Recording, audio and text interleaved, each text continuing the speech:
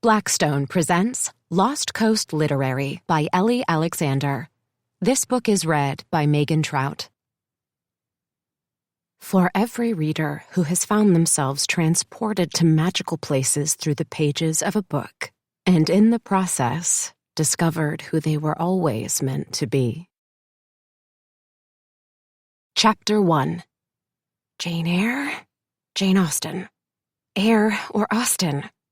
I picked up the matte cerulean phone case with a slate-gray silhouette of Jane Eyre on the front, her bustled skirts and narrowed waist filling the soft leather cover, along with what was arguably one of the most recognized quotes from Bronte's classic. There is no happiness like that of being loved by your fellow creatures. You can't go wrong with Bronte. But then again, my Emma phone case was more traditionally bookish, with its vintage watercolor design in romantic pink. Blushing rose vines, pastel butterflies, and pretty ribbons in a filigree pattern gave the Emma phone case the upper hand. Plus, today, I was totally vibing on Austen. It had to be Austen. That's the one. Don't overthink it. I grabbed the case from the incurably tippy IKEA bookshelves my roommates and I had assembled while drinking not 1, but 3 bottles of cheap layer cake red wine, because 24 pages of instructions translated from Swedish to build a basic bookshelf called for more than 1 bottle of wine. As I removed the case from the top shelf, the entire rickety structure came crashing down.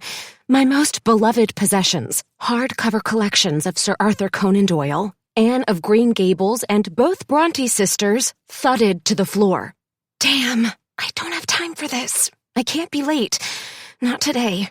I shoved the phone case, now with my phone in it, into my bag, ignoring the multiple missed calls and voicemails from my estranged uncle. At barely 400 square feet, my apartment couldn't accommodate so much as a dish towel out of place, but the butchered shelves would have to wait. Broke the shelves. Will fix later. Sorry.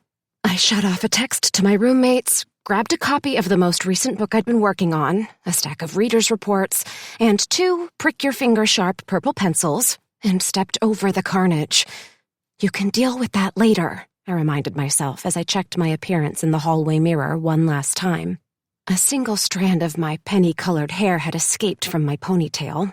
I tucked it in place and readjusted my olive glasses. I'd found the funky style at the California Antiquarian Book Fair.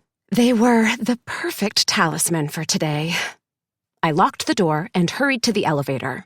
Fortunately, in the 5 months that I'd been in New York, the one thing I had gotten used to was the subway system. I raced to catch my train, ending up breathless and starting to sweat as I ducked into the cramped compartment just before the doors closed. I rushed to grab the last empty seat on a hard, red plastic bench. A trickle of sweat dripped down the base of my neck. Great. The last thing I needed was a sweat-stained blouse. The sweltering humidity and sulfur aroma of warm eggs made my nerves even more frayed. I glanced around, trying to trace the source of the eggy smell. It didn't take long to discover that the woman seated next to me was making quick work of an egg salad sandwich. People who eat anything involving hard-boiled eggs on the subway should not be trusted. I inched away, sucked in a breath, and rummaged through my bag for a tissue to dab my neck. The woman finished her smelly sandwich. She wadded plastic wrap into a ball and turned toward me. "You look nervous, hon." "Yeah?" I chomped on my bottom lip. A hint of waxy coconut lingered on my tongue. There went my lip gloss. "I have a big meeting at work." "Ah, I see." She tossed the plastic wrap in her oversized bag and pulled out a carton of knockoff Oreos. "Want one?" I shook my head. She ripped the package open and devoured a cookie. "You have the greenest eyes I've ever seen, and you look very professional. I'm sure you'll do great." "Thanks." I bit my lip harder, raking my lip gloss with my teeth. Why did strangers feel the need to chat? Small talk had never been my forte, as the Honorable Miss Austen would say. With one exception. Books. If anyone brought up the topic of books or asked me my favorite read, I gushed like a 13-year-old girl. It was a serious problem. Ironically, my tendency to blabber over my latest book crush failed me in the dating department. The mere mention of Margaret Atwood or Amy Tan always sent dates scrambling for an excuse to make a quick exit. Where do you work? She asked in a raspy voice. Given the stink of cigarettes lingering in the crowded compartment, I guessed my seatmate's throat quality was due to years of smoking. No one in Silicon Valley smoked.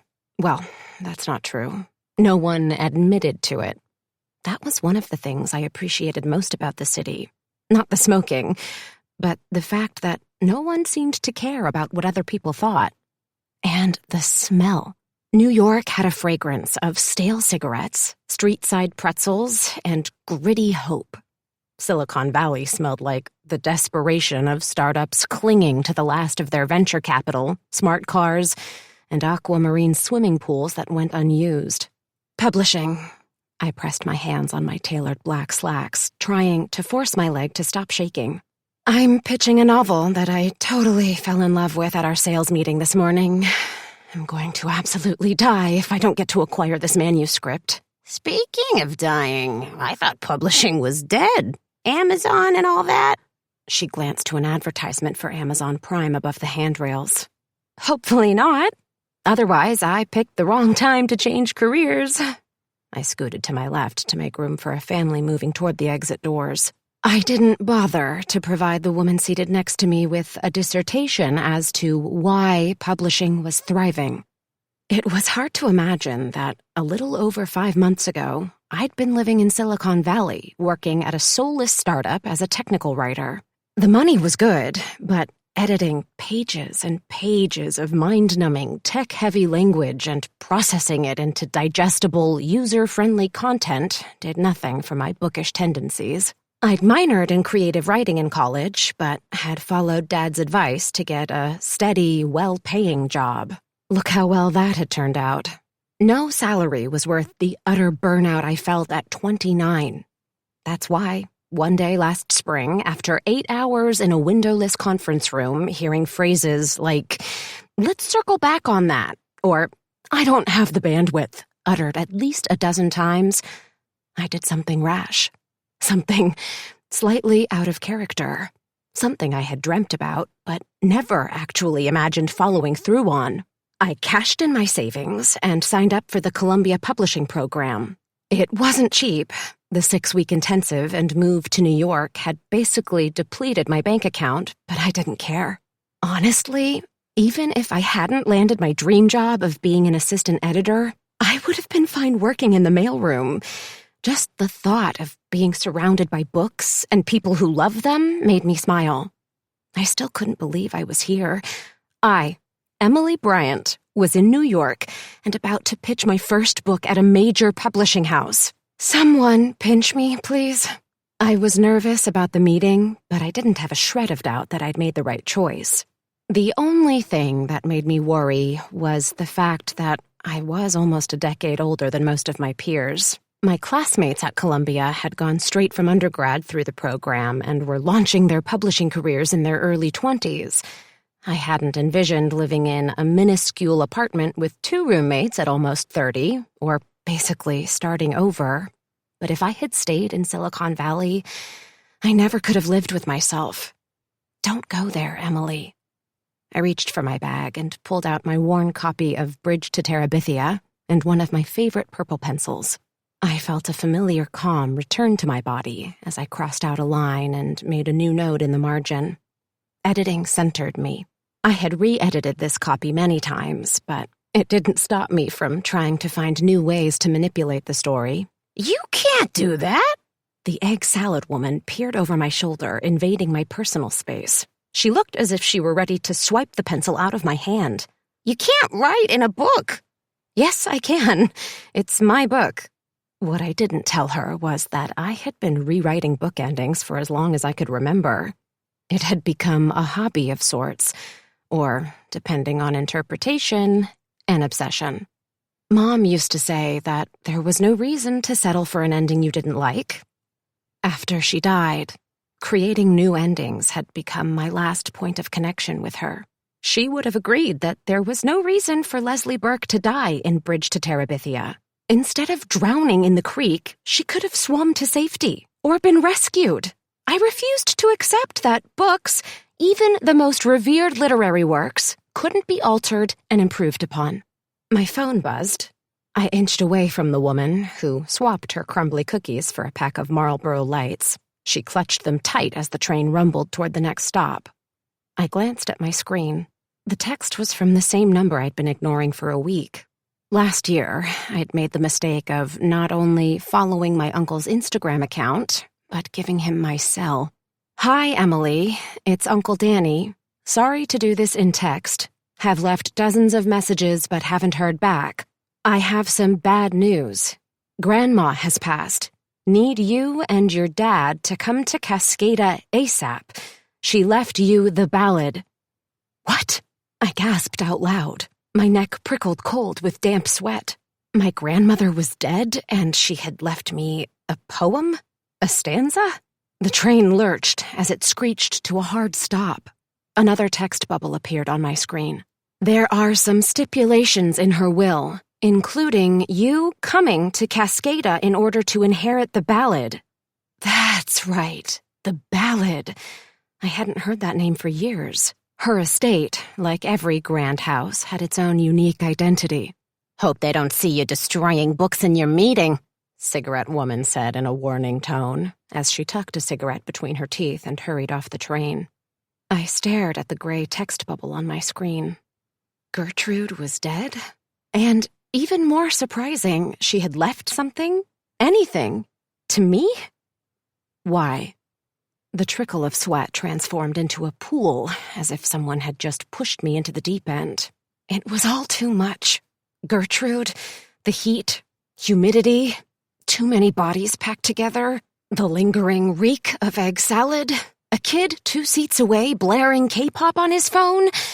I wanted off the train. I needed off the train, now. My stop was still 5 stations away. Another text dinged. "Have tried texting and calling your dad too, but no response. No, this is terrible to tell you in text, but we need a face-to-face. Can you talk to your dad?"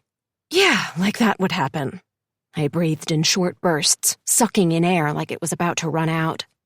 I stared at Danny's text, trying to stop my fingers from trembling. Dad hadn't spoken to Uncle Danny, Gertrude, or anyone else on his side of the family since I was 8 years old. Neither had I. My memories of leaving Cascada were fuzzy at best.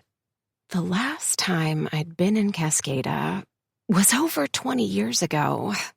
To this day, even a mention of Humboldt Bay or the beach made the veins in Dad's forehead bulge to the point of nearly bursting. The origin of my family's falling out had always been a mystery. A mystery that only revealed itself in snippets of untrustworthy memories. My therapist had once tried to reassure me that my spotty memories of my early childhood were normal. A coping mechanism, she had called it. My brain's way of protecting me from the trauma of grief. Of course, in the same sentence, she had shared her concerns about my tendency to blur fiction and reality, followed by a kind, yet firm, reminder that spending less time inside the pages of books and more connecting with the people around me might serve me better. I hadn't heeded her advice, but I had learned that it was better to pretend like my family simply didn't exist. And really, they didn't. Gertrude hadn't bothered to show up for Mom's funeral. That had been the turning point for me. Who doesn't come to her daughter-in-law's funeral? Who leaves her young granddaughter alone to grieve? We might have shared the same DNA, but that was the extent of our relationship. In fairness, I was probably tainted by Dad's perspective, but I didn't want to go to Cascada, and I certainly didn't want any part of an estate. "Can't talk. On my way to work. Can I call you later? I'm sure we can settle the estate remotely." 3 animated dots appeared as Danny typed his response. "Not really a choice. You have to come. The will spells everything out. There are some specific requirements for you to inherit the property. Need you to come in person. Crap. I let out a long sigh, barely noticing the overhead speaker announcing my stop. I gathered my things and held on while the train slowed. Why now? This was a plot twist I would have loved in fiction, not in real life. I didn't have time to stress about this. This pitch meeting could mean the difference between being stuck writing readers' reports and rejection letters for another year, or working on my own book for the first time. Thanks a lot, universe, I thought as I stepped off the train and turned toward uptown. The air was burdened with late August heat. Warm, ripe garbage piled along the sidewalk waiting to be collected and whisked away to a rotting piece of land on the outskirts of the city. Tourists queued for drippy ice cream cones and snapped endless selfies. I power-walked through the crowds. I had 2 blocks to pull myself together and make sure I didn't completely sweat through my new blouse. You can do this, Emily. I breathed deeply and squared my shoulders. The publishing house was located in an old Art Deco building adjacent to the park. Every time I stepped into the lobby, my knees went weak. It was a thing of bookish beauty. An arched open stairwell, cut from Italian marble, led to an atrium on the second story where books stretched as far as my eye could see. A mosaic tile waterfall in cascading shades of blues cut through the marble floor. I wanted to break out in a happy dance as I scanned framed first edition copies and current bestsellers on display in clear, curved glass cases, backlit with halo-like golden lights. The reception desk was flanked by towering vases filled with fragrant white lilies and gardenias. I drank it in. I was here. Actually here, following my dream. Sure, maybe it hadn't been quite as glamorous as I had imagined. I wasn't doing the serious editing work I had envisioned yet, but I was here, and that had to count for something. I paced around the marble lobby, waiting for the elevator, as my mind drifted between rehearsing my pitch and panicking about how the hell I was going to explain that I desperately wanted to work on this book, but was potentially going to have to fly to California soon. I blew out a long breath and ogled a leather-bound first edition of A Christmas Carol behind the glass. If I had called Danny back earlier, would it have changed anything? Probably not. I'd been pulling all-nighters, writing dozens of rejection letters. Getting in touch with an uncle I hadn't spoken to in years had been low on my priority list. I had figured that he wanted to try and use me as a way into contacting Dad, and I had no interest in getting in the middle of that. The elevator dinged, shaking me into the moment. When I stepped out onto the 10th floor, I started toward the large conference room where the senior editors were already beginning to gather. An intern stopped me. "Hey, Emily, Piper needs to see you in her office." "Now?" I adjusted the stack of readers' reports and the manuscript I was about to pitch. "Yep, she said you can wait in her office. She'll be in soon." My heart flopped. What did that mean? Had I done something wrong? I stole a glance at the conference room and then headed the opposite direction to Piper's office. In an attempt to shut out the anxious voice in my head, I tried to focus on the small room. It smelled like new books and something minty. The mint was from the trio of ceramic pots resting on the windowsill, and the book aroma was due to the pale blue spines of trade paperbacks, hardy army green hardcovers, and blood-red mysteries, each of which had been arranged by color on a mid-century bookcase behind Piper's desk. Cover art framed the walls. Book bunting in rainbow tones stretched across the front of her tidy workspace, which was also occupied by organized pencil holders, bright-colored paper clips, and a Jane Austen coffee mug. Stickers in the shape of a retro typewriter, a heart made from book stacks, and clever book words like bibliophile, book nerd, and #feels were stuck on the back of her laptop. This was what I wanted. This is what I aspired to. Not that my cubicle was the worst. Piper had warned me when she hired me that the job was going to be a lot of grunt work, but that while I was stuck in cube world, crushing the dreams of aspiring writers with kind rejection letters. I would at least get to have a say in what books we published. The meeting this morning was my first chance at that. The book I was pitching, I Find You Tolerable, was good. Like, stay up all night to binge read it good. It was a retelling of Jane Austen's life story, this time with a happy ending. An ending that I knew would resonate with readers. Jane doesn't write about love in the book. She finds her own love. Historical fiction, especially historical rom-coms, were my sweet spot for genre. I had a solid feeling about this one. But in the next moment, doubt seeped in. Was I wrong about that? Did I know what I was doing?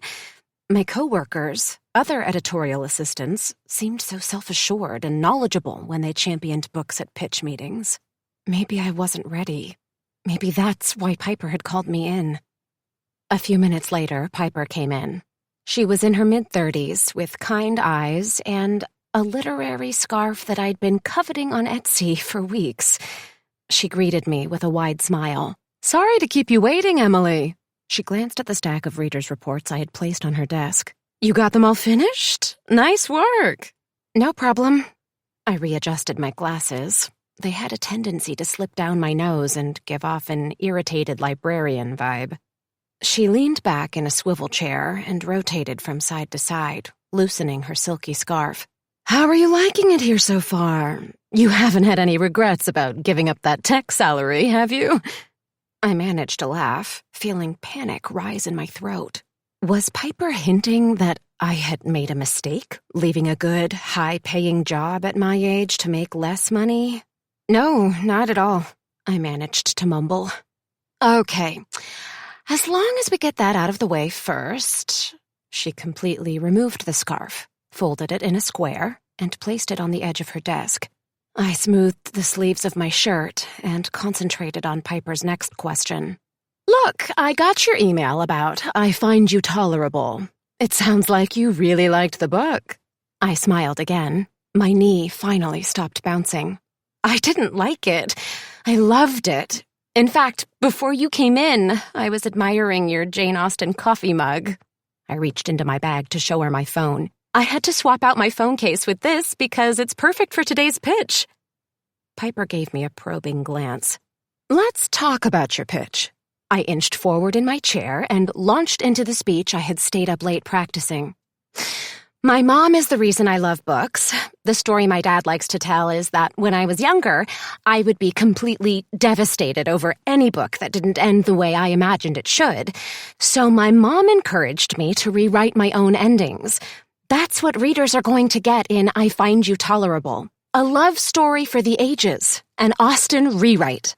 In this book, Jane finally gets to find real love instead of dying a spinster who only wrote about love. I'm convinced this manuscript is going to be a bestseller." Piper pressed her fingers together. "I love your enthusiasm, Emily, I really do." She paused and exhaled. "I'm sorry, but I'm afraid it's going to be a pass." "A pass?" "I ran it up the chain, and the powers that be think Austen is overdone." "Overdone? Austen? Never!" My voice cracked slightly. "I mean, this is a super fresh take. It's giving Jane her own love story. I thought I was going to get to pitch this morning." "I know, sorry. Time is tight, so unfortunately, my boss has had to make some cuts." She gave me an apologetic smile. "It happens. It's the business. They feel like the market is saturated with Austen at the moment." "So, that's it? I don't even get to pitch it?" I bit the side of my cheek. Piper gave me a pained smile. "No, sorry." What a terrible day. First Gertrude, now this. Gertrude.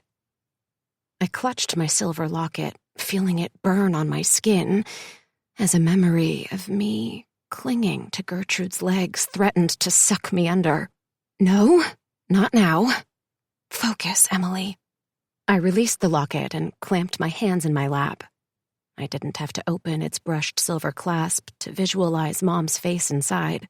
I had memorized every subtle wrinkle on her skin and the way her lips curved into a permanent smile. Piper appraised me. "Don't let this get under your skin. There will be other books." "Yeah, I get it." Did I sound breathless? My cheeks began to burn. She sat up straighter and set her feet on the floor to stop the chair from swiveling. "Look, I get it. I've been in your position. I know it's disappointing, but there will be other books. I want you in the meeting. You still get a say on the other pitches, okay?" I nodded. She tapped a silver smartwatch on her wrist. "We should get moving. Again, I'm sorry to be the bearer of bad news, but publishing is a long game. Put in the time. You'll have your own list in a couple years." "Yeah, it's fine." I trailed off. "Please stay in control," I said in a silent prayer to no one in particular. "It's just that I have a bit of an issue." Piper's smile shifted. "What's the issue?" My glasses began to fog. "A death in the family. I got a text on the way here, actually." Piper sighed. "That's terrible. I'm so sorry. It was my grandmother. I didn't know her, really, but it sounds like I might need to fly out to California for a week or two. It's complicated. I don't want to go, but I'm not sure if I have much of a choice." I didn't want to come across as callous, but it was the truth. I couldn't read her expression as she made a note on a sticky pad. "No problem. How long do you need?" "I'm not sure. Maybe a week." It couldn't take that long, could it? "Whatever works for you and your family. You don't need to rush, but if you're up for it, I can send you with some reader's reports for the plane ride." "Sure." My hands instinctively went to the silver locket hanging around my neck. It was the last gift Mom had given me before she died. Now Gertrude, whom I barely knew, was dead too. The rest of the day passed in a blur.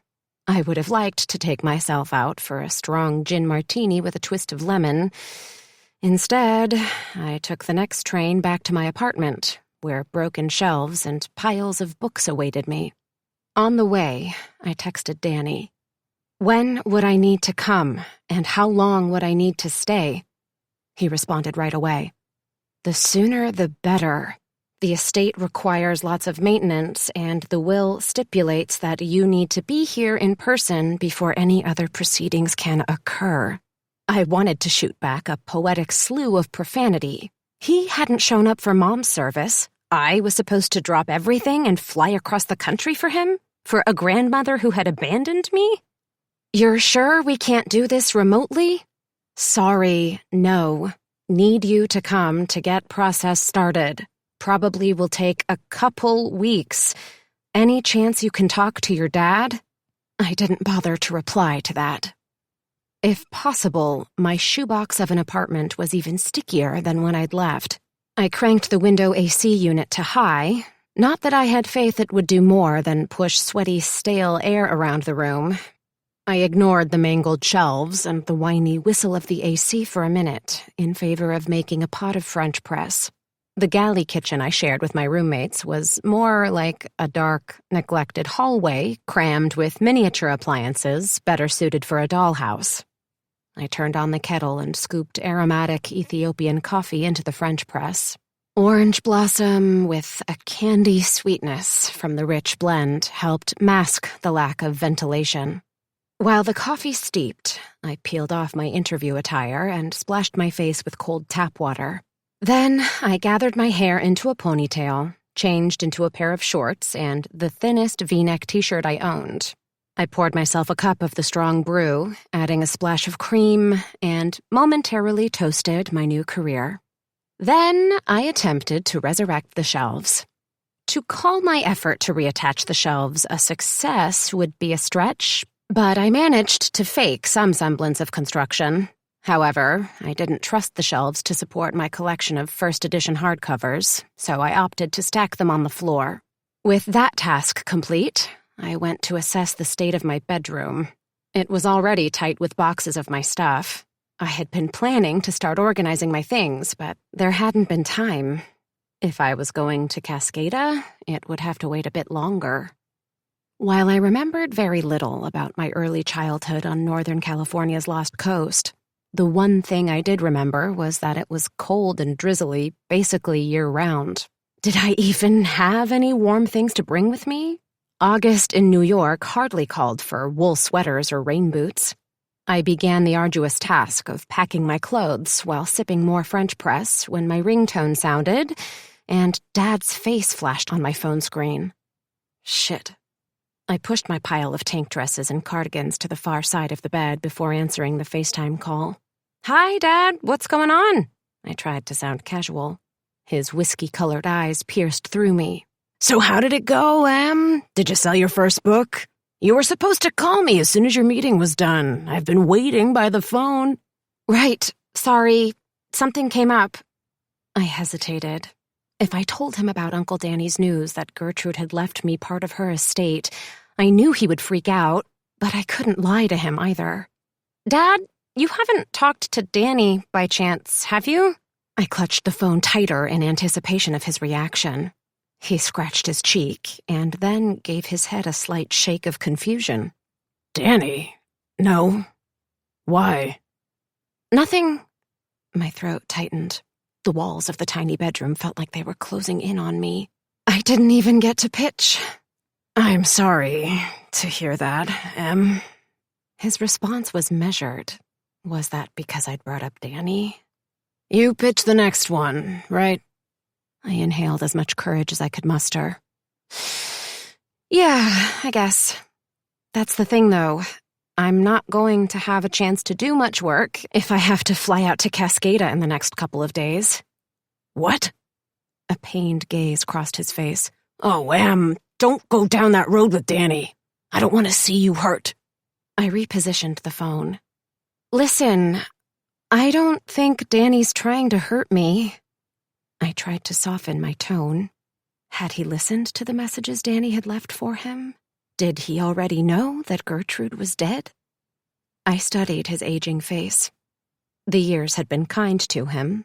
At 63, he could pass for someone much younger, with his strong, stubborn jawline and copper skin, naturally tanned from working outdoors beneath the golden California sun. He raised me after Mom died. It had been him and me against the world since I was 9 years old. Well, that's not entirely fair. Mom's parents were there too. They let me spend countless hours swimming in their saltwater pool in the backyard and picked me up after school when Dad was busy digging irrigation trenches or planting native California black walnut trees. I used to love tagging along with him on job sites. While he reviewed blueprints and soil samples, I would doodle in my sketchbook or find a shady spot to curl up with a well-worn copy of Ella Enchanted or A Wrinkle in Time. He wasn't a man of many words, but he appreciated words, and that was all that mattered to me. He smelled like compost and pasty sunscreen, the old-school kind that came in a tube and left a thick white residue on the bridge of your nose no matter how much you worked to rub it into your skin. He loved nature, and if you caught him in the right mood, he could talk for hours about migration patterns of butterflies, and why it was critical to maintain patches of wildflowers and milkweed. What he refused to speak of was anything involving his family or our past. "Dad, did you get Danny's messages?" He gave his head a slight shake. "Grandma Gertrude is dead," I blurted out. A stranger might not have noticed the subtle shift in his posture. His calloused hand absently massaged the base of his neck. "Yeah, I know." "Dad, are you okay? Danny texted me on my way to work. He said she left me part of the estate, but her will says I have to be there. Why would she do that?" "I wish I could tell you." He massaged the back of his neck with his free hand. "If you want my advice, Em, I would leave it alone. I don't want to see you getting sucked into their drama. I left that behind years ago." "I know, but what do I do about the estate?" "Let Danny figure it out. He's a smart guy." He cleared his throat and changed the conversation. "Tell me more about what your boss said." I gave him the recap before we hung up. Once our conversation ended, I exhaled slowly and set my phone next to the bed. Great. Now he was shutting down again, and I needed to try and organize my stuff. Frustration threatened to overwhelm me. I folded soft peachy and cream cardigans and my book-themed socks into tidy stacks, hoping that packing might help soothe my exasperation. It didn't. If I were being honest with myself, there was more. A longing took hold, manifesting itself like a physical ache in my body. Cascada, Grandma Gertrude, memories that had haunted me for years. I sank onto the bed, letting them consume me. My fingers fiddled with the clasp on my locket until it fell open on my neck. I ran my thumb along the picture of Mom. Then I carefully pried her photograph out of the silver frame and set it on my bedside table. Beneath her picture was another. I removed the locket and stared at Gertrude's face. Her short graying hair and pixie-like eyes had been ingrained in my memory. And yet I knew so little about her. I didn't even know who had put Gertrude's photo in my locket. Had it been Mom? Had she and Gertrude been closer than I thought? Could Cascada hold the answers to my past? Maybe it was finally time to confront the family who had deserted me. Chapter 2. 2 days later, after multiple attempts to fix the IKEA shelves and a long cross-country flight with a short layover in San Francisco, I found myself on a tiny plane bouncing up the jagged California coastline toward Humboldt County. The last time I'd been in Cascada felt like a lifetime ago. In all honesty, it was. I pressed my forehead against the cold window, taking in the endless expanse of the Pacific Ocean. The sinking purple sun reflected on cresting waves. Wide banks of clouds hugged the shore. A flood of memories made my head feel fuzzy. Or maybe it was just the turbulence. My most vivid memory of Cascada was from the summer I turned 8. Mom had taken me to Redwood Park, with its ancient forest in the heart of the small collegiate town, to break the news that we were leaving. She packed a picnic with our favorite bacon, guacamole, and slug slime spicy seasoning bagel sandwiches. Slugs played a predominant role in temperate rainforests. I remember it being nearly impossible to walk anywhere without passing a trail of slimy slug residue. Local merchants capitalized on the theme with creative bagel and pizza toppings, none of which actually contained slug slime, thank goodness. The sun made a rare appearance, cutting through the tallest trees on the planet and warming the damp grass, the day that Mom forever altered the course of my life. A group of college students in bikinis were spread out nearby, laughing and playing frisbee golf. Mom leaned close and whispered in my ear, "Emily, that's Cascada. When the sun comes out, everyone is practically naked." She smelled of lemon and honey. I'm going to miss the marsh and the way the clouds hang low on the horizon, but I'm not going to miss battling the mold and the slug slime on our front porch. She went on to explain that we were moving farther south to Santa Clara, where Dad would be starting a landscape architecture firm. We'd have my maternal grandparents and their dreamy swimming pool, and we'd be close to a research hospital. At the time, I didn't understand that we'd never come back, or why we needed to be close to a research hospital. The pilot interrupted my thoughts with his announcement that we were making our final descent into Humboldt and to prepare for a bumpy landing. Charcoal clouds, heavy with rain, replaced the calming waves of the ocean as the plane banked toward the shore. Unlike the dazzling lights of New York, a pervasive mass of gray filled the skyline. After a relatively uneventful landing, I made my exit, deboarding the plane on a set of stairs that descended into the cool evening air.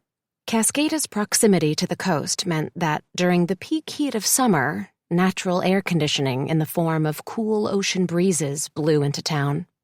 The paper-thin mist dripping from above made me glad I had packed a coat in my carry-on. I tugged it on and went into the terminal to retrieve my bag.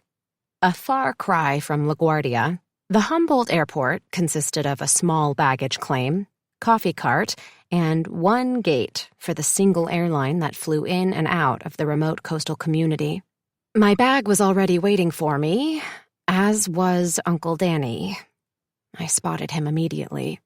He looked like a slightly younger clone of Dad, with a shaggy beard and black-rimmed glasses. They also shared a similar outdoorsy style. Danny wore a pair of jeans, ankle-high boots, a long-sleeved shirt, and a puffy black vest. "Emily, over here!" he waved, holding a handwritten sign with my name. "Hey!" I greeted him with an awkward hug. "How was the flight?" He took my bag and motioned to the exit. "The car's out front.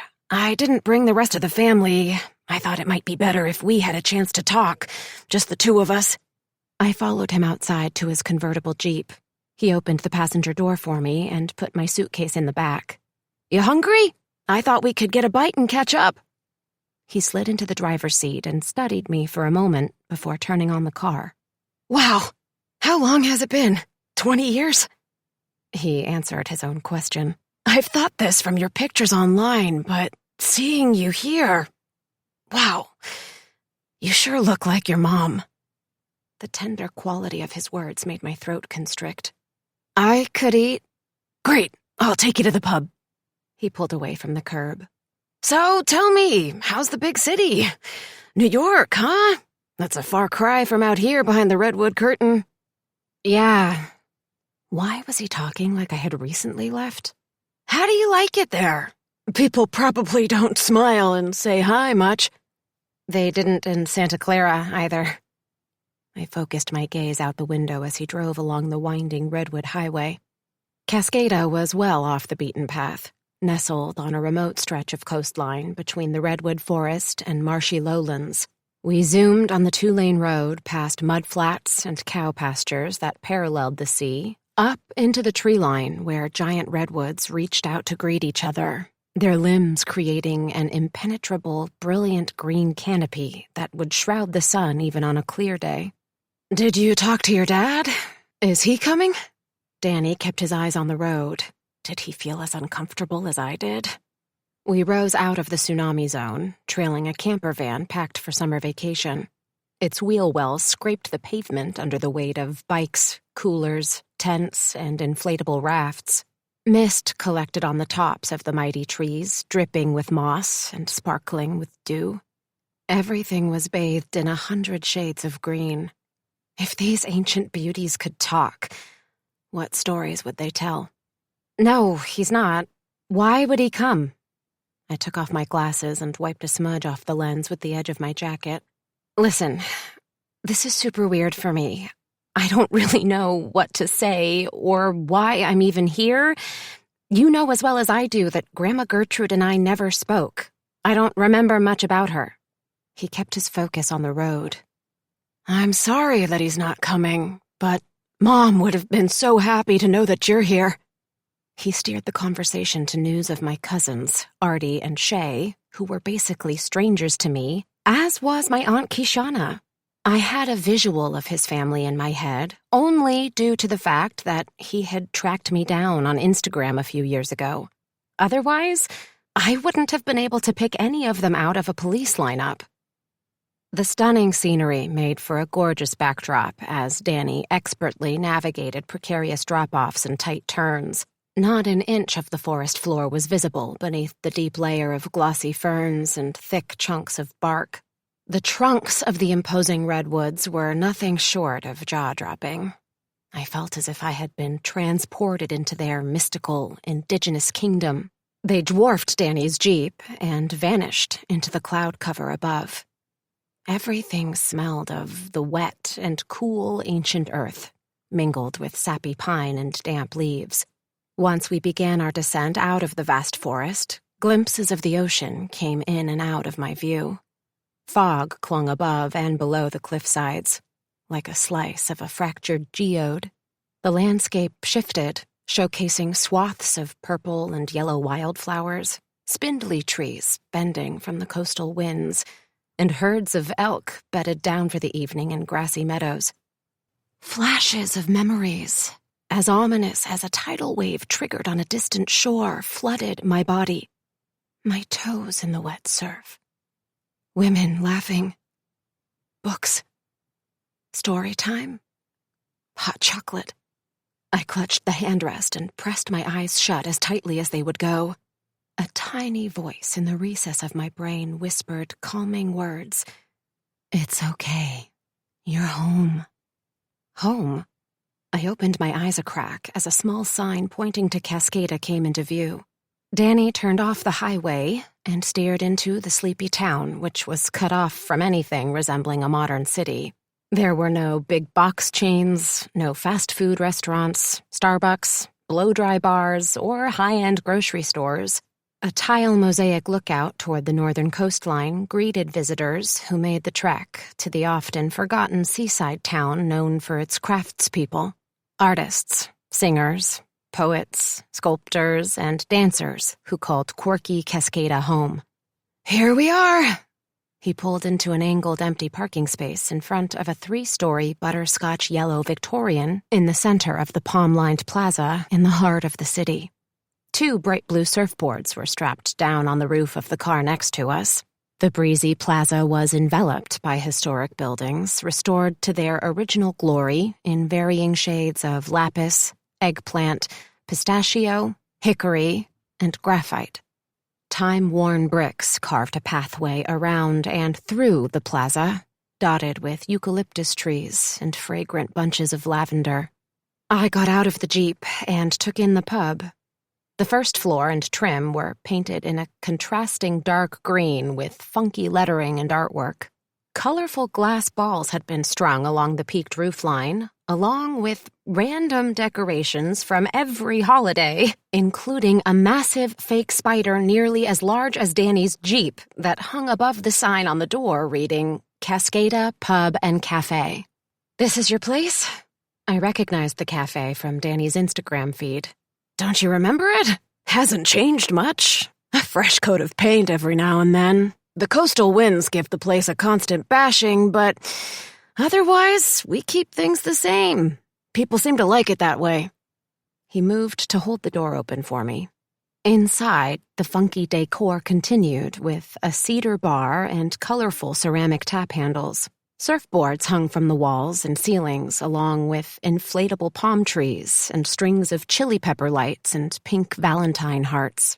The smell of hops and grilling burgers made me aware that I hadn't eaten anything since leaving New York, and that with the time change, it was past 10 for me. Grab a seat. Danny nodded to a table tucked into the far corner. I'll get us drinks. Jack Johnson played on the speakers. An eclectic mix of families and college students crammed into the pub, making the windows steam up and my head hum. As I took a seat, the weight of the day crashed down on me. What was I doing? This was a mistake. I never should have come. Was it too late to run? If I could find an Uber, I could be back in New York tomorrow. Did Cascada even have Uber? Doubtful, I thought as I ran my hands over the laminated menu, noting the bony skeleton mounted above the booth next to a plump stuffed Santa. An open balcony with more seating upstairs continued the all-embracing theme. Intricately painted Day of the Dead skulls and retro travel posters of the Redwoods and North Coast made for a strange collection of decor. And yet, somehow, it worked. Danny returned with 2 beers and a platter of fish tacos and toppings. Make sure you douse those with the cilantro lime sour cream and pico de gallo. I made them fresh myself. Thanks. I reached for a taco and the beer, wishing I could stop the uncomfortable churning in my stomach. Dad was right. I should not have gotten on the plane. This was a mistake. I took a sip of the beer and was struck by the barrage of flavors, which were as unusual as the pub's oddly mismatched furnishings. Peppery spice mingled with sweet citrus and hops. It was like nothing I'd ever tasted. That's our shark's tooth, Danny commented with an approving smile. It made us famous here on the Lost Coast 20 years ago when no one was brewing craft beer. Belgian white with coriander and orange. It never gets old. Been on the menu as long as I've owned the place. Speaking of that, do you remember how you used to hide out in the balcony upstairs? Your parents would bring you with a stack of books and pencils when we were renovating the building. You would spend the whole day with your books and pencils, coloring and reading. I peered upstairs at the 4-foot-high railing that enclosed the balcony. No, I don't remember much. Weird fragments of half-formed memories flickered in my head, like light glinting on shattered glass. He scooped shredded cabbage onto a taco. Yeah, that makes sense. You were just a kid. We ate in an awkward silence until I decided to just go for it. What happened? Dad never talks about it. What is it that I don't know? If I had come all this way, I might as well try to get some answers. He puffed out his cheeks. Emily, this whole thing is a mess. I made a promise to Mom on her deathbed that I would do everything in my power to get you and Stephen here and figure out a solution for the estate. But there's more. Her will, which I'll give you a copy of, explicitly spells out that I'm not at liberty to share any more with you. If I do, we lose the pub. You see, she bought this building for Kishana and me as a wedding gift. It's our primary source of income. He paused and studied my reaction for a minute. Could he sense my frustration? That wasn't my question. Before I could respond, he continued. I can tell by your face that you're confused. Honestly, I am too. Mom was an amazing woman, but her putting our financial security at risk doesn't feel right. It's not like her. Her will makes all of us, you included, jump through a bunch of strange hoops. I know she must have had her reasons, but I'm just as dumbfounded as you. The sick feeling returned to my stomach. I should have listened to Dad's advice and stayed in New York. How did she die? I drizzled sauce on a taco. Heart. She'd had trouble for years. I'm sorry. I bit into the juicy taco. Like the beer, an array of flavors and textures mingled together in an ambrosial balance. Crunchy, tangy slaw, and Danny's melodic sauce. This was a seriously good taco. He took a long, slow sip of beer. She lived a good life. Did she? I wouldn't know. Part of me wanted to scream. How was it that Danny's perspective of Grandma Gertrude was completely different than mine? Even if she and Dad had a blow-up, why had she abandoned me? When no one from the family bothered to acknowledge Mom's passing, I had known then that these weren't my people. A bitter taste lingered on my tongue, and not from the beer. I decided to get pragmatic. Can you suggest a good place for me to stay in town? Danny reached into his pocket and handed me a key ring with 2 keys, a utilitarian key and an old-fashioned brass key. What's this? The keys to the ballad. She left it to you. The house, the property, everything in it. There are some stipulations, like I said. You can review the will when we get to the house. It explains everything. I picked up the key ring. It was warm from being in Danny's pocket, and my first tangible connection to a woman who was nothing more to me than a faded memory that flickered in and out of focus like a failing light bulb. The absurdity of the moment hit me. I don't want this, Danny. I don't want anything. Like I said, this is super weird for me. I don't really know you. I didn't know Gertrude. I used to be sorry about that, but I'm not anymore. I was just a kid. That was on her. And I know that you were close to her, and this must be weird for you too, but just tell me what I need to do to close out the estate, and I'll be on the next plane back to New York. I tried to hand the keys back to him, but he pressed my fingers closed. The story I'd written about my past in my head to make sense of being abandoned was that the fallout between my parents and Gertrude must have been so brutal that they all decided it was better to sever ties for good. The only thing that made sense was that Gertrude must have hated that my parents had decided to leave Cascada. Maybe she felt betrayed by their leaving. Maybe she had begged them to stay, and when they'd refused, she held a grudge that she couldn't let go even with the passing years. Emily, it's out of my control. This is what she wanted. It's all spelled out in her will. No, sorry. I don't mean to be rude or ungrateful, but I don't need a house in Cascada. I live in New York. Plus, like I've said at least a dozen times, I didn't even know her. But you want to know her? A voice in my head nudged. I forced it away and focused on Danny. I understand, but you have a legal obligation to fulfill. And then there's the fact that you're the only other editor in the family. The faintest glimpse of a smile that reminded me exactly of Dad tugged on Danny's lips. Editor? What's that have to do with it?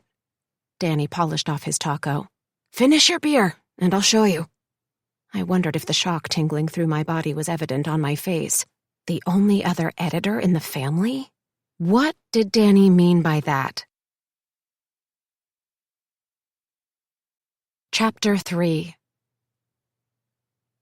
Danny's cryptic response made me chug the rest of my beer. We stepped outside, where dusk filled the skyline with a marmalade sheen. People mingled in the center plaza with its leafy palms, flower beds, benches, and center fountain. A red brick sidewalk cut diagonally through the park, surrounded by colorful Victorians smashed together like Boston brownstones. We passed a surf shop with teal and pineapple sea and river kayaks, surf and stand-up paddleboards, diving equipment, and any other gear a newbie or intrepid adventurer might need for a day on the water. I take it water sports are big here. When you live on the coast, you better love the water. The plaza was oddly familiar. I found myself recognizing storefronts and replaying memories of eating pink donuts and drippy ice cream cones in the center park. A toy shop, tongue-in-cheek toys, caught my eye. The exterior of the building had been painted like the carousel scene from Mary Poppins. Sidewalk chalk, games, and kites in the shape of whales, flying dragons, and princesses had been strategically displayed in the front windows to draw in Cascada's youngest shoppers. Next, we passed Oceanic Coffee and Tea. I almost begged Danny to stop because the aroma of fresh brewed coffee was so intense that I could barely resist. My stomach reminded me that 2 tacos and a beer were enough for the night. The last shop on the far edge of the plaza made me stop in mid-stride. Letterpress was the stuff of my every childhood dream. An original letterpress, assortment of vintage typewriters, and library card catalogs called to me from the large bay windows. The shop was closed for the evening, but I vowed to come back after peering in the windows to see rows and rows of leather and soft-bound notebooks, wax seals, Italian note cards, Mont Blanc pens, literary candles, and more. This is my kind of shop, I thought to myself as we continued. Letterpress was Mom's favorite store. She would spend hours in there, Danny said with a satisfied smile, as if he had read my mind. The boutiques, bookstores, and coffeehouses shifted to neighborhoods as we turned onto Grammar Street. White picket fences and gardens with flowering artichoke thistles in striking blues and mimosa trees with spindly pink blooms reminded me of something out of the pages of Dr. Seuss. The houses appeared to get bigger and bigger as we approached the end of the street, where a stately Victorian mansion situated on a hillside cliff stood like a towering fortress. The ballad. My breath caught as I gaped at the house that looked as if it had been plucked from the pages of a storybook. Painted in a delicate cream with bright white trim, the house exuded an angelic glow. Its patterned roofline, gingerbread shingles, ornate gables, and corner tower made me want to pinch myself. This? Grandma Gertrude had left me this? A copper weather vane in the shape of a rooster spun with the wind on the turret on the 3rd floor, as a memory of a grand literary party came rushing forward. Guests in costumes, a Sherlock complete with a deerstalker cap and magnifying glass, Gandalf with his flowing robes, Hester Prynne's scarlet letter fashioned from a deep red silk ribbon, the scent of grilled salmon and roasted corn, fairy lights, music. Me as Pippi Longstocking, my naturally reddish hair sticking out in 2 wiry braids and mismatched knee-high socks. Was it real, or a story I'd made up in my head? I think I remember this. A tingly sensation ran up my arms. It's hard to forget, isn't it? It's quite a house. Did I mention that it's on the National Register of Historic Places? He motioned to a plaque posted on the black wrought iron fence that enclosed the enormous property. It was built in 1884, and Mom was a stickler for making sure any updates were done to period. He moved onto the wraparound porch, where there were 4 green rocking chairs, potted plants, and strings of Tibetan prayer flags. Why don't you go inside and spend some time looking around? I have to finish a few things at the pub. I can come back for you if you want to stay at the hotel, or you can stay here. It's up to you. Okay. I wondered if he could sense the trepidation in my voice. The house belonged on the pages of an F. Scott Fitzgerald novel, not to me. Kishana got the guest room ready, but we also reserved a room at the hotel, just in case. Danny looked like he was trying to gauge my comfort level. I think I'll stay and explore more. The thought of staying in the strange, sprawling mansion by myself sent a shiver up my spine, but I couldn't contain my curiosity either. I had been given a rare opportunity to learn about a grandmother who had only inhabited cobwebbed corners of my brain. Great! Make yourself at home! I'll bring your luggage in. He reached into the interior pocket of his vest and handed me a rolled-up file folder. Here's the will. Go ahead and review it, and let's plan to meet at Oceanic Coffee and Tea tomorrow morning. He gave me another awkward hug and left. I unlocked the ballad's front door and took a slow, steady breath before stepping inside. The foyer was dark. I fumbled around for a light switch. When my hand finally connected with the switch, light flooded into the room, revealing exquisitely restored walnut hardwood floors. Stained glass windows in the curved entryway reflected twinkling butterscotch, plum, and sapphire beams onto the far wall. 2 rooms adjoined the entrance hall. To my left was a parlor painted in muted beach tones, with a built-in fireplace and bookcases filled with spines arranged by height and held together with chunky driftwood bookends. Books! Oh my God, so many books! I let out an audible gasp, unable to tear my gaze from the parlor, where an abundance of titles that rivaled that of any small library called to me. I could spend an entire day admiring Grandma Gertrude's enchanting collection of books. Books were my addictive craze. Forget about ice cream, chocolate, pot, your drug of preference. Give me a stack of books any day. I felt like an overenthusiastic puppy let outside for the first time. Bone, squirrel, fire hydrant. Books, books, books. They aren't going anywhere, Emily, and you have a 5,000-square-foot mansion to explore. I tugged my attention away from the captivating shelves for the moment. An intricately carved circular staircase sat in front of me. The ceiling stretched at least 12 feet above me. Period details were evident in the weighty carved moldings and brass hardware. A sign hanging from the newel post at the base of the steps read, "Private." Odd. The upstairs was private.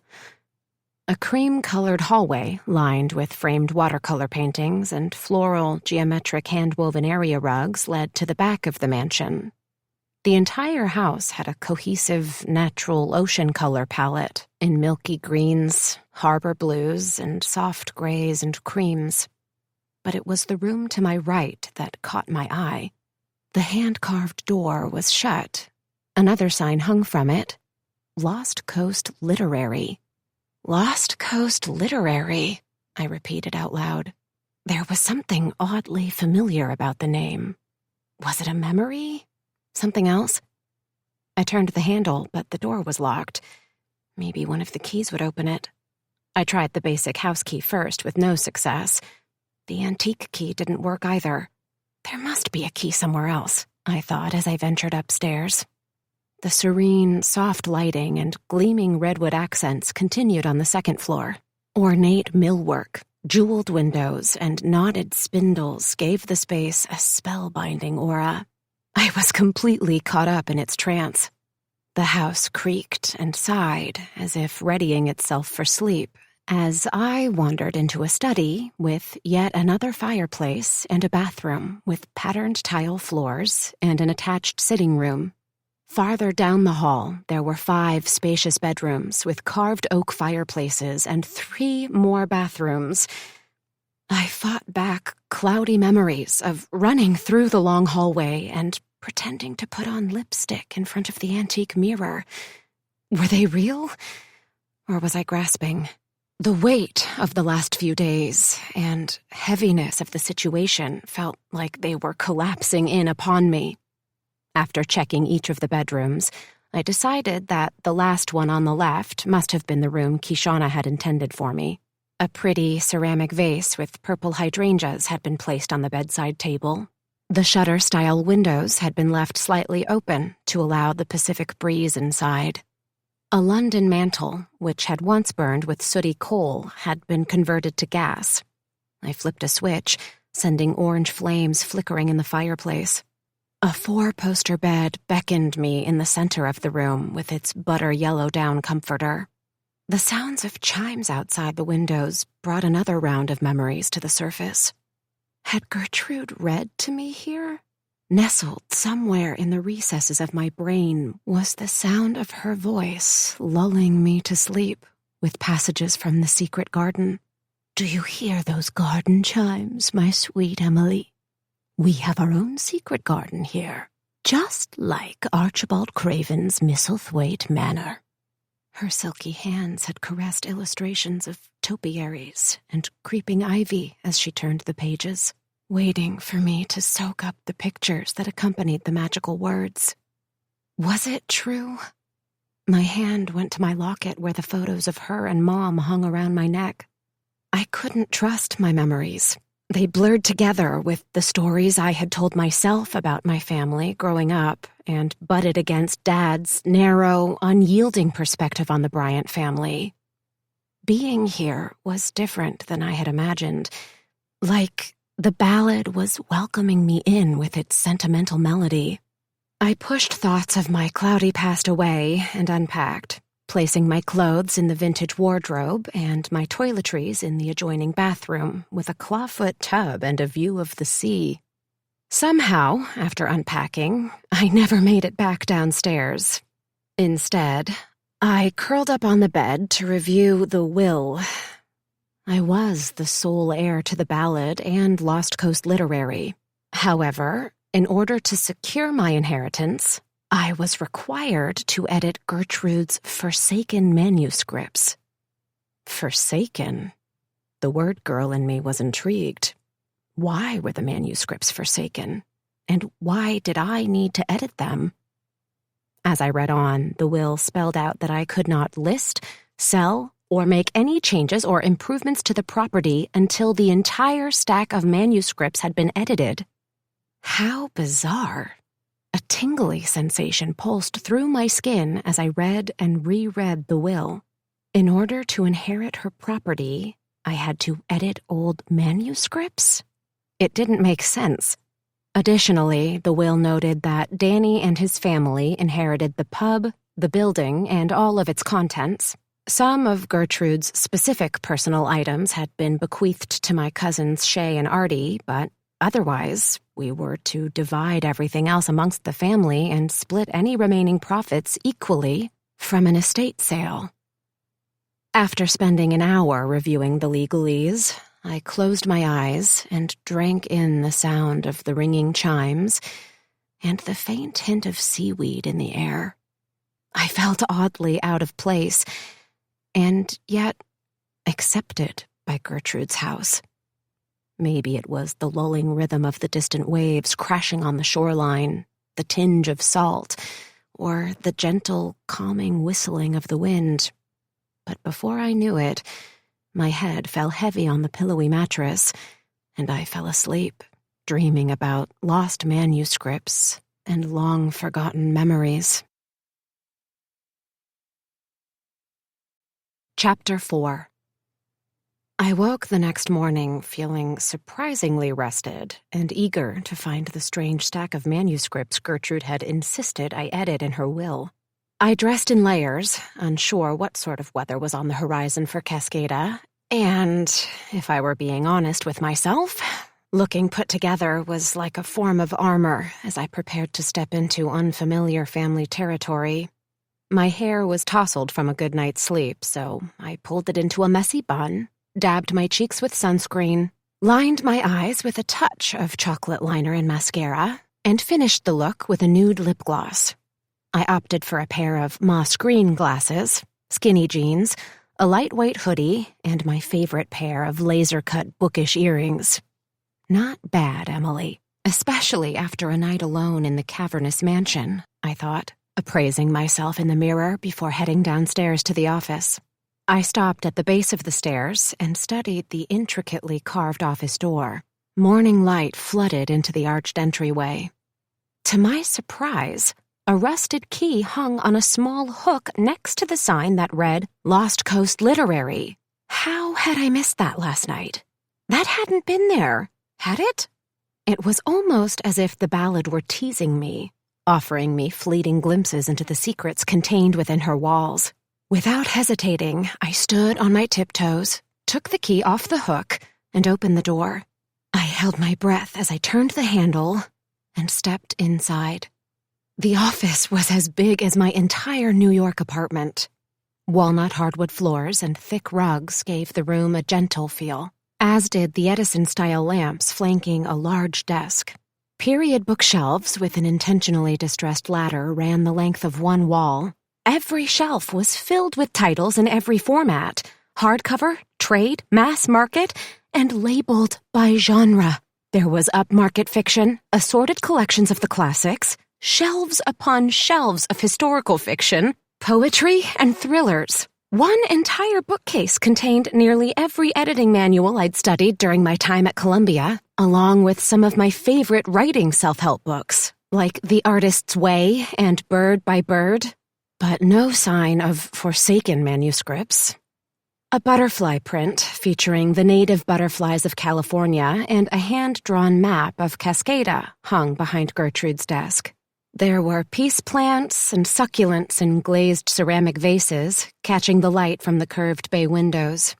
I caught a faint whiff of lavender essential oil as I moved closer to the desk, which was situated in front of a large bay window. The desk was tidy, with neat stacks of manuscripts, colored pencils and mason jars, sticky notes and rubber bands. I flipped through the manuscripts to see if I recognized any author names. There were 2 non-fiction manuscripts that had recently been published, but, again, nothing labeled Forsaken, which only heightened my curiosity. Had she simply been eccentric? Was it a joke? The one thing I was able to glean from her office was that she had been a tea drinker. That was obvious from the teacup and tins of assorted book teas, shiny canisters shaped to resemble hardbound books with punny names like Matcha Dew About Nothing, War and Peach, and Oliver Lemon Twist. I picked up a creamy embossed business card from a holder. Gertrude Bryant, book editor. I blinked and read the card aloud before adjusting my glasses to see if I had read it incorrectly. Gertrude had been an editor? That's what Danny had meant? Why had Dad never mentioned that she was an editor too? What was the connection to me?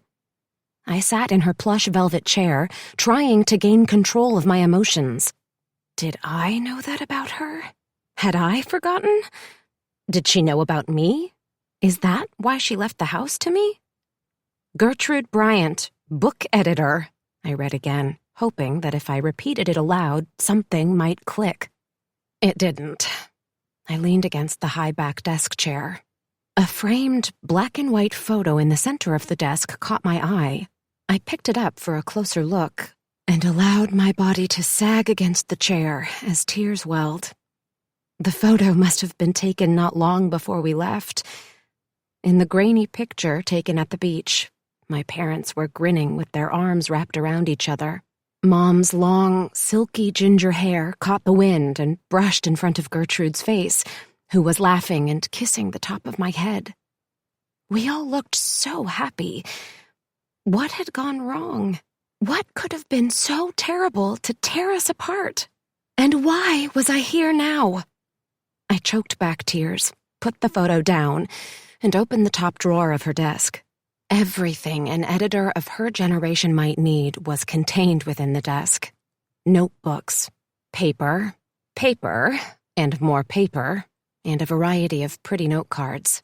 I was struck at the contrast between the digital editing world I'd left in New York and Gertrude's office, which, as far as I could see, didn't contain a laptop or even a desktop computer.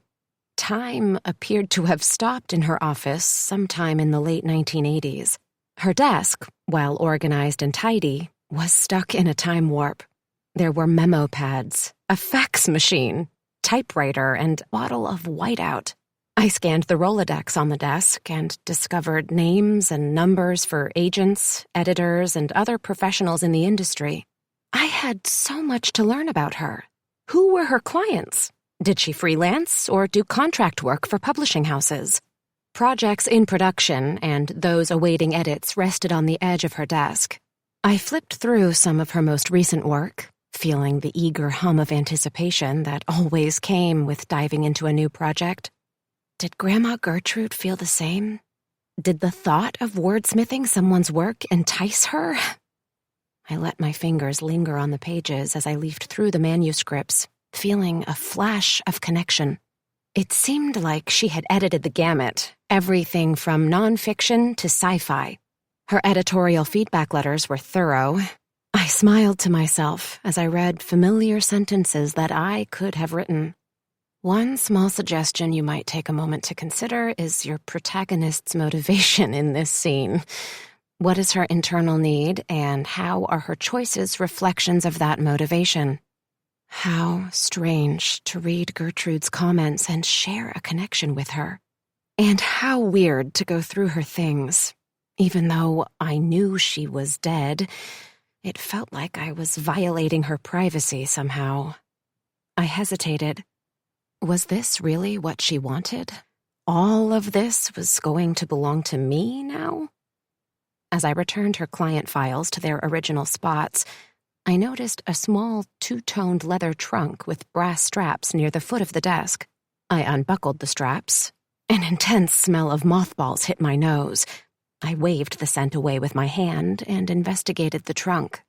A stack of manuscripts, bound with large rubber bands, sat on the bottom with a blue sticky note on the top.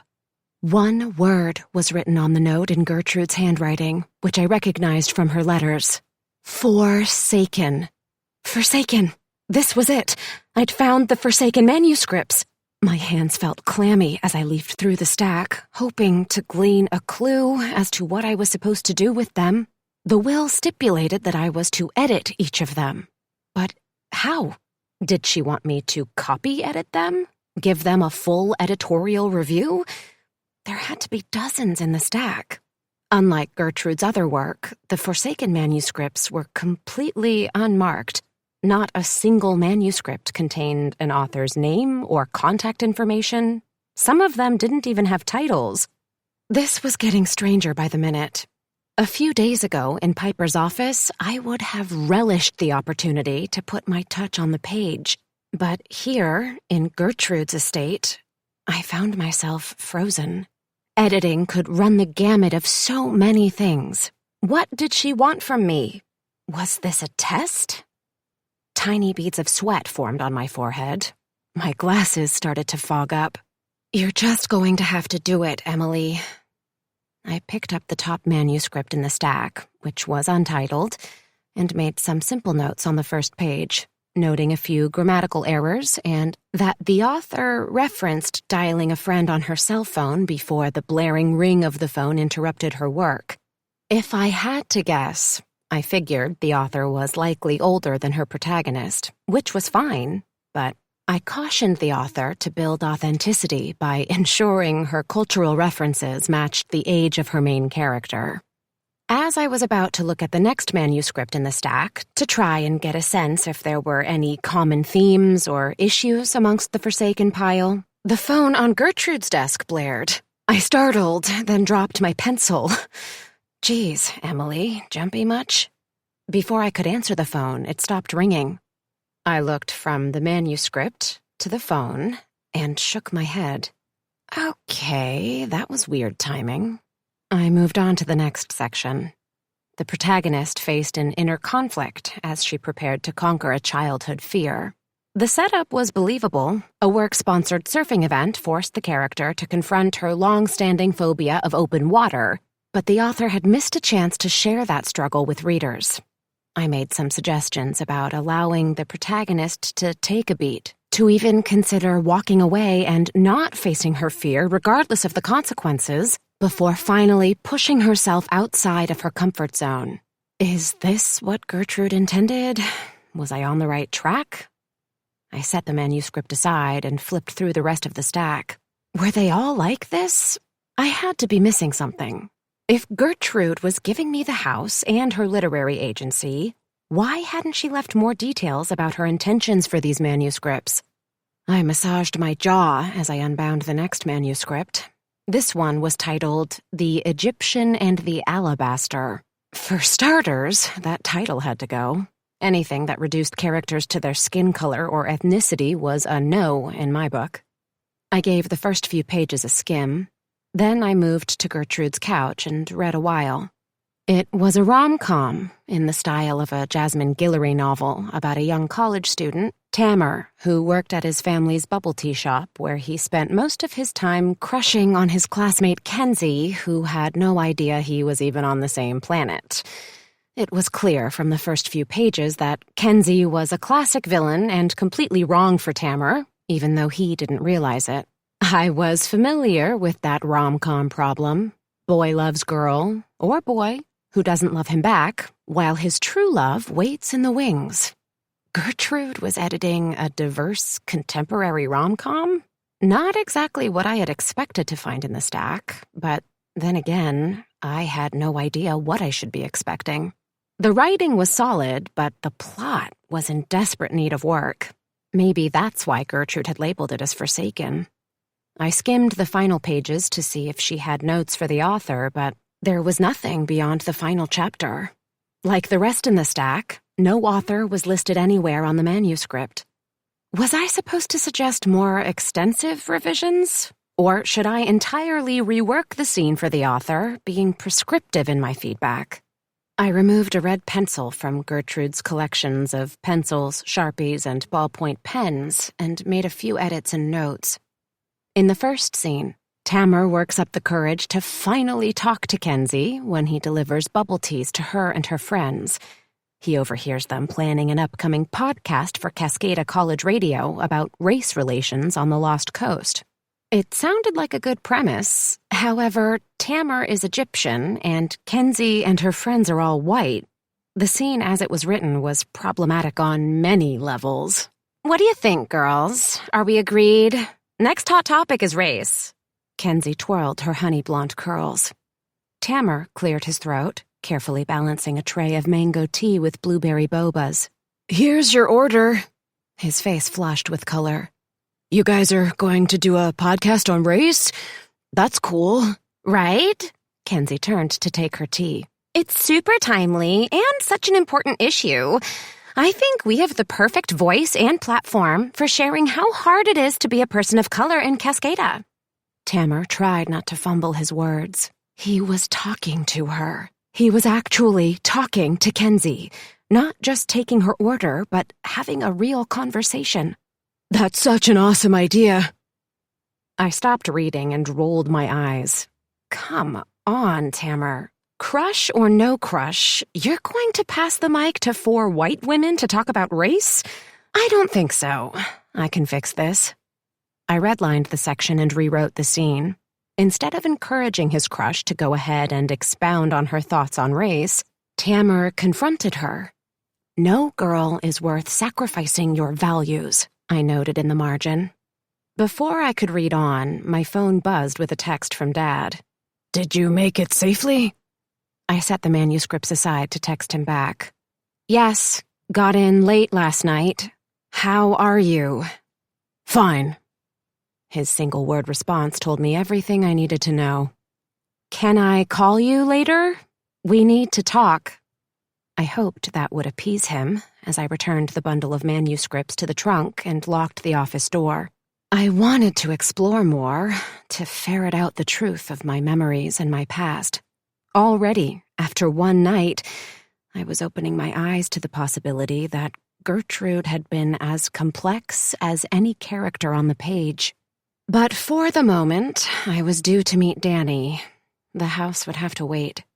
Outside, the musk and sandalwood scent of the Pacific and a cool morning breeze greeted me. By morning's light, the Queen Annes in the neighborhood were even more impressive. So were the brightly colored Victorians converted into shops and boutiques that surrounded the plaza.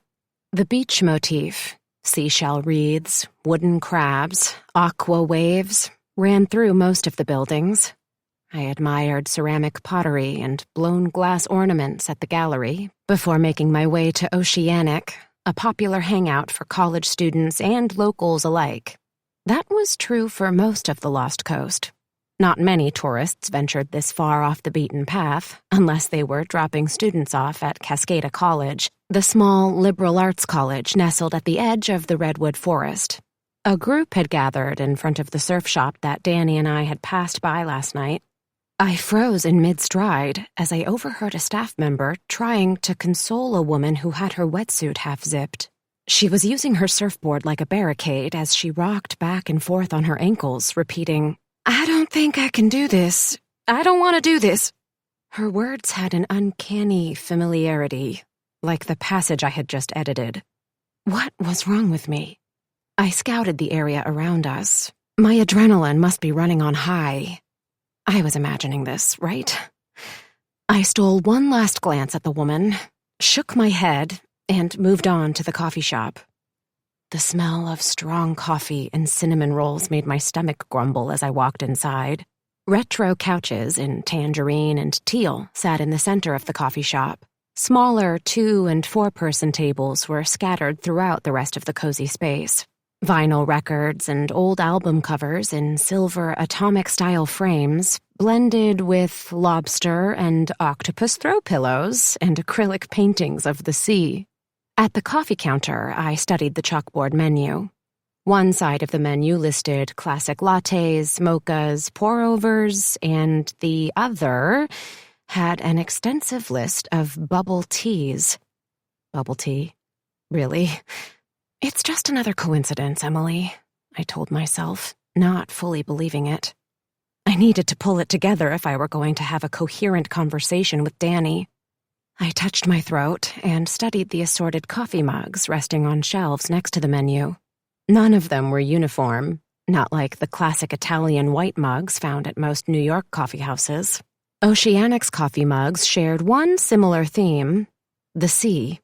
There was a turquoise turtle mug, an ocean-hued glass mug, and mugs with funny sayings like "Life's a beach" and "Resting beach face" crowding the counter. I decided on a latte and breakfast burrito with hash browns, eggs, and veggies. The young college student behind the counter with dark skin, even darker hair, and a welcoming grin waited to take my order. My eyes were drawn to the chalkboard name tag pinned to his apron. "What can I get you?" he asked.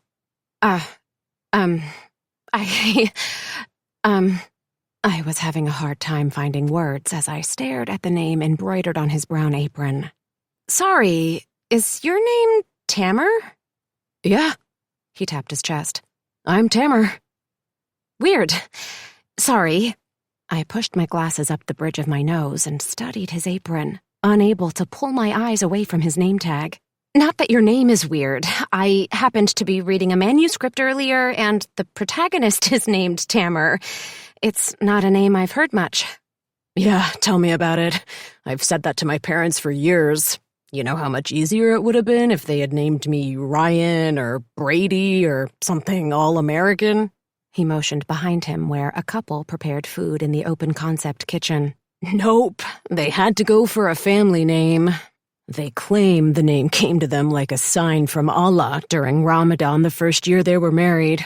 Tamar was my dad's great-uncle's name, but really, I think they were just lightheaded from the fasting. I chuckled. It's a great name. And I'm totally losing it, I thought as I paid for my order.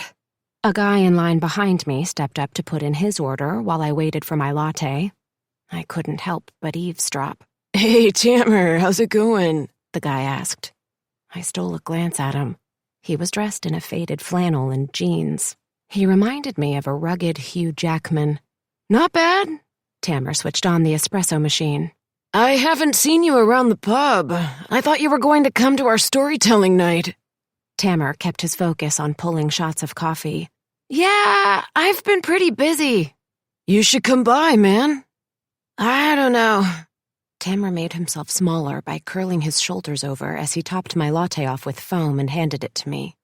Listen, no pressure, the guy in flannel said. I'd love to see you do your thing, that's all. I took my drink and went to find a seat. Tamar returned a few minutes later with my breakfast burrito, a side of guacamole, and a ramekin with fruit salad. I sipped my coffee and waited for Danny to show up. I was going to have to find a way to tell him I planned to sell the ballad. I couldn't get a read on what his angle was, but I didn't have time to waste. My new life was waiting for me in New York. According to the will, I had to stay in Cascada until I finished editing the Forsaken manuscripts. If I were here and putting my dream job on hold, I intended to do everything I could to understand why Gertrude had left me all those years ago, only to now give me the most valued piece of her life. A group of college students squeezed into the table next to mine. They were clad in Cascada gear with matching ponytails, fleece leggings, and Birkenstocks. I would have to bet that studying in Cascada was a very different experience than studying at Columbia. Grecian architecture and Harry Potter-style buildings in the heart of New York were about as far apart from Cascada's dense redwood forests and laid-back, beachy atmosphere as they could be. The students' conversation mingled with the background noise as the coffee shop grew busier. I checked my phone. Danny was running late, and I felt anxious to get things rolling. I was nearly finished with my latte when Tamar approached the table next to me, balancing a tray of creamy orange drinks with blue bobas floating at the bottom of the clear glasses like bubbly gems. Here's your order. Did I hear you say that you guys were going to do a podcast on race? The dregs of my latte caught in my throat. I coughed. Did he just say podcast? No. I had to be imagining things again. Maybe I was slipping into a fictional world. One of the young women turned to face him. She had a heart-shaped face, light blue eyes, and curly blonde hair twisted into a ponytail. That's us. She took her tea. It's super timely and such an important issue. I think we have the perfect voice and platform for sharing how hard it is to be a person of color in Cascada. What was happening? Was I dreaming? I coughed hard, nearly spraying coffee across the table.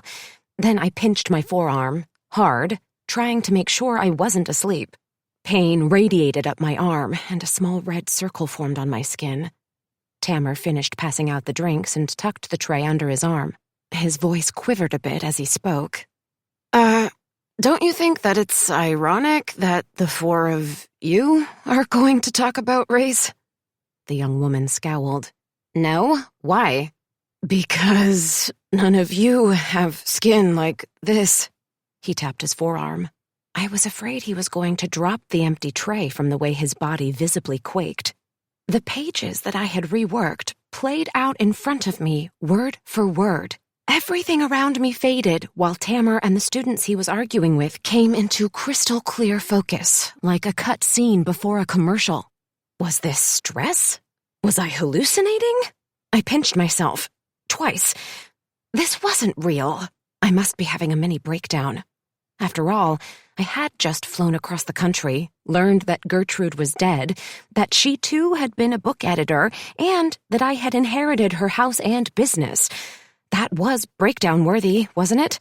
I listened as more of my edits came out of Tamer's mouth. Maybe this was another coping mechanism, blurring fiction and reality, like my therapist had said, a way to push out the pain and confusion of being in Cascada again. I rubbed my sweaty palms on the top of my jeans, otherwise remaining perfectly still as I tried to take in every word Tamer said. Or was it jet lag? Yes, I'd heard that people had strange reactions to lack of sleep and time zone changes. Tamer continued to push his point as the young woman and her friends fumed. I don't think you get it, she tried to clarify in a huff. We're trying to use our voices to help put an end to white privilege. But isn't that white privilege? Tamer blinked rapidly, shielding his body with the empty tray as he echoed what I'd penciled on the manuscript. The room began to spin. My breath felt shallow. I tried to drink more of the latte, but my stomach bottomed out like a plane ride from hell where the captain reminds everyone to buckle their seatbelts for some bumpy air ahead just as the plane plummets 100 feet in the sky. Either I was losing it, or my edits had just happened in real life. Chapter 5. Are you giving me the side eye? Kenzie stared Tamer down. He took a step backward. You should be grateful. We're trying to help you. She flipped her hair. Her friend, with a matching blonde ponytail, leaned in. Drop it, Kenz. Tamer reeled backwards as if physically assaulted by the impact of her words. He tucked the empty tray under his arm without saying more and returned to the coffee counter. Kenzie stared him down. This is the problem with race. She spoke loud enough for everyone to hear her. You can't say anything if you're white. Her friends encouraged her to sit down, but she shot Tamer a nasty glare and stomped toward the door. As she tried to yank the front door open, her Birkenstock wedged in the threshold, causing her to nearly smack her face into the glass. God! She tugged her sandal free and slammed the door. The coffee shop had gone quiet. Chatter amongst customers, the whir of the blender, and hum of the espresso machine had ceased with her outburst. Kenzie's friends gathered their things. They reminded me of the troupe of self-absorbed characters from Mean Girls. I drank the last drops of my latte, taking sidelong glances at Tamer to make sure he was still here. My scalp prickled like my brain cells were working overtime, trying to process what I'd just seen. This was more than a coincidence. I wasn't imagining this. My edits were actually happening in front of me. Oh God, one cup wasn't going to suffice after what I'd just witnessed. I stood to get a refill, placing my hand on the center of my stomach and forcing myself to breathe. Kenzie's friend, who had tried to calm her down, apologized profusely to Tamer. I'm so sorry about that. We'll get out of here if you don't mind giving me some cups to go. Tamer handed her 4 cups. She didn't mean it. She's just on edge because our poli-sci prof has been all over us to examine our roles in race, and Kenzie has always thought of herself as super progressive, so I think the conversations we've been having on the quad are getting to her, you know? She thought this podcast would make a big statement. Yeah, I get it. Tamer stuffed his hands into his apron pockets.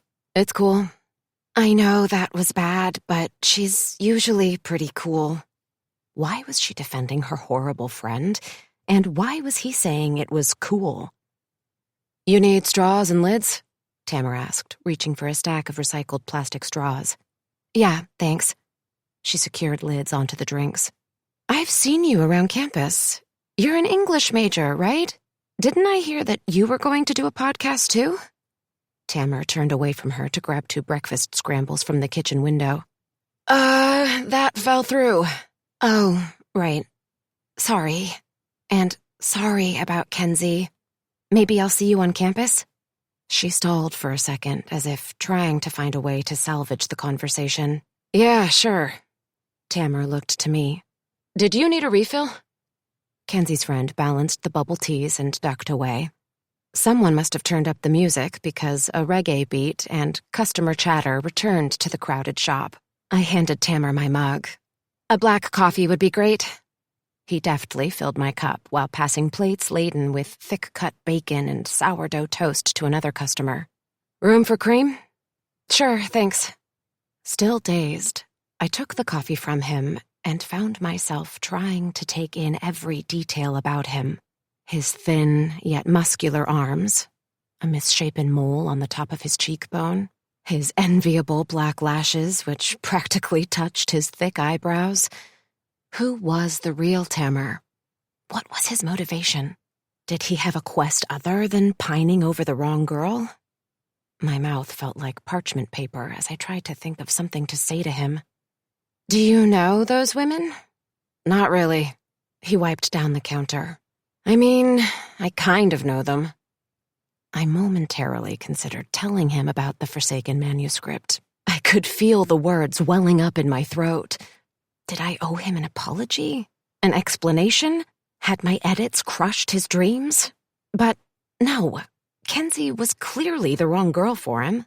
I wouldn't worry about her. She doesn't seem worth it. Huh? His eyebrows squished together. I fumbled over what to say next. Instead of coming up with a platitude about love, I just stood there, staring at him. Are you okay? Tamer tilted his head and looked at me with concern. Yeah, sorry. A man behind me cleared his throat to signal me there was a line waiting. Sorry, I'm just cold. I'm not used to rain and 60 degrees in August. I cradled the mug in my hands and went back to my table. At my seat, I glanced around the shop, not really able to take anything in. I half noticed a Fleetwood Mac original album cover mounted on the wall near my table, and that the light wood floors had been buffed and painted in 3 shades of blue. Was this in my head? Had I made it up? Dad had always claimed that my voracious approach to reading meant that I spent more time in fictional worlds than this one. It's not that I didn't have friends. I got invited to my fair share of birthday parties as a kid. It was more that I was most comfortable with my books. For sleepovers, I would pack pajamas, a toothbrush, and at least 3 titles in case I got into a particular book mood. Even now, as an adult, I enjoyed happy hour with my roommates, but I was usually the first one to call it a night and sneak off to the comfort of my bedroom, seeking solace in the pages of my favorite reads. I removed my glasses, rubbed my eyes, and blinked about a dozen times, hoping that I might wake up from a strange dream. Emily? Danny's voice cut through the fog. Hey, how's it going? He waved his hand in front of my face, trying to get my attention. I sat up straighter and put my glasses on. Oh, hi. How are you? My voice sounded robotic. I could ask you the same. Rough night? He straddled his chair and rested his elbows on the table. You look kind of groggy. I shook my head a bit. No, believe it or not, I slept great. The ballad sings everyone to sleep with the sweetest of dreams, he replied with confidence. Must be a touch of jet lag. Yes, jet lag. That had to be it. There was no other logical explanation. It was a quirky moment, a crazy coincidence, nothing more. I'd embellished the experience, making it seem weirder thanks to jet lag. Only I'd slept better than I had in years last night. Sorry I'm late. Danny pushed back his chair. Let me grab a coffee and we can chat. While I waited, I massaged my temples and reminded myself to breathe. I didn't know Danny well enough to tell him what had happened. It was probably a random coincidence that I had spun into something more. Right? It had to be. I scanned Oceanic. No one else in the busy shop appeared fazed by Tamer and Kenzie's encounter. It had already been replaced by talk of tide tables and fishing forecasts. So, you had a good night's sleep, and now you're ready to face the day. Danny raised his ceramic mug to me. Where should we start? That was a loaded question. If it were up to me, I would start 20 years ago when my parents took off and never looked back. Somehow, I didn't think that's what Danny meant. Why didn't you tell me that Gertrude was an editor? He shrugged. I thought it would be better for you to see her office in person. That's part of your inheritance, too. Lost Coast Literary goes to you. But I don't get it. She didn't even know me, and why am I supposed to edit old manuscripts? It doesn't make sense. No idea on that, really. The same ambiguous smile crossed his face. I know it must feel like that, but hopefully, the longer you're here, the more you'll be able to see how much she cared. I'm not staying. I have to get back to New York. This is my dream job. I gave up everything to make it happen. A huge salary, my family in Santa Clara. I need to get back to New York as soon as possible. Yeah, if it's really your dream job. He didn't sound convinced. His doubt triggered something in me.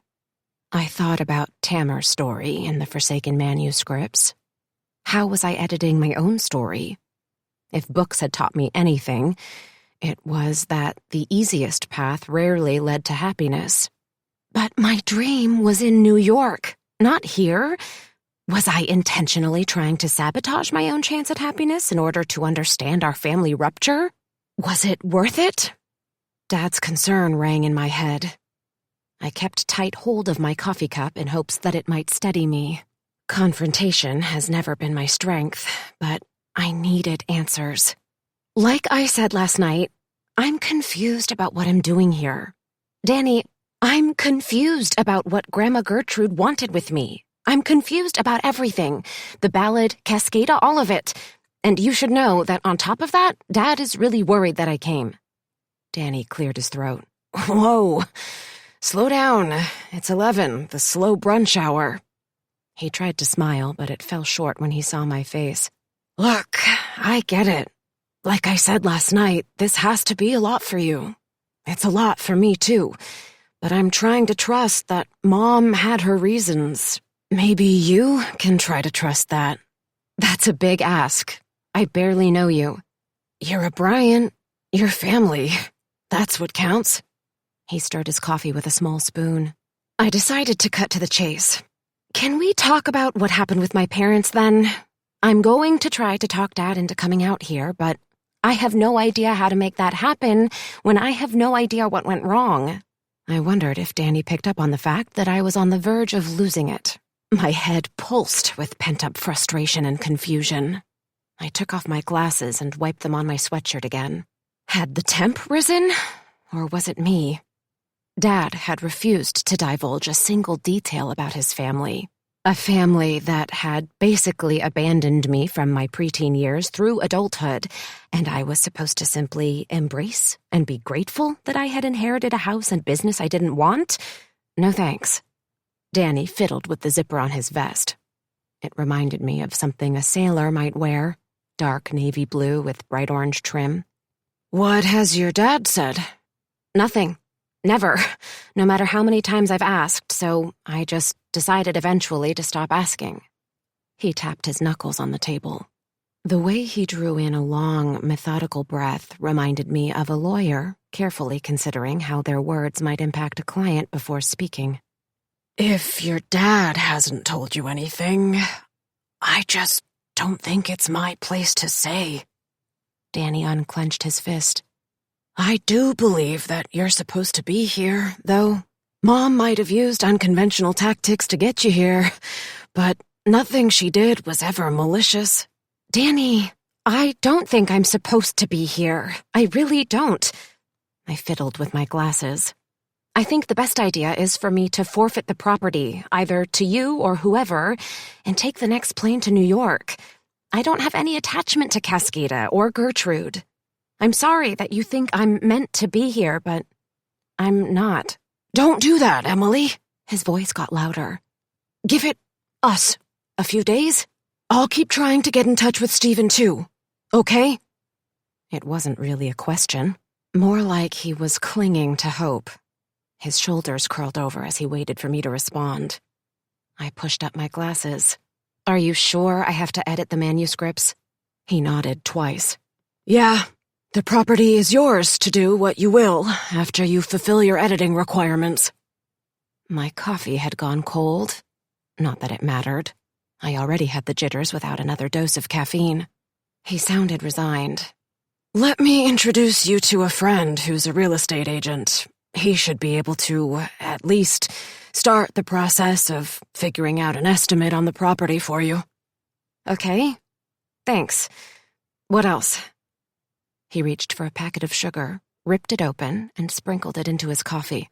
"Your cousins and aunt are looking forward to seeing you. Are you up for a late lunch at the pub? I figured you'd want to spend some more time this morning going through the house." Were my cousins eager to see me? Again, Danny's strange insistence that we were one big happy family made no sense. "Sure." "Good. You want to say 1 o'clock? We'll meet you there." He left his coffee untouched. "I'll make a call to Cameron, my friend in real estate. You're probably going to need to arrange an estate sale as well. I can put you in touch with another friend for that." Wait, don't you want to go through the house too? There must be things you and your family want as mementos. Danny stood. "We can talk about that at lunch." Okay. I grabbed my purse and followed him outside, giving Tamara one last parting glance. I wasn't one for pity, but this felt so unfair. Why did I feel like a villain in this narrative? Danny was clearly upset about my decision to sell the house, and I had a sinking feeling that our lunch date later wasn't going to be the happy reunion he envisioned. I needed to get back to the ballad and check the forsaken manuscripts again. Had Tamara and Kenzie really just said the words that I'd written, or was it a random coincidence? Chapter 6. I left the coffee shop and sprinted down the brick path through the plaza straight to the ballad.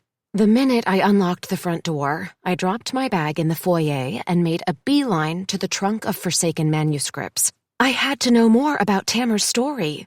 I had to figure out how Tamara and Kenzie's scene had ended up playing out right in front of me, not to mention where the manuscripts came from.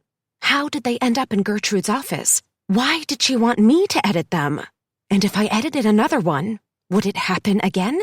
I kicked myself for not asking Danny more about Gertrude's professional life. If I hadn't been reeling from witnessing my edits leap from the page, I might have had the wherewithal to probe deeper. There was one place to start: the forsaken manuscripts.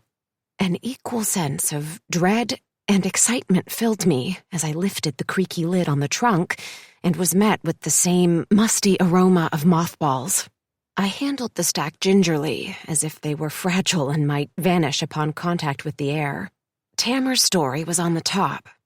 After another review, there was nothing that pointed to who had penned the story, not an author name or a return address, nothing. I reread through my suggestions, trying not to hyperventilate. I pressed 2 fingers to the side of my neck to check my pulse. Heat rushed to my face, and my fingertips left sweaty marks on the pages. I wasn't imagining this. Tamara and Kenzie had acted out what I had scripted like a scene from the stage, word for word. Oh my God! I sucked in short breaths. This is really happening. I set the manuscript aside and picked up the next manuscript, Dashwood Toad. Yet again, no author name appeared anywhere on the page. Where had these come from? And why had Gertrude insisted that I be the person to edit them? My hands trembled. There was only one solution. I was going to have to edit again in order to prove or disprove my theory. Your theory? That sounds crazy. I skimmed the first page of the next forsaken manuscript. It was easy to assume from the title that Dashwood Toad would be a Regency romance in the style of my beloved Jane Austen. But after reading the opening scene, I realized I was mistaken. The book began with a meet-cute on the beach. Sienna, a woman in her mid-30s, is out for her afternoon run on the beach when a fluffy golden doodle chases after her. The dog's owner tries to get the dog back, but leaves without introducing himself. Dashwood! Dashwood Toad, get back here! The man hollered as he sprinted through the hard-packed sand. Sienna slowed her pace to let him catch up, feeling the wet tongue of his furry friend on her exposed leg. Dashwood Toad, knock it off! The man yelled louder. Sienna chuckled and reached down to pet the dog. Its fur was a mix of soft fluff and wiry curls. The man raced closer, panting for breath. He caught the dog's tie-dyed collar. Then he clutched his taut stomach. Exhaling with force, he took a good minute to catch his breath. Sorry about that. He thinks that anyone who happens to run by him is his new running partner. Obviously, I'm nowhere near fast enough. This is one of those who's running who situations. No worries. Sienna brushed her hands on her lycra jogging skirt, trying not to look obvious as she stole a glance at his athletic, hippie style. Is his name really Dashwood Toad? Yes, this is the extraordinary Dashwood Toad, named after two of my favorite literary characters. Sienna jogged in place to keep her heart rate up. Dashwood? As in the Dashwood from Sense and Sensibility? You got it. The man's breathing had returned to normal. I'm stumped on Toad, though. Frog and Toad. Classic children's lit. I completely forgot about those books. I loved Frog and Toad. The one where they make cookies, but Frog eats them all? I felt him on that. Because how can you resist hot from the oven chocolate chip cookies? You can't. The man's arm jerked as Dashwood Toad caught sight of a beagle farther down the beach and bounded away, dragging the man with him. The scene ended without the characters swapping names or contact information. How could a romance develop without a way to connect? I made notes in the margin, trying to ignore the nagging voice taking over space in my head as I penned a new direction for Sienna. Was this a mistake? Was I twisting fate? Playing God? But I had to know whether there was something special about Gertrude's forsaken manuscripts. There had to be a reason she had insisted that I edit them. Rather than having the man run off with his dog, I rewrote the scene with Sienna introducing herself and inviting him out for cookies. Why not? A cookie date was syrupy sweet, which is what rom-com readers expected, and a slightly unique spin on the usual trope. Plus, if my changes played out in real life again, a cookie date couldn't hurt, could it? I had to get to the bottom of what had happened earlier this morning. I returned the beach romance to the stack. There had to be 20, maybe 30 manuscripts of varying lengths in the trunk. My thumb skidded over the edges of each bundle like a magician shuffling cards, unencumbered with any worry of getting a paper cut. I studied individual pages, examining every manuscript like a coroner performing a detailed autopsy, hoping that the weight of the paper, the author's font choice, or the layout of the margins might provide some insight into the manuscript's mysterious origins. Nothing stood out. Most had been printed on recycled white paper in standard format accepted at any publishing house. They were boring, common, like every other manuscript I'd edited at Columbia. If I hadn't lived through this morning myself, I wouldn't have given the stack another thought. My eyes drifted to the ceiling where light pooled from an etched glass chandelier. On a whim, I held a page to the light, wondering if perhaps there were words hidden in invisible ink. No such luck. I sighed and secured the stack with a large rubber band and returned them to the trunk. What was I doing? Going crazy? Yeah, Emily, yeah. The more time that passed since the bubble tea incident, the more convinced I was becoming that I had imagined the entire thing. There was no other logical explanation. These were simply words on paper. My notes couldn't affect the future. It was ridiculous that I was even considering the possibility. Come on, Emily, pull yourself together. To get my mind off it, I left the office to explore the rest of Gertrude's behemoth house. I started in the parlor. The room wasn't remarkably lighter than it had been when I arrived last night, despite the fact that it was nearly noon. Dim lighting appeared to be a theme throughout the historic mansion. A Moby Dick mural had been painted on the high arched ceiling. At least, I thought the illustration paid homage to Melville, with its mosaic of cresting waves crashing into a medicine woman morphing into a whale. The stone fireplace, with its carved oak mantel, anchored the room. A smoky scent from fires past lingered in the air. I imagined Gertrude curled up in one of the wingback chairs, reading in front of a crackling fire. Marbled blue coasters on the side tables likely held her mugs of tea. How was it that a woman I didn't know had left me this most intimate piece of herself? As I moved toward the bookshelves, the vastness of her collection took my breath away. I became acutely aware of every spine as a warmth spread throughout my body. Gertrude wasn't a casual book collector. She was a true bibliophile. The complete set of Maud Lovelace's Betsy, Tacy, and Tib, one of the series I adored most from childhood, was tied together with a silky pink ribbon. I smiled at the memory of traveling to Minnesota circa the early 1900s through the pages of those books. Grandma Gertrude must have loved them too, from their prominent placement in the center of dark walnut shelves. There was an entire bookcase dedicated to vintage reads long out of print. These covers were rigidly bound with paperboard and covered with faded cloth, buckram, and soft leather. I inhaled the scent of their yellowing pages, imagining how many fingers like mine had once cracked open these spines. Gertrude's fingers had cracked these spines. Her fingers had turned the pages. She had consumed these books, just like me.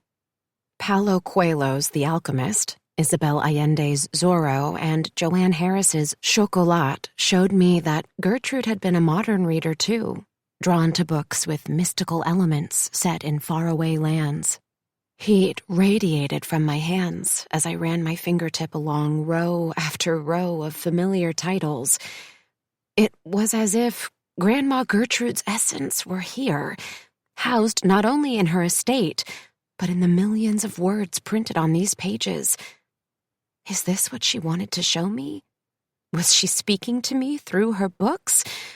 Books could say so much about a person without actually speaking. Tears welled. I didn't fight them back. They fell in hot, wet splotches running down my cheeks. These books had been well-loved, treated with gentle care. Not a speck of dust lingered on a spine. No pages had been dog-eared. Her books weren't haphazardly piled in random stacks. They were organized by genre and style. Hardcovers, paperbacks, and antique first editions each had their own shelf space. I brushed away tears and massaged the back of my neck, overcome with a deeper sense of the woman who had lived in the shadows of my memories. I wasn't sure what it meant for me, but I was sure that Gertrude had adored books, revered books. Perhaps, like me, had even worshipped some of these reads. The thought brought a smile to my face as I wandered into the attached dining room. In addition to being a book lover, Gertrude must have been an entertainer, given the massive mahogany table that looked like it could seat at least 12 people comfortably. Everything about the house was oddly juxtaposed. Traditional Victorian-era furniture, like the table, was mixed with modern art, books, and goddess statues. A bust of Joan of Arc in glossy white marble reminded me of a scene from Alice in Wonderland. Off with her head kept running through my mind as I continued down the hallway to the kitchen. The kitchen was at the back of the house. Its row of 4-paned windows looked over immaculate gardens, with benches and fountains tucked in between old-growth trees, climbing candy-striped pink roses, ferns, and a pebble pathway that led to a gazebo designed to match the house.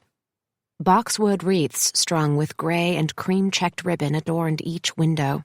A low humming sound echoed from the stainless steel refrigerator. The long, narrow kitchen gleamed under a canopy of copper pots hanging from the ceiling. I ran my fingers along the white-tiled countertops where someone, maybe Gertrude, had arranged galvanized tins with miniature cherry tomato and sweet pepper plants. Sparkling stemware and red crystal goblets were displayed in a glass cabinet near the sink. A butler's pantry was stocked with enough canned goods to outlast any winter storm. But it was the vintage black and white gas stove that drew my eye. I could almost picture a scene from Dickens, with a kettle boiling on the stove and a gaggle of children being shooed out of the inviting kitchen by a cook wielding a wooden spoon. A salmon vase bursting with fresh-cut sunflowers sat in the center of the breakfast nook, where an assortment of French, Italian, Mexican, Vietnamese, and Indian cookbooks were displayed on tiered shelves. Lacy curtains allowed filtered light to reach the dining table, enclosed with a circular bench with gray and cream-striped cushions and red throw pillows offering pops of color. Across from the cookbooks was an accent gallery wall featuring a barn-red vintage kitchen scale, cake stands, and canning jars. Had she enjoyed baking? I thumbed through a well-used copy of Betty Crocker's original cookbook. The pages were yellowed and smudged with stains. When I turned to a recipe for chocolate cake with double chocolate frosting, a visceral memory took hold. I could see myself standing at the counter on a step stool, helping Gertrude measure ingredients. "Emily, my sweet, would you like to lick the frosting bowl?" Her voice echoed in my head, along with a tactile memory of sticky fingers and chocolate lips. At that moment, chimes reverberated through the house, rattling cake plates and startling me. I couldn't be sure, but the jangle of the bells sounded like A Spoonful of Sugar from Mary Poppins. I whistled the tune as I went to see who was there. A man about my age, wearing a pair of khaki slacks, tennis shoes, and a fleece stood on the porch. "I'm Cameron with Humboldt Bay Real Estate. I'm guessing you're Emily," he said as he stretched out his hand. "Your uncle asked me to stop by. I hope I didn't interrupt your cooking. Baking?" Oh, right. I didn't realize I was still clutching the cookbook. No, not at all. Just trying to go through some things. "It must be daunting. I'm sorry for your loss." Cameron sounded sincere. Did you know, Gertrude? I moved to the side to let him in. "Everyone in town knew and loved your grandmother. She was the lifeblood of Cascada. A literary force, so to speak. Small but mighty. Don't know how we'll fill the hole she has left." He put a hand to his heart. "You know, I've always sort of secretly wanted to write a children's book. Gertrude never let me off the hook. Every time I saw her, she would ask if I had started yet. I wish I'd been brave enough to follow her advice while she was alive." I couldn't come up with a worthy response, so I shifted the conversation. I'm not really sure how this works. I've never inherited an estate, and I don't know if Danny mentioned this or not, but there are some stipulations in the will. "Yeah, he told me." He looked up toward the cavernous ceiling with its elegant chandelier. "Is there somewhere we can talk?" I showed him to the parlor. "This is a great room." His gaze lingered on the ceiling. "That mural is such a conversation starter. I hope whoever buys this place will keep it, but you know how it goes with real estate." He unzipped his fleece. "Danny says you want to sell? I have to admit that I'm surprised. Not that I don't want your business, but a house like the Ballad doesn't come on the market very often. They tend to stay in families." Had Danny sent Cameron on purpose to try and convince me not to sell? I set the cookbook on the side table. I live in New York. In fact, I just got my first editorial job in publishing. "Ah, like your grandmother." Cameron offered me a wide smile. He crossed his legs and studied the room. His long brown hair, tied in a man bun, matched the low-key Cascada vibe. "Are you going to keep the agency then?" I pointed across the hallway. "Lost Coast Literary?" "It can be done, depending on how we work the contract." He scanned the room, his eyes drifting across the hallway. "You'd likely have to find new headquarters, although there's always a chance the new owners would be willing to sublet the office space. It's a long shot, but you never know." No, I mean, I don't think so. As soon as I can get the estate details wrapped up, I'm heading back to New York. I was feeling like a broken record. To be honest with you, I didn't even know that she was an editor until last night. How could I keep her agency? I don't even know what sort of work she did. Cameron was thoughtful for a moment. "I'm not sure of specifics since I'm not a real writer. I'm not published or anything. But I do know some of the writers she worked with who said that getting an edit from Gertrude was like getting decades of therapy in a rewrite. She had a gift for words. She had a gift for changing lives.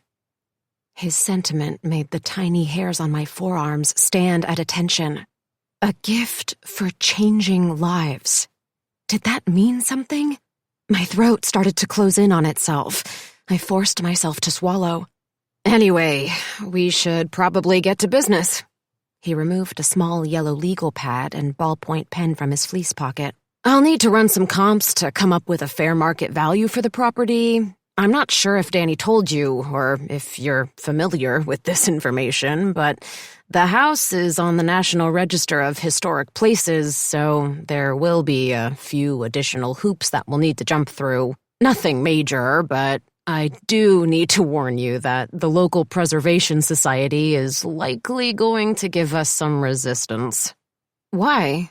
It's a trend here in Cascada. Housing is at a premium with college students. Many of these historic buildings have been torn down and replaced by condos. I don't expect any trouble, but I do want to give you a heads up that you'll probably get a visit from one of the members the minute we put a sign in the yard. He made a note on the pad. What about the interior? I'm assuming you and your family will go through and take what you want. Will you be interested in an estate sale? Yes, probably. My pulse thudded in my neck. I was beginning to feel overwhelmed with the multitude of decisions in front of me. Actually, I don't know. This is all so new, and I'm trying to take it in. I haven't even made it up to the 3rd floor yet. There's no rush. He clicked the cap on the ballpoint pen. Do you have a price point you're hoping to hit? No, I have no idea what the house is worth. I mean, I'm guessing since it's pretty remote out here that prices reflect that. I couldn't begin to imagine what a property like this would go for in Santa Clara or New York. But Cascada wasn't exactly a draw for industry, its job market, or even tourism for that matter. Usually, but not always. He put the pen and pad away. In that case, if it's okay with you, I'll go ahead and do a quick walkthrough. I'll take some pictures, then I'll head back to my office and start putting comps together for you. I understand there are legal issues with the will, but I think it's a good idea to get the process started. That way, when you're ready to list, we'll be good to go. He stopped for a moment. I'm assuming you'll want to list as soon as you can, right? A property like this can get expensive. Ongoing maintenance, upkeep, repairs, property taxes. I felt dizzy. Cameron continued. I told Danny I would give you a discount on my commission since Gertrude was a friend. She used to loan me books, and her parties... Oh, her parties... Have you heard about them? They were the stuff of legend. He trailed off for a second. Anyway, I can offer 5% if that sounds good to you. And that way, Danny will owe me free pints anytime I stop into the pub. He winked. 5% sounded fair. Was it fair? I had no idea, but I was so overwhelmed at this point, I was ready to agree with anything. I should have a rough estimate for you by tomorrow evening. Should we plan to get together for a drink? Say 5? Do you know the campout? He pointed out the window in the direction of downtown. I shook my head. It's a live fire bar and restaurant on the plaza. You can't miss it. Gaucho-style grills, everything is wood-fired. I'm drooling talking about it. I should go make my assessments before I get carried away. He stood and began taking pictures of the parlor. I took the Betty Crocker cookbook back to the kitchen, happy to be moving forward on the sale, but stuck on Cameron's words. He had said that Gertrude's edits had changed lives. Was that simply figurative language, or could her rewrites, like mine, have had a literal effect on her clients? Chapter 7. By the time Cameron finished taking photos, it was nearing 1 o'clock. I followed him outside, locked the wood-carved front doors with stained glass panels and iron handles, and headed along Grammar Street toward downtown to meet Danny and the rest of the family. It was hard not to stop and marvel at the painted ladies that lined both sides of the street. Each house was painted in 3 to 4 unique colors to enhance their Victorian and Edwardian architectural details: scalloped shingles, sunburst arches, and filigreed trim. From a gingerbread mansion with turrets and cupolas to a seafoam blue Queen Anne with a dominant denim blue corner tower and steel overhanging eaves, every residence looked as if it belonged on a postcard. No wonder the Preservation Society was trying to ensure that these historical gems weren't bulldozed. The neighborhood eventually spilled into the plaza, where even more people had gathered since my strange coffee encounter, sharing lunch on benches and lounging in the grass on blankets. I took the opposite route around the triangular center park from earlier, first passing the apothecary, where a wooden sign surrounded by bulk medicinal teas, herbal bath salts and lotions, and botanical soaps caught my eye. It read, "No passion in the world is equal to the passion to alter someone else's draft." I recognized the famed H.G. Wells quote. Was the universe pushing me toward something? Or was it sending me a message to say that I'd tempted fate by editing the Forsaken manuscripts? Since the moment I had received Danny's text that Gertrude had died, I'd felt like I was in some strange limbo, living in a waking dream where I was dancing on a ledge between the real world and other realms.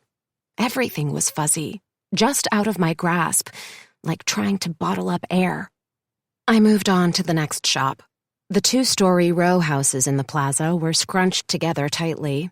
The apothecary's gentle red facade quickly transformed into a vibrant pumpkin orange with cascading yellows and reds, where an upscale bar was housed. I chuckled at the tagline, "Crafts and Drafts, a drinking spot with a crafting problem." I peered into the cutaway bay windows. Rows and rows of stainless steel tap handles and expensive glass liquor bottles lined the bar. Industrial crafting tables were dispersed throughout the space, along with shelving containing ribbons, bunting, tissue paper, beads, and enough crafting supplies to be the envy of any art teacher. Cool concept, I thought, as I proceeded onward past Tall, Dark, and Bagel, selling their signature slug slime and bright yellow stuffed toy slugs, plus lunchtime bagels. A line wrapped along the sidewalk, with customers eager for a sesame seed bagel smeared with cream cheese and mission figs. Next was an Italian restaurant and Forage, a boutique succulent shop brimming with dainty cacti, burro's tail, and house leeks. At the base of the plaza, signs pointed to hiking trails that led to the marsh and the redwoods. I rounded the last corner and took a long breath before venturing into the pub. Like last night, the place was packed. I was immediately enveloped in the smell of steeping grains and bright hops. It must be brew day. A server balancing a tray of frothy, overflowing beers stopped to ask if I needed anything. "I'm meeting Danny. Is he here?" "They're upstairs," he nodded above us. "Got it." I went to the wooden staircase and made my way to the balcony. Danny was seated at a long table carved in the shape of a surfboard with Kishana and my cousins. A wave of nerves washed over me. I stuffed my hands into my pockets. "Emily!" Danny stood and gave me a half hug. "You remember Kishana, Artie, and Shay?" "Hi, everyone." I wondered if my facial expression reflected how uncomfortable I felt. I wanted to scream, "No, of course I don't remember them." Instead, I faked a smile. Artie was a few years younger than me, and Shay 3 years younger than him. Kishana waved hello. Her dark natural curls and high cheekbones made me wonder if she had been a model in a previous life. "Please sit." She motioned to the spot across from her. I slid into the empty spot next to my cousins. "It's been too long." Kishana's voice cracked slightly. She and Danny shared a brief glance. "I think Artemis was 5 or 6, and Shay was just starting preschool when your parents moved away." Shay, my younger cousin who sat to my left, squeezed my forearm. Dozens of tiny, earth-toned beaded bracelets wrapped around her thin wrist. They matched her fringed willowy blouse and wide-legged denim jeans. Her relaxed bohemian style mirrored her personality. "We are so excited that you're here. I can show you all around. Have you been to the beach or marsh yet? What about letterpress or the library? There's also a great library on campus. I mean, you're an editor. You have to love libraries, right?" Artie interrupted before I could respond. "She doesn't need a tour guide, Shay." The two of them could have been twins despite their age difference. Artie reminded me of a younger, more uptight Trevor Noah. His rigid body posture and permanent scowl made it evident he wasn't thrilled to welcome me to our makeshift family reunion. "How was your stay in the ballad last night?" Kishana asked. She had a slightly more refined look than Shay. Her romantic paisley print flowing dress complemented her silhouette. A flowering lotus tattoo bloomed on her left arm, and a lacy dream catcher with tiny, ethereal stars ran from her right elbow to wrist. "Fine. It's a big house." I wasn't sure what else to say. 5,000 square feet, right, Dad?" Shay chimed in. A tug of sadness tightened in my chest as I watched the way she and Kishana twisted their bracelets when they spoke. Would Mom and I share similar traits if she were still alive? Grief had left me with wispy, generalized memories. The chemical smell of a hospital room. The way she used to throw her head back when she laughed. Reading in her bed under layers of Pendleton blankets and a down comforter. Pillows propped behind our heads and the booklight flickering with each turn of the page. Her fingertips brushing my eyebrows as she tucked me in at night. Jasmine. Peaches. Dirt caked on her jeans after hours spent tending the soil beneath the summer sun. She and Dad dancing to Harry Connick Jr. in the kitchen late at night. "Are you hungry?" Danny asked, forcing me out of my head. Sure." I cleared my throat. Shay offered me a menu. "Everything is awesome, but you should totally get the NorCal pita. It's the best, because when you live on the Lost Coast, it's a requirement that everything comes with guac, a side of guac, or just a whole damn avocado." "So, what I'm hearing is guacamole." I tried to laugh, feeling a touch lighter, thanks to Shay's shift in the tone. I studied the menu, ignoring Artie's continuous glare. The pita sounded delicious. A grilled pita stuffed with guacamole, spicy chicken, red onions, heirloom tomatoes, and lime coleslaw. "She'll need a tangerine squeeze IPA to go with that," Danny added. I closed the menu and placed it on the table. Sold. Suddenly, I was famished. Maybe it was the smell of bacon and cheese fries being delivered to the table next to us, or the stress of a bizarre morning paired with looming details about how we were going to handle the estate. "Do you all work here at the pub?" I asked, hoping some of my nerves would fade away with a lunchtime beer. "It's a family affair, except when one of us tries to break free, like me." Kishana pointed to the window. "I don't know how much Danny has told you, but I'm part of a jazz trio. We perform 5 nights a week at the Martini Bar across the street. Otherwise, I manage staff here and do payroll. The not fun stuff." Danny wrapped his arm around the back of her chair. "She's being too modest. This place would crumble to ruin without her." Shay cleared her throat. She crossed her legs, revealing Birkenstocks and burgundy toenail polish. "Dad, I think you're missing some important details." "Yes, thanks for the reminder. Artie took over dealing with distributors when he graduated from college a couple years ago. That's given me more time to brew and dabble in the kitchen. It's been such a lifesaver to have him around." Danny shot Shay a playful wink. She rolled her eyes. "What my dad meant to tell you is that I'm in charge of marketing and social media." She paused for a minute and pointed to a young couple a few tables away who were snapping pics of their food. "See? That's thanks to me. So is our pub trivia night and ugly sweater Christmas crawl. You get the idea. This place is alive because of me and my tweets," she teased. Our drinks arrived. I wrapped my hands around the chilled glass. The tangerine ale had a lovely apricot color. Bubbles erupted toward the surface of my pint glass, leaving a fizzy tingle on my tongue. I could feel everyone's eyes on me as I took a sip. Tangy citrus notes came through, immediately followed by a smooth, hoppy finish. "This is amazing," I replied, meaning it. Danny smiled. Artie refused to make eye contact, even after I asked him about his shirt, a simple kayak and paddle. "I take it you kayak?" "When I have time." His tone was rough and hard. Kishana ignored his rudeness. "Emily, I have to tell you that Gertrude would be over the moon knowing that you're continuing Lost Coast Literary. It makes my heart happy and eases some of the sting of losing her, knowing that you're going to continue her legacy." She rested her hand on her heart to prove her point. I gulped down my beer. "Wait, what?" "Danny mentioned that you were considering continuing Gertrude's work." Kishana's eyes narrowed as she studied me.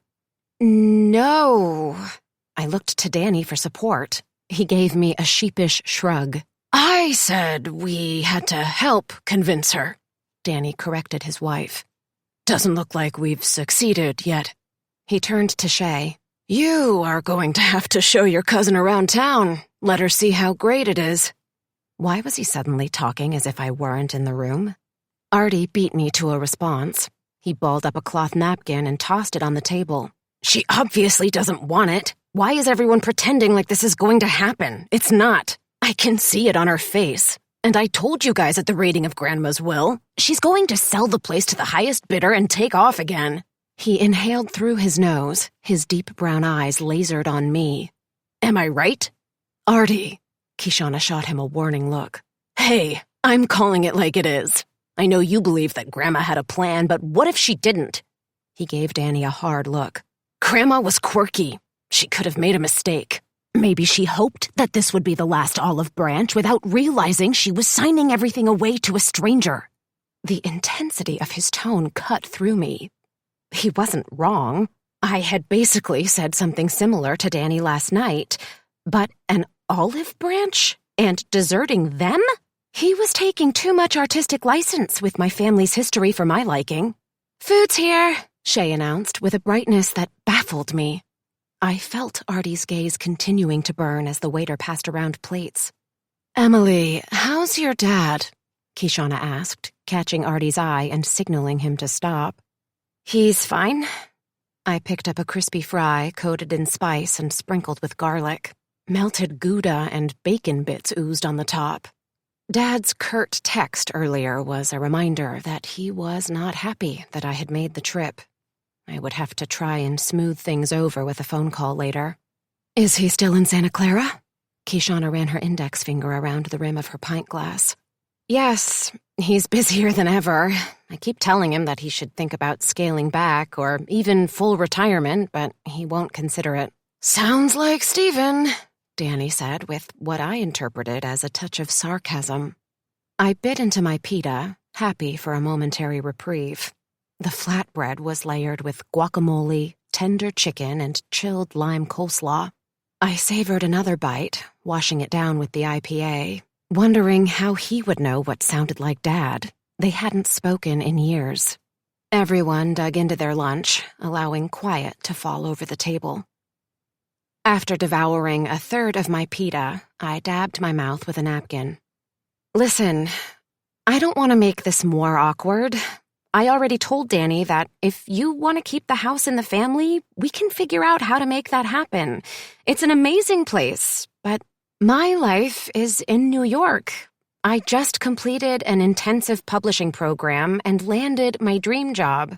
"I've always wanted to go to New York," Shay said, sipping her tropical pineapple beer. She could barely be old enough to drink. I was impressed with her palate. In my early 20s, I hadn't developed an appreciation for craft ales. Maybe that came with the territory of growing up in a family-run pub. "You're welcome to visit any time. Fair warning, my apartment is not even 400 square feet, and I have 2 roommates, so you'll have to sleep in the kitchen sink." "Less than 400 square feet?" Shay gasped. "I think my closet is bigger than that." "Most are," I replied with a nod, trying to lighten the mood. Danny stirred his bowl of steaming chili. "What if we meet at the house tonight? It might be nice to continue our conversation about what's next there." He addressed Shay and Artie. Grandma set aside special items for both of you, like we discussed, but we'll need to go through each room together at some point. So, you're just gonna let this happen, Dad? Artie didn't attempt to conceal his disgust. It's not up to me, Art. This is what your grandma wanted. Danny folded his hands on the table. Come on, let's enjoy lunch. We have plenty of time to go over details later.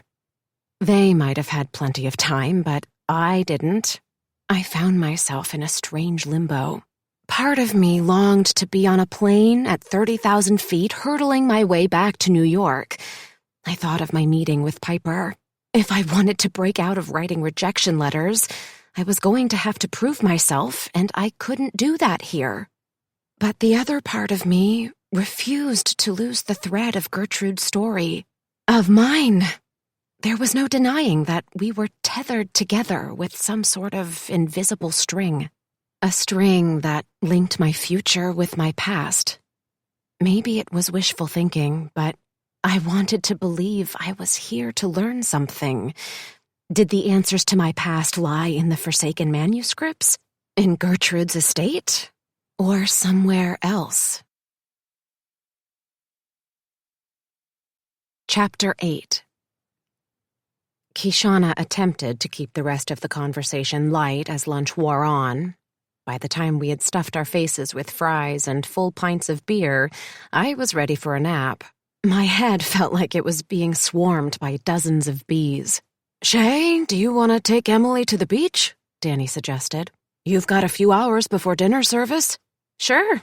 Shay stood, her lanky body stretched in a yoga pose as she waited for me. It's only a half-mile from here. You want the quick tour? Sounds good. A walk might help clear my head. Plus, out of everyone in the family, Shay seemed most likely to divulge missing details about my past and whether I was getting the complete story about the rest of them. Kishana came around the table to hug me. Don't worry. It's all going to work out. We are so happy you're here, she whispered in my ear. Her gentle touch made my spine stiffen. After decades of only having Dad, who wasn't exactly the most affectionate person on the planet, it was overwhelming to feel so welcomed by most of my newfound family. Danny followed suit. Should we meet up at the house later? Tomorrow night, say 7? That will give you a day to explore the house and me time to make sure dinner service is going smoothly. Kishana performs tomorrow night at 10, but she needs to be there early for sound check. Sure, I nodded. I'm meeting Cameron for happy hour to go over comparable properties, so that should work. Comparable properties, Artie scoffed under his breath. I told you she's going to sell. I introduced her to Cameron, Danny retorted. Shay looped her arm through mine. Let's go check out the beach. She guided us downstairs and out onto the plaza before her brother launched into a new rant. We'll cut through the park. Shay let go of my arm and pointed diagonally across the plaza, which had filled in even more since lunchtime. A photographer snapped pictures of leafy palms and the kaleidoscope of colorful Queen Anne's. College students sunbathed on hemp blankets. The faint aroma of cannabis and blooming jasmine lingered in the air. A sax player, wearing black pants and a flat-brimmed felt hat, busked near the center of the shared community space. I dropped a couple dollars in his case as we passed by. Variegated purple hydrangeas in neatly trimmed rows lined the brick pathway. Shockingly pink flower baskets hung from sturdy lampposts. 3 flags fluttered in the coastal wind. The U.S. flag, the California state flag with a bear and a single red star, and a flag of the world. We turned onto Bayshore heading north, passing narrow alleyways strung with twinkle lights and painted with abounding soulful jazz murals. Shay stopped to point out one of the murals that depicted a woman crooning into a microphone. This one was inspired by Mom. Can you see it? Sure enough, Kishana's image took up half of the yellow building. Her eyes were closed as her hips swayed to the music. The artistry of the life-sized painting made me feel like I was sitting in the front row of a jazz club. Do you sing too? Not like Mom. She twirled her curls. I sing for fun or when we're together, but I don't want any part of the stage. We reached the end of the brick sidewalk. A two-toned compass in blue and gold took up the entire street. Each direction of the compass pointed to a Lost Coast landmark: the beach, marsh, redwoods, and plaza. I take it we go that way? I nodded to my right. No wonder you have a smart New York job, she joked as we turned into another tree-lined neighborhood with smaller period houses. So, tell me everything about you. Single, dating, boyfriend, secret lover? Ha, I wish. Not unless book boyfriends count. Totally. Who's yours? Mr. Darcy. Oh, come on, Emily. Shay shook her head in disapproval. That's too cliché. Plus, he's too old, too stuffy, and way too many layers of clothes. I laughed. Okay, fair enough. What about you? I'm a John Green girl. Give me modern heartbreak. Any non-book boyfriends? I asked as the sidewalk narrowed. Shay was a good foot taller than me, and even with a casual stroll toward the beach, I had to take long strides to keep up. I've been into this guy for a while who has no idea I exist. John Green would be super unimpressed with my uninteresting love story. Basically, I'm pathetic. She threw her hands up. Why don't you ask him out? I know, I should, right? I'm a freaking feminist. But is it wrong to want a little old-school romance in my life? Not at all. I'd take a Darcy-style proposal just to go out for sushi. Shay cracked up. So we have that in common. Two hopeless romantics. The Bryant cousins. The Bryant cousins. I liked the sound of that. Okay, here's a serious question, Shay said. Emojis or no emojis? Sure, emojis in text, when used sparingly, I cautioned, but never in a manuscript, and multiple exclamation points are an unforgivable sin. That made Shay laugh harder. You're funny! Quiet, but clever. I bet you sneak up on people. A brood of free-range chickens squawked a hello from their fenced-in coop as we passed by. Is it true that you really didn't know Grandma was a book editor? Shay asked. True. I didn't know her at all.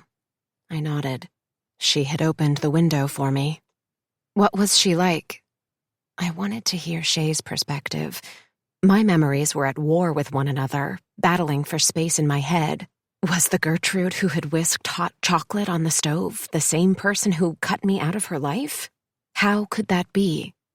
Shay ripped a stalk of lavender from a wild bush and ran it beneath her nose.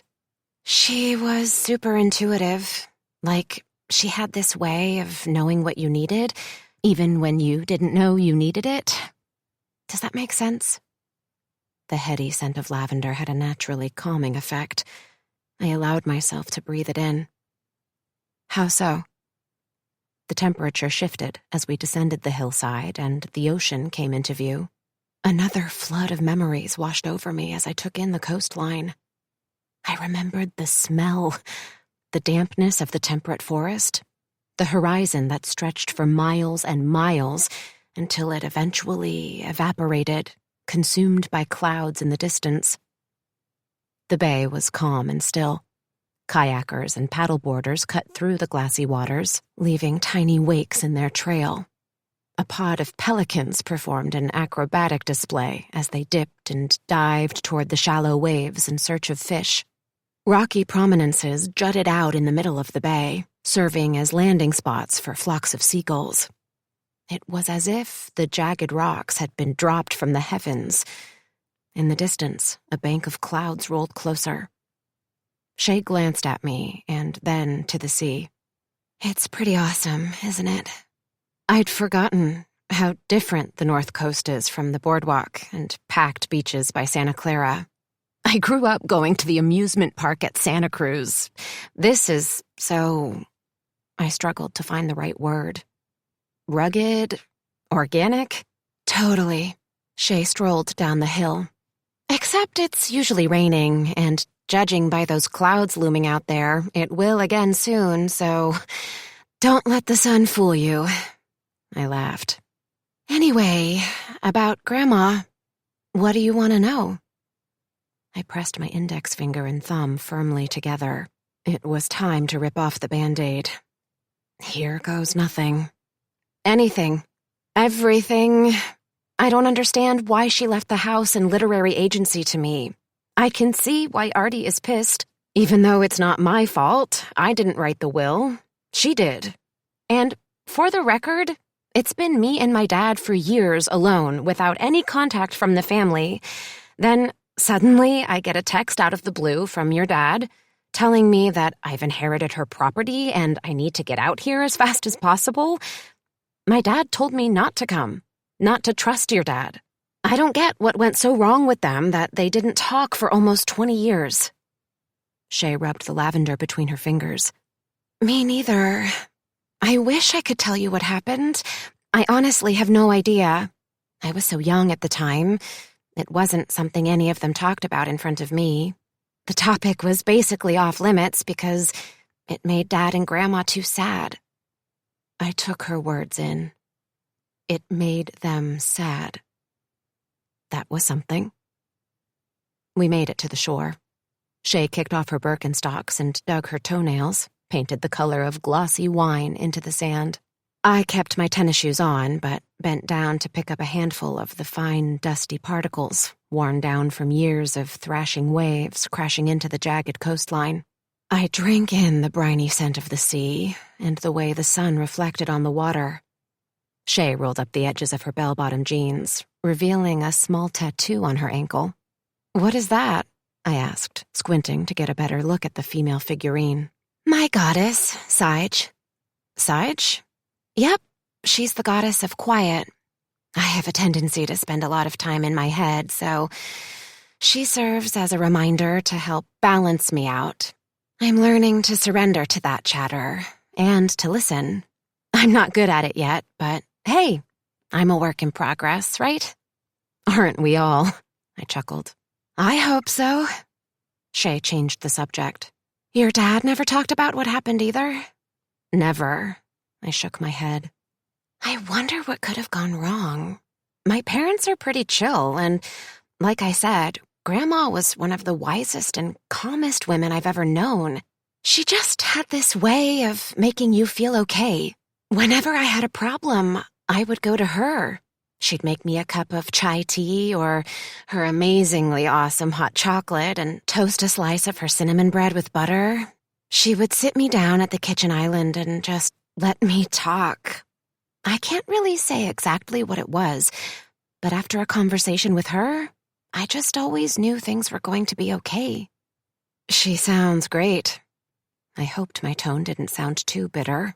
I would have liked to have had Gertrude in my life. Not that I wasn't close with my maternal grandparents. They were sweet and kind and had given me anything I wanted growing up. But the enigma of the Bryant family had always left me feeling incomplete. Shay must have picked up on my irritation. She talked about you. She knew what you were up to. Once she gave me a stack of books that you had rewritten when you were young. I still have them. You do? Mm-hmm. This might sound weird, but they made me feel connected to you. I never had other cousins, and I always wanted a sister. I especially loved your ending for Little Women. I mean, why did Beth have to die? And of course Joe should have married Lori. She made a squiggly heart in the sand with her big toe. I felt surprised, but warmed by her admiration. That was thanks to my mom. I remember crying all night after she read me The Giving Tree, so she told me to rewrite the ending. I'm not sure she knew what she was getting into, but it sort of became an obsession for me. You know, I'm a writer. Well, not officially, but that's my goal. I want to tell stories and share stories. I've been working on some short stories and some personal essays and even a novel, but damn, I had no idea how hard it was going to be.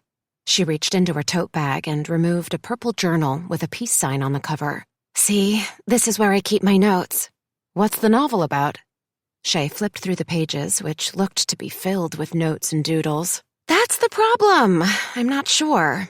I get started, and then I get about a quarter of the way into the story, and I have no idea where it goes next. That's a universal struggle, I assured her. Her face lightened. Really? Grandma used to tell me that you and I were going to make the perfect team one day. Editor and writer. She said that I would write stories and your editing would help bring them to life. What? I pressed my index fingers into my temples. Had I misheard Shay? She said that? I swear. Shay made an X over her heart. Grandma was sure that you and I were destined to be like sisters. We sat in a comfortable silence for a bit, watching the waves slide up the sand and recede again. A natural fiber kite bobbed in the offshore wind. Its puppeteer released more string, allowing the kite to begin its graceful ascent toward a cluster of pristine white clouds overhead until its tether line disappeared against the sky. Shay waved to a group of young women setting up a beach volleyball net. I recognized Kenzie and her friends from the coffee shop. How was it growing up in a small town like this? You must know everyone. Pretty much. She tossed her head from side to side. There are pros and cons, especially since I stayed here for college. Do you know them? I pointed to Kenzie, who stood to the side directing traffic while her friends labored over rolling out the net and staking it in the sand. Yep, they're a couple years younger than me, but the college, like everything else in Cascada, is small, so you end up hanging with everyone. I hesitated for a moment. The uncomfortable buzzing had returned to my body. It felt like hundreds of bees were humming beneath my skin. This might sound strange, but I witnessed a weird encounter with them at the coffee shop. Shay waited for me to say more, but Kenzie called her over. Hang on a sec, I'll be right back. She tucked the journal back in her tote bag and stood up, kicking sand with her toes. I watched her approach the group, thinking again of Tamar. But my attention quickly shifted farther down the beach, where a fluffy golden dog chased the waves foaming on the shore. A woman wearing a flirty floral running skirt and lightweight jacket jogged toward the dog, who immediately followed after her. Dashwood! Dashwood, Toad, get back here! A man sprinted through the sand. I blinked twice. It was Cameron, the real estate agent. The woman slowed her pace to let him catch up, bending over to pet the dog, licking her exposed leg. Dashwood, Toad, knock it off! Cameron yelled louder. My heart thudded in my chest. This can't be happening. This can't be happening. I glanced around, trying to center myself in reality. Shay was chatting with Kenzie and her friends, who were still struggling to secure the net against the wind blowing in off the Pacific. A couple strolled in the surf, searching for beach treasures. 2 surfers paddled out to catch the next wave. Breathe, Emily. Breathe. I dared to look back toward Cameron. He had caught up to his dog and the jogger. He looped one hand through the dog's tie-dyed collar and clutched his taut stomach. Exhaling with force, he took a good minute to catch his breath. Sorry about that. No worries. The woman brushed her hands on her lycra jogging skirt. Is his name Dashwood Toad? Yes, this is the extraordinary Dashwood Toad, named after 2 of my favorite literary characters. Oh my God. Not again. I dug my fingernails into my forearms, leaving a mark. Wake up, Emily. Wake up. I concentrated on the smells around me. A faint hint of coconut sunscreen, the wet sand, a woody tone of a bonfire far away. If I were dreaming, my senses weren't failing me. This certainly didn't feel like a dream. I watched in disbelief. The woman jogged in place. Dashwood? As in the Dashwood from Jane Austen? What was wrong with me? I stuffed a finger in my ear and closed my eyes, trying to block out the sound of their voices. I dislodged my finger and stared with a slack jaw as Dashwood yanked on the leash. Instead of letting him chase after a beagle, the woman massaged his wiry head. I couldn't tear my gaze away as the same words I read on the page spilled out in front of me. I'm Sienna, by the way. This is going to seem forward, but since you have me craving cookies talking about Frog and Toad, Would you want to meet at the campout and split one of their chocolate chip cookie skillets with a huge scoop of vanilla bean ice cream? Cameron grinned. Sure, that sounds great. How's tomorrow? Good. It's a date. Sienna jogged away. Cameron, with Dashwood in tow, went the opposite direction. My stomach dropped. An impending sense of doom came over me. My heart raced in my chest. I tried to take long and slow breaths, but I couldn't seem to fill my lungs with enough air. My breathing felt shallow and forced. This couldn't be a coincidence. Not twice. I scanned around. Was there a camera crew filming me? Was I on some sort of reality show? And what sort of bizarre reality show would that be, Emily? I grabbed my legs and rocked back and forth on the sand, trying to soothe myself. What was I going to do? Who could I tell? Who would believe me? I needed to get out of here. I didn't know what strange phenomenon had occurred in Gertrude's office, but I knew that I didn't want any part of it. Chapter 9. Emily, are you okay? Shay stood over me, her frame blocking the light and casting a long shadow on the fine sand. Huh? You don't look so good. She sat next to me. You're really pale. Did something happen? I threw my hand on my forehead and mopped sweat from my brow. What was wrong with me? Emily, you good? Shay repeated. The nape of my neck felt ice cold. I gulped down air and forced myself to give her a nod. Do you need something? Water? An ambulance? Shay dug her phone out of her bag, readying herself to make a call. I had to do something. I had to tell her. Shay, you're going to think I'm crazy with what I'm about to tell you. I stopped. No, this is a terrible idea. I barely know her, and I'm going to confess that my editing pen has some kind of a curse that inscribes a new future. Tell me what, she prodded. It's okay. It's crazy. Like, seriously crazy. But I have to talk to someone. Okay. Her voice was thick with concern. You can talk to me.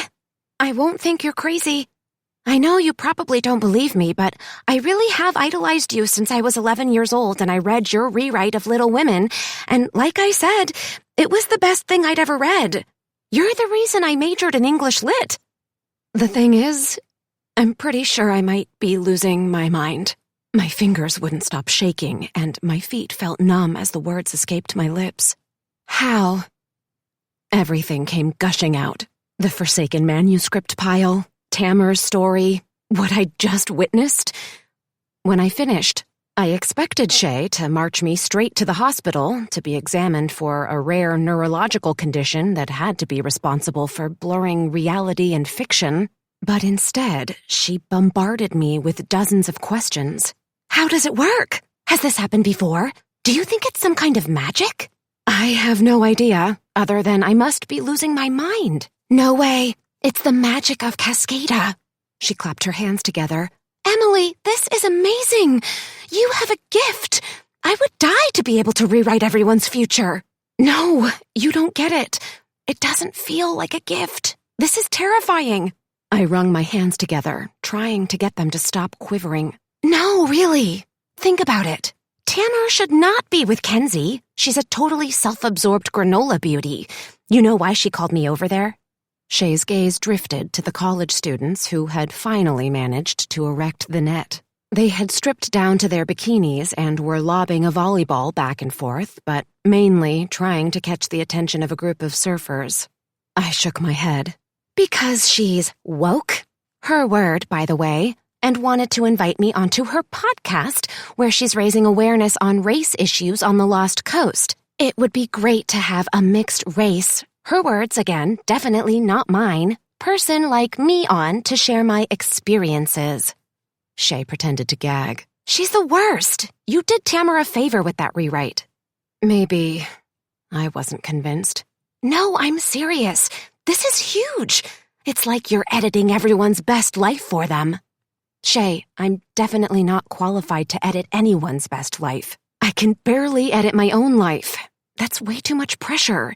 It's like playing God. I don't want that kind of responsibility.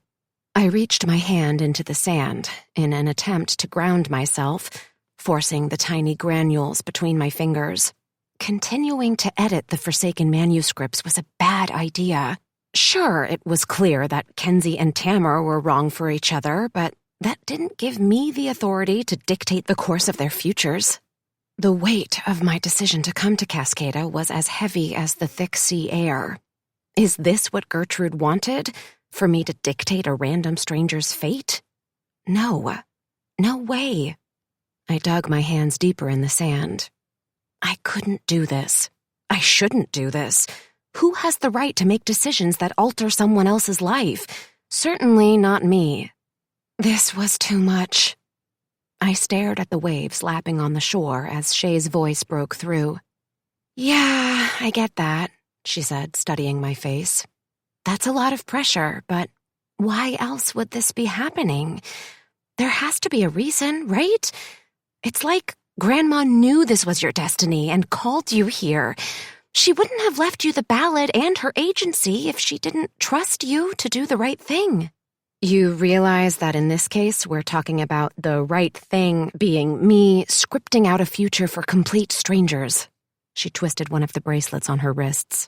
True, but hear me out on this. Maybe you're supposed to get to know these characters in real life. Grandma knew everyone in town. She used to say that her job was more like therapy, that she could pull the pieces that weren't authentic or working out of the manuscripts she edited because she could see where writers were holding back and know what story was actually meant to be told. You think this happened to her, too? That she edited her clients' futures? Literally? A tiny glimmer of hope welled inside. For the first time all day, I considered that maybe I wasn't completely out of touch with reality. Shay shrugged. I don't know. She never said anything to me if it did, but that doesn't mean it's not possible. Think about the beach story. Imagine if you hadn't edited it. The runner and dog guy might never have met. They could have been destined for each other and their stars never aligned. You fixed that. You might have created love. And even more importantly, you saved Tamar from the wrong love. Maybe your job is to help people live their best lives. That's insanely cool. I want an editing pen that fixes all of my mistakes. I don't know. The quivery feeling in my stomach had eased since telling Shay, but nothing made sense. Even that I was sitting on the banks of Humboldt Bay, let alone that my editing pen appeared to have some mystical touch. I know! I have an idea! She clapped twice. Let's test it. You have to try to do it again. See if it happens with me. You know, like, give the universe a nudge. You've got to give it a chance. Shay tried to tug me to my feet. Let's go! I'll help! I dug my heels in the sand. No way! I can't touch the stack again. This is so creepy. It doesn't feel right. No one should be able to change the direction of someone else's life. But you already have. She met my eyes and held my gaze. It's too late to turn back now. Not really. I can make a choice right here, right now, to stop. Can you, though? Her gaze turned more probing. Isn't there a part of you that wants to understand this? To see where it leads? I hesitated. Come on, Emily! Shay yanked my arm hard. She was surprisingly strong. It will be a test. If I'm with you when you edit the next manuscript and this happens again, you'll have tangible proof. She did have a fair point. Proof. Confirmation that this wasn't in my head. Maybe she was right. I was already seeing things that shouldn't be happening. Things couldn't get much worse, could they? I can't edit with you sitting and watching me, I protested, brushing sand from my hands. The grainy particles stuck between my fingers and left a dusty residue. Don't worry about it. I'll keep myself occupied. Shay practically ran up the hillside, past the neighborhoods with white picket fences and wind-battered evergreen trees, until the ballad was in sight. She didn't waste any time unlocking the magnificent stained glass paneled door or pushing me into the front office. You go do your thing. Call me when you're done. She held up her purple journal. "I'll work on my book. You won't even know I'm here." After she left, I closed my eyes and leaned back in Gertrude's chair, letting out a long, slow breath and trying to center myself in space and time. This was probably in my head, the result of an overactive imagination and years of devouring too many novels. Maybe I should have listened to my therapist and spent more time with real friends instead of bookish friends. Did I even know what I was doing? My 6-week intensive publishing course hadn't prepared me for this level of editing. I opened my eyes and opened the trunk, feeling a familiar sense of anticipation. The next manuscript reminded me of the Pulitzer Prize-winning A Visit from the Goon Squad by Jennifer Egan. At Columbia, I had been assigned the book for a reader's report and was completely captivated by Egan's use of shifting narratives and an actual PowerPoint presentation as a storytelling device. The Forsaken manuscript, The Opt-Out Clause, featured smart and savvy Martine Francois, who had spent over a decade building an enviable digital marketing client list for an ad agency stuck in the Mad Men era. Her bosses, both old white men, took her for granted and paid her less than her junior male colleagues. Martine fumed. She wanted to rip the proposal into shreds, but instead sucked in her cheeks and listened to her boss try to mansplain geo-targeting. The man couldn't figure out how to turn off his flashlight app or set up an automatic out-of-office email. This should be rich. "Now, Martine, what I'm going to need is a PowerPoint on my desk by Monday about this new geo-target. We need to get on this ASAP for our clients." She considered explaining that PowerPoint presentations were digital, unless he wanted her to print it out and deliver it to his desk, which she knew he did. "As luck would have it, I have a PowerPoint already prepared for you." Martine clicked a file and turned her laptop so the screen was facing him. The first slide bubbled out and turned blue. 2 words popped in the center. "I quit." I tapped the tip of my pencil on the page. Too easy. Too cliché. I scanned the next few paragraphs, confirming my suspicions. In the manuscript, Martine quits and magically her clients abandon the firm and follow her. What did Martine want? What did she need? I reworked the scene with Martine agreeing to have a completed PowerPoint by Monday and then receiving a call from a big-name marketing agency in Silicon Valley interested in hiring her as long as she committed to poaching her client list, which would definitely be lawsuit-worthy. That should add some much-needed tension to the manuscript and give Martine a moral dilemma to deliberate. "Shay, I'm done," I hollered when I had finished the edit and packed the Forsaken manuscripts in the trunk. There was no answer. The house creaked inside, a not-quite-silent reply. The drafty corridors were oddly welcoming as I checked the powder room with its tile floor, pedestal sink, and clawfoot tub.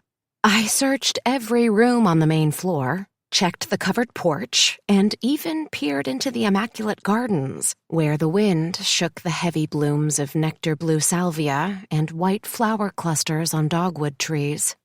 I checked the bedrooms on the 2nd and 3rd floors, hesitating in the doorframe, half expecting a monster from Where the Wild Things Are to jump out at me. Another memory glittered along the edges of my mind. Stuffed animals. Notes from Max, the original Wild Thing, tucked into a cupboard near the stairs. Was it real? I shook it off and continued on in search of Shay. There was no sign of her. "Shay!" I called again, dragging my footsteps along the hand-woven hallway rugs. Had she left? Did she disappear? Was she even here to begin with? Am I going crazy? Probably. Relief sank in a few moments later when I heard a faint and muffled, "Up here!" "Up where?" I yelled to the embellished concave ceiling. Its plaster cast panels reminded me of royal wedding cake. Attic! Use the round staircase at the end of the hallway! I followed her directions to a set of stairs concealed by an arched door. The hobbit-like entrance twisted in a spiral to an attic hideaway with a sharp peaked roofline and an unobstructed view of the sea.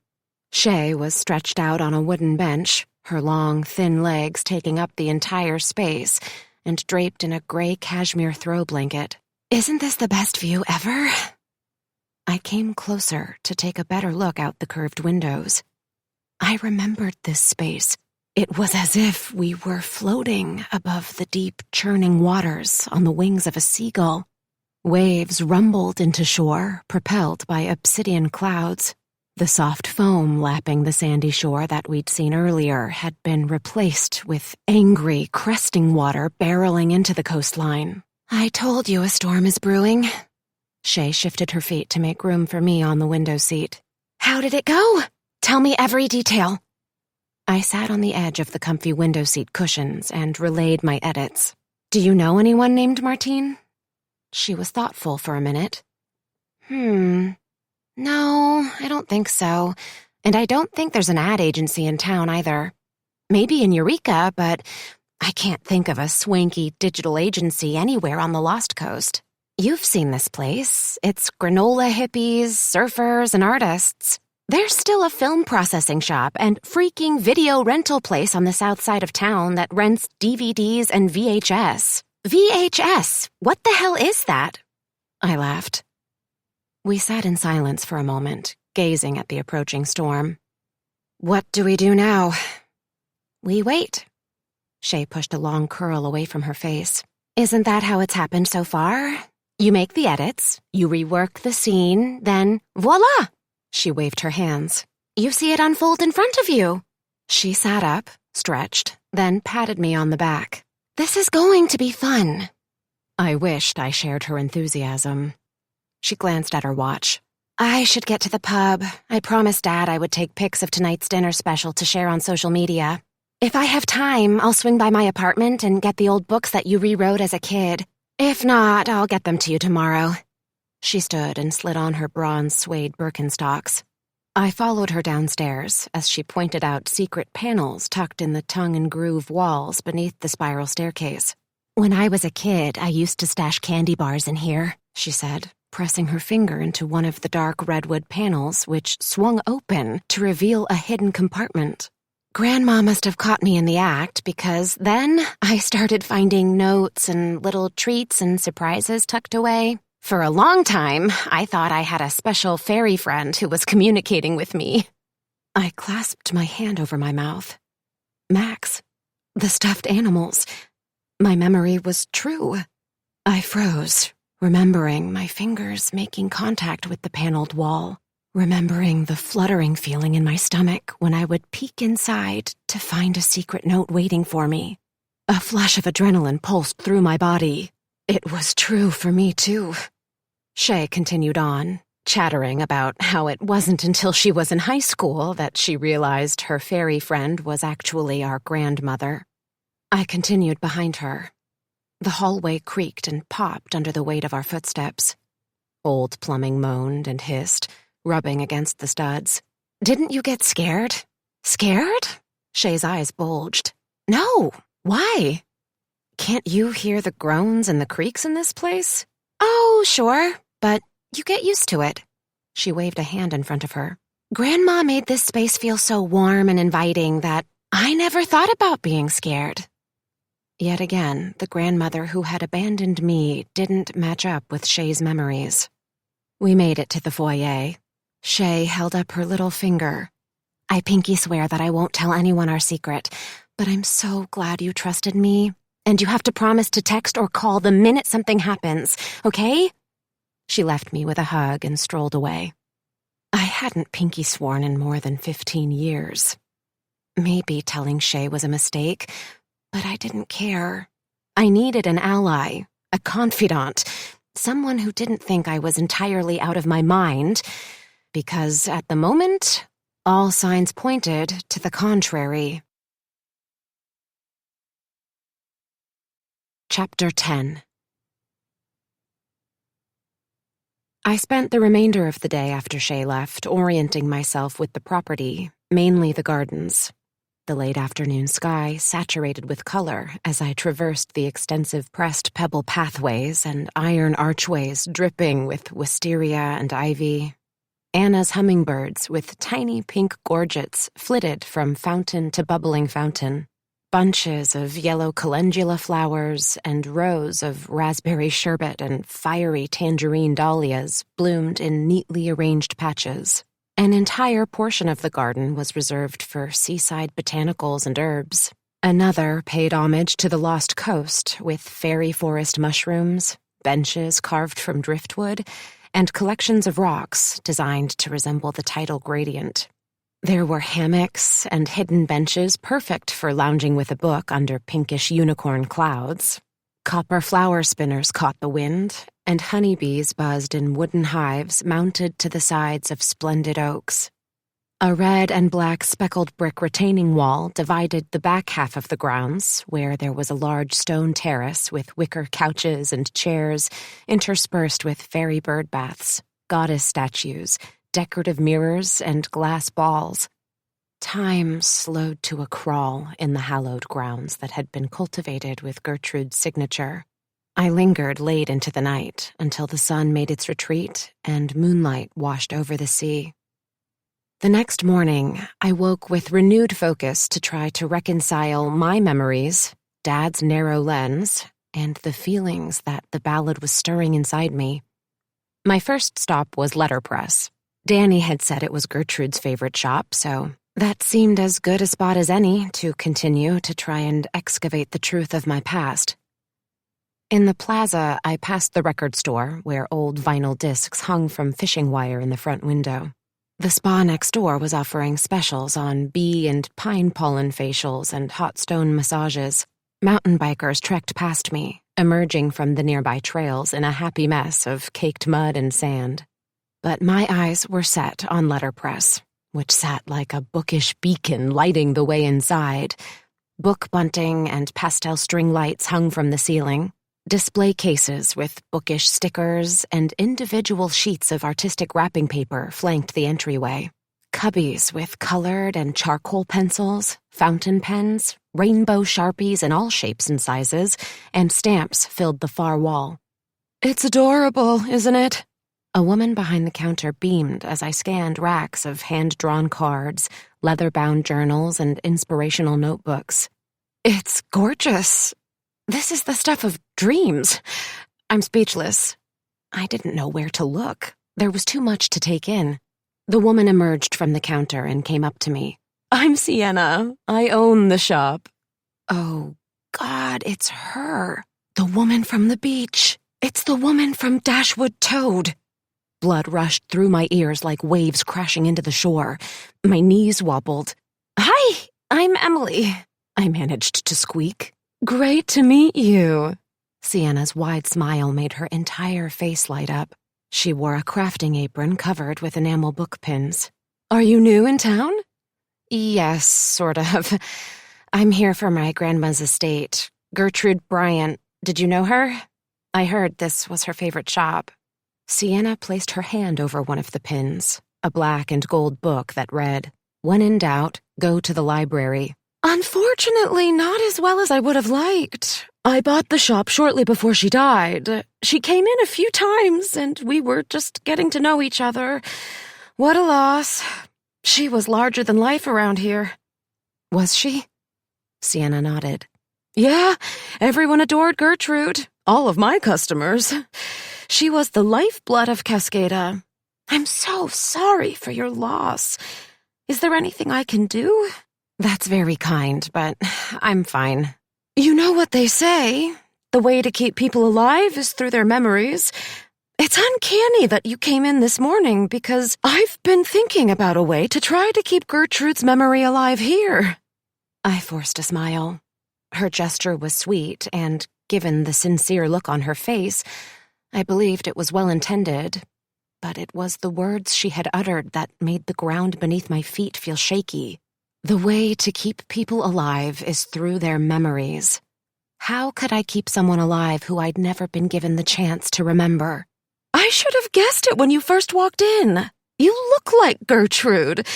Well, a much younger version of Gertrude, obviously. Gertrude and Ginny Weasley from Harry Potter. She pointed to an assortment of Harry Potter gifts, like butterbeer tea, dragon egg bath bombs, and Dobby socks. Check it out. This is an original letterpress. Can you believe it? Sienna moved to the far window and ran her hand along the antique machine on display in the front window. One of my goals is to make this a writing museum of sorts, and it seems like there has to be a way to tie in Gertrude with that. She adjusted the straps on her navy crafting apron. I have a friend who's going to help me get another card catalog from the library, and I have a connection in Eureka with a guy who wants to sell me his grandfather's old printing press. I'm thinking of offering some workshops on the techniques used before we all became glued to our phones. I think it might resonate with the community here, and it's in the same line of Gertrude's writing workshops and literary parties.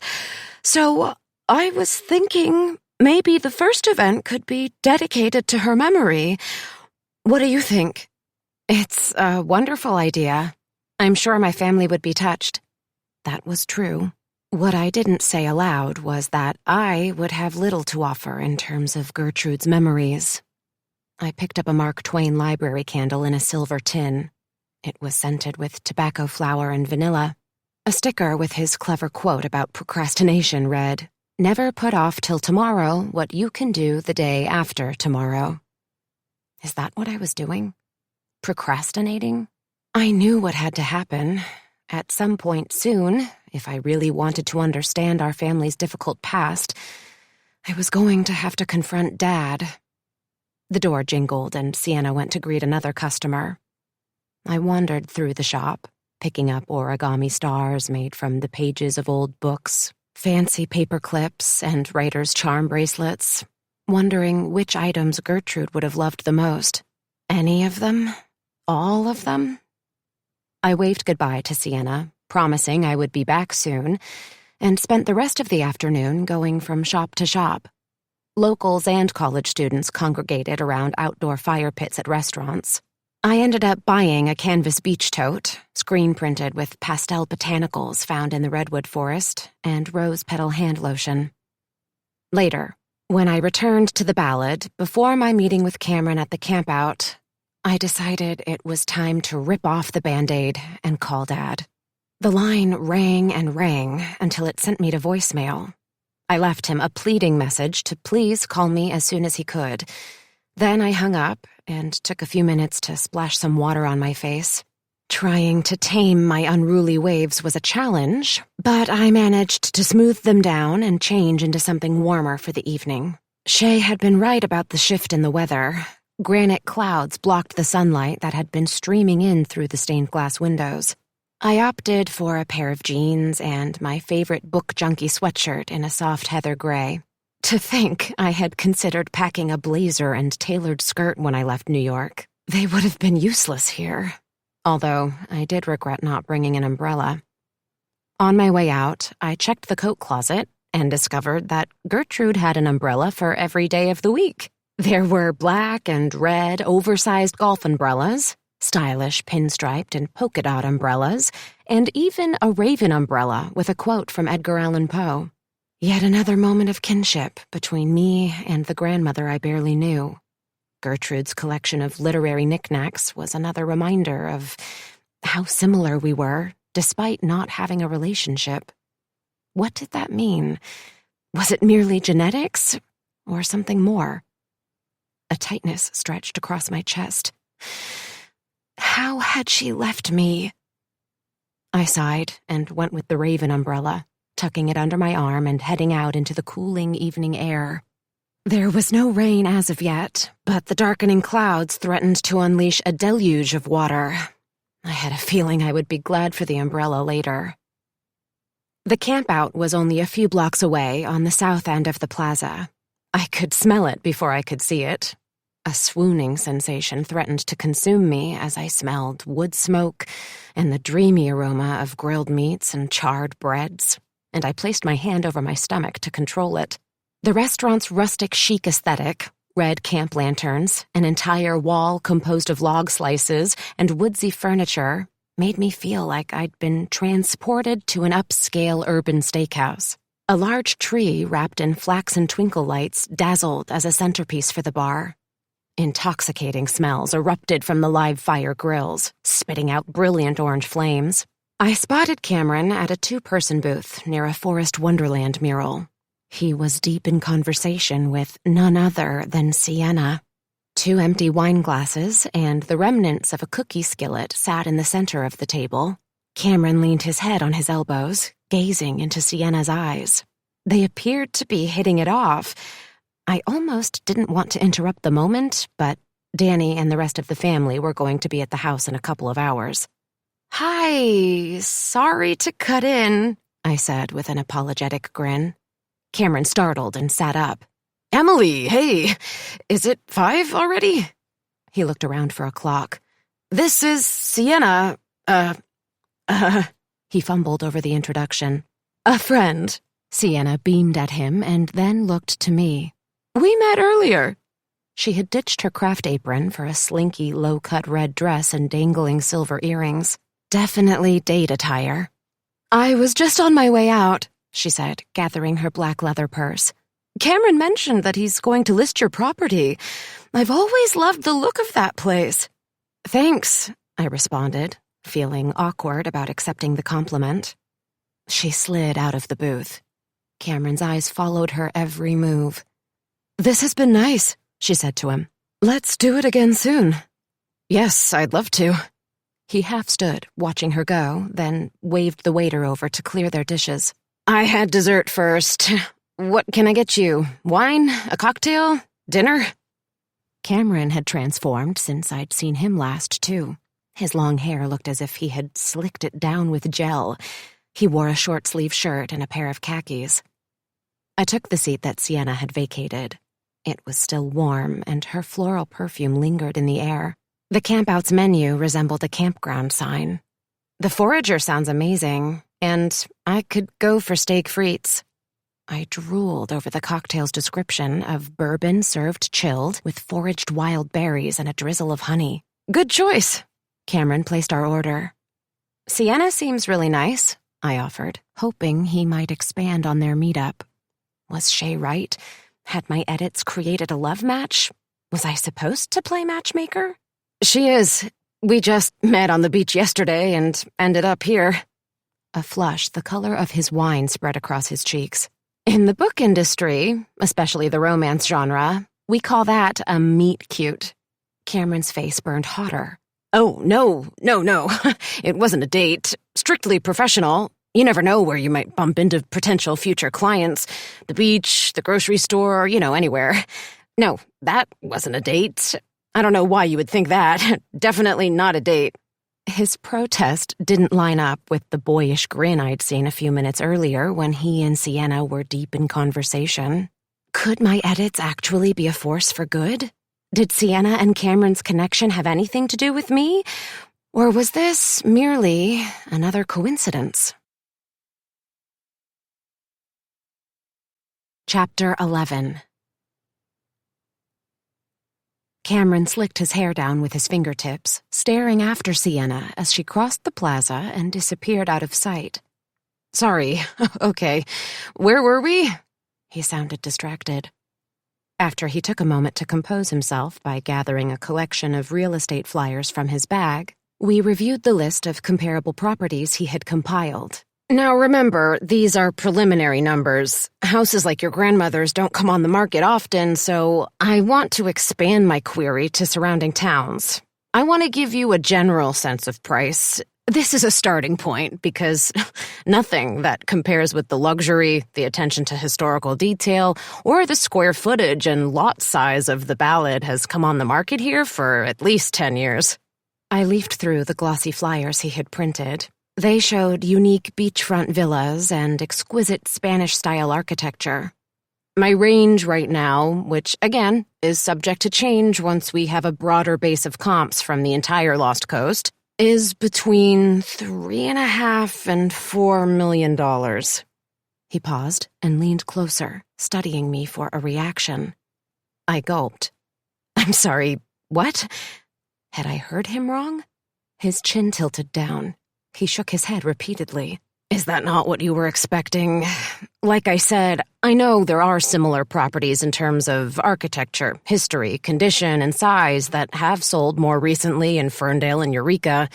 I need to pull those in and talk to a few colleagues. This is a once-in-a-lifetime property, so we may be able to get much more. I wouldn't be surprised if we could push to 5. We just have to see what the market will bear. Words escaped me. 3 or 4 million? I exhaled with long, slow intention. Holy crap! That was a lot of money. A lot of money. What are you thinking? I can't read your face. He leaned on his elbow and squinted like the dim light was hurting his eyes. My voice cracked as I tried to form a sentence. Millions? I had no idea. So you're happy with that price range? Cameron wrinkled his brow and bent closer, as if trying to get a better angle on my face. I'm stunned. No wonder Artie had been an asshole at lunch. I would have been too. That's only for the property and grounds. There's also the matter of the business. I have a friend who can evaluate that, and once we have a sense of the value of Lost Coast Literary, we can determine whether we want to list everything in one bundle, split them up, or include language to let potential buyers know that we're flexible. Numbers swirled in my head. Coming from exorbitant housing markets in Santa Clara and New York, Cameron's estimate shouldn't have shocked me. But I had assumed that, given the remoteness of the Lost Coast and the lack of industry and viable jobs, the price range would have been much lower. You're not attached to the literary agency, correct? Cameron held his wine glass for the waiter to refill. Wynton Marsalis's soulful trumpet lulled the bustling restaurant like a mother soothing a newborn. I sipped my cocktail, letting the news sink in. The agency? No, I'm not attached. Or was I? I still hadn't solved the mystery of the forsaken manuscripts. The thought of seeing Gertrude's book collection and literary agency sold off to a stranger made my throat constrict. I gulped down another sip of the cocktail, trying to force it open. I don't know, actually. I'm not sure. No problem. I'll leave it up to you. You can think on it. As I said, we can be flexible in the language to ensure that we keep our options open. He patted the file folder. Go ahead and keep these. I'll have even more for you within a few days. There is one thing to be aware of that I want you to know up front. Okay. He collected the flyers and stacked them in front of him. I mentioned this before, but I do need to warn you that properties like this can take time to sell. But I'm confident that we'll find the right buyer. I'll be doing broad marketing in the Bay Area and Southern California, likely throughout the Pacific Northwest, Portland, Seattle. Since it is a special property, connecting with the right buyer could take a while. In the meantime, there are going to be some upkeep costs. I'll want to get a general contractor out to look at the house so we don't have any surprises down the road when it comes to repairs. If it takes a while to sell, we'll want to make sure we have a plan to keep the property in good shape while it's listed. How much time are you thinking? My mind flashed to Piper. I'd been so eager to start building my list. I'd pictured it hundreds of times, walking into the conference room wearing my favorite skirt and outfitting my desk with my bookish treasures. My Mr. Darcy framed quotes, my antique book pen holder, and my Irish Bookshop wall art, and dazzling my colleagues with a brilliant pitch as to why the book I wanted to acquire was going to become an instant bestseller. But now, the picture was getting fuzzier. Was there a life here in Cascada for me? My errant memories of this place were so different than the reality. The shades of black and white that I'd learned about our family and the Lost Coast from Dad were morphing into a kaleidoscope of brilliant grays. It's impossible to come up with a firm range. If this were a starter house or even a single-family home under $400,000 or $500,000, I could basically guarantee we'd have offers within a month or less. But obviously, when you're talking about multi-millions, The potential buying audience gets tighter the higher we go. I can't even guess because I don't want you to be disappointed if I say I can sell it in 6 months and it takes me a year. A year? That's understandable, I said to Cameron, plunging a fancy bamboo stir stick into my drink. Our shared plate of steak bites and truffle fries arrived. Cameron dished up slices of seared steak, fries, and harissa ketchup for me.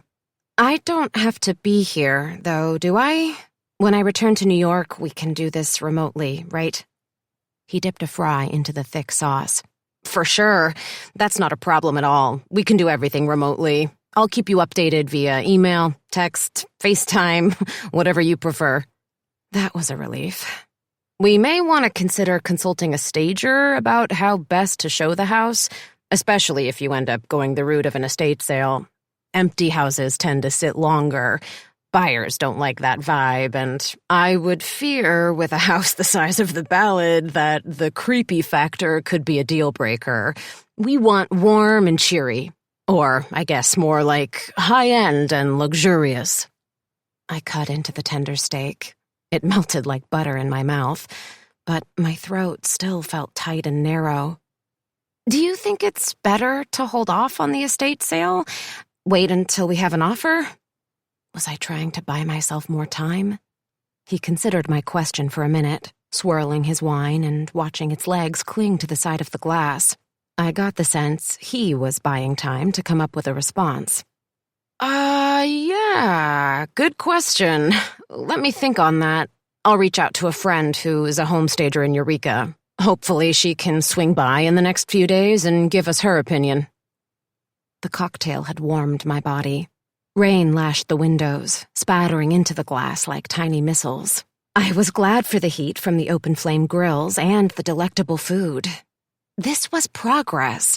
This was movement.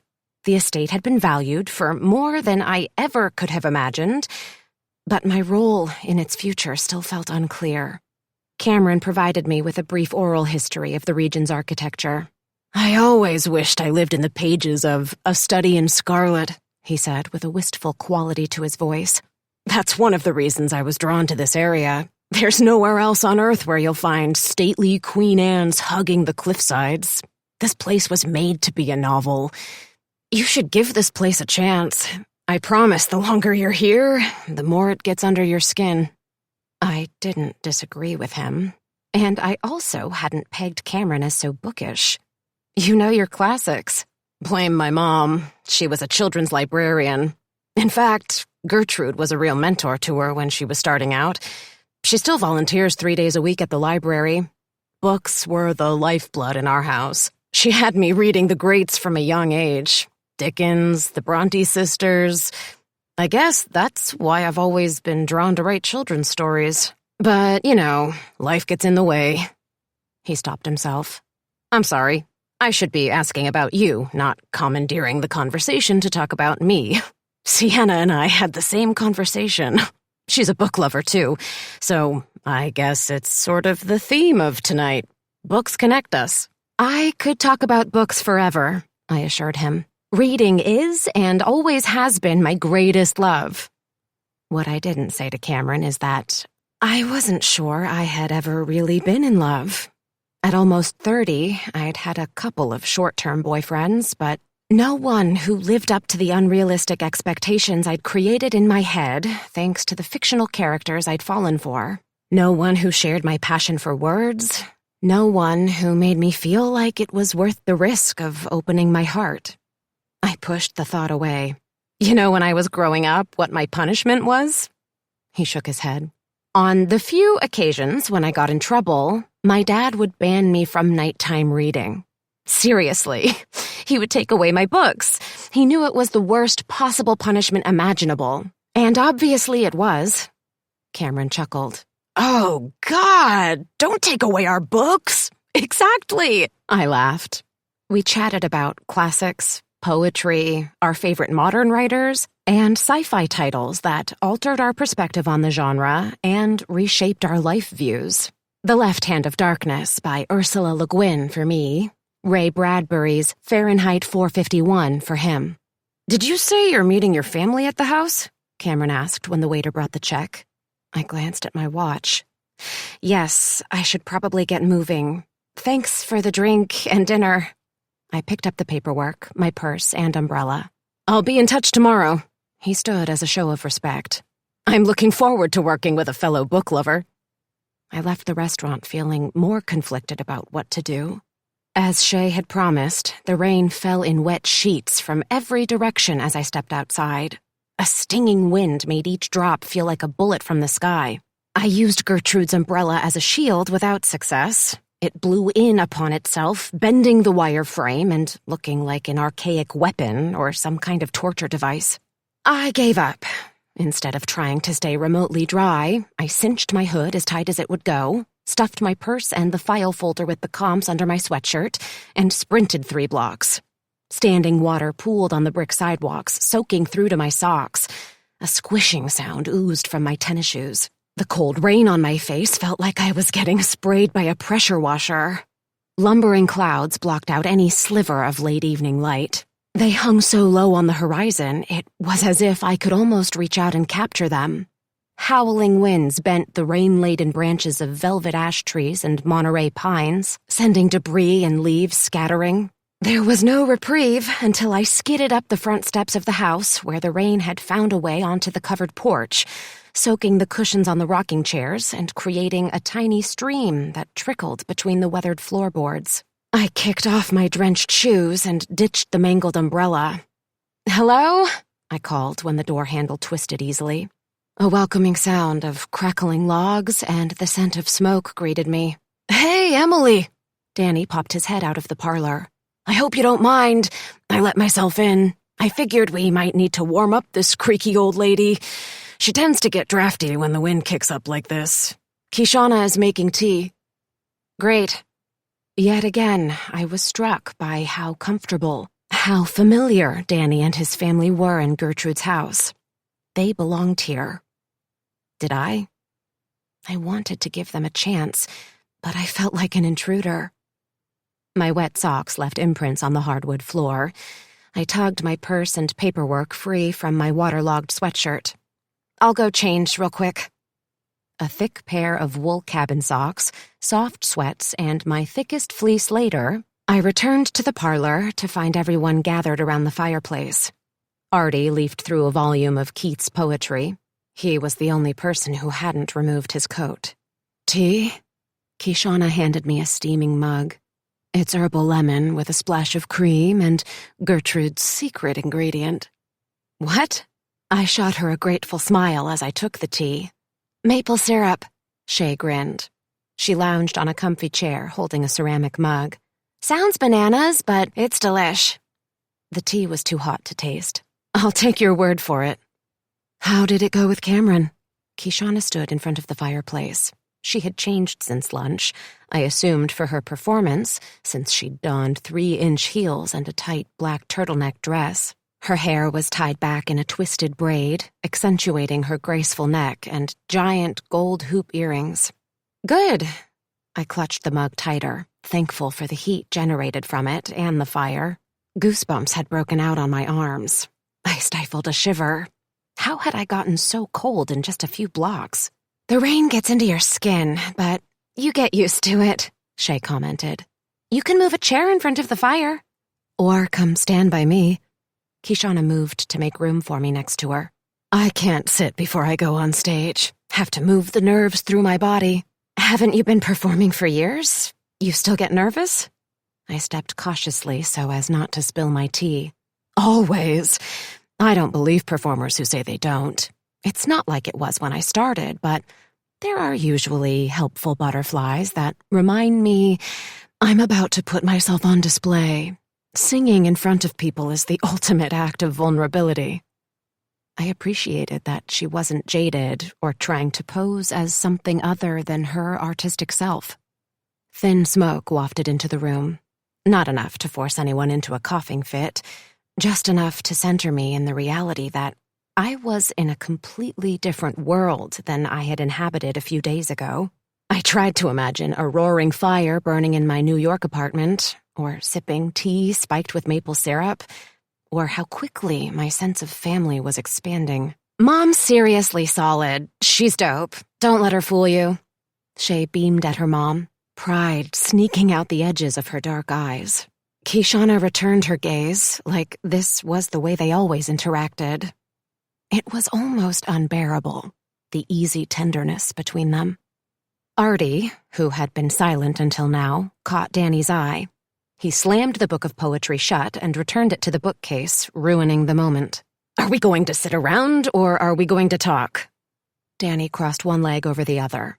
He let his head rest on the back of the chair. Can you give your cousin a minute to catch her breath? Why?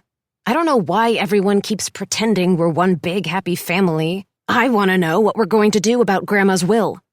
His piercing stare sent a new round of shivers through every cell in my body. You're all thinking it. I'm the only one saying it. It's bullshit.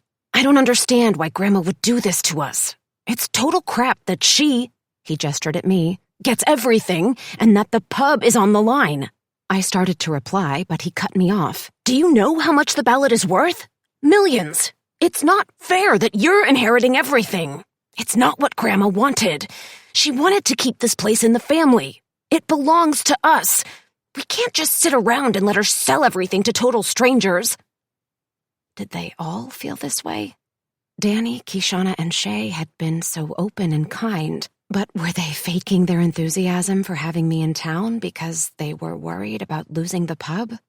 If I were editing my own story, I would have written dozens of questions in the margins. What was their financial status, for starters? Yes, they owned what appeared to be a successful restaurant and pub, but how did that compare with a multi-million-dollar estate? And why wouldn't Gertrude have left something to the only family she'd known?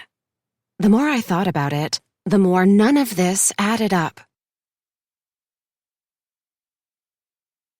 Chapter 12.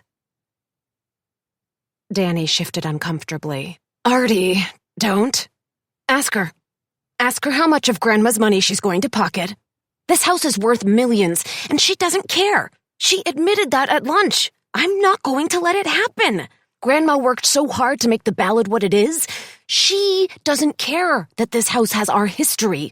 She's seeing dollar signs. She cares about the millions. Not that these walls contain our heritage.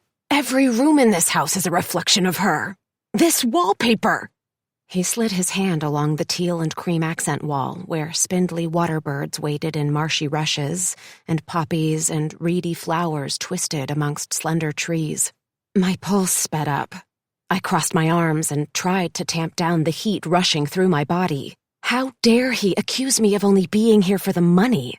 Artie massaged the wallpaper, gliding his hand along its smooth surface. Grandma picked every detail of this house. Every swatch of paint, piece of artwork was intentional. You guys are okay with seeing her legacy destroyed? Selling this place off to some Southern California investor who will rip down this wallpaper and shred every remaining reminder of Grandma? Because I'm not. His cheeks expanded, tinged with red, like a bottle of overcarbonated beer about to explode. And I don't care if I sound like an asshole or entitled. It's not just about the money. All of my best memories are in this house. Grandma is alive in this house. His pitch changed. The Thanksgiving when the power went out. Remember when the turkey had only been in the oven for an hour and we ended up eating peanut butter sandwiches and pie right here in front of the fire? Birthdays in the garden? Grandma's homemade chocolate cake with sprinkles and raspberry ice cream. Her literary weekends when we got to dress up like our favorite characters and the entire town showed up for the salmon bake outside. How is no one else saying this out loud? He looked to me. His face was so intense with a wash of anger and sadness that it made me move back. Listen, it's not personal, but you left. You and your dad ditched us, and you don't deserve a dime of Grandma's money. Hey, enough. Danny got to his feet. Artie, you don't know the whole story. Wait a minute. I threw my hand in the air. I didn't need Danny to protect me, and I didn't have to take this. I didn't leave. I was a kid. I didn't have a choice. That's not on me. Anger formed a tight knot in my throat, and I didn't ask for any of this. I'm supposed to be in New York right now. Do you know how hard I worked to follow that dream? Do you know what I gave up? I paused just long enough to get more air. Do you think I want to be here? I'd rather be tucked into my cramped apartment sticking ice cubes down my bra and fanning myself like I'm Mrs. Bennet trying to stay cool. You think this is a dream for me? Quite the opposite. I'm just getting to know you all. I have no idea where I stand. I lasered my focus at Artie. You're pissed at me, and my dad won't return my calls. I'm as clueless as you about why Grandma left the house to me. But if I had to take a guess, it probably has something to do with guilt for abandoning me. It's awesome that you have such great, intensely personal memories of her. That must be nice. She's a stranger to me.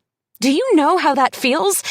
Let me tell you, it's pretty crappy. I'm not pissed at you. Shay jumped in. She placed her tea on the side table and stood up too. No one is, Kishana said in a soothing tone. She eyed Artie. It's an impossible situation for Emily. Blaming her is only going to make things worse. Like it can get worse. Artie clenched one hand into a fist. I'm out. I can't do this. Not here. He thudded to the front door and intentionally slammed it shut, causing the windows to rattle. Awkward silence fell over the parlor. Look, why don't I just sell the house to you? I asked.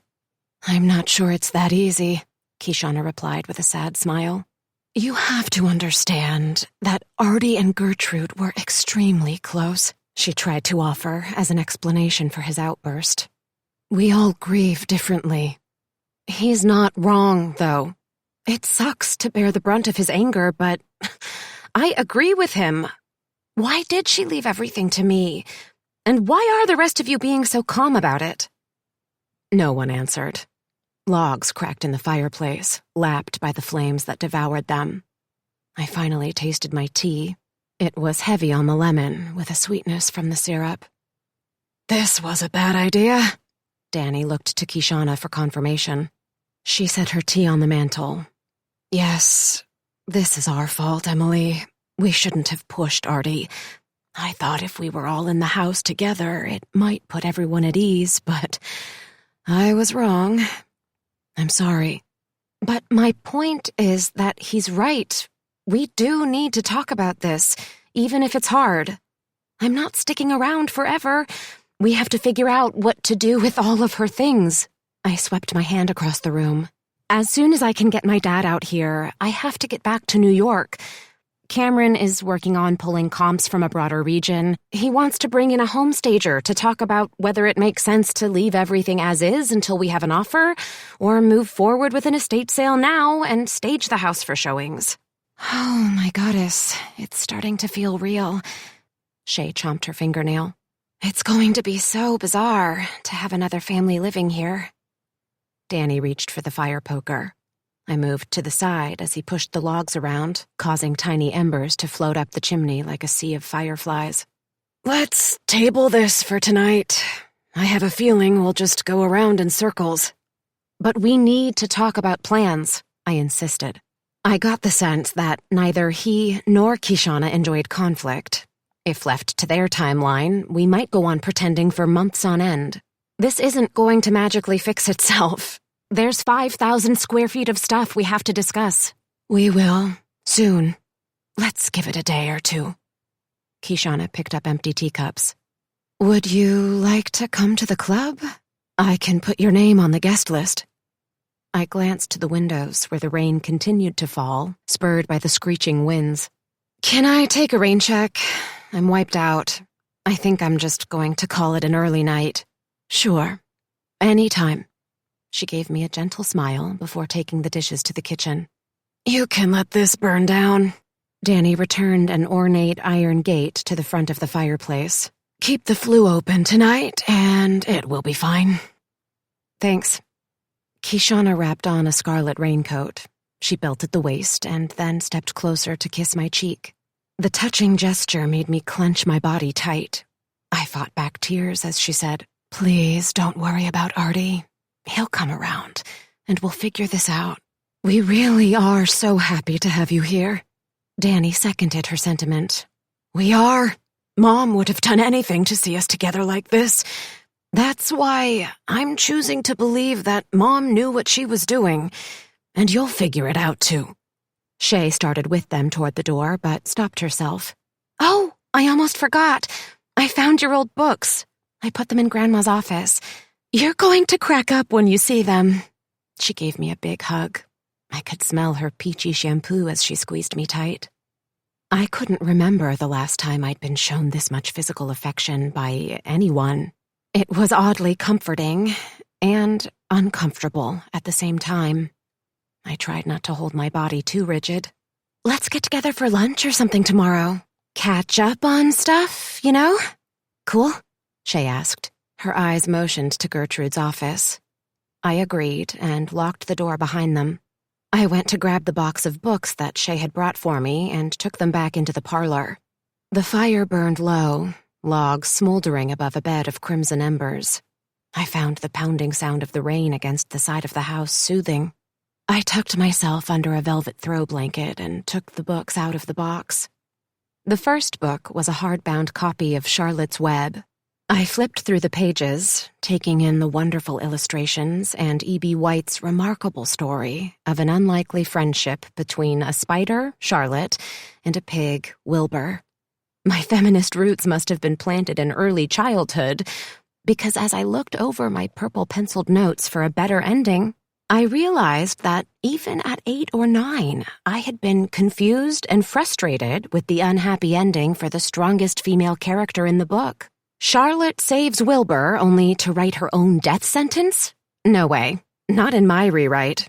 In my version, Charlotte's web weaving did indeed rescue Wilbur from being served up on a platter for Christmas dinner, but she also went on to save herself by hitching a ride on the tail of Templeton the rat to the farmhouse after laying her eggs, and living out a long and happy life with her children in the barn's rafters. I felt pleased with my childhood editing lens. My version of the story offered Charlotte a new narrative, one she deserved. After all, she was and should be the heroine of her own story. It made me feel more connected to Mom. Without her suggesting that I could rewrite a different ending, would I be an editor today? I held on to the thought as I leafed through the next book, a cartoony paperback copy of Roald Dahl's The Witches. I remembered how disappointed I'd been after reading the book the first time. All women could potentially be witches, disguising our disgusting and cruel witchy tendencies behind masks. I didn't understand misogyny at the time, but clearly my younger self had not been impressed with Dahl's slant on female leads. My penciled-in ending had the grandmother saving her grandson from an ill-fated life as a mouse by casting her own spell. Instead of the Grand High Witch Coven seeking out a mission of destruction, my rewrite had them brewing potions for good. I must have borrowed themes from a few other childhood favorites, like Cinderella and the Candy Witch, because rather than having the witches strike out on a mission to eliminate children, the witches in my adaptation sprinkled kindness and chocolate bars to villagers, casting spells on mice to transform them into carriage drivers who delivered books to happy readers throughout the countryside. I ruminated on my naivete and my quest to enhance the endings that hadn't resonated with me to better match my worldview. Reading through my rewrites made me acutely aware of my current responsibilities as an editor. Nothing had really changed since my first attempts at fixing a book. That was my job, to take a work in progress and change it, hopefully for the better. Could I do that for myself? I was more than a work in progress. I was a mess. I was confused. I was lost. And yet, I could feel a tiny part of me starting to fracture, like the jagged coastline around me. This house, these books, Gertrude's warmth, none of it added up. None of it made sense. How could the Gertrude I was getting to know be so capable of love and not have loved me? Chapter 13. The storm blew strong for the next morning. I woke to howling winds and debris battering the bedroom windows. It sounded like a hurricane roaring onto shore. I dragged myself out from beneath layers of blankets and took a long shower. Long because it took what felt like 20 minutes for the water to reach a temperature anything near acceptable enough to step inside the tile surround. After the shower, I dried my hair and pulled on a sweatshirt and jeans. The stack of clothes I had packed was starting to thin. Soon I was going to have to figure out where the laundry room was hiding. I padded downstairs into the kitchen. Gertrude must have shared my love for good coffee. I found a French press and an expensive espresso machine with a built-in grinder, along with an entire cupboard filled with bags of whole beans, from Guatemalan roasts to cinnamon-flavored coffee. I opted for a dark roast and took my coffee to the glassed-in sitting room to watch the storm while I tried to decide what to do next. What was the best way forward with listing the estate? I couldn't delay forever. Yet the conversation with Artie and everyone kept replaying in my mind. I wasn't in this for a money grab, as Artie seemed to think. Gertrude had put me in the middle of this family drama. If Artie wanted to be upset with anyone, it should be her. Blaming our dead grandmother probably wasn't going to get us anywhere, though. I needed to talk to someone. I needed input from someone older and wiser than me. There was only one person who filled that role in my life. Dad.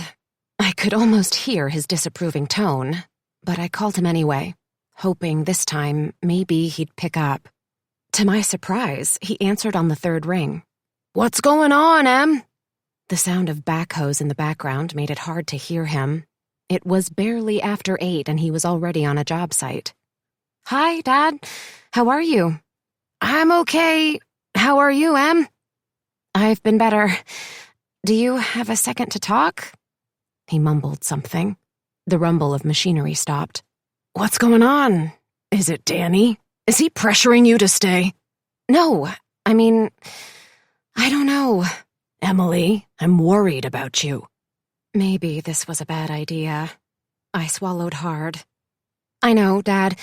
It's just that I'm in the middle now, and I need your help." I wondered if he could hear the desperation in my voice. He sighed. "What have they done now?" "It's not what they've done. It's the whole thing. Gertrude left the ballad to me, but I can't sell or do anything with it until I finish editing these manuscripts she left me." "Manuscripts?" His tone was harsh. "What manuscripts?" "A stack of manuscripts she left me in the will. I don't know what to do. I'm supposed to edit all of them, but I need to get back to New York, and it's super complicated with the family. Artie is pissed at me. He thinks I'm taking advantage of the situation. Do you know how much this place is worth?" "Does it matter?" "Yes, it does to me. I need answers. I need your help. What should I do, Dad? I spoke with a real estate agent yesterday who can put it on the market as soon as I finish editing, but he thinks it could take a while to sell." I cradled my coffee cup. "And I'm not sure now. After being here for the last few days, I'm starting to wonder if maybe I should stay." Dad interrupted again. "No, Emily, please don't put your dreams on hold. It's not worth it." "Why didn't you tell me that Gertrude was a book editor, Dad?" He was quiet. For a minute, I thought he might have hung up. "I thought it would complicate things." His voice softened. "This isn't your battle, Em. It's mine." I wanted to protest. It was my battle, whether I wanted to engage in family warfare or not. "Did you know that she had died, Dad? Danny told you, didn't he? Why didn't you tell me?" "You were busy with the new job. I didn't want to bother you." I clutched the edge of the kitchen table. My heart rate raged like the storm outside. He paused to talk to someone. "Listen, Emily, I'm sorry that you're in this position. It wasn't fair that Gertrude did this to you, but I'm not shocked by it. Anything she left you is going to come with strings. You're going to have to ask yourself whether you want to be tethered to the Lost Coast, whether you want to spend your adult life tied to people who gave up on us." Gave up on us? What did he mean by that? "I love you. You know that. If Mom wanted to write a crazy will, that's on her, not us. It's not your responsibility." He paused for a second. "Listen, I have to get back to work. As soon as I can wrap up a couple things on this job, I'm coming up there to get you out, okay?" "Okay." After we hung up, I stared at the phone, feeling worse than I had before I'd called him. My stomach churned. I finished my coffee and returned to the kitchen to see if the pantry or fridge contained anything I could scrounge up for breakfast. I decided on instant spiced apple oatmeal and a Greek yogurt. The black skies and heavy sheets of rain looming outside and blocking my view of the gardens matched my mood. There were no easy answers. He was coming. I felt equally relieved and terrified. How would Danny and Kishana act after all this time? Could they all be civil, or was I setting the scene for an epic battle? One thing that would definitely alienate Artie, Shay, Kishana, and Danny was selling the ballad. The truth was, I barely knew them. Did I owe them anything? Technically speaking, no. Morally speaking, I wasn't so sure. "Let them in, Emily," the persistent voice in my head whispered. "Let them in." I ran my fingers through my hair, twisting a strand around my pinky. I needed answers before I could make any sort of decision. Why had she left everything to me? What was her connection to the Forsaken manuscripts? To me? There was also the issue of money. The ballad was worth a lot of money. Money that would set me up for my future. I wouldn't have to worry about retirement. I could get my own apartment in New York. I guess Artie had raised a fair point that I was motivated by money. I couldn't deny that there was a piece of me that didn't want to walk away from that. Which memories did I trust? Could these walls speak? Were the answers to my past hidden in another secret passage somewhere in the endless hallways of the ballad? I set my dishes in the sink and went to explore more. My hesitation about going through the house had vanished. I had Dad to thank for that.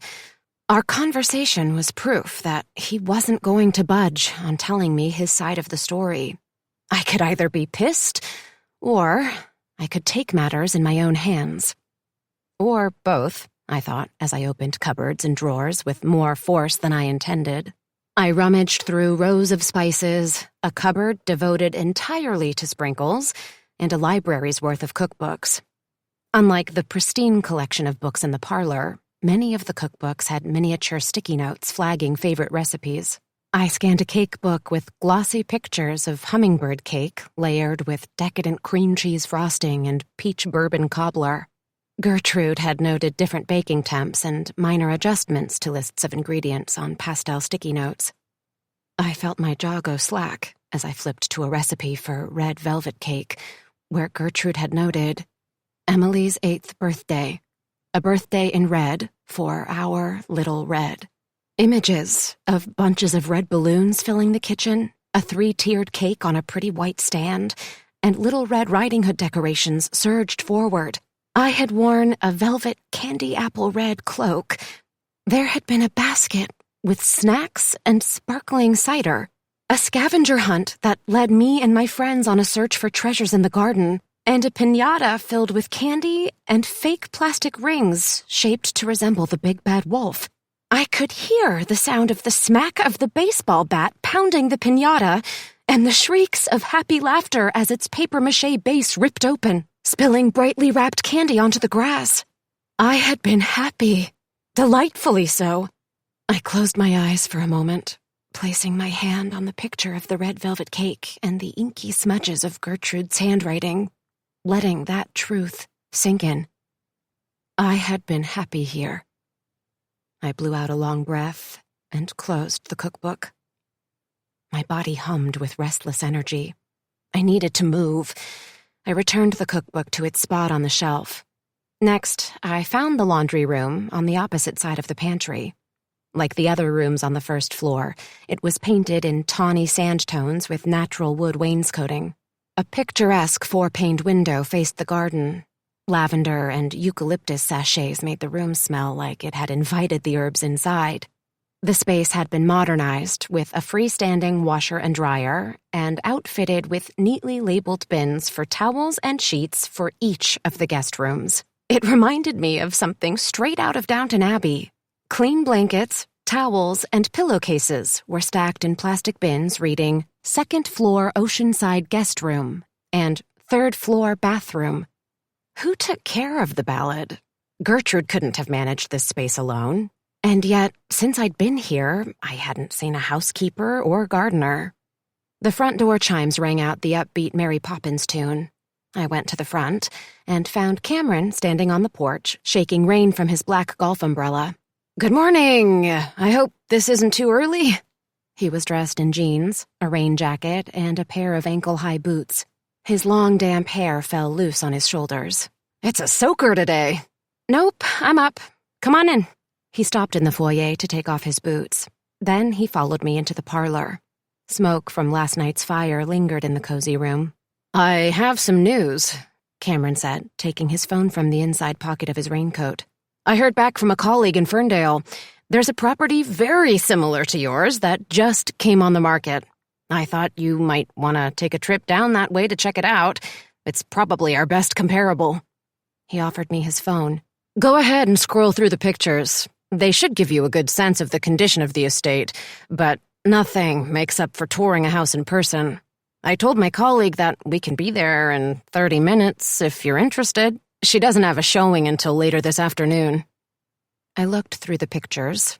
The Victorian had a similar style to the ballad, and perhaps even more property with 3 outbuildings and a private pathway to the beach. "It's impressive," I said to Cameron, giving him back his phone. "But I don't think I need to go see it." "Are you sure?" He sounded disappointed. "I mean, I trust you. Is anything likely to change if I tour the house?" He used his fingers to hold his wet coat away from his phone when he tucked back into his pocket. "Not a problem. I can head down there and take a look. It's always good for me to have a real sense of condition when it comes to finding comps. Pictures can be deceiving. Lighting and angles can make a big difference. Once, I convinced a client I had found the perfect property for them based solely on the photos that the agent had posted online. We arrived at their dream house to find that it sat 2 feet from train tracks in the front and next to a porn shop in the back. I laughed. "I don't need you to come, but I thought I would at least extend the offer." He ran his fingers through his damp hair. "Thanks. I think I have plenty to do here." I wanted to get back to the house and my searching. Cameron must have sensed how overwhelmed I was because he glanced around the parlor and nodded. "How did the talk with your family go?" "Not great. My cousin thinks I'm a soulless gold digger, and I can't get anyone to commit to starting the process of going through Gertrude's things. I think we're stuck in some kind of standoff. Part of me has fallen in love with this place, too. I get it. It's magical. But I also have a life that's waiting for me in New York. I don't know. I don't want to make any authoritative decisions, but it might have to come to that. What about the lawyer who put together her will? Do you think there's any chance we can find a way around having to edit the manuscripts?" What I didn't say to him was that the thought of making any more changes made me queasy. I don't know. That's not my area of expertise, but it's worth a shot." He frowned and sucked in his cheeks. "I've heard nightmares about family fallouts over estates like this, though. It could get messy. The good thing is that it sounds like Gertrude made her wishes crystal clear. You shouldn't have to worry about getting drawn into long legal battles with the extended family, if you can get the edits done." I wasn't sure he was right about that. Artie had sounded like he was ready to fight. The doorbell chimed again. "You're popular," Cameron said. I went to answer it. A woman in a sleek tan raincoat greeted me with a sheepish smile.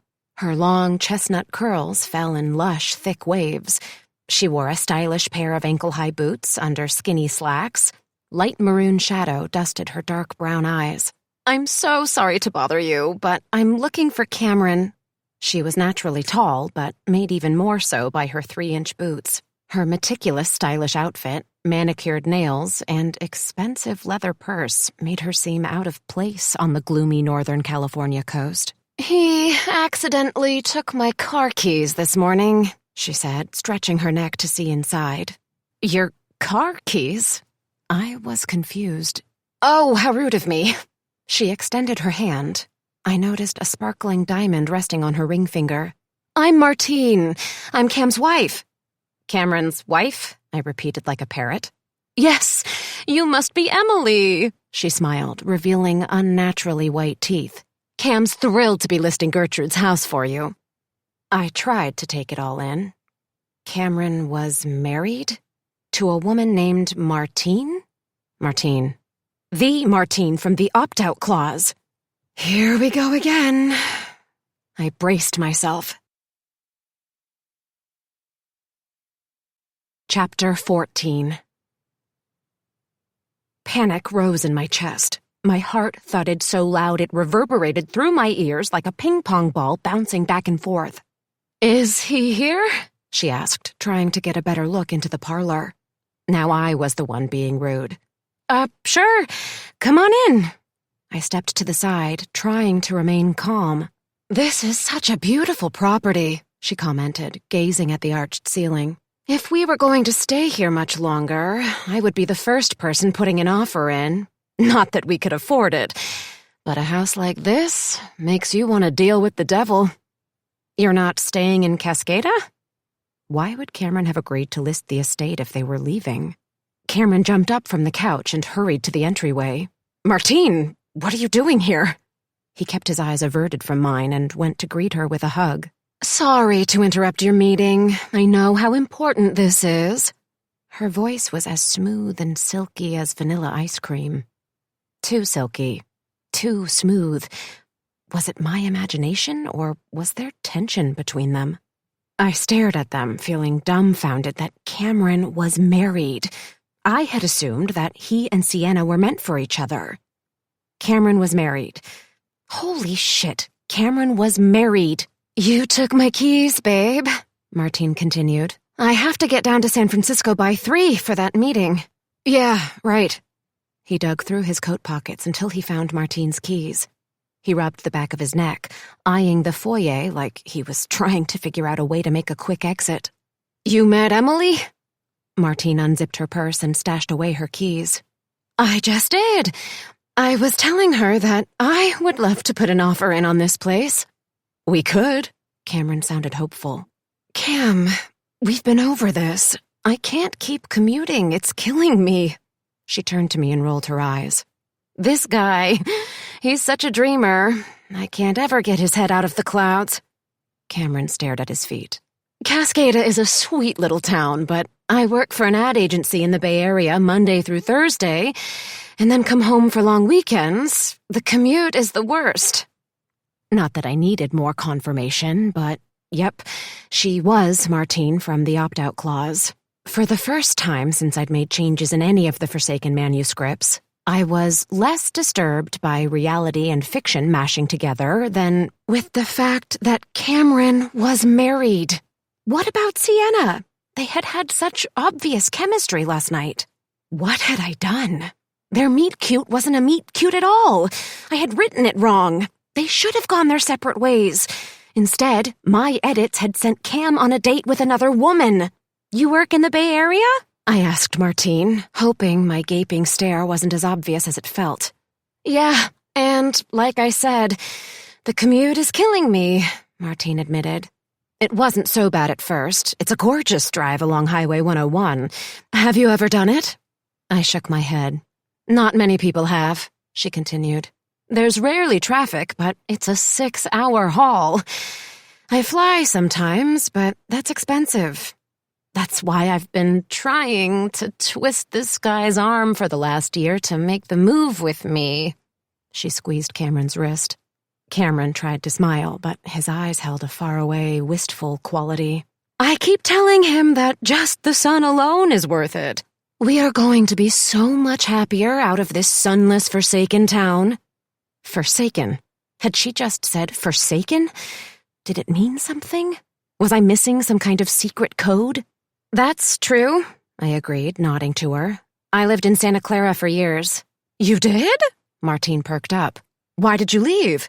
I told her about my previous job writing mind-numbing tech copy and how an online ad for Columbia's publishing program had completely altered my career. I would love to take you out for a cocktail when I get back this weekend and pick your brain about Santa Clara. I've had my eye on a few neighborhoods. Now I just need to get Cam to come look at townhouses with me." She nudged his waist. "It's time to ditch the cold, miserable, drab drizzle. I have so much more energy when I'm in the valley. There's really something to this whole vitamin D thing, you know. It's no wonder that everyone here on the Lost Coast is so depressed." Were they? Could that be part of the reason my parents had left? Danny and his family didn't seem depressed. Maybe Artie, but I had a feeling that was due to me. "I keep telling Cam he could write. There are great grad schools in the area." She caught his eye and stopped herself. She strode with purpose toward the fireplace and ran her finger along the edge of the mantel. "I keep dreaming of the sun and orange trees and a swimming pool and my own clients." Cameron shifted uncomfortably, fiddling with the zipper on his coat. "But now you get the best of both worlds." His voice was tinged with caution. I wanted to disappear into the wallpaper. "I wish it were that easy," she said with a hint of a sigh. Then she pulled me back into the conversation. "You see, I've been working for two terrible bosses for way too long. I have to do something else. My commute is only part of it. I can't keep working for these assholes. I'm talking movie-quality bad bosses. Think ass-grabbing Mad Men era. They're the worst. And yesterday, I literally almost quit. I was this close."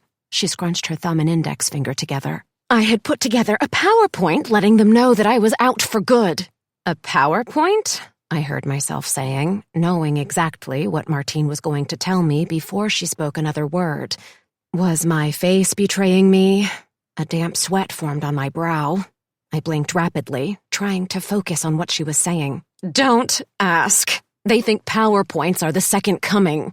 It's like SpaceX technology to these guys. I'm not exaggerating when I say that they are stuck in the past. 2 martini lunches, admins who they still call their secretaries in short skirts.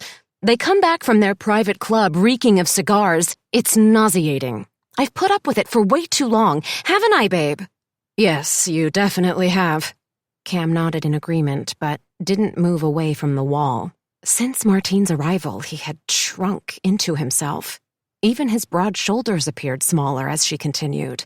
I noticed a familiar, self-soothing gesture as he reached for his hair, like he was going to tie it up in a bun, but let it fall again. "What's so weird is that I've been plotting this for weeks. Yesterday, the perfect opportunity arose." She picked up a small Buddha statue from the mantel and examined it. "I was inches away from clicking the file on my laptop when a text came through. I've been attending as many ad conferences as they'll let me under the premise of networking. The only networking I've been doing is for myself. I almost felt like some greater power was controlling my movements, because if I had launched the PowerPoint and quit on the spot, the job offer that's now on the table wouldn't be here. It's like divine intervention." "Except you don't know anything about this new company," Cameron countered. "Like I've been telling you, maybe this is your chance to do your own thing. You have so much experience now. You could start your own agency here, and we could go visit whenever you want." Martine blew him off. "That sounds good, but you know the reality isn't that simple. Venturing out on my own means paying for insurance and retirement. I don't want that risk. This is the opportunity we've been waiting for. We need this. This offer ensures that we can buy property in Santa Clara, which has great schools for any future kids. You won't have to work if you don't want to." She gave him a half smile. "You can finally devote all your time to working on your book." Cameron's cheeks flamed. I couldn't tell if it was because Martine had outed his secret or if he was worried about making a good impression with me. "I want to work. I like what I do." His voice was so low it was barely audible. "I know you say that, but think of the time you could actually devote to writing children's books. But, of course, if you want to continue with real estate in Santa Clara, I'm sure that will be very lucrative." She glanced at her gold-rimmed smartwatch with a rose band. "Sorry, I've got to hit the road." She kissed Cameron on the cheek and gave me a wave. "Let's do cocktails soon." Cameron didn't speak for a few moments after Martine took off. A weighty silence filled the parlor, with a heaviness as dark as the clouds outside. "Sorry about that," he finally said, massaging his forehead with 2 fingers. "No worries. I didn't know that you were married." I let the words linger, fairly confident that Cameron would pick up on my meaning. "Yep. Going on 10 years now. Martine and I met in college here. She was studying copywriting, and I was a creative writing major. We thought we might open a writing studio. She was going to freelance for ad agencies, and I could host writer retreats and workshops on the beach. But bills got in the way. She hates her job and the commute, which I get, and I feel terrible that she feels like she has to keep doing it, but..." He didn't finish his thought. "But what?" He sounded surprised that I had asked more. "I guess it's that I can't imagine leaving this place. I love the moodiness of the weather, the storms, the rain, fishing off the shore, walking everywhere. My family is here. My mom hasn't been doing well, and I can't imagine leaving her." "Have you said this to Martine?" I nudged. I was probably overstepping my bounds, but then again, I had rewritten their story. Maybe if she had quit yesterday, she would have given up the commute and found happiness here in Cascada with Cameron. Of course, that didn't explain Cameron's date with Sienna. We've been talking about it until we're both out of words. She thinks that I'll get over it. She wants me to come spend a few weeks in Santa Clara, and then she's sure she'll convert me. What she doesn't understand, or maybe isn't willing to see, is that this is my home. It's hard when the person you love doesn't share your dreams anymore. I could never be happy in a big city, and I can take some vitamin D if I'm starved for the sun. Honestly, I'm not, though. People here aren't depressed. You've seen that already, right?" I wasn't sure how to respond. I hadn't been in town long enough to take the emotional pulse of the community, but no one I had met had seemed depressed, until now. "It doesn't seem like it," I said to Cameron, and changed the subject. "Tell me more about your dreams. You want to write a children's book?" His face burned again. "Someday, yeah. Everyone says they want to write a book, don't they? Everyone I meet has a novel in them. It's only a very select few who actually do the work to see their ideas on the page. That's what my stack of how to write books tell me, anyway. Although I don't know why I'm saying this to you. You're the book therapist. Isn't that what everyone called Gertrude?" Did they? I wished I could answer that question. "I prefer editor," I said to him. "You're correct about the vast majority of the reading public dreaming up book ideas and never following through. Do you know that Martine hasn't read a book in 5 years?" He shook his head in disbelief. "She says she doesn't have time with the commute, but she's hyper-focused on her career." "It sounds like she's passionate about her work," I offered. He blew out a long breath. "Listen, you're a new client. I shouldn't be dumping my personal issues on you. What I need to do is go get in the car and drive down to see this comp. You're sure you don't want to come?" "No, thanks. I think I'll keep wandering around here." I glanced up to the ceiling mural. I had barely begun to scratch the surface of the ballad, but I intended to change that later. Cameron hesitated for a moment. "Hey, before I go, I just want to say thanks for being cool with Martine. I'm sure that was weird for you after seeing me with Sienna last night. It's not what you think, though. We talked about books and my dog." "You don't have to explain anything to me." In fact, I hoped he wouldn't say more, especially since I knew I was ultimately responsible for their connection. "Cool. Yeah, thanks. Anyway, I'll be in touch once I've toured the Ferndale property." I showed him to the front door, locked it, and let my back fall against it until I slid all the way down to the cold hardwood floor, half expecting that the vintage wooden slats might break open and devour me. My mouth went dry. I tried to swallow, but my throat cinched tight. I wasn't imagining this. Each of the Forsaken manuscripts was playing out in real life, and all 3 storylines were headed for disaster. Tamar had been eviscerated by his crush, Sienna had been set up with a married man, and Cameron and Martine were on a miserable path of potential self-destruction. Obviously, I was doing something wrong. The question was, what? And could I fix it?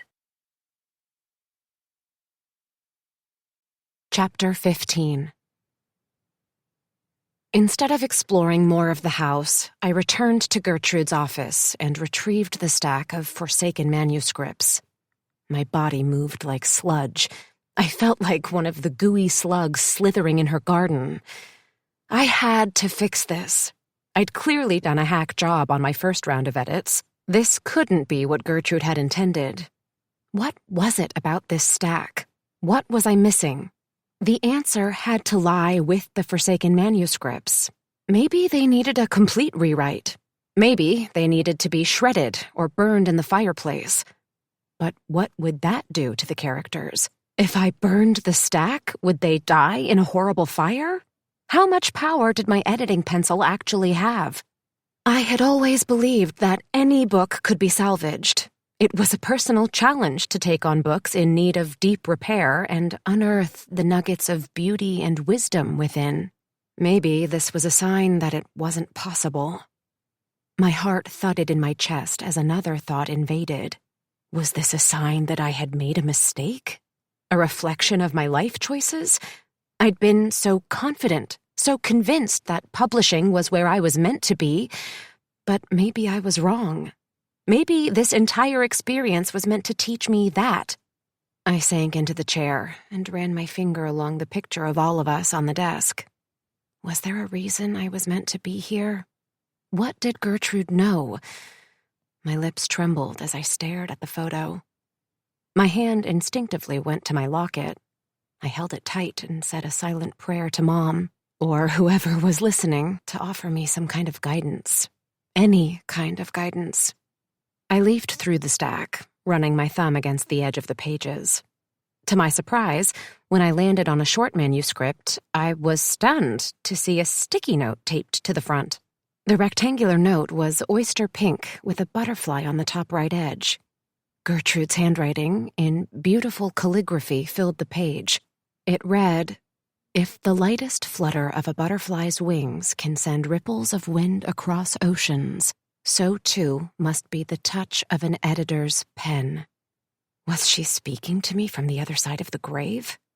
I carefully pried the note from the manuscript and set it on the desk. Tears stung my eyes as I read her words again and again. The lightest touch. Was that my lesson? Thank you, Gertrude. I need that. I exhaled slowly and studied the manuscript. Unlike the others, it was only a few pages in length. The Forsaken manuscript was titled Tip Jar Karma. I read the short story in a matter of minutes. It was a cautionary tale about second chances. Lindy, the heroine, has recently been released from a woman's prison after serving time. Her path of self-destruction was painful to read, with abusive relationships, massive gambling debts, and a young son whom she was forced to abandon. In Tip Jar Karma, Lindy works toward redeeming her life by taking a job at a restaurant. The reader believes she's on her way to recovery, working a stable job, and finding a way to reconnect with her son. Except there's a twist. Lindy witnesses a customer accidentally leave a huge tip. The story doesn't have a conclusion. It's up to the reader to decide if Lindy pockets the cash or returns it to its rightful owner. When I finished the story, I leaned back against the chair and studied the ceiling. Wooden slats ran parallel toward the curved windows. Each slat had been stained with a Sahara gold varnish. How did Gertrude keep this place clean? Dusting the vaulted ceilings alone would have required an extension ladder and hours of time. Someone must have been tasked with the job because it looked as if the ceiling had been buffed smooth enough to skate on. My eyes returned to the manuscript. It reminded me of a short story I had read in high school, The Lady or the Tiger, an allegorical tale about choice, or lack thereof, when faced with impossible situations. The story had stuck with me long after I had turned in my essay to Mrs. Green, my high school English teacher. Even as a teenager, I remember the idea resonating and being fascinated with the story's intimate examination of personal morals. It was the first book I remember reading that left choice completely to the reader to decide. In The Lady or the Tiger, a princess has fallen for a commoner who is beneath her in status and situation. Her father, the king, makes her choose her beloved's fate. Behind one door lies a tiger who will consume him in a bloody massacre. Behind the second door waits a young maiden whom he must marry. Either option drags him away from her or forces her into a life without him. I distinctly recalled a vision of Mrs. Green standing in front of the class, holding a piece of worn-down chalk in hand as she paced in front of the blackboard, asking us a litany of leading questions like, what should the princess choose? Why did the author leave it up to the reader to decide? What would you choose for someone you love? What would you choose for yourself? Tip jar karma didn't need a rewrite. I understood what the author was trying to achieve in leaving the ending open for interpretation. It allowed the reader to put themselves into the pages. Would you reach into the tip jar and take the cash? Or would you alert the stranger of their error? Mrs. Green likely wouldn't approve of what I did next, but since I'd made such a mess of my first attempts at editing these strange manuscripts, I picked up my editing pencil and made Lindy decide for herself. If this is why I were here, like Shay had suggested, if this were Gertrude's legacy and something I had to finish, then I was taking charge of my edits. It was time to let the characters on the page decide their own fate. My eyes darted from the tip jar, a piece of paper taped on it with the words, "Tips are just hugs without awkward body contact," written in black Sharpie. Had she meant to drop what looked like a few $100 bills into the jar? I took a minute to check her out. Fancy sweater, skinny jeans, black and white polka dot rain boots, and a pair of aviator sunglasses. Odd choice for a drizzly day, but who was I to judge? She could be a famous celebrity trying to hide out from the paparazzi on the Lost Coast for all I knew. That would explain the sunglasses. I felt wide awake suddenly, as if I were on a caffeine high as I eyed the tip jar again. That money would pay for Braden's medical bills and leave enough left over for me to buy him the train set he'd been begging me for every time we walked past the toy store on the plaza. If she were rich, she'd probably dropped the bills on purpose. The manuscript ended a paragraph later with Lindy considering her choices. There was one simple way to end this bizarre experiment. I gave her a nudge, a light nudge. With one eye on Grandma's butterfly note, I penned Lindy making a choice. What it was up to her, but this manuscript wasn't going to end on a cliffhanger. Maybe if Lindy could make a decision, then I could hold out a glimmer of hope that her story might bring me some much-needed clarity, too. I returned Tip Jar Karma, along with the other forsaken manuscripts, to the trunk, and decided to venture out in the rain for a cup of coffee and some fresh air. If I sat inside, I knew I would overthink everything. Dad, the manuscripts, what I was going to do about the ballad. I grabbed my coat and stepped onto the covered porch. Debris from the storm lined the front pathway. Limbs from the redwood trees littered the grass and sidewalks, like some sort of barbaric old-world brawl where contestants ripped each other to shreds. Even though Gertrude's house was a few blocks from the beach, I could hear the waves crashing violently against the shore. The same way my stomach had felt since I'd boarded the plane to come out here. Two young guys in wetsuits, balancing surfboards, raced past me as if they might somehow miss the giant swells. I resisted the urge to follow after them.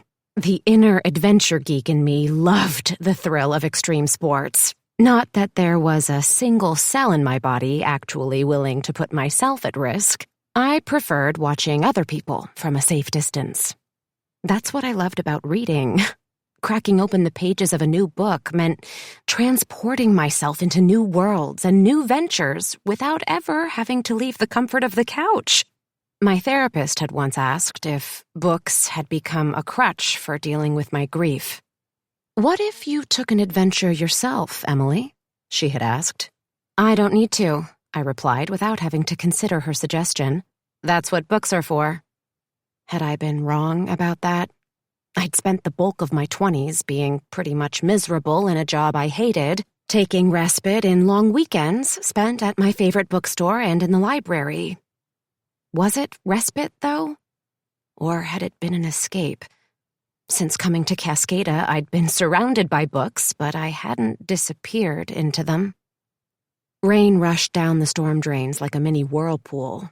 I had to use both hands to keep my raincoat hood secured on the top of my head, even with the straps cinched as tight as they would go. The heady scent of brewed coffee was a welcome relief from the miserable weather when I stepped inside Oceanic. Tamar stood behind the counter, taking orders and pouring mugs of hot coffee. I felt skittish as I glanced around like a scared rabbit, waiting for another fictional character to appear at any moment. There was no sign of Lindy, or celebrities in sunglasses lurking at one of the tables adjacent to the steamy windows dripping with humidity. "Hey," I greeted Tamar. "What's your special today?" I nodded to the chalkboard where the daily special was missing. "Huh?" He turned around and looked at the board. "Crap, I forgot to put it up. It must have slipped my mind." He flipped through an old-school order pad until he landed on the page he was looking for. "We have a sweet and savory sandwich, brioche with honey ham, Swiss, and my mom's famous apple chutney." He fiddled with the strings on his apron. I wondered if he'd slept last night. His hair was disheveled and his eyes were bloodshot. "That sounds good. I'll take that and a cup of the morning roast." I made sure no one was around us before leaning closer and whispering, "Have you seen the podcast crew again?" "What?" His brows slanted. The way his nostrils flared made me wonder if it were from confusion or because he'd caught a whiff of something burning in the kitchen. I inhaled deeply, realizing I had probably given myself away. Nothing. Sorry, I just happened to overhear your conversation about a podcast." He took a minute to study my face, his dark eyes piercing into the back of my brain as if he were trying to mine it for information. "Oh, that's right. You were here when that went down. I forgot." I tried to think of the right thing to say. I mean, that was quite a scene. I was just hoping that there weren't any more incidents. Tamar wandered over to the coffee pot and then returned empty-handed. "No, it's fine." He tapped the screen of the iPad secured to the counter and punched in my order. While I waited for him, I scanned the counter. Next to it was a small pastry case with pre-wrapped slices of banana slug bread and lemon pound cake. There were collections of quirky coffee mugs and a station at the end of the counter with cream and sugar. The one thing missing was a tip jar. Good. That was a relief. At least I didn't have to worry about seeing a scene from Tip Jar Karma play out. For the moment. I felt my jaw unclench and my shoulders soften. Tamar filled a cup with coffee and eyed me with a hint of suspicion as he handed it to me. I paid for my order and scurried away, opting for the same empty window seat. Oceanic was quieter than it had been yesterday. An older couple read the newspaper at a table nearby. The husband orated title reports while his wife paid no attention. She was focused on the local news section. "Honey, did you hear that the library is hosting a benefit dinner in Gertrude's honor next month?" He kept reading aloud. She snapped in his face. "The tide doesn't matter. You're not listening. There's a benefit for Gertrude at the library, which is odd. I wonder why the family wouldn't have it at her estate." She thrust the paper in his face. The man appeased his wife with a nod, but he folded his title report with a reverence typically used for military flag ceremonies and tucked the paper into his coat pocket. It was surreal to think that probably the vast majority of customers in the coffee shop, if not all of them, had known my grandmother. It was yet another reminder that she had been loved by this town, but hadn't loved me enough to keep in touch. A woman with long dark hair worn in a braid and kind eyes delivered my breakfast sandwich. I guessed she must be Tamer's mother, given the strong family resemblance. I thanked her and scrolled through my phone. There was an email from Piper checking in on me and asking me if I had an update in terms of when I might return. How quickly things had changed. I should have been excited about getting back to New York, but instead, the thought of leaving Cascada brought a touch of sadness and nostalgia. How was that possible? I'd been here less than a week, and yet, with every passing day, this place was getting under my skin. My thoughts drifted to the forsaken manuscripts. I found myself surveying the room every few minutes, on high alert for anyone with an entourage or aviator sunglasses. No one from Tip Jar Karma materialized. I enjoyed my breakfast, watching the wind bend the leafy palm trees in the plaza. Residents weren't fazed by the rain. People yanked up their hoods and trooped on, seemingly not bothered by the deluge of water and gusty winds. I emailed Piper, letting her know that I wasn't sure when I would be back. As I hit send, a text from Cameron buzzed. Amazing trip to Ferndale. Have some great ideas for the estate. That was fast. Great ideas? Yeah, it's only 30 minutes away. Are you free for lunch to talk about it? Sure. Meet you at Crafts and Drafts in an hour? I agreed, although my stomach wasn't going to forgive me. I had polished off every last bite of the breakfast sandwich and slugged down 2 cups of coffee. I couldn't possibly eat again all day. What was I going to do? My dream job loomed large in New York, but I was just starting to piece together the clues of my heritage, of a family who seemed like they really loved me. Chapter 16. An hour later, I walked directly across the plaza to meet Cameron at Crafts and Drafts. The rain had let up a bit, swallowed by clouds so thick that I almost had to use my hands to carve a pathway through the soupy fog that had rolled on shore. Mud seeped in large pools where the cobblestones met the grass. I was careful to stay on the sidewalk. The grassy area in the park looked like a post-Coachella mosh pit. Crafts and Drafts reminded me of an artist's gallery when I stepped inside. Massive drafting tables took up 1/2 of the room. Ribbons and yarns in every color of the rainbow hung on spools on the far wall. Floating shelves held craft paper, charcoal pencils, calligraphy pens, glitter, felt, and organic materials like straw, shells, and assorted smooth rocks and pebbles. The inner preschool artist in me screamed in delight as I took in plastic bins filled with Lego bricks and high-end crafting tools, laser cutters, 3D printers, and a screen printing station. Opposite from the crafting area was a long walnut bar with at least 24 tap handles, rustic seating wrapped around the bar. Cameron waved from a bar stool. Behind him on the tawny-colored walls was a gallery of identical paintings. As I approached the bar, I realized the artwork must have been from a pint and paint night advertised at the counter. Each of the individual masterpieces featured a beach sunset with the jagged, lost coastline. It was interesting to see how the artists had used the same color palette, and yet every painting had its own unique slant. "How was your morning?" Cameron asked. He had tied his hair up. A few loose strands fell from his bun. His knee bounced on the bottom rung of the bar stool. "Good. I mean, I just saw you a couple hours ago." True. He reached into a worn leather satchel and handed me a flyer splotched with rain. "Check this out. I've got a really good feeling about this idea. In fact, I can't sit still. I'm pumped about what I came up with on the drive home." His entire body nodded in rhythm to his words as he spoke. "Okay, here's the thing. The property in Ferndale is impressive, but still not on par with Gertrude's estate. They're selling it as an investment opportunity, which I think is something we could do for you. Or if you want to think out of the box and get really creative, we could even have a discussion about me managing something like this for you." "Something like what?" I asked as I scanned the flyer. He ran his teeth over his lips in a show of nervous hope. High-end Airbnb. The revenue they're generating just during the summer season covers all costs and expenses for the year. Staffing, cleaning, maintenance, and property taxes. I don't understand. I set the flyer on the bar. The ballad could become this, but better. He tapped the flyer. What if you take the concept of Lost Coast Literary and turn her estate into a book lover's paradise?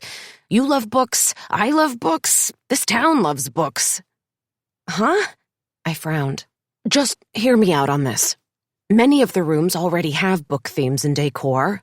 Expand that. You could go all in with the great California writers like Steinbeck and John Muir. Or give a nod to the classics. You could have an ode to Agatha Christie room where you serve traditional English tea in the afternoon. I'm thinking writers' retreats, workshops, literary parties, everything books.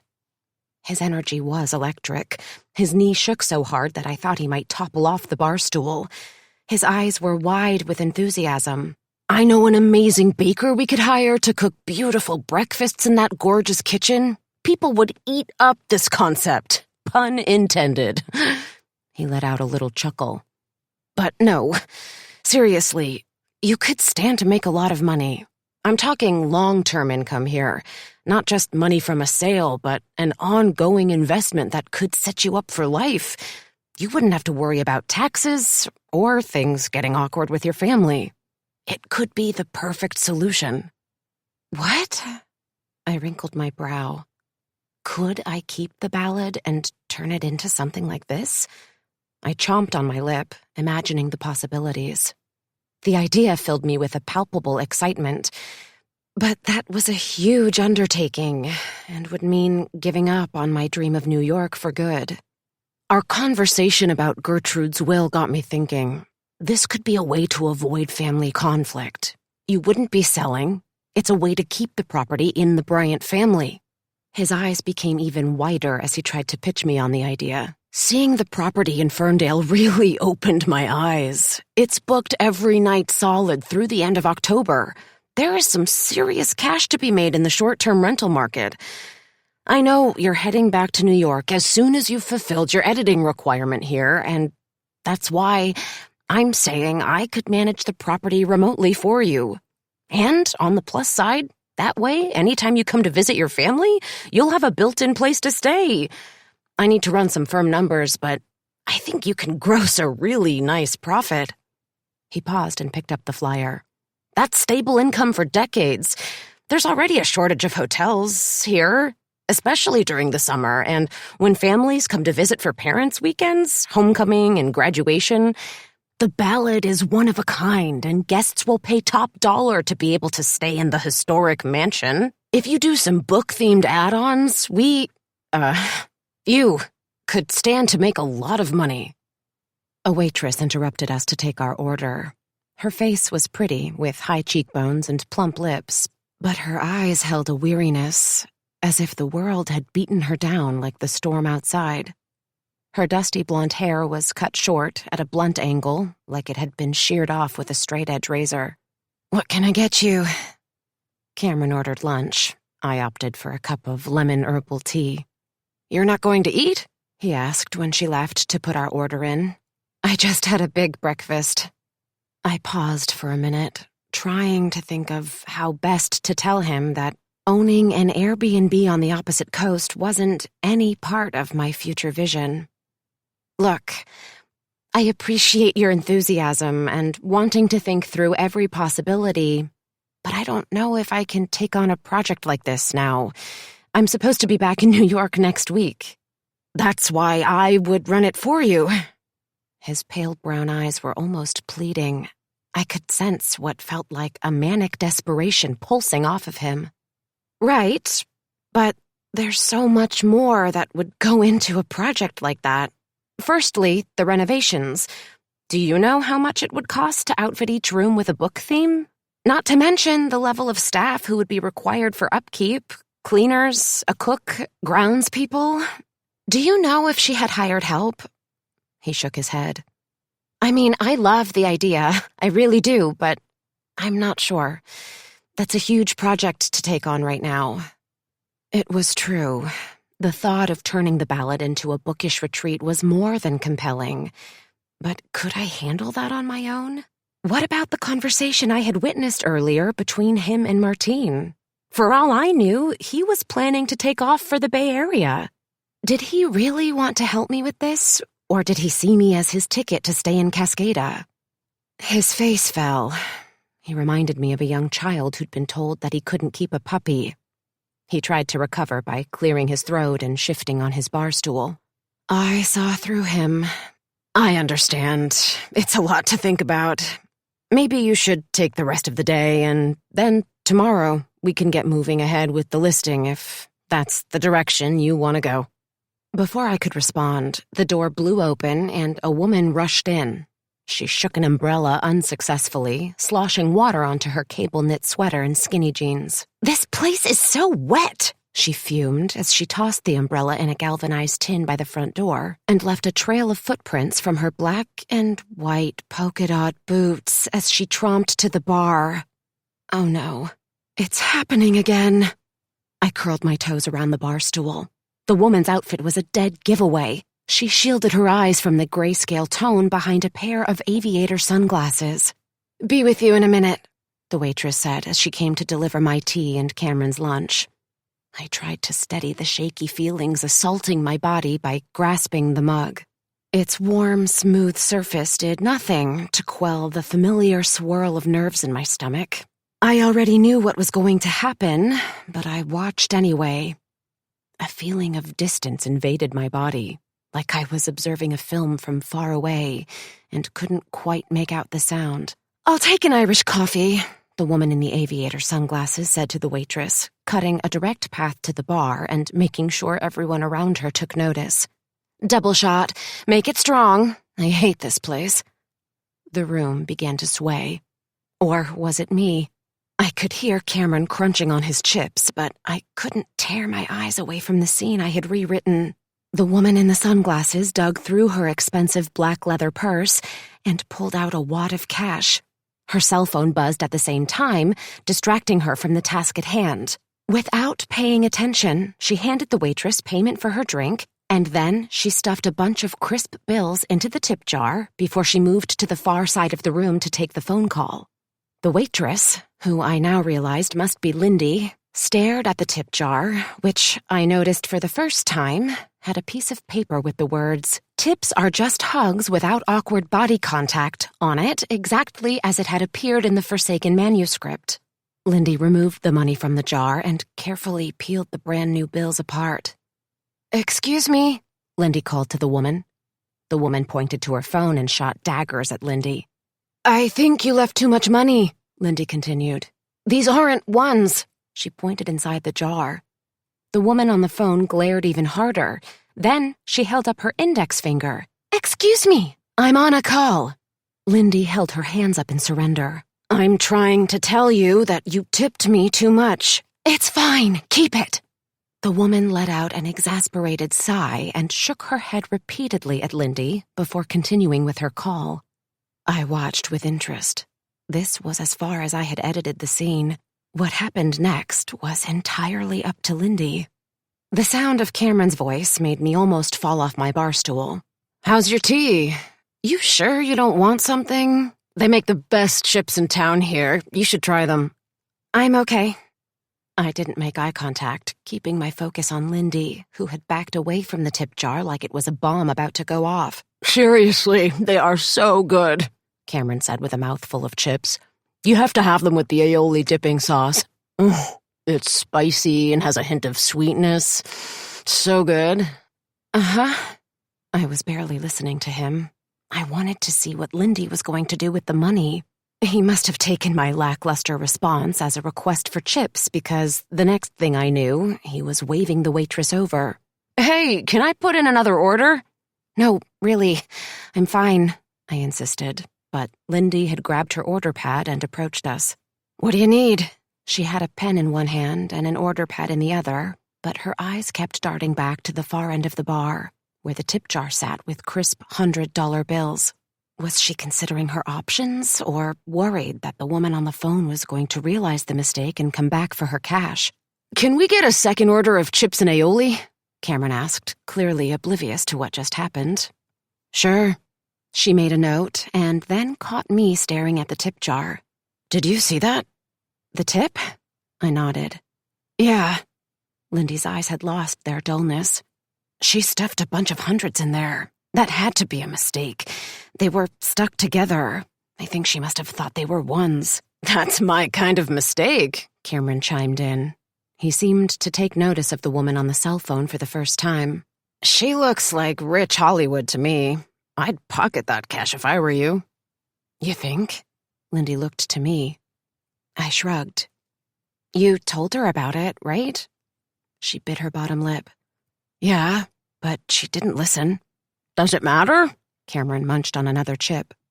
Lindy hesitated. "I don't know. It feels wrong. I don't know why, but it gives me a bad feeling. When I give her her drink, I'm going to ask her again." Miss Sunglasses began screaming into her phone. "No, do not do that. I'm telling you not to do anything until I get back. Are you listening? Can you hear me?" She stopped and held her cell in the air, trying to get better reception. "Hello? Hello? Can you hear me?" She must not have received an answer because she stormed to the front of the pub, grabbed her umbrella, and slammed the door behind her. "Well, that takes care of it, doesn't it?" Cameron said to Lindy. "Looks like today is your lucky day." I heard Lindy murmur, "It doesn't feel lucky," as she went to get our chips. A day or two ago, I might have agreed with her, but now I wasn't as sure. There was something about the Lost Coast that made me feel like my luck was starting to shift. Chapter 17. Cameron hadn't exaggerated about Crafts and Drafts chips. I tucked into the basket as Lindy went to take another order. They were crispy without being greasy, with a touch of sea salt and vinegar. When dipped in the spicy aioli, they were undeniably delicious. I found myself polishing off the entire basket despite still being full from breakfast. I watched Lindy the entire time I stuffed my face. The space had filled in with a group of retirees who were attending a ceramics class. Lindy navigated the crowd, carrying trays of frothy pints and platters of burgers and chips to each table. She shuffled as she delivered food, keeping her head down and making minimal small talk. The tip jar continued to fill with loose change and dollar bills, pushing the stack of hundreds to the bottom, like some kind of buried treasure waiting to be unearthed. Or was it that the treasure was cursed? Lindy avoided the jar, as if she anticipated the opening of a pharaoh's sealed tomb releasing deadly plagues and seas of spiders onto her path. "Told you the chips were addictive," Cameron noted when Lindy came to clear our plates. He didn't appear to notice the distress etched on her face. Her body moved like a rabbit fleeing from a predator. Her face revealed her struggle. I watched as her eyes would briefly drift quickly to the tip jar. Then she'd give her head a quick shake and pour a pint or take an order. I felt like I was invading a personal conversation, intimately watching her vacillate between stuffing her hand in the jar and shoving the cash into her jeans before making a break for it, or letting it sit there and fester like an open wound. "So, what do you say? Take some time, think about my idea, and in the meantime, I'll finish putting the listing together and send out my photographer. Sound good?" Cameron pulled out a well-worn wallet stuffed with receipts and business cards to pay the bill. "Will do. Just keep in mind what we talked about in terms of expenses, too. If things go south and your extended family drag this out in court, you'll be on the hook for everything in the meantime." He paid the bill, then turned to me after he had settled the tab. "Sorry, I'm not trying to freak you out. I swear I have your best interest at heart." He tucked his credit card back in his wallet. "And, hey, I wanted to apologize again for earlier with Martine. I'm sorry if that was weird, but like I said, the other night with Sienna wasn't what you think. Martine and I have been talking about separating for a while now. It's really none of my business. I shook my head and held up my hands to stop him from saying more. Although, given that I could have had a hand in his narrative, I wasn't sure that was entirely accurate. Anyway, I appreciate it. Cameron stood. Can I give you a ride? No, I'll walk. The truth was that I wasn't sure what to do next. I sat at the bar nursing my tea, which had gone cold. Lindy came over twice to check on me and ask if I needed a fresh pot of water or a new tea bag. The third time she asked, I thought she was going to politely suggest that it was time for me to vacate my seat, but instead, she leaned her chin on her calloused hands and glanced around to make sure no one was listening. "You're new here, aren't you?" Her hands were cracked and dry.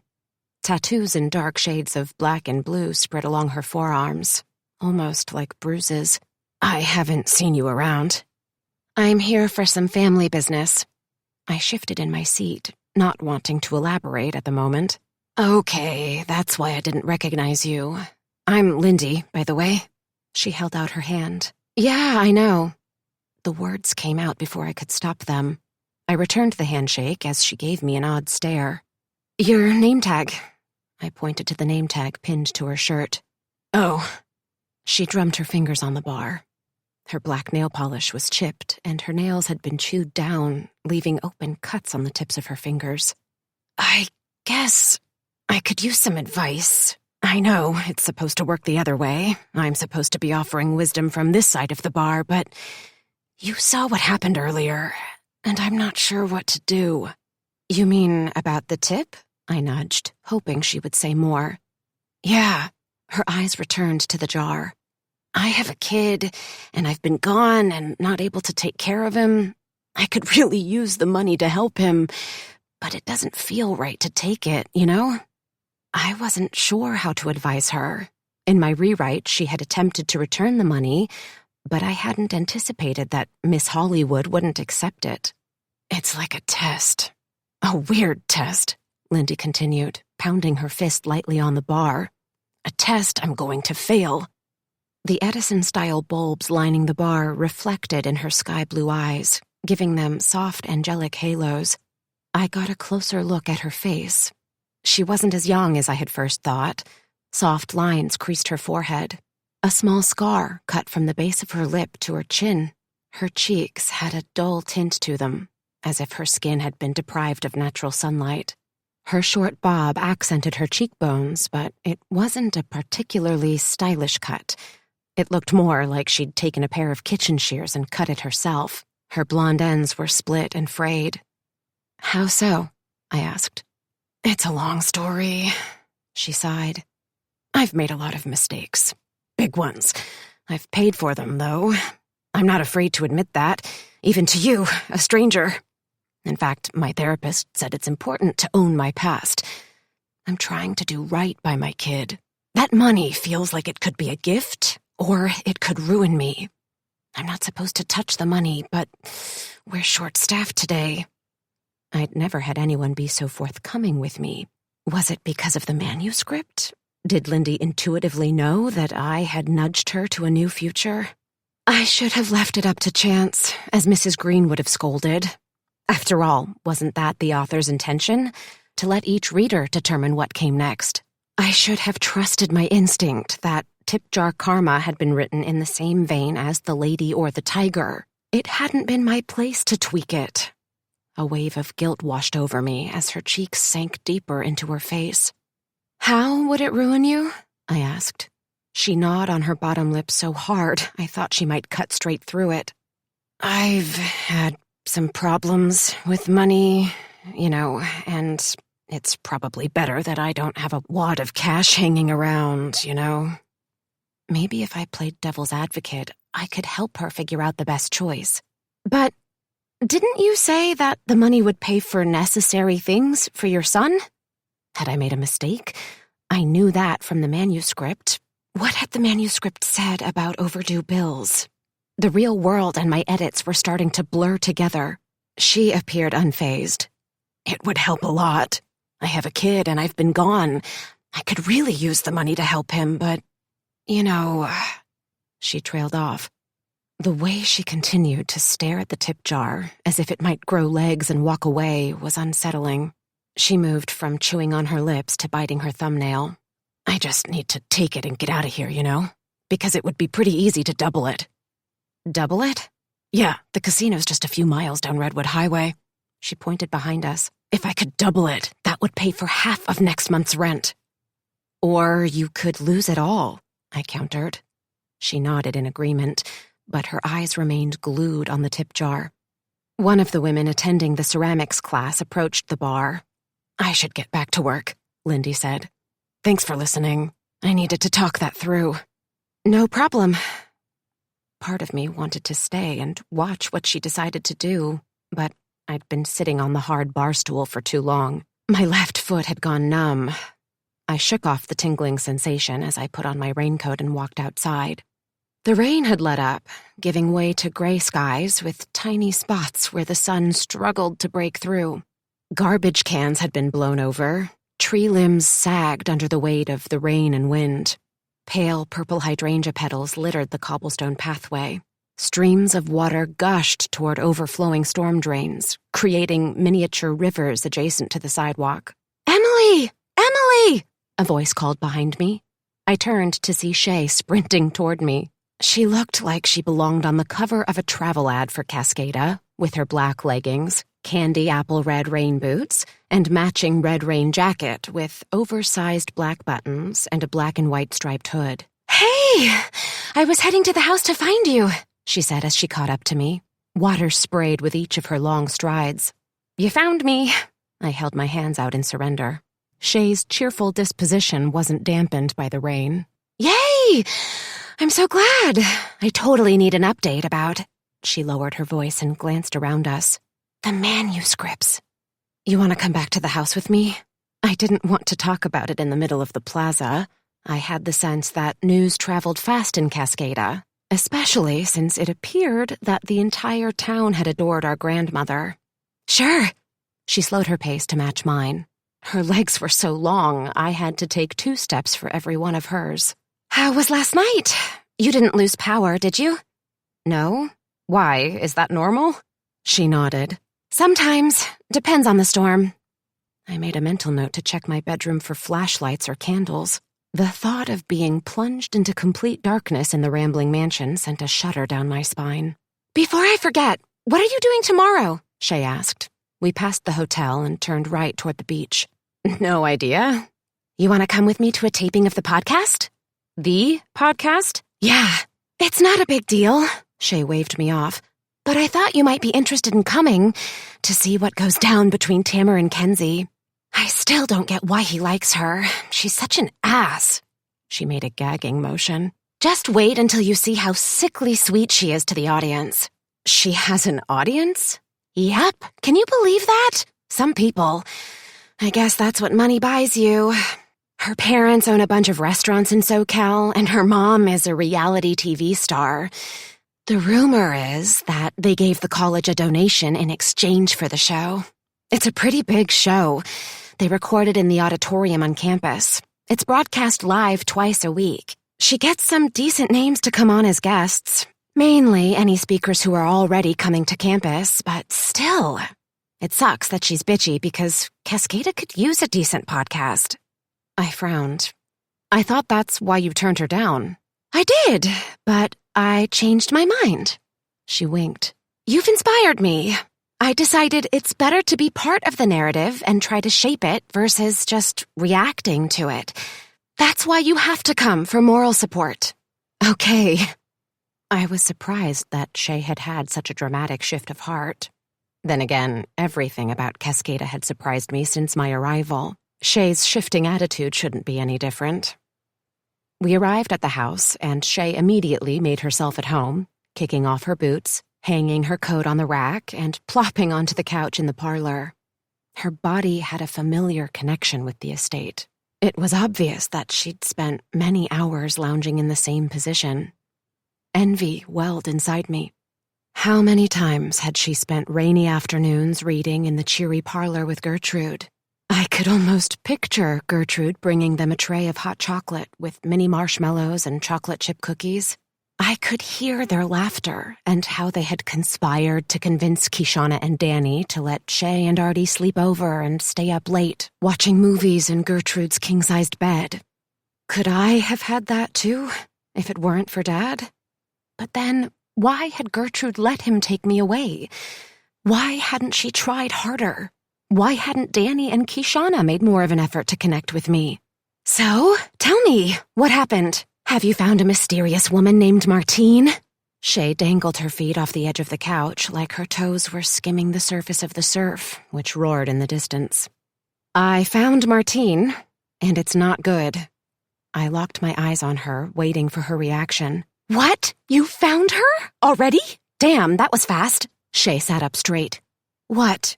Why are you looking at me like that? It isn't good? I don't get it. Isn't this what we wanted to happen? I shook my head. Well, for starters, she's married to Cameron. What? She threw her hand over her mouth. Married? How can that be? I know my dad and Cameron have done business together, but I had no idea he had a wife. Crap. What does that mean for the manuscript? I could have sworn you had edited the perfect meet-cute. A dog on the beach. That's like rom-com gold. Nope. Our meet-cute on the beach was actually a complete mess. Cameron and Martine are married. She works in Silicon Valley for part of the week and commutes here on the weekends. Oh, shit. Shay's mouth hung open. She tapped her fingers to her chin. Married? Really? Shit. I didn't see that coming. Neither did I. It was super awkward. She showed up here this morning because she couldn't find her keys, and Cameron turned as white as a ghost. He knew that I knew he and Sienna had been on a date last night. It's so messed up. I paced in front of the bookcases. Crap. Nothing that I've edited has helped, Shay. Nothing. Everything I've changed has gotten worse. You don't know that. Shay stood up as if she were going to try and hug me, but instead she moved to the fireplace. Give yourself a little more credit. I'm telling you that Tamar is way better off without Kenzie. She's the worst. He deserves so much better. I've already said this, but I swear to the goddess that you did him a massive favor. I don't know about that. You should have seen him this morning. He looked like he'd been run over by a truck. She started to protest, but I motioned for her to hang on. But there's more. It's not just Tamar and Cameron. I told her about tip jar karma and my interaction with Lindy. I think she has a gambling problem.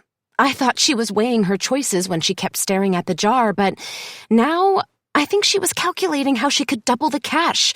This woman is on a path to rebuild her life, and with my rewrite, I may have destroyed her only chance at happiness. No, come on. You're being dramatic and way too hard on yourself. Shay's tone was pleading. I can promise you that I'm the least dramatic person I know.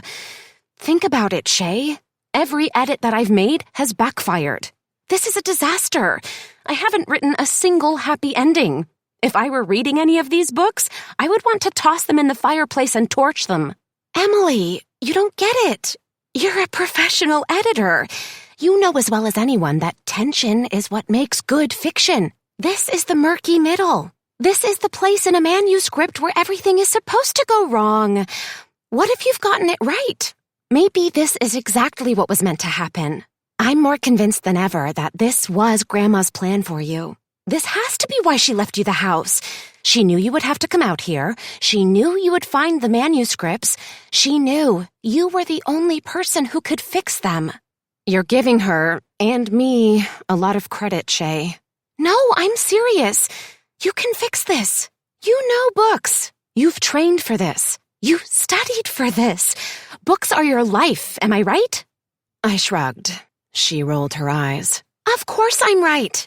Do what you would do with any other manuscript. The tension has been established. It's time to move the plot forward. Get back in Grandma's office and do the next round of edits. She pointed across the hallway. I clutched the bookshelf. I'm not sure. Do you really think it's a good idea? What if I just make things worse? You don't understand, Emily. You have to. Don't ask me how I know. I'm not sure, to tell you the truth. Maybe it's reading all of the books that you fixed when I was young, or the way that Grandma talked about you, but I'm pretty sure that this is your purpose. Shay, that's easy for you to say. You're not the one responsible for ruining people's lives. This isn't fiction anymore. It's happening, and I don't know how to make it stop. Panic bubbled up to the surface. What if I were wrong about my edits only happening in the Forsaken stack? What if I couldn't make it stop? What if I were stuck seeing fiction play out in front of me for the rest of my life? Or what if I ended up getting assigned a serial killer's memoir? I didn't want to see bloody edits play out in real life. If I couldn't control this, how was I going to function in any job? Exactly. She smiled with confidence. That's why you have to keep going. She reached out and grabbed my arm. Come on, I'll help. With that, she dragged me across the foyer and into Gertrude's office. Chapter 18. Shay, I really don't want to do this. I froze in the doorway, feeling anxiety begin to churn in my stomach. She was already opening the trunk. You're in too deep now. We have to fix them. She undid the rubber band and began leafing through the stack. Which one is Tamer's story? Oh, wait, I've got it. The Egyptian and the Alabaster, right? Such a bad title, by the way. She waved me inside. Come on, sit down. Trust me on this. You know these people now. We're going to find a way to fix it together. I've got your back. Did she? I was wading into unfamiliar territory. I wanted to trust Shay's unwavering confidence. Was she on to something about knowing the people whose stories I had altered? They were more than words on a page now. They were living, breathing people. I glanced at the butterfly sticky note, repeating Grandma's phrase like a mantra. The lightest touch. Sit, Emily. I'll help. Shay patted Gertrude's desk chair. I sat down, massaging my temples. I appreciated her pep talk. I really did. Ever since stepping foot into the ballad for the first time, I had felt a spark of joy that I hadn't even realized I had been missing. But being caught between two worlds had left me feeling tugged in two directions. Which narrative about my past was true? There was Dad's story, Gertrude's story, and the truth, which was probably somewhere in between. Isn't that something that books had taught me? That the past had more than one interpretation? Shay pulled the chair on the opposite side of the desk around so she could sit next to me. Our knees touched as she laid the manuscript out in front of us. Okay, so what's the theme of this story? Finding love? I hesitated. I'm not sure I would say that. But that's his goal, his ultimate quest, right? Every hero needs a journey, and Tamer's is to find love and not settle for the wrong person, don't you think? You said yourself he was crushing on Kenzie only to have his heart broken. Now you need to rewrite so that he finds the right love. She drew Tamer's name in the margin and then drew a heart around it. I don't know. I think the central theme might be about finding his voice, not love. Shay frowned. How so? It's too obvious. Romances are light and fluffy. Even in the early sections where he's pining for her, there's a depth. There's something more. I flipped through the pages of Tamer's story. He confronts the woman he's been dreaming of because he can't remain silent. His quest is to find his voice. It has to be. Shay bumped her fist on my knee. See? This is what I'm saying. This is why we have to go through each of the manuscripts again. You totally get it. You see the big picture. She reached for a pencil and offered it to me. Write that. Write him using his voice. What if I were wrong? What if another round of edits made things worse? Don't overthink, Emily.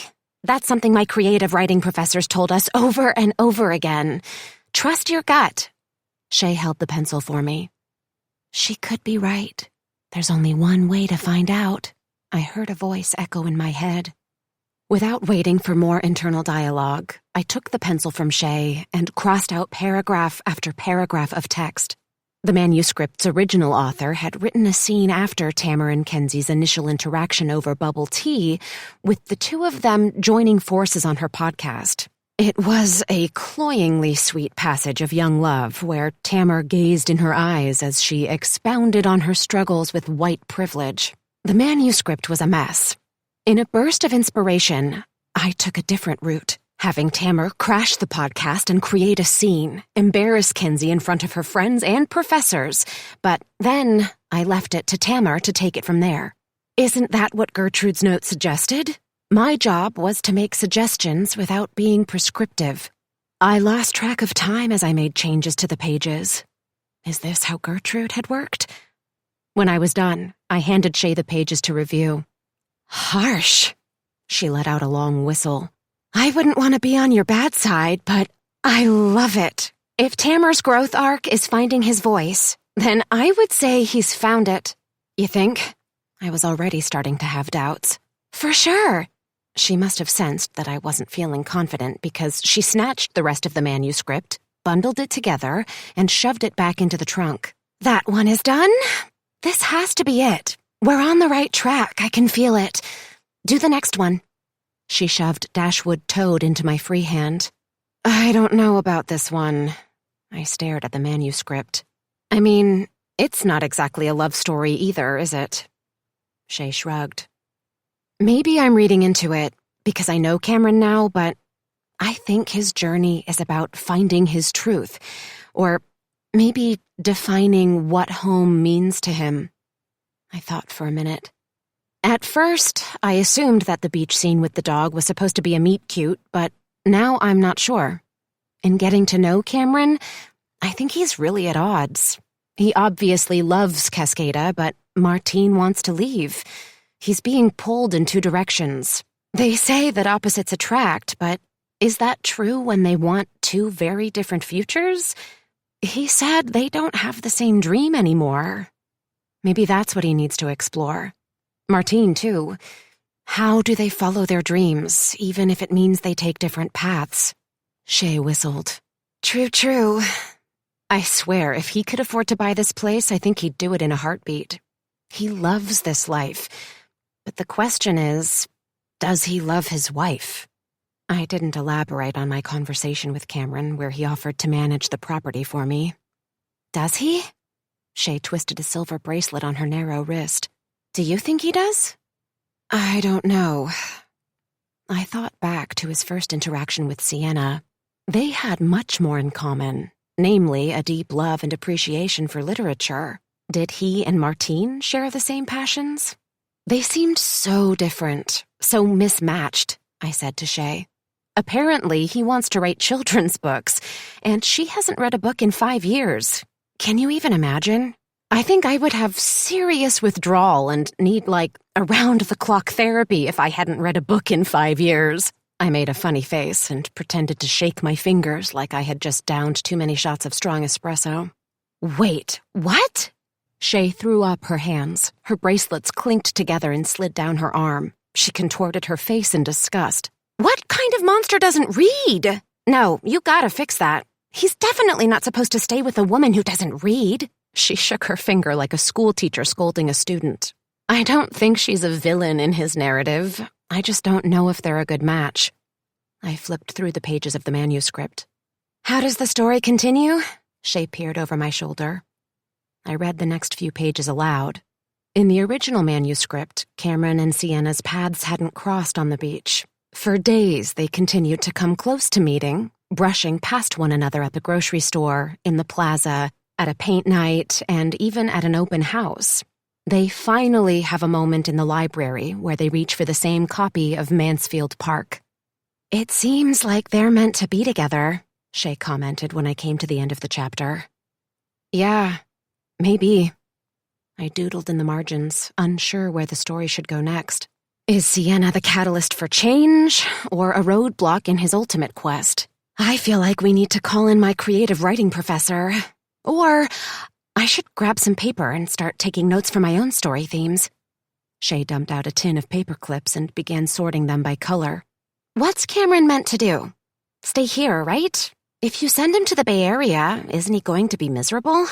Sometimes characters have to be miserable to find their truth. So, you're going to send him away? I crossed out the passages and considered my options. No, but I am going to give him a little push. I proceeded to write a new section where Cameron embraces his love for literature, and then he could take it from there. If you're going for subtle change, this is good, Shay said after reading the new section. I think that's what I'm supposed to do. Good. Then let's keep going. She didn't give me a chance to reconsider. Instead, she grabbed the next manuscript, the opt-out clause. So, are Cameron and Martine on the same path? No. I'm pretty sure their paths are divergent. She needs to follow her dream. She's desperate for change, for something new. Cameron's the opposite. He's content at home. I was finding it easier to take my pencil to the pages. For Martine, I had no trouble nudging her toward her dreams. She couldn't give up her dreams for Cameron. She had to find herself first. Does every book need a happy ending? No, but every book needs resolution. And I could argue that I was creating resolution, if not happiness. There might be angst, depression, or regret with giving up her marriage for her career. That was life. That was reality. That kind of writing attracts readers who see themselves, their struggles and conflicts through the eyes of fictional characters. This was the kind of editing that filled my soul. None of the Forsaken manuscripts were fairy tales. They didn't come with a prince sweeping in to save the day on horseback. They came grounded in the moment, the reality that each of our choices builds on the next, for better or worse. They came with the knowledge that sometimes finding happiness, our true north, our way home, means giving up something or someone we love. For the first time, I realized that was the theme that connected each of the books. The manuscripts paralleled my own journey into discovering a different version of the grandmother Dad had painted in my head. My choices had been building too. With every new detail I uncovered about Gertrude and Cascada, my past was coming into clearer focus. It was more than clearer focus. It was shedding away the layers of contorted truths, the stories I had invented, the stories I didn't believe. This place was calling me home, like the dappled light sneaking into the office from the stained glass windows. I was beginning to realize that this experience was about so much more than crossing out words on a page. It was reshaping my story. It was ripping off the blinders I'd worn like dark-tinted sunglasses for the past 2 decades. The manuscripts were showing me that it was time to reconcile my memories and Dad's bitterness if I were going to find my way forward. Okay, last one. Shay handed me tip jar karma. What are we going to do about the gambler? Lindy's storyline was the most unsettling for me. I couldn't stop seeing her sunken face as she talked about her son. Her quest was about redemption.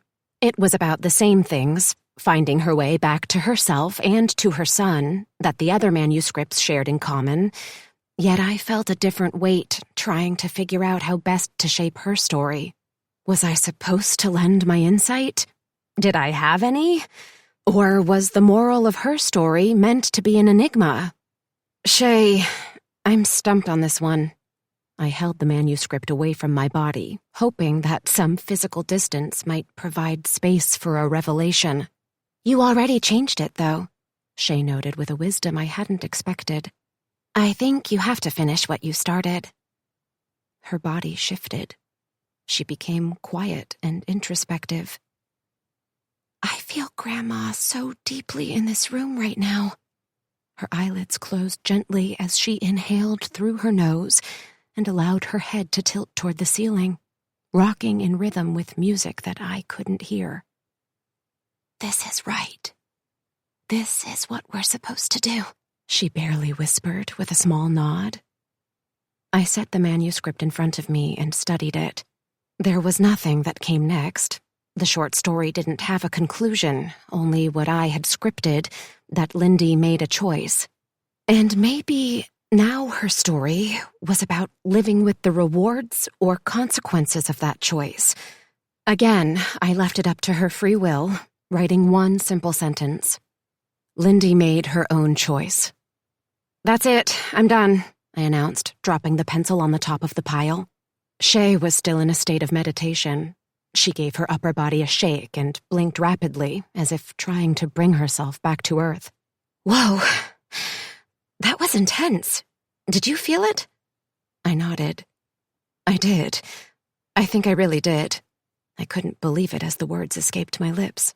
Shay placed her hand over her heart. Oh, she is here. Grandma is here, and she is so happy with what we're doing. The fact that my cousin was channeling our dead grandmother didn't faze me. It would have a few days ago, but after everything that had happened, it seemed appropriate. I put the final manuscript in the chest and closed the latch.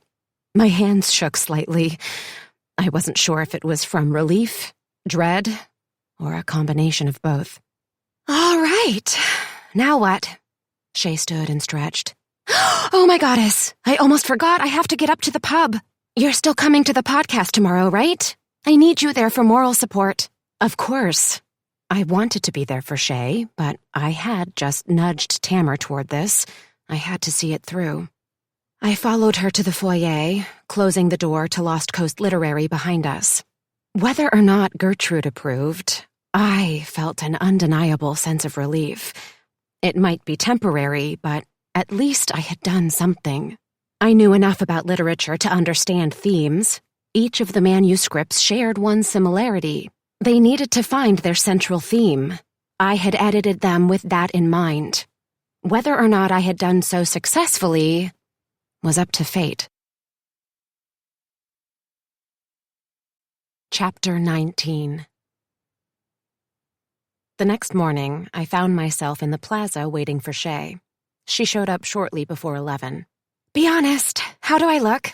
She twirled in a half-circle, showing off her wide-legged pants and a cropped black and orange tie-dye sweatshirt that revealed a gold belly-button ring. I'm calling it beachy boho. It feels right for today. You look great. It was true, she did. Not because of the outfit, which certainly flattered her tall, slender frame, but because she practically glowed. Let's do this. She looped her arm through mine as we headed away from the plaza. If you weren't looking for Cascada College, you would miss it. The campus was secluded amongst dense redwoods on a steep hillside. Shay took me through town, past neighborhoods and parks, until the street curved and made a sharp turn. I panted to keep up with her as we trekked up the hill at a breakneck pace. When we finally reached the top, I stopped to catch my breath. The campus stood like a hidden old-world fortress with 180-degree views of the sea. Pathways and mission-style buildings with red tile roofs peeked out from an endless canopy of greenery. A row of palm trees lined the main entrance, a reminder that, despite our remoteness, we were still in the Golden State. This way, Shay said, leading me past a quad where students gathered to study, next to a domed glass herbarium that housed leafy ferns, palms, along with mosses, algae, and lichens. I huffed as sweat dripped from my forehead. I guess you stay in shape walking between classes. Huh? Shay didn't look or sound winded as she reached the entrance to the auditorium first and held the door open for me. My cheeks were hot from exertion. The auditorium was equally warm from dozens of bodies squished together in the foyer. Posters advertised an upcoming performance of Pippin, a string concert, and a lecture series on reducing your carbon footprint. Cascada College had a national reputation for its focus on ecology and sustainable living. I knew this from Dad. It was one of the very few things he had ever shared about our early years in Cascada. Long before climate change had become a household phrase, he had taught adjunct classes at the college on the importance of utilizing native plants in home landscaping and advocating the removal of water-wasting lawns. I asked him once when I was on a job site with him why he didn't put lush green lawns into his clients' plans like some of his competitors. The one way I'd been able to break through his tendency toward silence was to get him talking about work. His eyes would brighten as he would launch into a passionate explanation of his mission to save the planet one lawn at a time. Because lawns are invasive, Em. They're not native, and in addition to sucking up huge amounts of our water resources, they don't support local habitats. If a client asks me for a lawn, I tell them I'm not the right landscape architect for them. My job is to bring in native trees, plants, shrubs, and flowers that will attract birds, butterflies, and bees. Plants that don't tax our already depleted water supply. Did you know that if everyone in the U.S. took out half of their lawn and replaced it with native plants, that would be the equivalent of all of our national parks combined? That's how we change the world, Em. That's how we write our future. I imagined him standing on the stage at the podium and imparting his passion about the planet and our dwindling resources to environmental science students.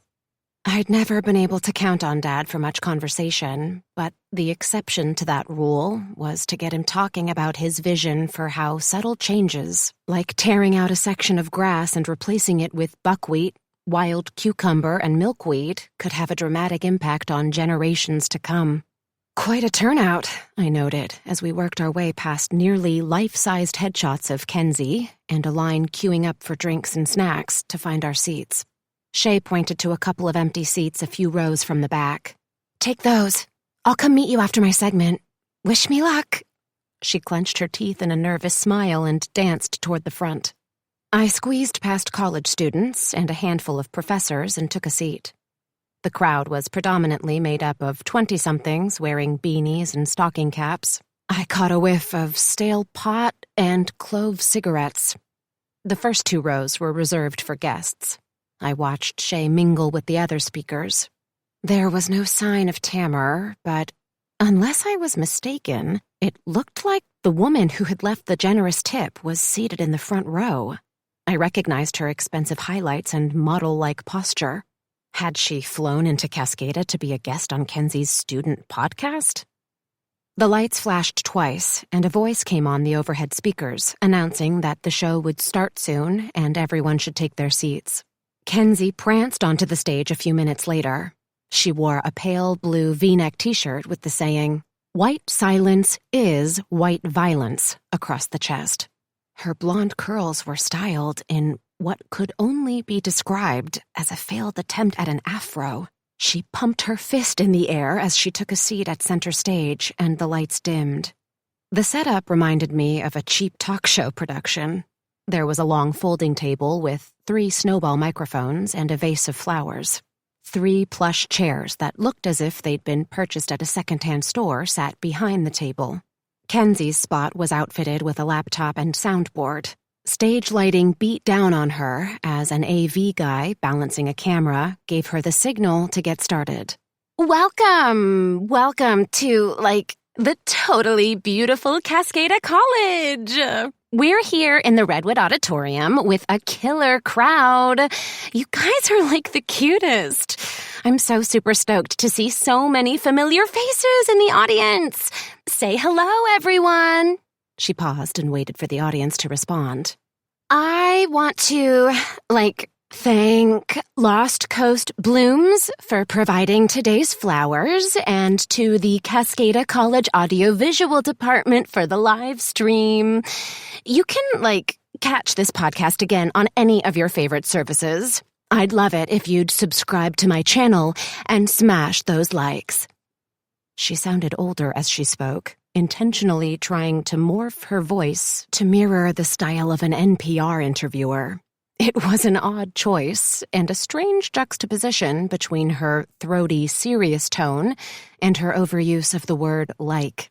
We have, such a monumental topic to cover today, and I have an amazing lineup of guests here to share their perspective. But before we get to that, I want to give you an introduction to why I picked the controversial topic of race on the Lost Coast. As a white woman, I need to stay woke. It's my responsibility to give voice to those who don't have a voice.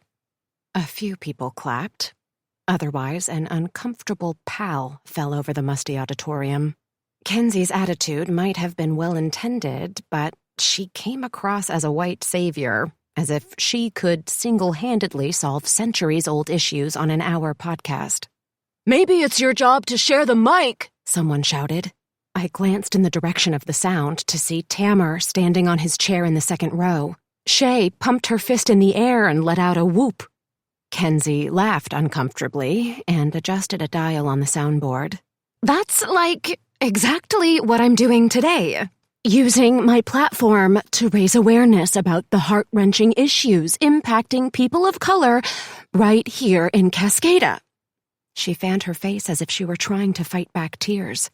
How many people of color live in Cascada? Tamar yelled back. She forced a smile, but her eyes were wild with rage. If you could take your seat, please, sir. We're live now, and I know our listeners are eager to hear from my scheduled guests. Great! Tamar jumped off his seat and raced up to the stage. Before Kenzie could respond, he put on a pair of studio headphones and spoke directly into the snowball mic. I'll tell you how many people of color live in Cascada. A whopping 2% of the population. And you know why the numbers are that high? Because of collegiate athletics. Without the student athletes on campus, it would be an abysmal less than 1% of the population. Why? Have you ever asked yourself that question? Why? Tamar's entire demeanor had shifted. He made strong eye contact with the audience. No one moved. Everyone watched in awe. Kenzie frantically tried to kill Tamar's mic. She was so flustered she turned off hers instead. Right. No response. Shocker. Tamar addressed the audience. Raise your hand if you identify as anything except white. Shay's hand shot up along with a few others. People shifted in their seats as they looked around to see who had raised their hands. Yeah, that's what I thought, Tamar said into the mic. Go ahead. Come on up, all of you. He waved everyone who had raised their hands forward. Then he turned to Kenzie.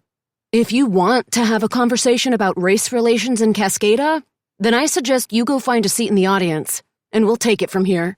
The crowd let out a collective gasp. Kenzie sat frozen. This is like my podcast. And it's so kind of you to share the mic. Tamar pointed to the front row. Now take a seat. I had choreographed the entire scene. I felt like a puppet master controlling Tamar's every move. But then something shifted. As he took command of the podcast and directed the tone, he changed. He stepped into himself, going off script and speaking from the heart, sharing what it was like to go weeks without ever seeing anyone who looked like him. The verbal abuse he'd had to suffer from customers at Oceanic, on campus, and even from professors who lowered their expectations of him or graded him down for no reason. His dark eyes traveled across the room from person to person. I didn't realize I was different until we moved here. A slight wobble broke through his voice. He took in a long, controlled breath and continued. Do you know what it's like to have people ask you every day where you're from, and when you answer, here, America, they smirk and say, no, but where are you originally from? Where is your family from? Or, you know what's even worse? To be the one token friend of color. The friend who makes you feel better about your own privilege because you can say you have a Muslim friend. Kenzie didn't take a seat, but she did leave the stage. Instead of heading to the front row as directed, she stood to the side, recording the entire thing on her phone, pausing every few minutes to add her own commentary. I could hear her making exasperated groans and yelling into her phone to be heard over Tamar. She's live-streaming this, I thought as I listened, like everyone else, with newfound empathy for the constant assault of challenges that came with being brown in a white community like Cascada. Shay followed after Tamar, sharing how it felt to be called cruel names due to her mixed race, like half and half and mulatto, and struggling with straddling both pieces of who she was. My father is white, and my mother is black. What does that make me? She pointed to her chest and posed the question to the audience, not waiting for a response. Racial sensitivity is about looking inward. What lens do we see the world through? The answer is going to be different for each of us. She, too, seemed to find her stride. She crossed her long legs and leaned closer to the mic. Here's what I want you to know. If you have questions about race, it's your job, not mine, to educate yourself. Ask questions. Read a book. Watch a YouTube video. The stories are out there. You have to find them. You have to do the work. Yeah, Tamir added, catching Shay's eye. Get uncomfortable with your relationship with race and privilege. Each of us has to examine our responsibility. Shay gave him a fist pump. Preach! The discussion continued long past the allotted time Kenzie had scheduled for the podcast. Tamir opened the floor for questions, and this time, hands shot up everywhere. I felt grateful to witness his transformation. None of it was due to what I'd written. He owned the space. He owned his voice. What had changed? How had he found the courage to speak up? Kenzie never returned to the stage. She pouted from the side of the stage until Tamir dropped the mic, literally. He finished by standing to take a bow and knocking over the snowball mic. She stomped off, followed by the woman in the aviator sunglasses. Shay chatted with Tamir for a while as people began filing out of the auditorium. Holy hell, did you see that? Shay bounced with adrenaline when she finally came to find me. That was off the charts. He totally slayed her. Did you see her face? Oh my goddess, I love it. I think I love him. She glanced up to the stage where Tamir was talking to a couple of professors. He's hot, right? I couldn't tell if she was serious. Do you feel better about your edits now? Tamir didn't hold back. You have to give him that. She snapped twice. That was the best thing I've seen here in forever. True. My phone buzzed. I recognized the New York area code. Sorry, one sec. I need to take this call. I stepped outside and answered the phone. Piper's voice came over the line. Hey, Emily. Just checking in to see how you're doing. No pressure, but also wanted to loop in on how those readers' reports were coming. Crap. I hadn't even touched the stack of work I'd brought with me from New York. I stared at the view in front of me. From this vantage point, I could follow the curve of the river as it spilled into the ocean. The women's soccer team was practicing on a grassy field below. I could make out the shops and the Queen Anne's near the plaza. Towering redwoods nestled in the sleepy downtown, offering a protective barricade from the outside world. I was starting to fall in love with the quirky little town. Emily, are you there? Huh? Oh, sorry, yeah, I sputtered. Sorry, I've been so busy with family stuff, I haven't had a chance to get to the readers' reports. Piper cleared her throat. No worries. When can we expect you back? Probably another week or so. Okay, just keep me in the loop. Will do. And I'll try to get to the readers' reports too, I said before hanging up. I had bought myself another week. Now, more than ever, after watching Tamir step into his truth, I knew that I needed to do the same. Cascada's magic was changing me. I was starting to believe that Gertrude's plan was going exactly as she intended. Chapter 20.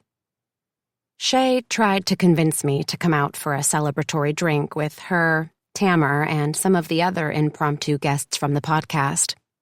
I declined. I needed some time to myself to try and sort out what to do next. On my way down the hill, a voice hollered out to me. Hey, Emily!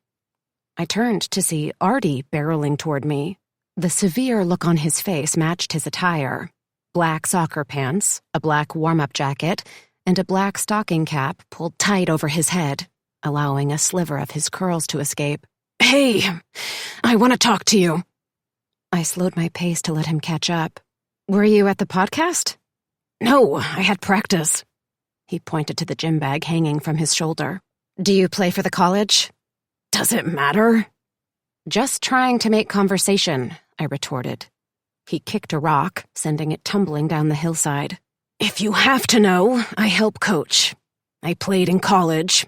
Most guys don't stick around Cascada, so Coach asked if I could come by a few days a week and help develop some of the younger players. There was a touch of resentment in his tone. I wasn't sure if it was his usual surly mood whenever I was near, or if there was part of him that wanted out of Cascada too. That could explain some of his attitude. What's going on with Grandma's place? He took a step forward, not waiting for me. That's a big question. What do you mean, specifically? He shifted his soccer bag onto the opposite shoulder. I had to take longer strides to keep up with him. Like Shay, he had a long torso and even longer legs, but I suspected he was intentionally power walking to make me have to practically run to keep up. There was one easy solution. I could stop. And yet, as the thought passed, I felt my legs move as if controlled by some external force. Everything, but first I want to know what you're planning to do with all her stuff. Some of that is meant for me, you know. Yeah, I'm aware. It's spelled out in the will. It's not like I have some master plan to keep it from you. He scoffed. That's not what I heard. I heard that you're planning an estate sale. From whom? My voice came out shriller than I had intended, but this was getting out of hand. Does it matter? Why would you do that?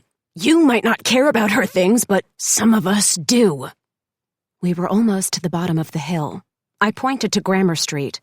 Look, you can come over right now. Take anything you want. Regardless of what you seem to think, I don't have a hidden agenda or some sort of secret plan.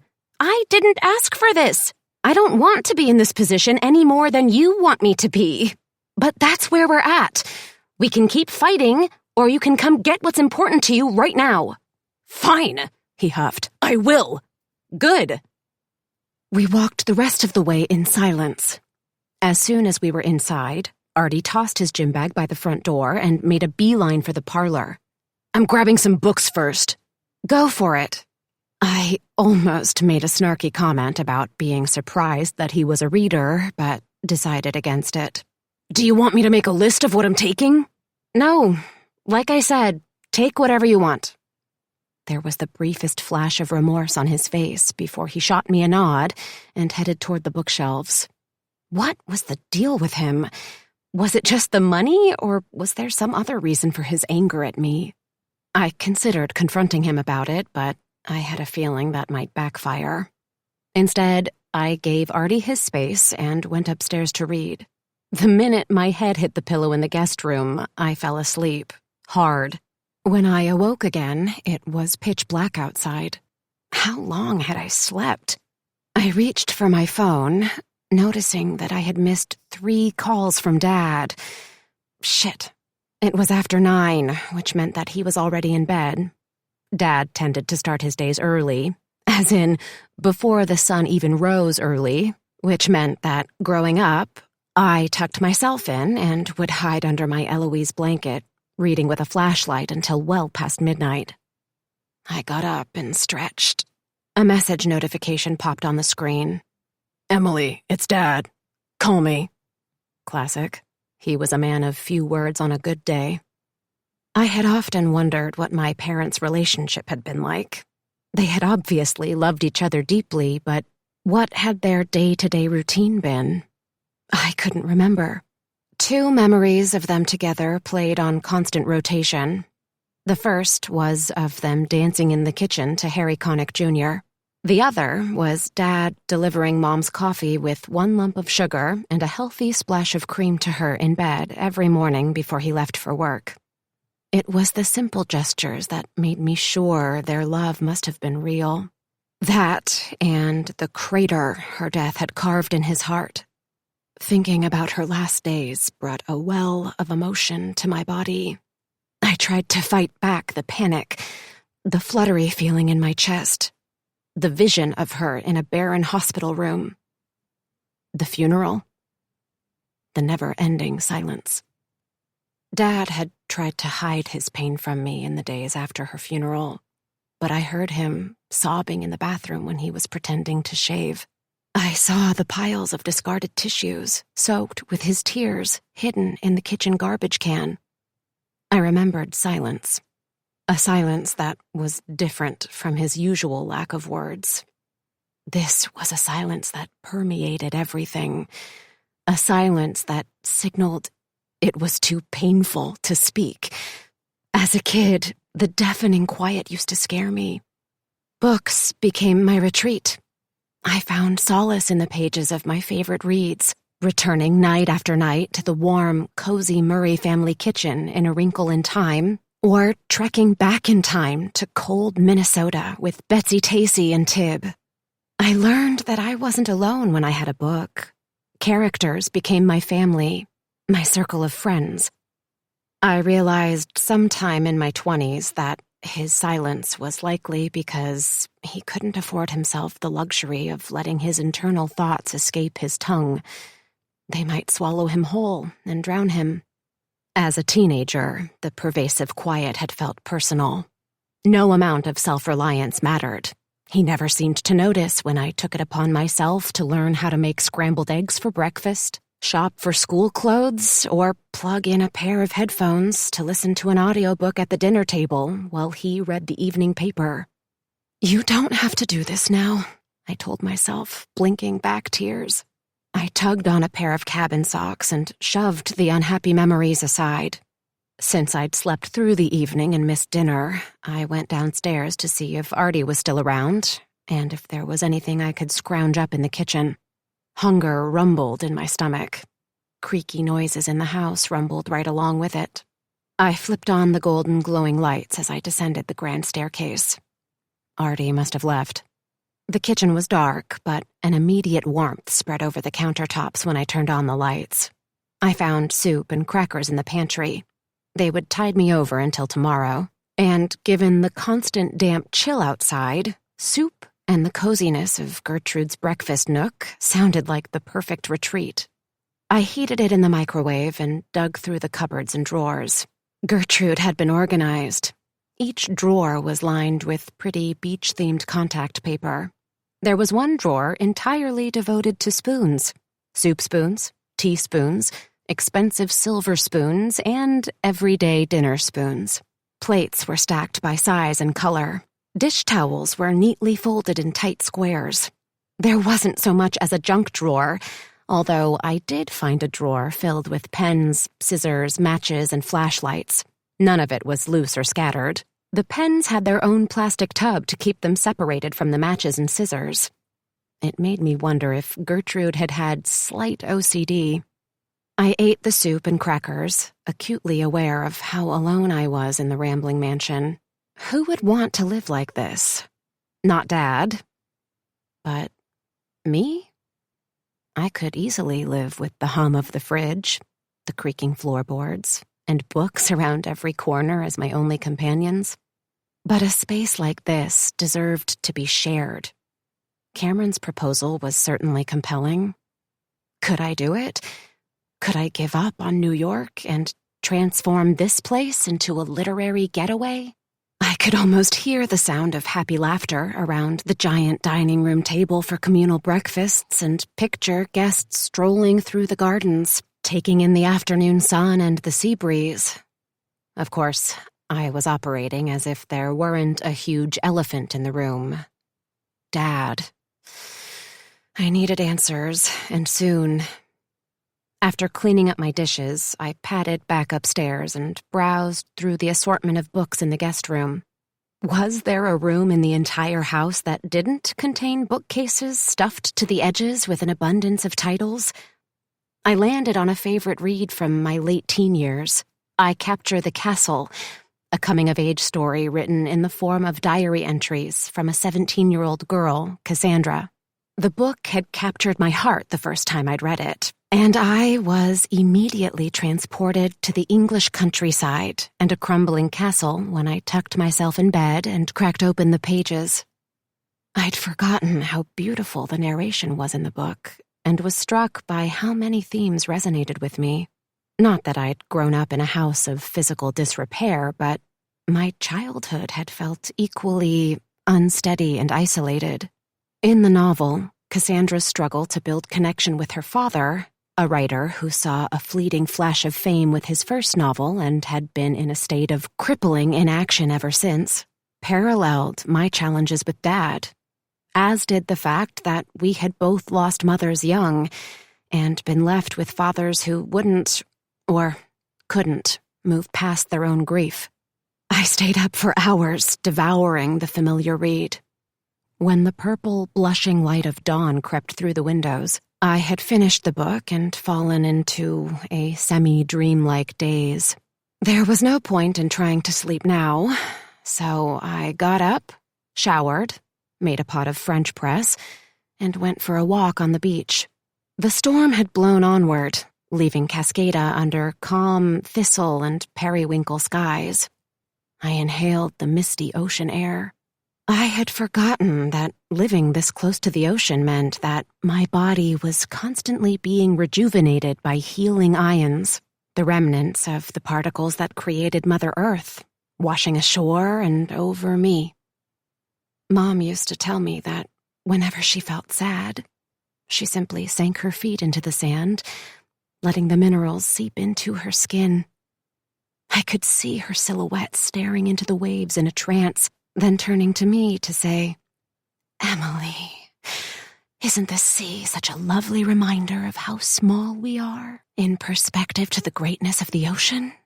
That fills me with such joy. There's something mighty and powerful in being small." Was that true?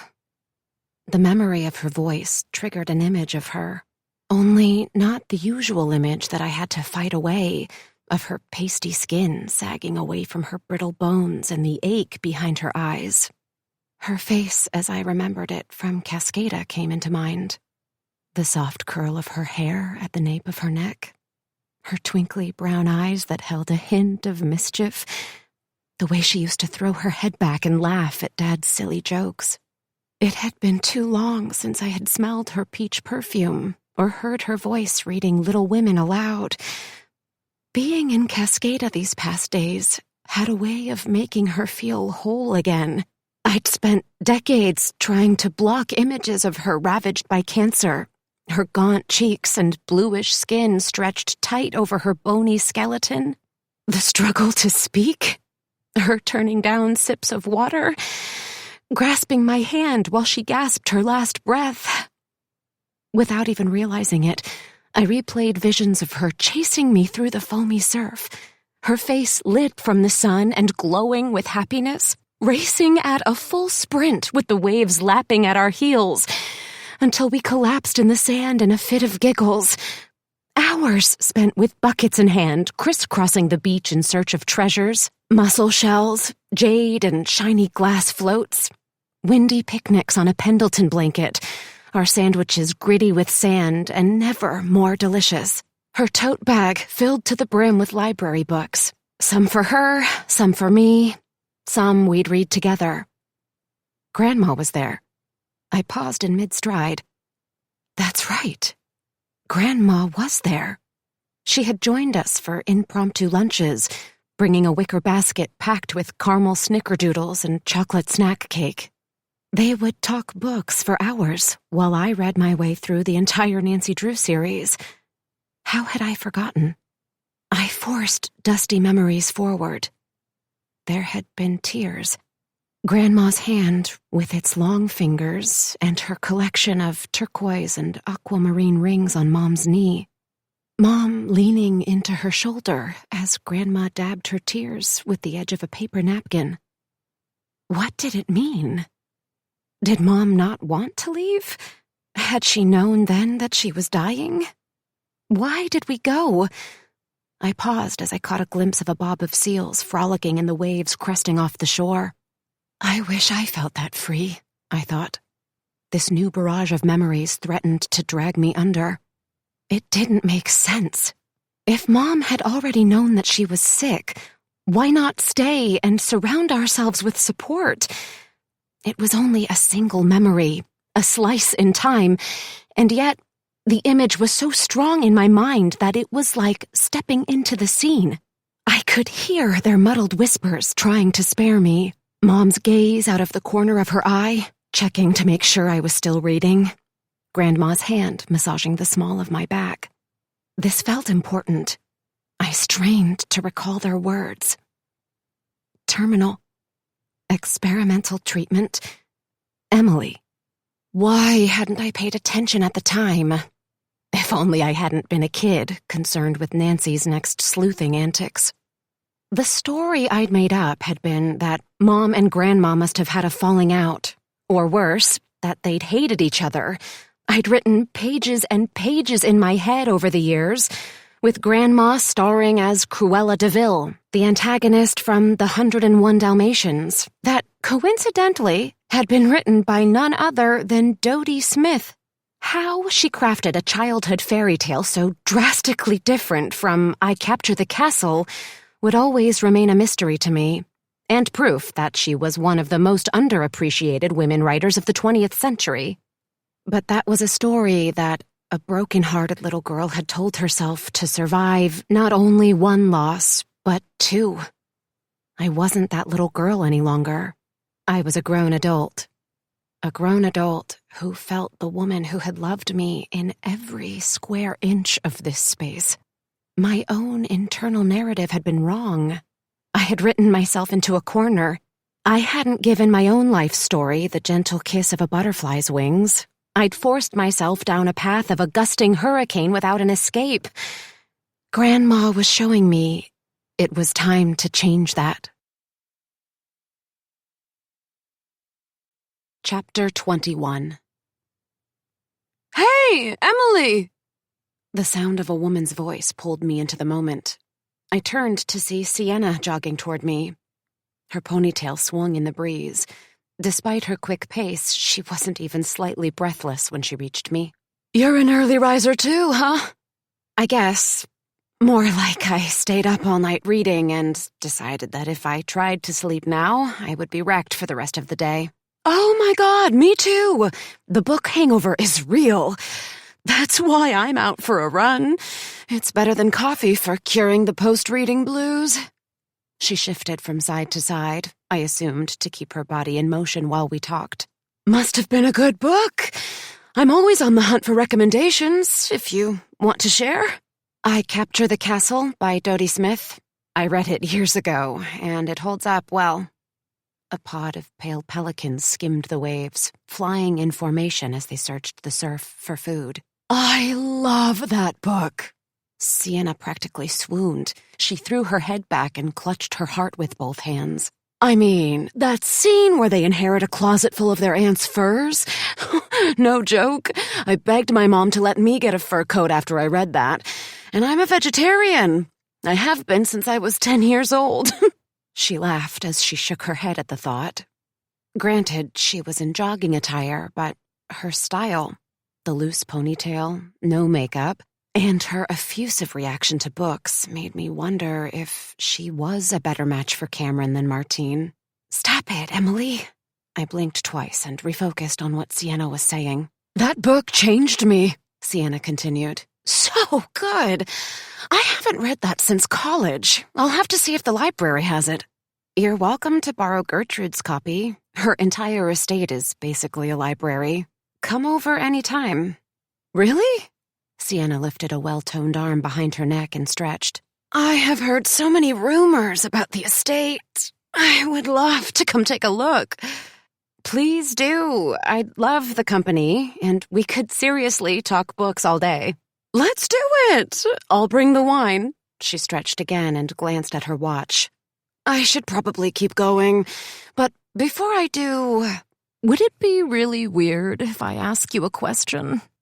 What? I braced myself for what she was going to ask. She gave me a sheepish grin.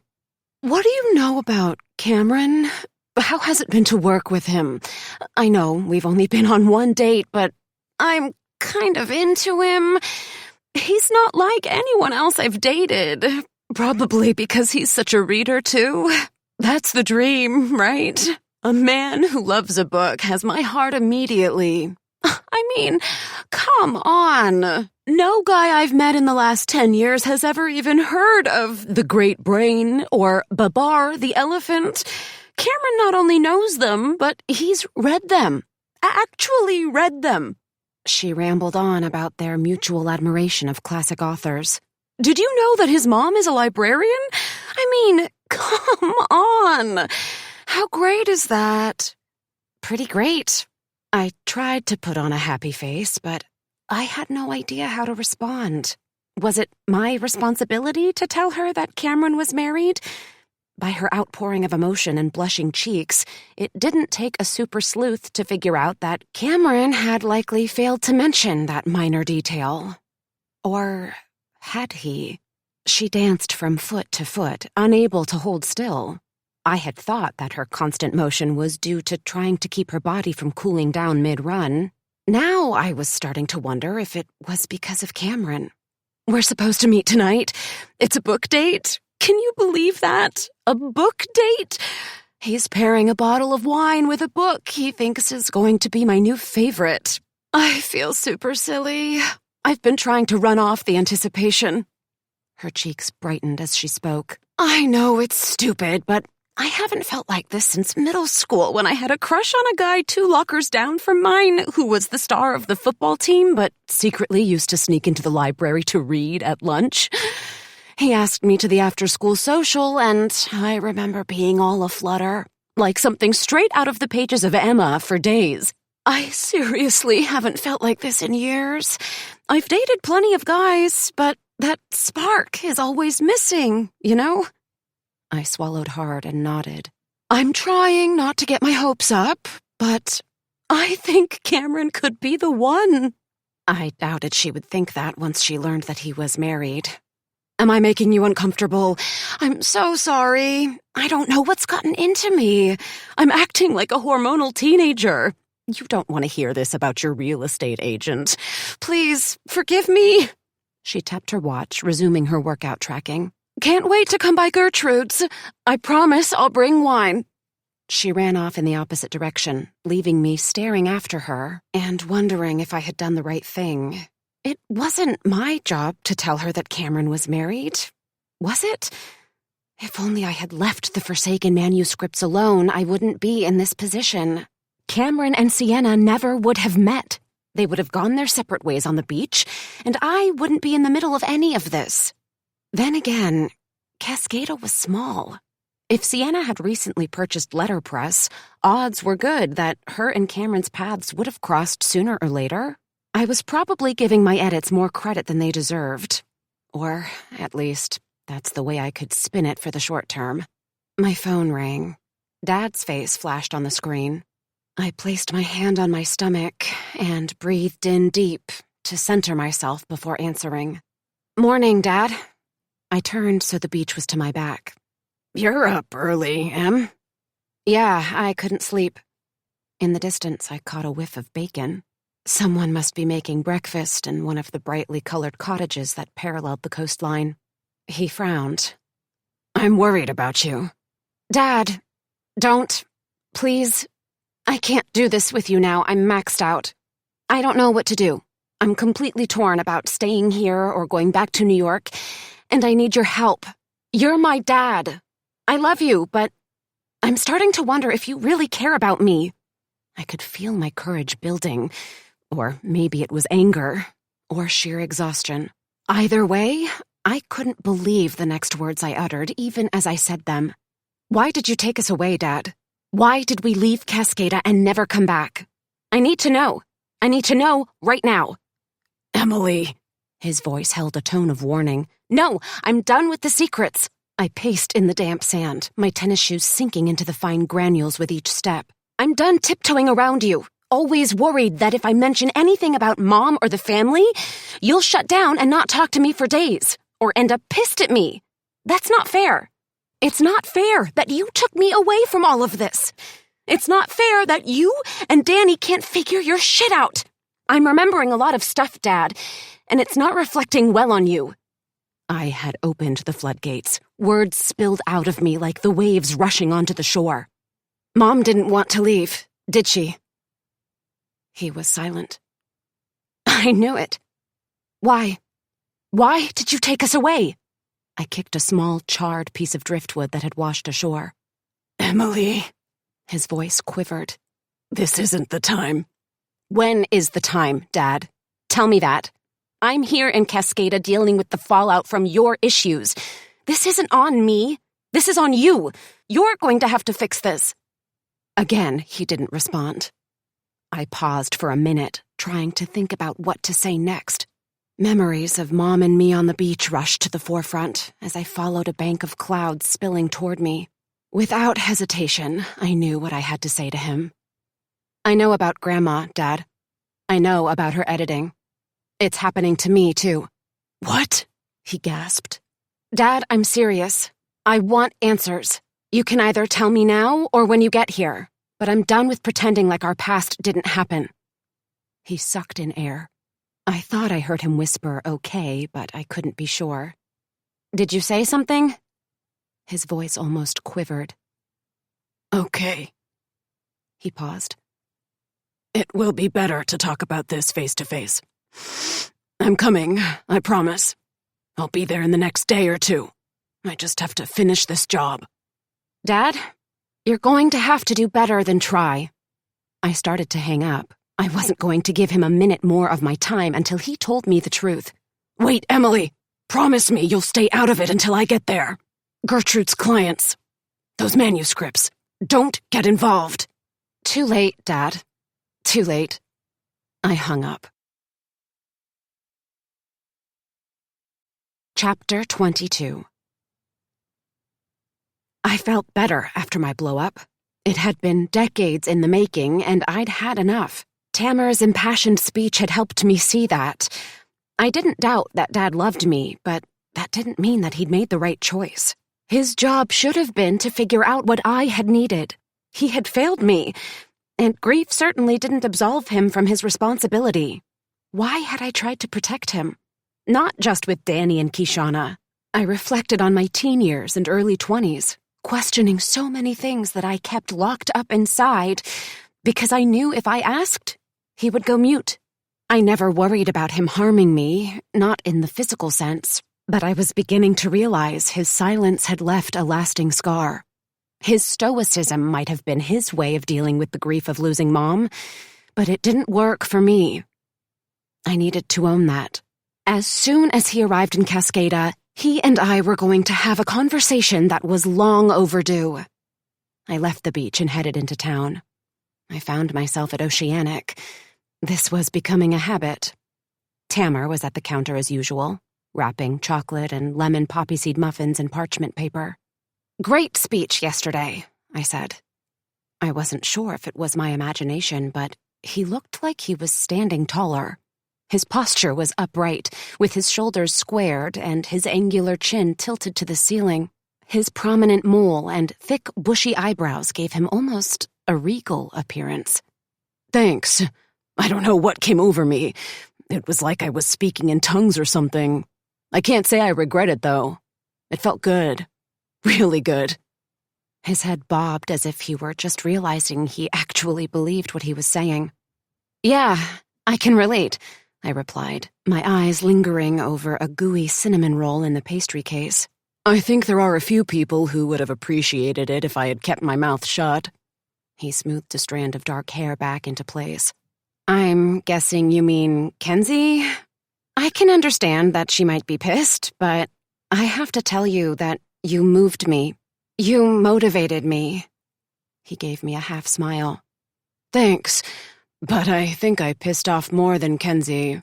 A couple of my professors talked to me afterwards, and they might be placing me on probation. They feel like I violated the university's code of conduct.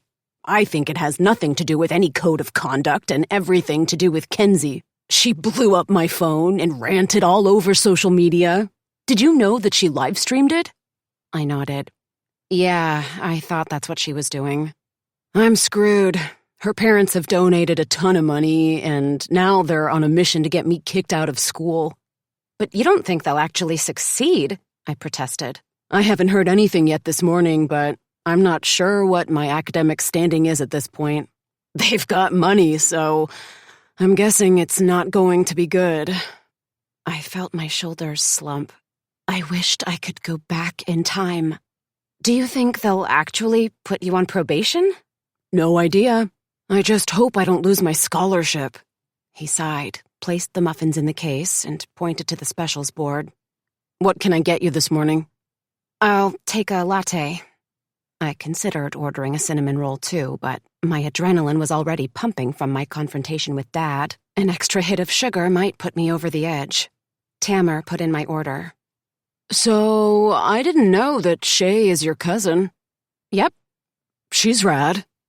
He didn't make eye contact as he handed me the tablet to put in a tip and sign for the purchase. I agree. Do you know what her story is? He leaned his elbow on the counter. Her story? Is she single, dating anyone? Why was I suddenly matchmaker today? Oh, I don't know, to tell you the truth. She hasn't mentioned anyone. His question made me realize how self-consumed I'd been. I hadn't asked Shay about her personal life. I would have to remedy that. It's cool, don't worry about it. He handed me my credit card. I'll bring you the latte. Thanks. I considered asking him if he wanted me to talk to her on his behalf, but I decided against it. I'd already done enough damage with my edits. My conversation with Sienna was still fresh in my head. Maybe the lesson of the Forsaken manuscripts was not to get involved. The plaza took on a radiant charm beneath the blue skies and puffy white clouds as I sipped the latte that Tamar delivered, and I watched from the window as students queued up at the bagel shop and a group of retirees practiced Tai Chi near the palm trees. Kishana strolled past the window. I spotted her right away with her dancer-like posture. She caught my eye, waved, and came inside. Emily, good to see you. She greeted me with a kiss on the cheek. Do you mind if I sit? She took off a navy pinstriped jacket and readjusted a pale yellow scarf. No, please. I motioned to the empty chair. I'm glad I saw you. You've been on my mind. How are you? I know it's been a lot, and I'm worried about you. I wanted to come by and check in, but I also wanted to be respectful of your space. I figured you might need some time with all of this. She held my gaze. Her eyes were filled with concern. Whether she was a great actress thanks to her time on the stage, or whether it was genuine, I couldn't be sure. Thanks. I'm okay. My dad's coming. She raised an eyebrow. Steven's coming to Cascada? We talked this morning. He said he would. Wow. I never thought I would see the day. Maybe Gertrude knew what she was doing after all. I leaned closer. What does that mean, Kishana? I'm so confused. Danny won't say anything. He tells me that he swore on her deathbed, and I don't want to do anything that would jeopardize you guys losing the pub, but I don't even know what I'm supposed to be figuring out. I could hear the desperation in my voice. I know. She reached for my hand, placing hers over mine for a minute. Her touch was calming. It's a terrible position for you. For him, for everyone. I know that Gertrude had her reasons, and if your dad really comes, then I have hope that she was right. But I feel for you. If you have questions, I'll try to answer what I can, as long as it doesn't go against anything Gertrude spelled out in the will. Wait, what? You'll answer my questions? Her words shocked me. I thought Danny said that would jeopardize Grandma's specifications in the will. Why hadn't she been more forthcoming earlier? I'll try. Danny and I have gone over the will 4 times in the last few days. We both feel terrible that you're in this position. We've been trying to figure out a way to help. And after reading it again and again and trying to get past the legalese, I think we found a loophole. There's nothing that stipulates that I can't share my experiences with you. She gave me a crisp nod, at least on a surface level. It felt like all my nerves were firing at once. Was I really going to get some answers? What do you know? My mom didn't want to leave, did she? Kishana ran a finger along her bottom lip. I don't think so. I know that she wanted to be closer to her family, and of course there was the clinical trial, so I think that helped solidify her decision to go. It was such a sad time, though. Because they decided to leave, or because she knew that her cancer was terminal? Both, I think. She closed her eyes. A single tear slid down her cheek. Your mom and Gertrude were so close. I can tell you that much. I always felt like an outsider. They had this connection around books that was impenetrable. Don't get me wrong, they both welcomed me to the family with open arms when Danny and I got married. But Gertrude and Jamie would spend hours dissecting books, analyzing them, debating alternative endings and character development. I liked to read, but I read for pleasure. I couldn't hold my own when it came to their book conversations. She was confirming the memories that had resurfaced last night. I hugged my arms around my chest, trying to shelter myself from the surge of emotions I wasn't sure I was ready to deal with. They were really alike. Danny used to tease your dad that he had married a younger version of their mom, Kishana continued. Needless to say, your dad didn't think that was particularly funny. In the early years of our marriage, the four of us were pretty inseparable. Your parents helped us get the pub up and running. They put in tons of sweat equity.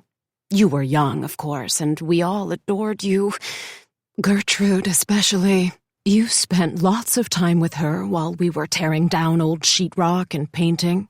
You always had a book in your hand, and 2 or 3 or 27 in your book tote bag that you took everywhere with you. A vision of a cream-colored tote bag with my name in rainbow letters and the words, "Cool Kids Read," flashed in front of me. My skin started to tingle. I remember that. My memories have been so blurry. It's understandable. Kishana held my gaze.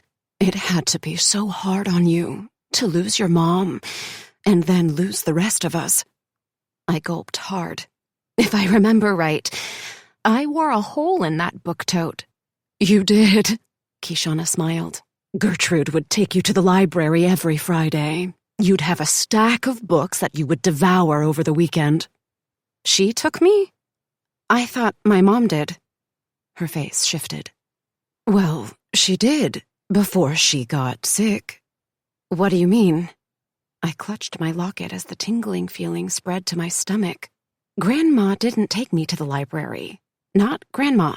Mom. She blinked hard. Her chin quivered. Emily, she was sick for a long time. It was so hard to watch, and so hard to know how to support you. I'm not following. I thought the reason we left was because she got sick. My eyes darted around the room, searching desperately for any sort of talisman that might center me in the moment.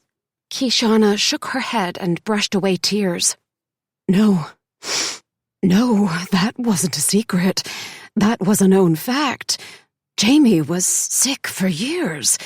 You didn't know that?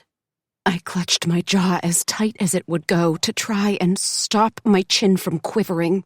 I couldn't meet Kishana's eyes, so I gave my head a quick shake. Oh, hon. I'm so sorry. She placed her hand on her chest. Jamie was diagnosed with cancer 3 months after you were born. The first couple of years were okay, but she went downhill pretty quickly. She and your dad spent a lot of time driving back and forth from the hospital for her surgeries, radiation, and chemo. My breath stuck in my chest. She'd been sick for my entire life. Wait, I don't understand. Gertrude basically raised you. Not because your parents didn't want to. They couldn't. The treatment was brutal. It was so hard on Jamie. She was a warrior. I can see her face, that gorgeous long hair and bright eyes. She was so determined not to let anyone see her pain. Kishana reached for a napkin and wiped her eyes. Sorry. It's still hard to think about what she went through. It was unimaginable, the pain that she had to bear. Physically, emotionally. A painful, salty sting blurred my vision as Kishana tried to compose herself. She formed her hands in a steeple and continued. It was even harder on your dad. He never missed a day. Jamie would tell him to stay home with you, but he refused. He was with her every minute. It was beautiful and heartbreaking to watch. For a short time, she went into remission. That's when we bought the pub. There was this feeling of relief and excitement. I was pregnant with Shay. Your mom was feeling better. It seemed like the treatment had worked. And then the cancer came back. The news wasn't good. There wasn't much hope. I tried to stay in control of my body, but as Kishana kept talking, the room began to go fuzzy. Grandma had raised me? Were the memories that I held of Mom actually of Grandma? Your dad was distraught. We didn't blame him. Jamie had been through so much. Her poor body. He started doing his own research. That's how he found the Stanford clinical trial. Jamie didn't want to go. She'd had enough. I think she had come to terms with her mortality. She was worried about you, of course, but she knew that Gertrude would take care of you. She had already raised you. And then I think Jamie took comfort in knowing that we were here and that you'd have cousins and an extended family to care for you. I thought I might throw up. But then why did she go? That's where it gets muddy for me. I think your dad convinced her to give it one more try. Stanford was doing cutting-edge cancer research at the time, and the clinical trial needed participants. Her care would be free. It was a long shot, but it was their only hope. She had her family there, so as much as we were heartbroken to have them go, at least we knew you would all be surrounded by support. I don't get it. How did you all end up not talking? How did everyone desert me? None of you even came to her funeral. Kishana's mouth hung open. Yes, we did. We all came. Search your memory. You must remember that, don't you? It's etched in my memory.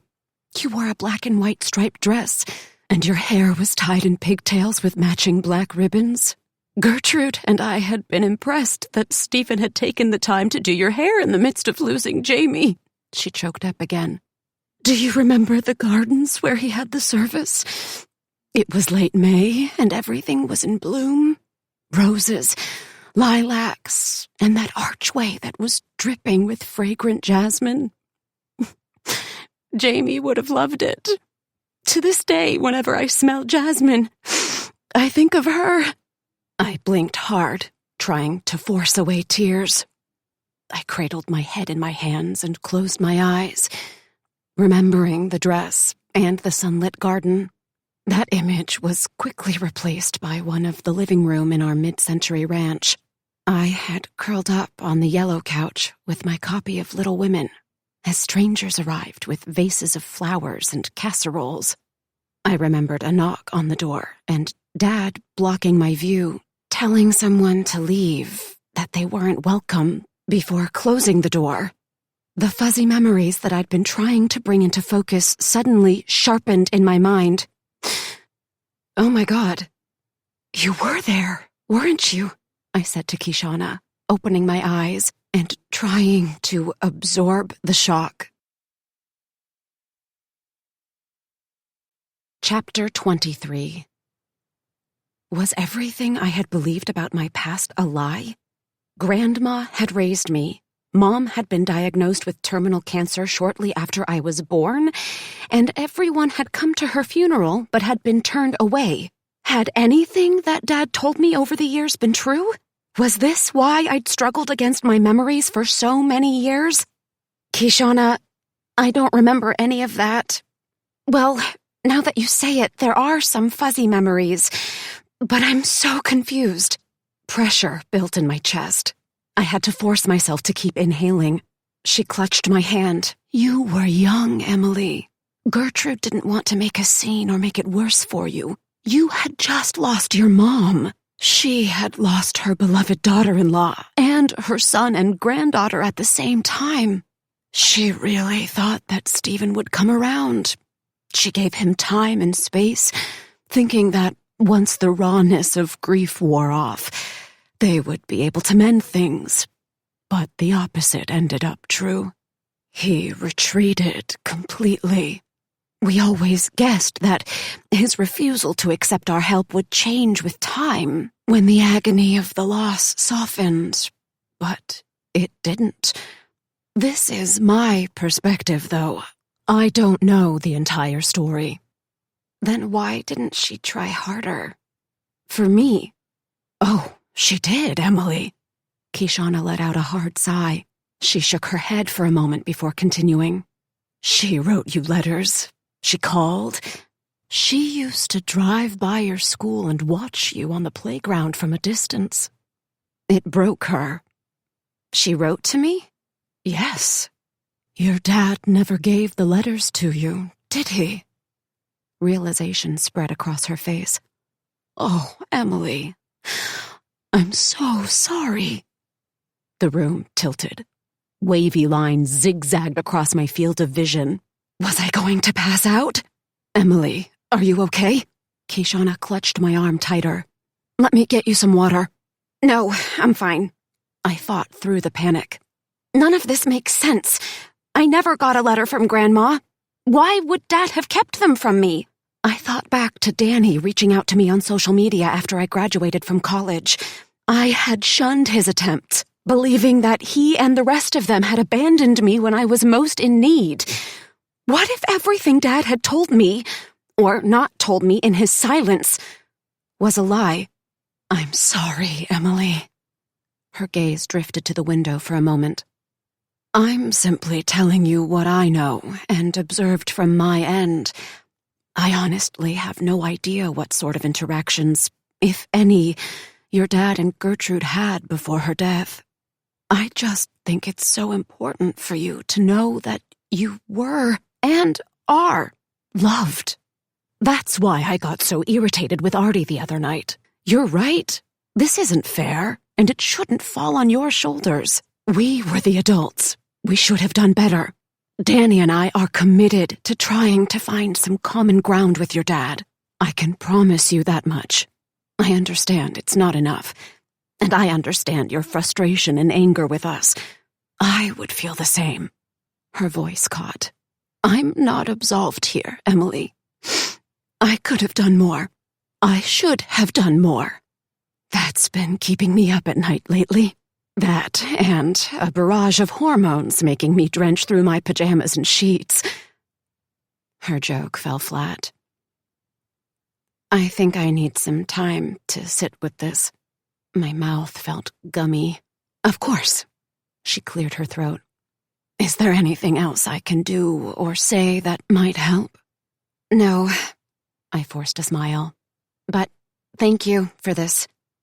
It means a lot. Okay. I'll let you be. But let's chat again soon. All of us. Danny, Shay, Artie. If we can have a collective plan before your dad arrives, it might help. She stood, put on her coat, and tucked her scarf inside the zipper. Yes, thank you. I smiled. If you're up to it, come to my show tonight. I'll leave your name at the door. Kishana started to move to hug me, but stopped herself. She gave her head the slightest shake, offered me a pained smile, and walked away. I waited until she crossed the plaza and was out of sight before getting up. Our conversation should have made me feel better. It was more information than I'd gotten about my family and past in 20 years. But it made me feel worse. Why would Dad have refused to let Grandma see me? Why had he banished them from Mom's funeral? Kishana's perspective made Dad the villain in our family story. I searched my memory. Vague images of a woman in a white minivan parked next to the playground at my elementary school came to mind. I remembered the smell of cedar bark chips and the sound of my classmates screaming with delight as they chased each other around the play structure, pretending that the bark dust was hot lava. I had taken my usual spot on a grassy patch near the swings and had opened my butterfly journal, a gift from Dad after the funeral. to write a story about a friendly witch who drove from schoolyard to schoolyard with her van filled with jelly candies and caramels, like the book I had rewritten, The Candy Witch. Then another image flashed in my mind, a teacher ushering the witch away. Had Gertrude been the witch? Had she tried to come find me? Had she watched me grow up from afar? I massaged my temples. My brain hurt from forcing long-forgotten memories that I wasn't sure could be trusted. Sitting at the coffee shop ruminating wasn't going to do me any good, so I took my coffee cup to the front and headed outside. The question was, what now? I was beginning to understand why Dad had tried to stop me from coming. What I was beginning to realize was that he didn't want me to learn the truth. He didn't want to have to face his own truth.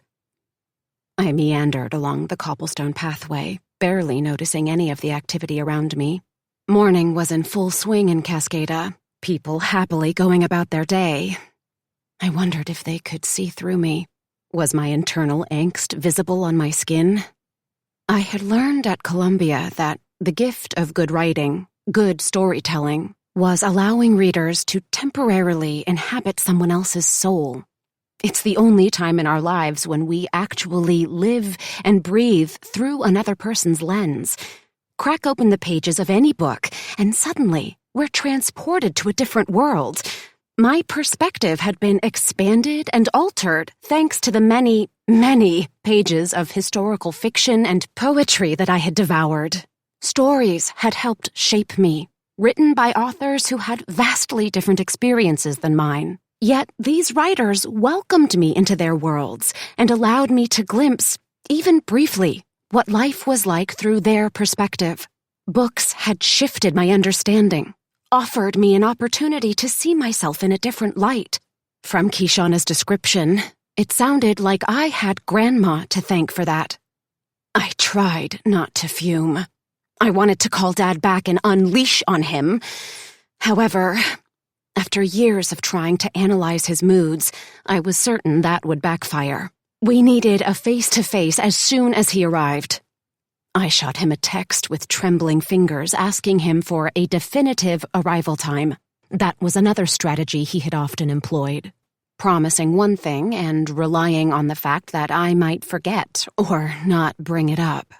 Like when I would ask him to take me to Mom's gravesite on her birthday. Yeah, I think we can make that happen, he would say. Then the day would come and go.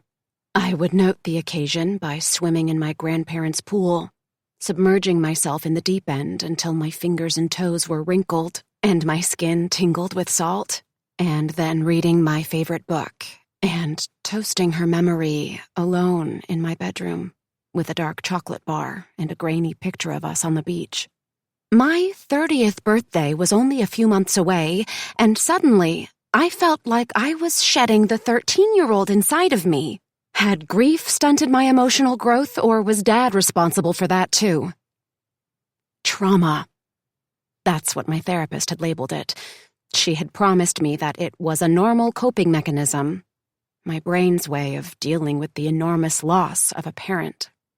It was like time had stopped when I was 13, and I'd never quite found a way to keep the dials on the clock spinning. I rubbed my shoulders, not from the crisp sea-soaked air, but because I hadn't expected that coming to Cascada would call into question everything I believed. You need to stop, Emily, I told myself as I turned onto Grammar Street. Spinning endlessly on what-ifs wasn't going to be productive. Once I got back to the house, I called Cameron. I needed action. I needed a plan. I needed to do something. Anything. Where are we at with the listing? He sounded a bit taken aback by my abruptness. We're good. We should be all set. I feel confident about our pricing. We can go ahead and have you sign the contract and at least have everything lined up and ready to go as soon as you can legally list the property. Is there a time that works for you to sign the paperwork? Actually, I want to talk about your proposal. Your idea about turning the ballad into a guest house. You do? Wow. Yeah, great. I'm kind of surprised, to tell you the truth, but I think it's a brilliant idea. Can you send over the proposal? I want to take a good look at it as soon as possible. Of course. I'm not at my desk. Give me 30 minutes and you'll have it in your inbox. We hung up. It felt good to take control. I ventured upstairs to Grandma's bedroom while I waited for Cameron's email. Her room was on the 3rd floor, with west-facing windows looking out to the ocean. Thus far, I had avoided her personal quarters. Intruding in her professional life was one thing, but going through her underwear drawer was another. Not surprisingly, Grandma's room mirrored the book theme in the rest of the house. It reminded me of the Hogwarts library with its extravagant fireplace and 4-poster bed. Stacks of books sat unread on the bedside table, along with an aromatherapy mister and bottles of lemon and rosemary essential oils, a pressed flower petal bookmark, reading glasses, and a small rose-scented candle. Like the other rooms in the estate, everything was neat and tidy. I peeked into the closet to see flowing skirts and dresses in various shades of teal and purple. Her wardrobe had a bohemian meets Saks Fifth Avenue vibe. Rows of ankle-high boots and sandals lined the bottom of the closet. Pretty hat boxes took over the top shelves. I removed one of the boxes, which was deep navy with pink flamingos. The box was shaped in an octagon and tied with a silky navy ribbon. Inside was a navy 1920s flapper hat with velvet white and yellow flowers around the base and a yellow lace veil. I remembered the hat from her Gatsby party. She had let me try it on, fastening it to my hair with bobby pins. How many costume parties had she hosted in the garden? How many had I attended? I racked my brain for any memory of Mom or Dad at the Gatsby Bash, but I couldn't picture either of them in her glowing garden. Had Mom been getting treatment? More memories rushed forward of sleeping in this bed, of giggling under the covers as we read Amelia Bedelia's Misadventures and drank hot chocolate with melty mini marshmallows. I must have mistaken Mom for her. Grandma had read aloud to me at night. It had been Grandma who encouraged me to find my own endings for stories when I was sad. I put the hat back in the box and moved on to her dresser. There were soft flannel pajamas, fleece sweatshirts, rolled-up pairs of jeans, and cabin socks. Aside from the books, there was nothing personal in Grandma's room. Not a diary or journal, not a family picture. It struck me as odd. The same was true for most of the house. Grandma had kept each room designed like a museum, but nothing looked lived in. Was that intentional? Or had she purged the estate of family heirlooms and reminders of me and my family when everything fell apart? A sadness invaded. Instead of feeling bitter, I felt melancholy for the grandmother I hadn't known. My thoughts went to Shay. Her description of her relationship with Grandma paralleled these memories. I had been cheated on every level. Mom dying young, a challenging relationship with Dad, and never having the chance to connect with my extended family. I needed to shift my thinking. Instead of wallowing in the past and choices that I had had no control over, I was ready to start figuring out what I could control. Thinking differently about the ballad was one of them. I had been happy here once. I could be happy here again. Dad had made a mistake that had colored every choice and decision. I wasn't going to follow those same patterns, even if it meant that he and I never spoke again. It was time. I was ready. Chapter 24. That night, I finally took Kishana up on her offer to come to her show. I let my hair fall loose on my shoulders and put on the only dress I'd packed, a cute halter-top sundress that I had scored at a vintage shop in Santa Clara a couple summers ago. The green fabric and flirty cut of the dress, paired with strappy sandals and dangling jasper earrings, seemed fitting for a jazz club. Shay and Danny were seated at a table in the front row when I arrived, The Whale's Note Jazz Club was dark and moody with a small stage, a lounge, a bar, and a scattering of intimate tables. A mix of New Orleans-style artwork and beach prints hung on the walls. A massive whale carved out of driftwood hung from the ceiling. There was a large crowd, not an empty seat in the house, and the eager energy of an audience waiting for live music in the air. "Emily!" Shay stood and waved me over to them. "You look amazing!" She kissed my cheek. "Totally hot!" "Thanks," I grinned. "You look great, too." Tonight, her boho style included flared bell-bottoms, a crop top, and gold earrings that were practically bigger than my hands. Danny stood to greet me with a hug. "Hey, Kishana told me about your talk. I'm glad you guys had a chance to get together." Me too. I meant it with my whole heart. "Is Artie coming?" "Nope." Shay sat down and handed me a menu. "He's working at the pub. We all try to make as many of Mom's shows as we can, or rotate, but she mentioned that she invited you, so Dad and I snuck out early to get the best seats in the house, on the chance that you showed up. And you did." "Would you like a drink?" Danny asked. "They make a mean gin and tonic if you're a fan." "That sounds perfect." Kishana came on shortly. She wore a silver sequined dress that caught the overhead lights and reflected dazzling sparkles like bursting fireworks. She owned the stage with her sultry sound, the way she moved to the beat of her accompanying musicians, and didn't simply sing the lyrics, but embodied them. "She's amazing," I said to Shay between sets. "I know. She's the ultimate goddess." The evening wore late. I stayed for a second set and a second gin and tonic, laughing with my cousin and uncle, and mesmerized by my aunt's performance like the rest of the crowd. Walking back home, I felt warm and fuzzy. Maybe some of that was due to a slight buzz, but I had the feeling most of it was due to the Bryant family. After the concert, I cocooned myself in the ballad for 2 days, going room by room, figuring out what changes, if any, needed to be made to transform the estate into a modern-day bookish getaway. The more I lingered with the idea, the more excited I became. The ballad was already a book lover's paradise. Short of picking specific author themes for the second and third floor rooms, there wasn't that much work that would need to be done. I daydreamed of hiding secret packages in the cubbies in the walls for guests, just like Grandma had done. I imagined craft paper tied with twine and inspirational notes left on pillows, large brunches around the dining table, and outdoor words and wine nights in the garden under a canopy of stars. Was it possible? Was this dream within my grasp? Hiding out in the mansion for a couple days had another upside. The fact that it had been days since I'd witnessed any strange scenes connected to the Forsaken manuscripts.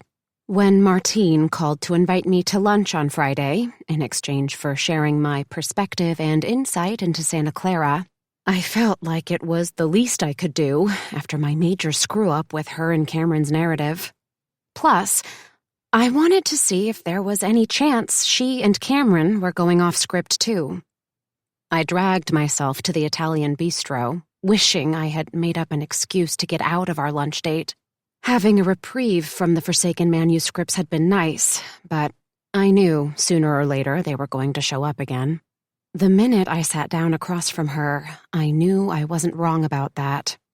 Martine's eyes were bloodshot and puffed up like marshmallows over a campfire. She had obviously been crying a lot.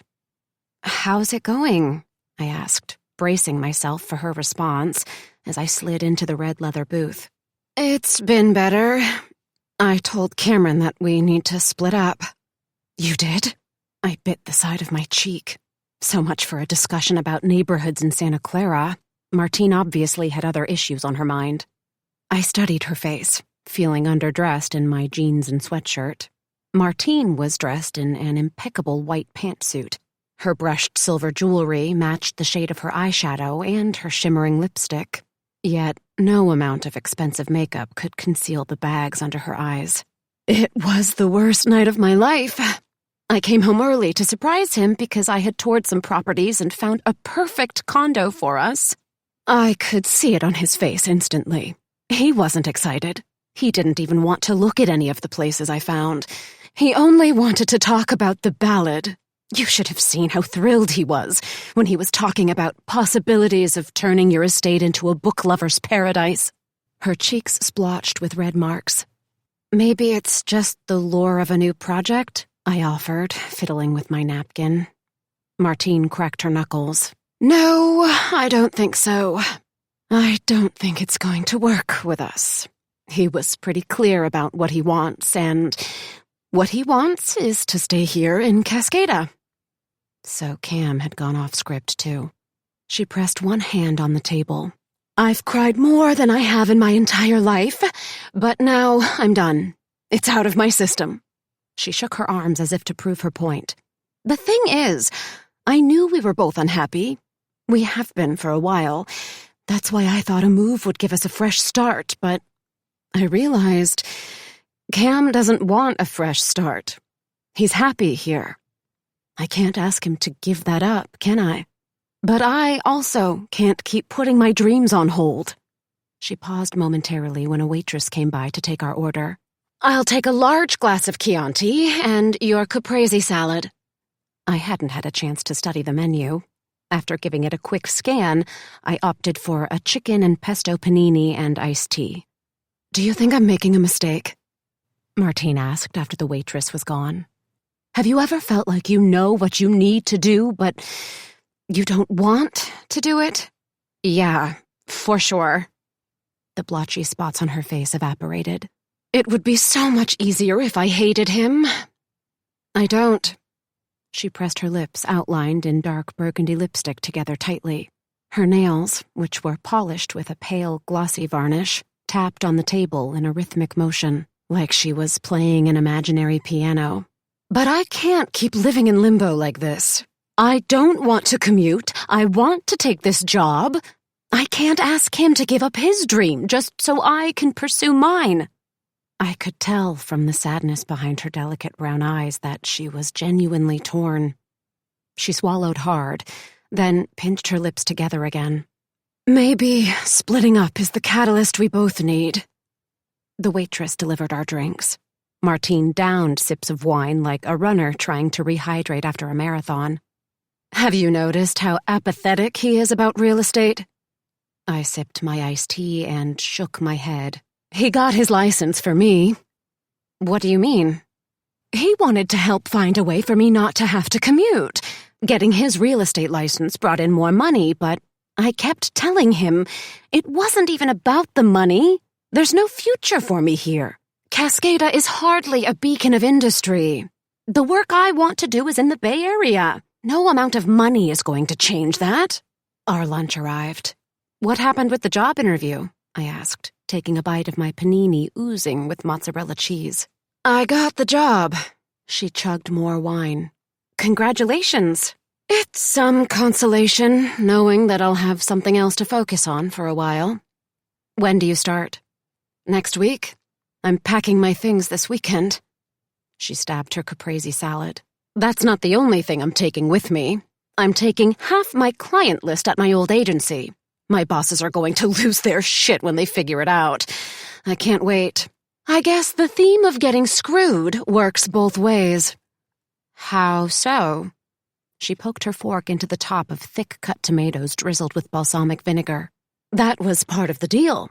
I had to convince my clients to follow me to the new agency. It was surprisingly easy. Is that legal? My career in high tech had taught me how protective most firms were when it came to clients and assets. She shrugged. Who cares? My bosses are such relics that they'll never be able to find the NDA that I signed years ago. They still trade in paper. Paper memos on my desk, sticky notes, inter-office files, paper. I found my original contract and shredded it, so good luck to them trying to prove that it ever existed. I left it alone. Is there anything I can help with? You had mentioned you wanted some insight into neighborhoods. Martine's second glass of wine was nearly empty. I think I found a place. How do you feel about the area by Ortega Park? It's in walking distance to everything and seems pretty safe. I found a new condo in a complex with plenty of amenities, an outdoor pool, weight room, and a rooftop garden. That's a great area. Good, because I already put in an offer. Wow, you really aren't wasting time. She gave me a hard stare. Have you ever had a moment where you realized you can't spend another second wasting your time? I'm done. I have to pursue my dream. If I don't do it now, I know without a doubt that I never will. This situation with Cameron has showed me that. Life is too short to put your dreams on hold for someone else's vision of your future. Her words left a mark. Our conversation wasn't about me, so I merely agreed with a nod, but the truth was that, yes, I felt her dilemma in every cell in my body. Yes, working in publishing was my dream, but the longer I was here, the more I was realizing that didn't mean it had to be in New York. I'm sorry if I've been a downer. Let me at least pay for lunch. Martine set her credit card on the table. No, you don't have to do that. I insist. She smiled. Good luck with whatever you decide to do about the estate. I can tell you with certainty that if you decide to partner with Cam on making the ballad into a bookish escape, he will put every piece of his soul into it. As sad as I am about our marriage ending, no one should give up on their dreams. No one. Her warning echoed as I left the restaurant. With each passing day, I was meeting parts of myself like old friends I had lost touch with. It took me a minute to adjust to the daylight outside in the plaza after being in the dark, lounge-like restaurant. I walked past the bagel shop toward the far end of town, thinking about Martine's story. The theme of giving up on your dreams ran strong. Is that what I had done? Chapter 25. Emily! I heard a woman's voice call and saw Sienna waving from letterpress. I thought that was you. Come here. I'm dying to show you what just came in. Had she just seen Martine too? Was I being pranked? I hesitated. Come in. She motioned with both hands. I got in a new order of pencils this morning that you absolutely need in your life. She wasn't going to take no for an answer, so I went inside. Sienna was dressed in a pair of maroon leggings, an oversized thin beige sweater, and a pair of sandals. Unless she was a master of subtlety, I didn't think she had an ounce of makeup on her face. Hang on a sec, I have to get to the back to show you what just came in. How's it going with Cameron, by the way? I followed her through the store. Her eyes widened, and she ran her pinky along her bottom lip. It started out great. I was crushing like a teenager. We had a blast together. It's going to sound super cheesy, but we hung out and talked books all night. It was amazing. He's amazing. But she stopped herself and stared out onto the plaza for a minute. Then it got really complicated. Complicated? She leaned in closer and lowered her voice. Did you know that he's married? I mean, they're in the middle of splitting up, but it's really sad. I felt heat creeping up my cheeks. I couldn't lie to her. Fortunately, she continued before I had a chance to choose my words carefully. I feel terrible for him. It sounds like they grew apart and want different things. Our book chat quickly turned into a sob session for him. He's pretty broken up about it. I waited for her to say more. She straightened a postcard in a rack near the door. It's the story of my life. I meet a good guy at the wrong time, but that's okay. I told him I'm here if he needs a listening ear, and we can totally be bookish friends. She waved her hands like she was trying to force herself not to say more. Look, sorry, I shouldn't bother you with my non-existent love life. It's fine. No, really, there's not much to tell. Sienna moved behind the counter. Do you want to see the pencils that just arrived? Sure. I wanted to keep talking about Cameron, but I could tell she was uncomfortable. So I followed her to the cash register, which had been constructed by placing two large card catalogs together. An oversized piece of plywood connected them. More bunting had been draped in 3 strings across the front. Potted succulents and apothecary candles lined the wall behind the unusual desk. Sienna unpacked one of many boxes waiting to be sorted and its contents distributed throughout the store. "Here they are," she said after digging through the first box. She handed me a thin, narrow, black and red box with white lettering. "They are editor pencils! How cool is that?" I took the box from her. The editor pencils were billed as pigmented vermilion colored on one end with firm graphite on the other. According to the packaging, it was a must-have for any professional editor. The set of 6 half-red, half-black pencils came with a $20 price tag. "You need these! Am I right or am I right?" Sienna encouraged me to keep them when I tried to give them back to her. "No, please! Consider them a welcome to Cascada gift. Everyone, including your grandma, was so welcoming when I moved here. I want to pay it forward."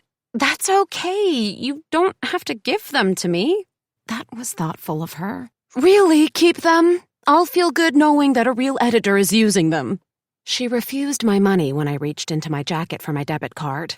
Before I could protest further, Kenzie came into the store, followed by the woman in aviator sunglasses from Crafts and Drafts the other day. I was surprised that she was still in town. Kenzie marched straight to Sienna. "I have an order waiting for me, and I'm kind of in a hurry for it." She reached into her intentionally ripped jeans and pulled out her phone in a bejeweled case. "You ordered the Italian leather journals, right?" Sienna asked. "Yeah, 5 of them. They're swag for some very important guests coming on my show. I called yesterday and was told that the shipment had been delayed, so I really hope they've arrived." She scrolled through her phone, not bothering to make eye contact with Sienna. "That was me you spoke with," Sienna replied, turning back toward the stack of delivery boxes. "Let me check. I'm hopeful they're in one of these. UPS just came, so your timing is good." Kenzie ran her fake nails, painted with fluffy clouds and unicorns, on her phone while she waited. The woman in the sunglasses perused the shelves with an equal amount of disinterest. She picked up a wax seal kit, studied it for a minute, let out a long sigh, and discarded it as if it were tainted. "Ah, I think we have success." Sienna held up a gorgeous Italian leather journal with a mosaic bookmark. "These are the ones, right?" "Yep." Kenzie looked up briefly before returning her attention to her phone. "How much?" "They're 50 each, so for 5, that's 250.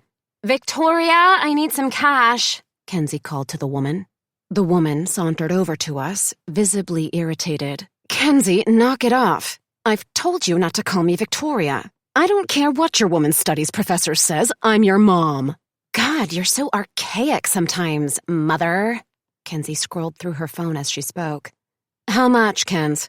She opened a cream purse with gold trim. 250, Victoria. "Oh, sorry, mother." Victoria let out a sigh as she unlatched a matching wallet. "Kenz, did you take my cash? I had a stack of hundreds. They're gone." "I didn't take your cash, Mom." "You must have. It's not here." She unfolded the wallet. "I had at least $1,000. I know you like to take my cash whenever I come for a visit." "Mom, I didn't take your cash," Kenzie snarled. Stop accusing me of everything. You're totally embarrassing. You're being, totally paranoid, okay?" Victoria glanced at Sienna and me for the first time, as if we had appeared out of thin air. "Apologies, ladies, but it seems that someone has stolen my cash." She removed a platinum credit card and handed it to Sienna. "Kenzie, I need you to be honest, because if you didn't take my cash, that means that as soon as we're done here, I need to go straight to the hotel and lodge a formal complaint. The housekeeping staff must have gone through my wallet." "Mom, for the last time, I didn't take your cash." Sienna rang up her order. I stood in a frozen panic, knowing full well what had happened to her cash. She had dropped it in Lindy's tip jar. This is so disturbing. I almost locked my purse in the hotel safe. Victoria searched her purse. I should have known a small, hippie college town would be untrustworthy. I still don't understand why you had to choose this sad spot for school, Kens. You need to come home and go to UC Santa Barbara or somewhere less remote. Sienna wrapped each of the journals in tissue paper and placed them in a bag. I hesitated, not sure what to say. I couldn't let the housekeeping staff at the hotel take the blame for her lost cash, though. Did you happen to be at Crafts and Drafts the other day? I asked without thinking. Me? Victoria sounded put off that I had dared speak directly to her. She shared the same petite frame and expensive blonde highlights as Kenzie. Close up, her age was apparent in the wrinkles buried beneath expertly applied makeup, but from a distance, they could have passed as sisters. I recognize you. I was meeting my real estate agent for lunch the other day. She studied me for a minute, like she was trying to place my face. I don't remember. I may have stopped in. Why? I didn't want to get Lindy in trouble, but at the same time, I couldn't let an innocent staff member at the hotel take the fallout. It's just that I was sitting at the bar, and I remember you putting some money in the tip jar. She gasped. I did! That's right! I did! I got a phone call from my agent and had to leave before I got my drink. Kenzie started toward the door. Thank you, her mom addressed me. I'm going to head that way this moment and get to the bottom of my stolen cash. Well, it wouldn't be stolen if you left it as a tip, I noted. Who leaves $1,000 tip? She stroked her neck. Whoever pocketed that cash is going to be fired. But you told her to keep it. I couldn't stay silent. I certainly did no such thing. She swung her hair over her shoulder, turned, and traipsed out the door. I felt sick. Had I done the right thing? Or had I just screwed Lindy? Chapter 26. Wow, they are a pair, Sienna commented as Kenzie hurried to catch up with her mom. They're straight out of an episode of The Real Housewives. I wonder how they picked Cascada for college. It seems like an odd choice. Yeah, good question.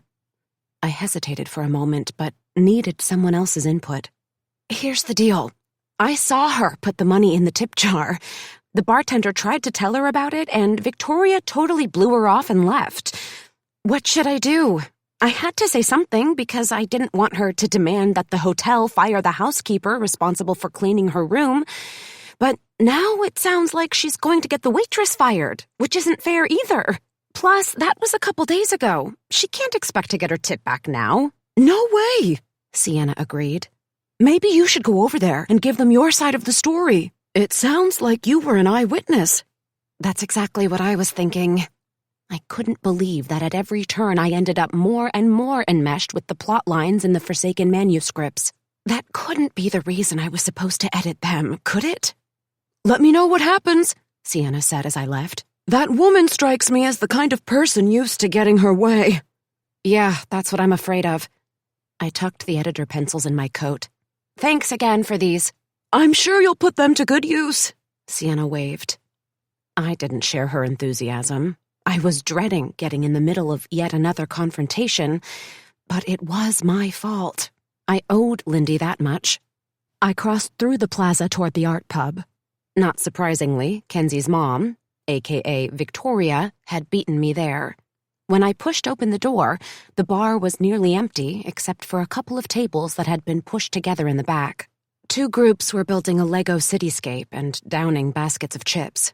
Victoria stood near the tap handles, berating Lindy. Her skinny index finger stabbed at Lindy's face as Victoria demanded her money back. My stomach dropped as I shut the door behind me and moved toward the bar. Listen, there is no way you thought that I had left $1,000 tip. That's ludicrous. And it's theft. I want to speak to your manager immediately. Lindy inched away from the spew of Victoria's anger. Kenzie wasn't anywhere to be seen. My manager isn't here yet. He's picking up kegs in Sacramento. He'll be back tomorrow. Lindy kept her head tilted toward the floor. Her voice sounded shaky. That's unacceptable. I want you to call him now, or else I call the police. You choose how this is going to go down. Lindy's hands quaked. I don't know what to tell you. You're the one who left the tip. I tried to tell you that you'd left that much money, but you blew me off and went outside and never came back. Okay, let's think about this, why don't we? Victoria's tone was condescending, as if she were speaking to a toddler who'd snuck a piece of candy. Why is it that you are so hesitant to involve your manager? I have a solid guess. I understand how the restaurant business works. My husband and I happen to own a number of restaurants. You don't take all the tips. They're shared amongst the staff, the kitchen staff, the wait staff. Did you share that cash, or did you keep it for yourself? She challenged. Lindy's face turned ashen. I knew from the color draining from her cheeks that she had kept the money for herself. I'm right, aren't I? That's why you're not picking up the phone and calling your manager. You saw an opportunity and snatched it. Where's my money? I don't have it. Lindy's voice was barely audible.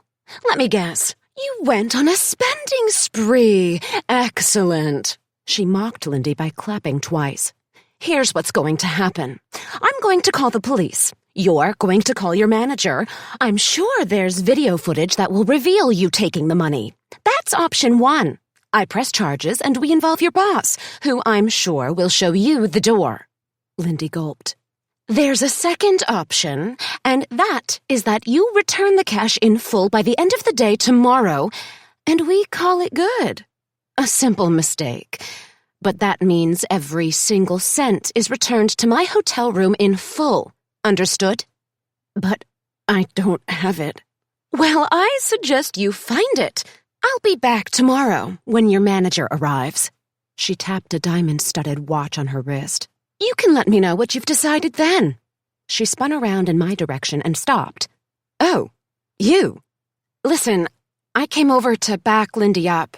I was there when it happened, and she's right. She did try to tell you that you'd left too much cash. That's water under the bridge now.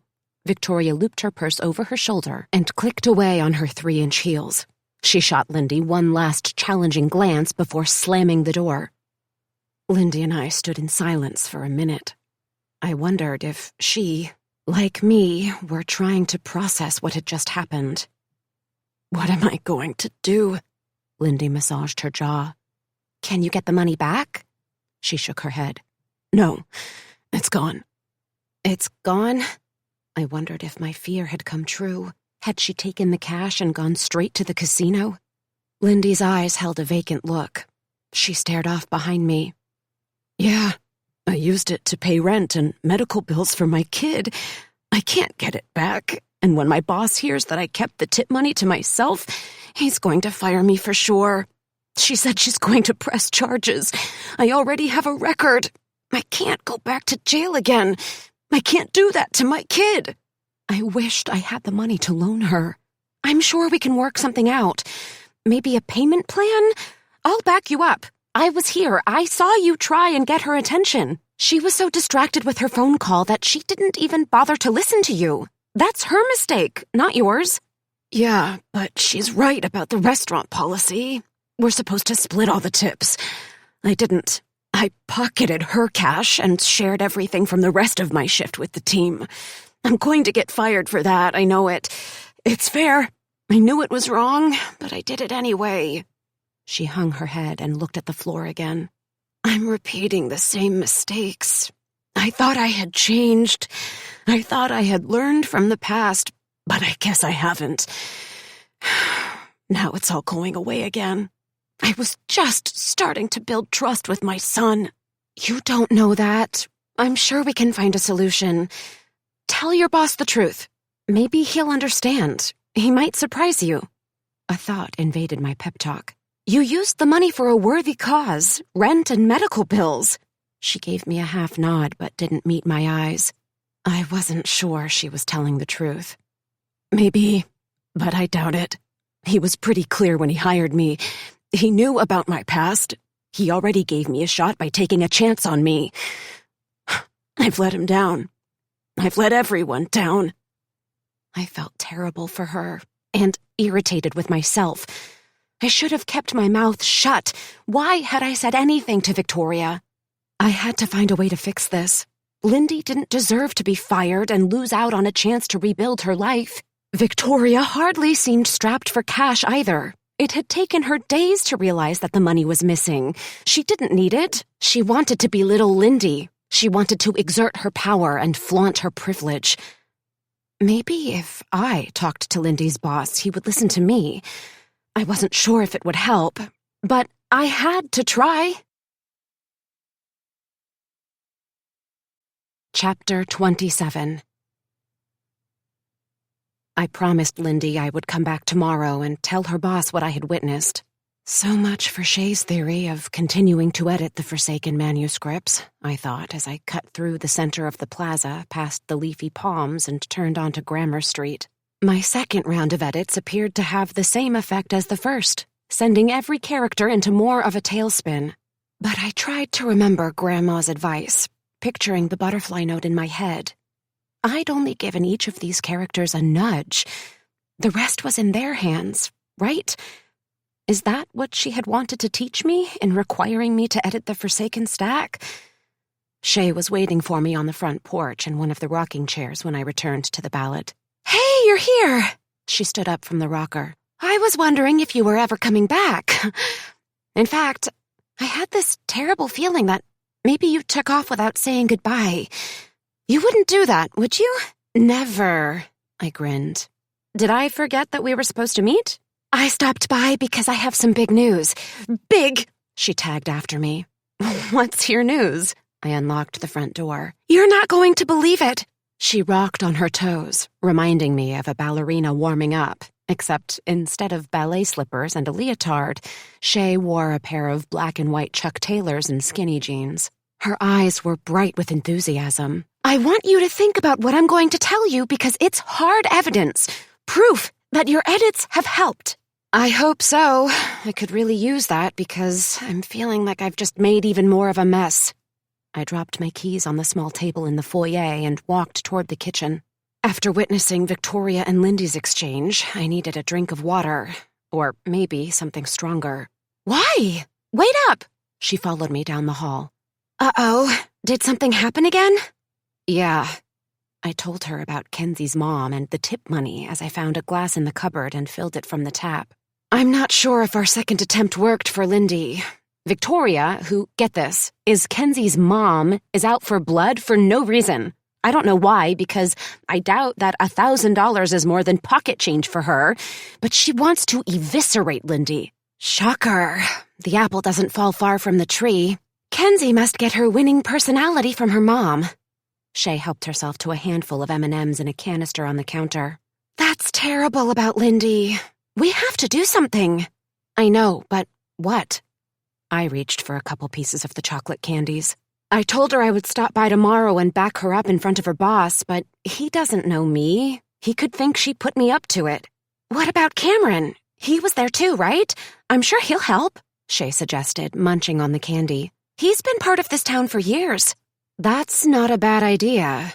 Maybe we need to rally the town, but Cameron's gone off script too." "How?" She tossed a red M&M in the air and caught it in her mouth. "Well, Martine is leaving him. They're breaking up.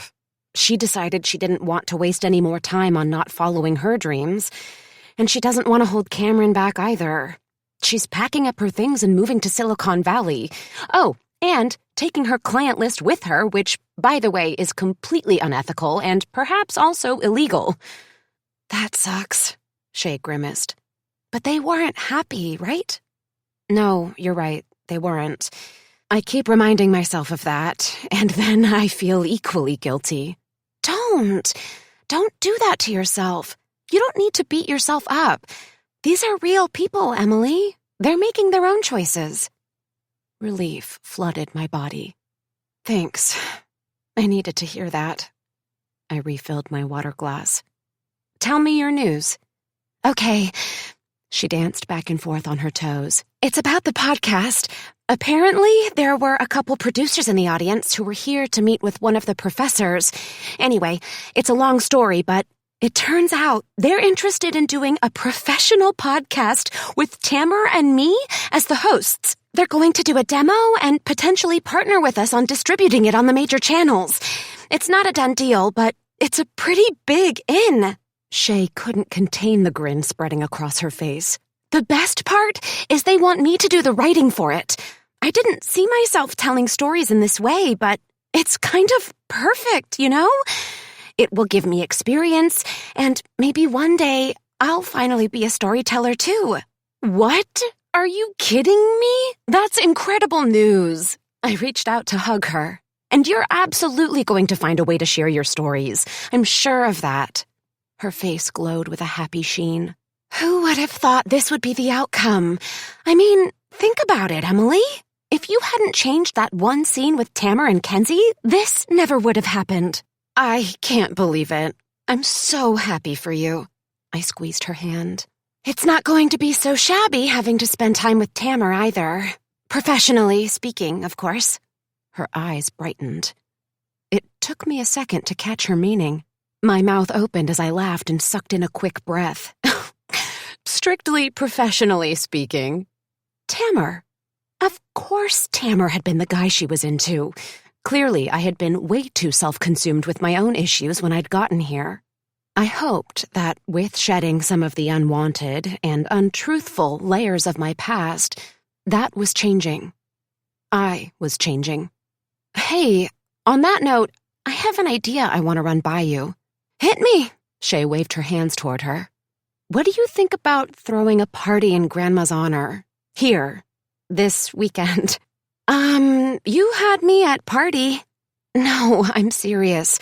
I've learned so much about her and our family and myself since being here. And everywhere I go in town, people talk about her. I thought it might be nice to do something to honor that. Yes, I'm all in. Shay ran over to the breakfast nook, which was flooded with light. We can go through her cookbooks, come up with some of her favorite and our favorite bookish recipes. You are thinking book-themed, yeah? I finished my water and placed the glass in the sink. One of the strongest memories I've had since returning to Cascada was of her Great Gatsby party. You were probably too young to remember it, but I can't get it out of my mind. I was thinking we could invite the town, ask people to come dressed as their favorite literary character. Maybe your mom would be willing to sing? Oh, yeah, you can count on that.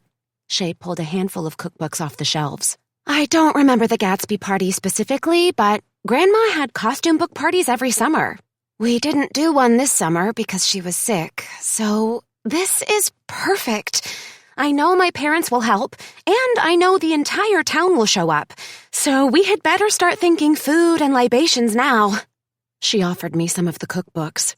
We spent the next few hours brainstorming and mapping out plans for a book bash in Gertrude Bryant's honor. It felt good to do something joyful, positive, like Grandma was here in the kitchen with us, gently blowing suggestions in our ears. Chapter 28.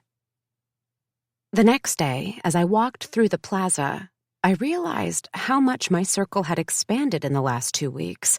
People waved and said hello as I passed by.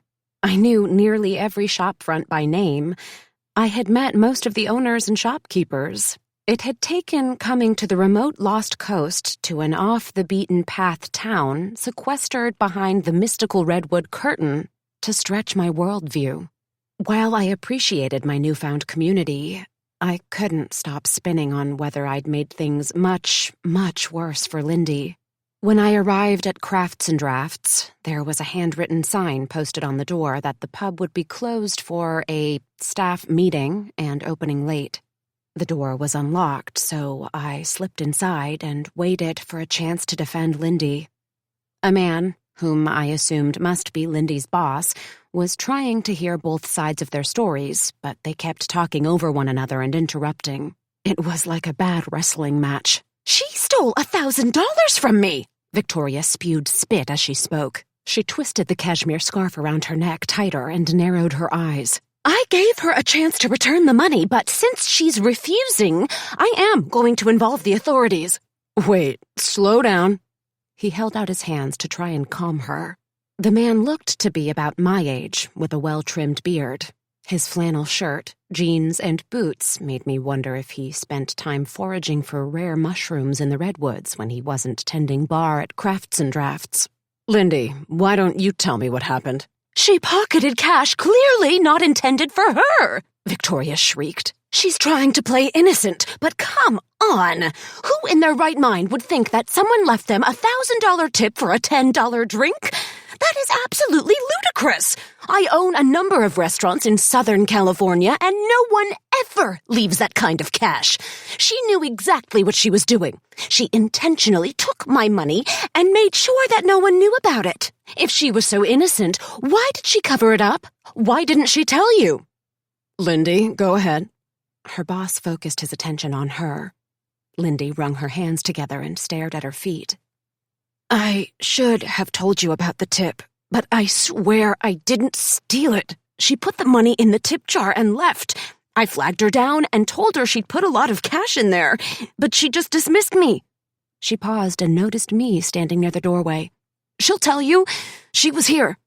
Lindy pointed to me. Everyone turned to me. My cheeks flushed with warmth as I approached the bar. I was not about to let this woman ruin Lindy's chance at happiness.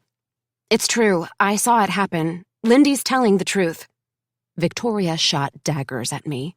They're probably in it together. Split the cash, huh, girls? I wasn't exactly a girl, nor was Lindy. Her boss motioned for me to come forward. Upon closer inspection, a little flutter erupted in my chest. His kind, warm chocolate eyes drew me in. And who might you be? I'm Emily Bryant. I was here with Cameron, whom I think you know. We were going over some real estate paperwork, and we both saw the exchange. Lindy is telling the truth. I paused and met Victoria's piercing gaze with equal confidence. I'm not saying that it wasn't a mistake that you left the cash. I'm just saying that Lindy did try to tell you, and you wouldn't listen. I wasn't the only one who heard her try to give it back to you either. She huffed. Thanks for coming forward. Lindy's boss smiled at me. I'm Aaron. I own the pub, and it's important that we get a clear picture of what happened. That's good to know that other people witnessed the scene, too. Hopefully, that will help. I'm sure he'll be willing to tell you what he saw, I replied.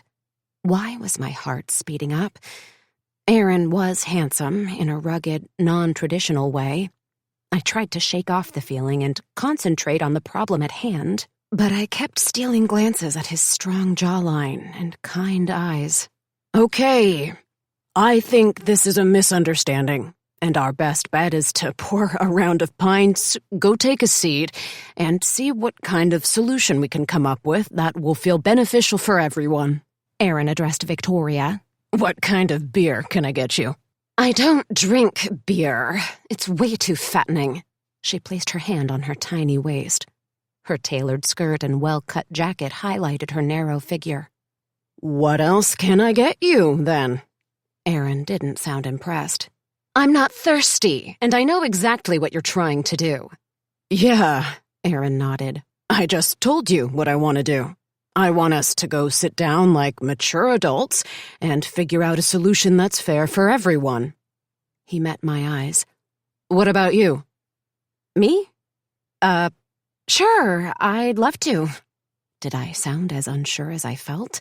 It was like my mouth had forgotten how to form sentences. Love to? God, Emily, you sound like a teenager. He nodded. I think having another voice of reason would be helpful, if you're game. I guess. He held an empty pint glass. What can I get you? I'll take a pint of the amber. Aaron poured drinks, including a white wine spritzer for Victoria. His forearms were muscular, I guessed from slinging drinks and carrying trays of frothy pints around the bar. He ushered us to one of the drafting tables and passed around drinks. Victoria huffed again as Aaron tried to mediate the conversation. Lindy, as you know, we have a strict staff policy about sharing tips. Lindy couldn't meet his eyes. She stared at her beer and nodded. When she spoke, her voice was barely audible. I know. I shouldn't have kept it for myself. It was a stupid mistake, and I'm sorry. Please.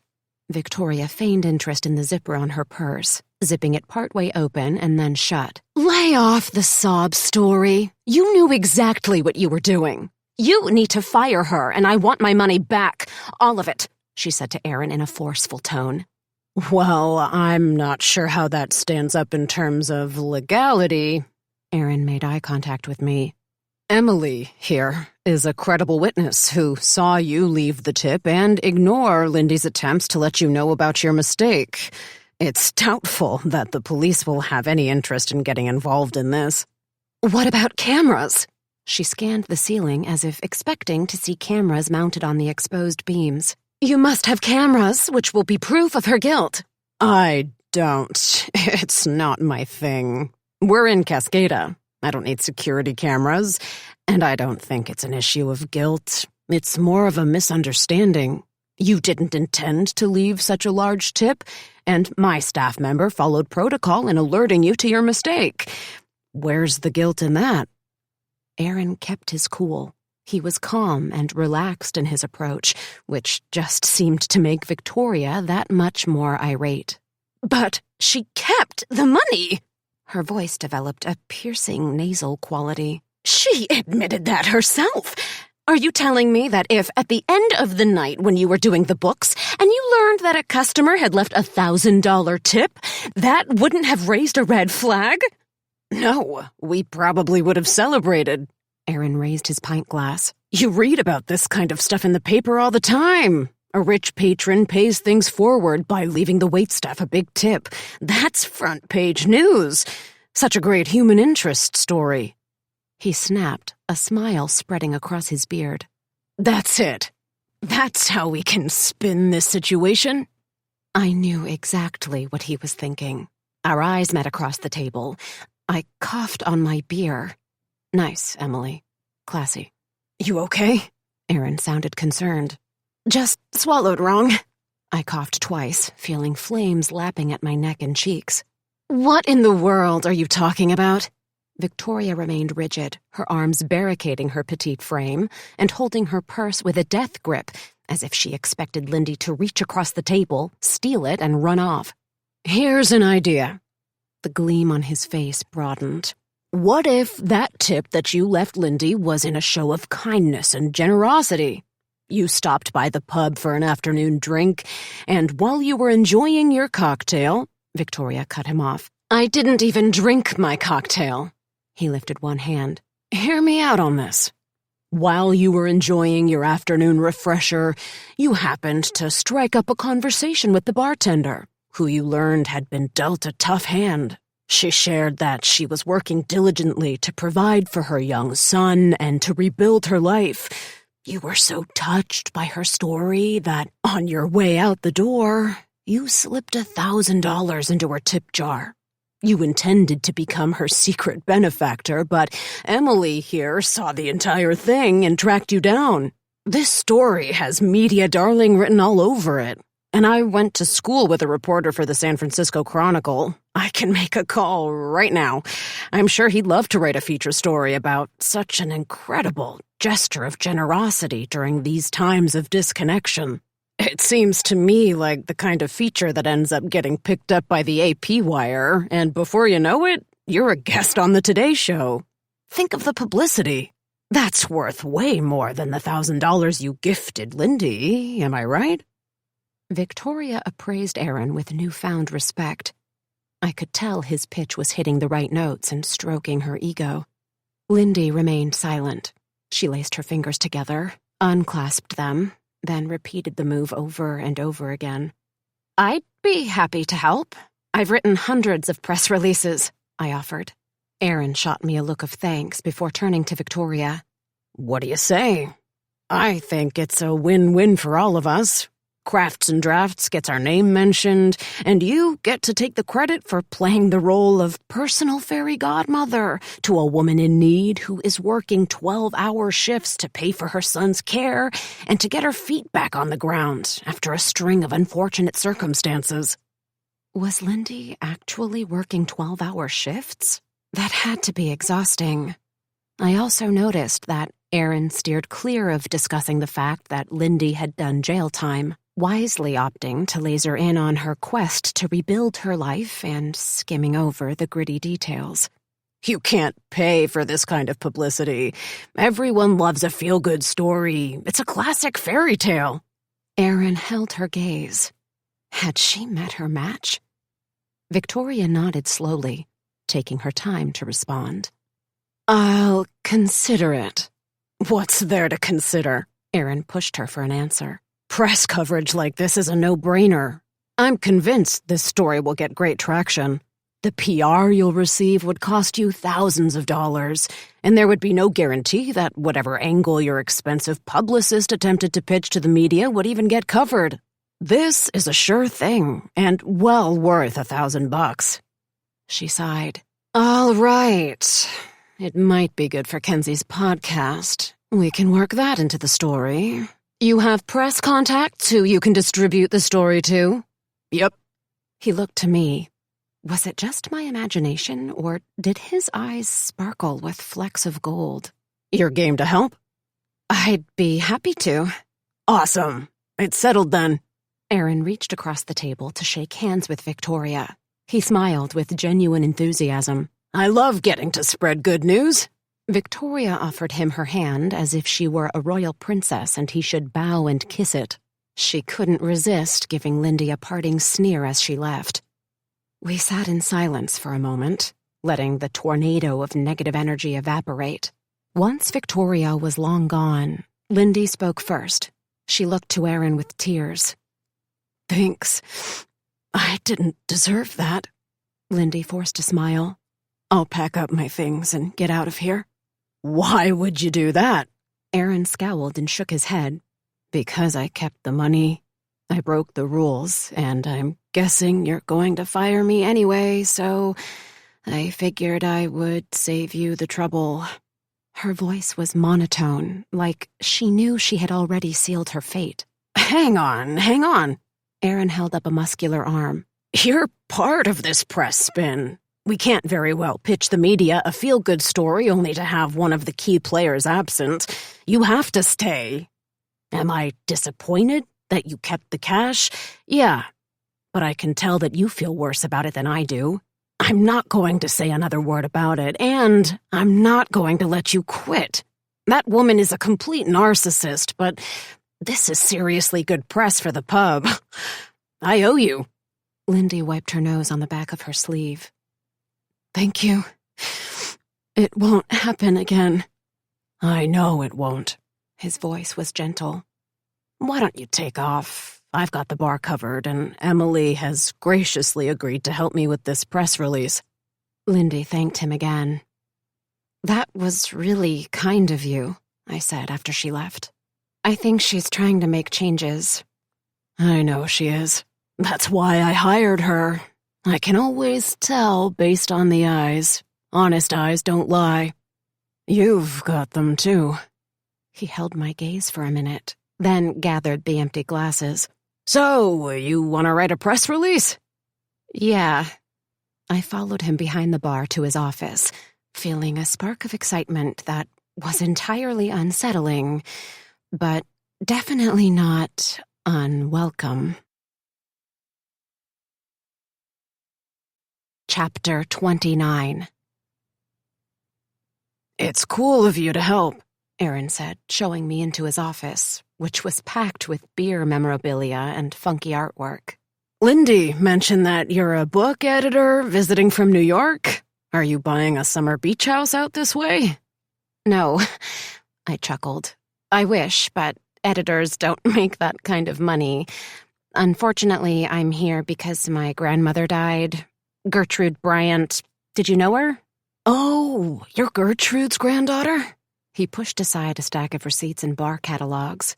His eyes were the color of cinnamon with tiny flecks of gold. The way he ran his eyes over me for a brief second sent tiny goosebumps up my arms. I see the resemblance.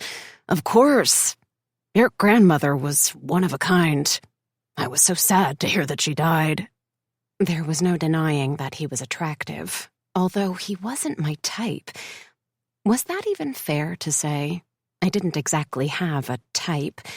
Most of the men I had dated were developers who wore the same uniform, khaki pants, white button-down shirts, and Chuck Taylors. None of them were into literature, but would, and usually did, talk my ear off for the entire painful dinner date about their latest coding conquests. I hadn't had a chance to meet anyone in New York, but I was holding out hope that I would find my modern version of Mr. Darcy at a swanky cocktail party for my celebrity author's debut launch party. My romantic fantasies were fashioned upon decades of page-turners, brooding heroes who had no idea how smoldering hot they were, and who knew how to capture a woman's attention with unsettling charm and wit. They were always well-read, dashing, and knew nothing of swiping right. Shudder. Banish the thought. Did you know that Gertrude used to host writing workshops here? They were a blast.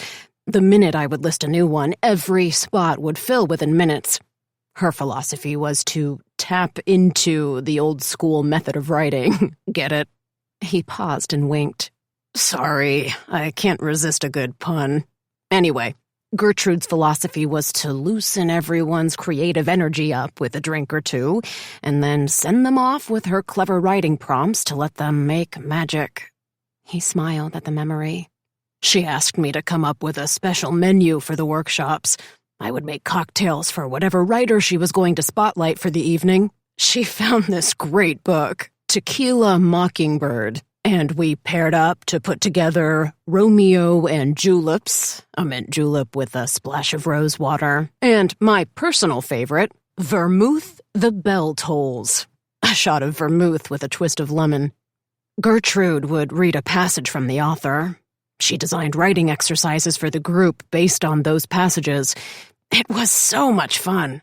Maybe we could revive them.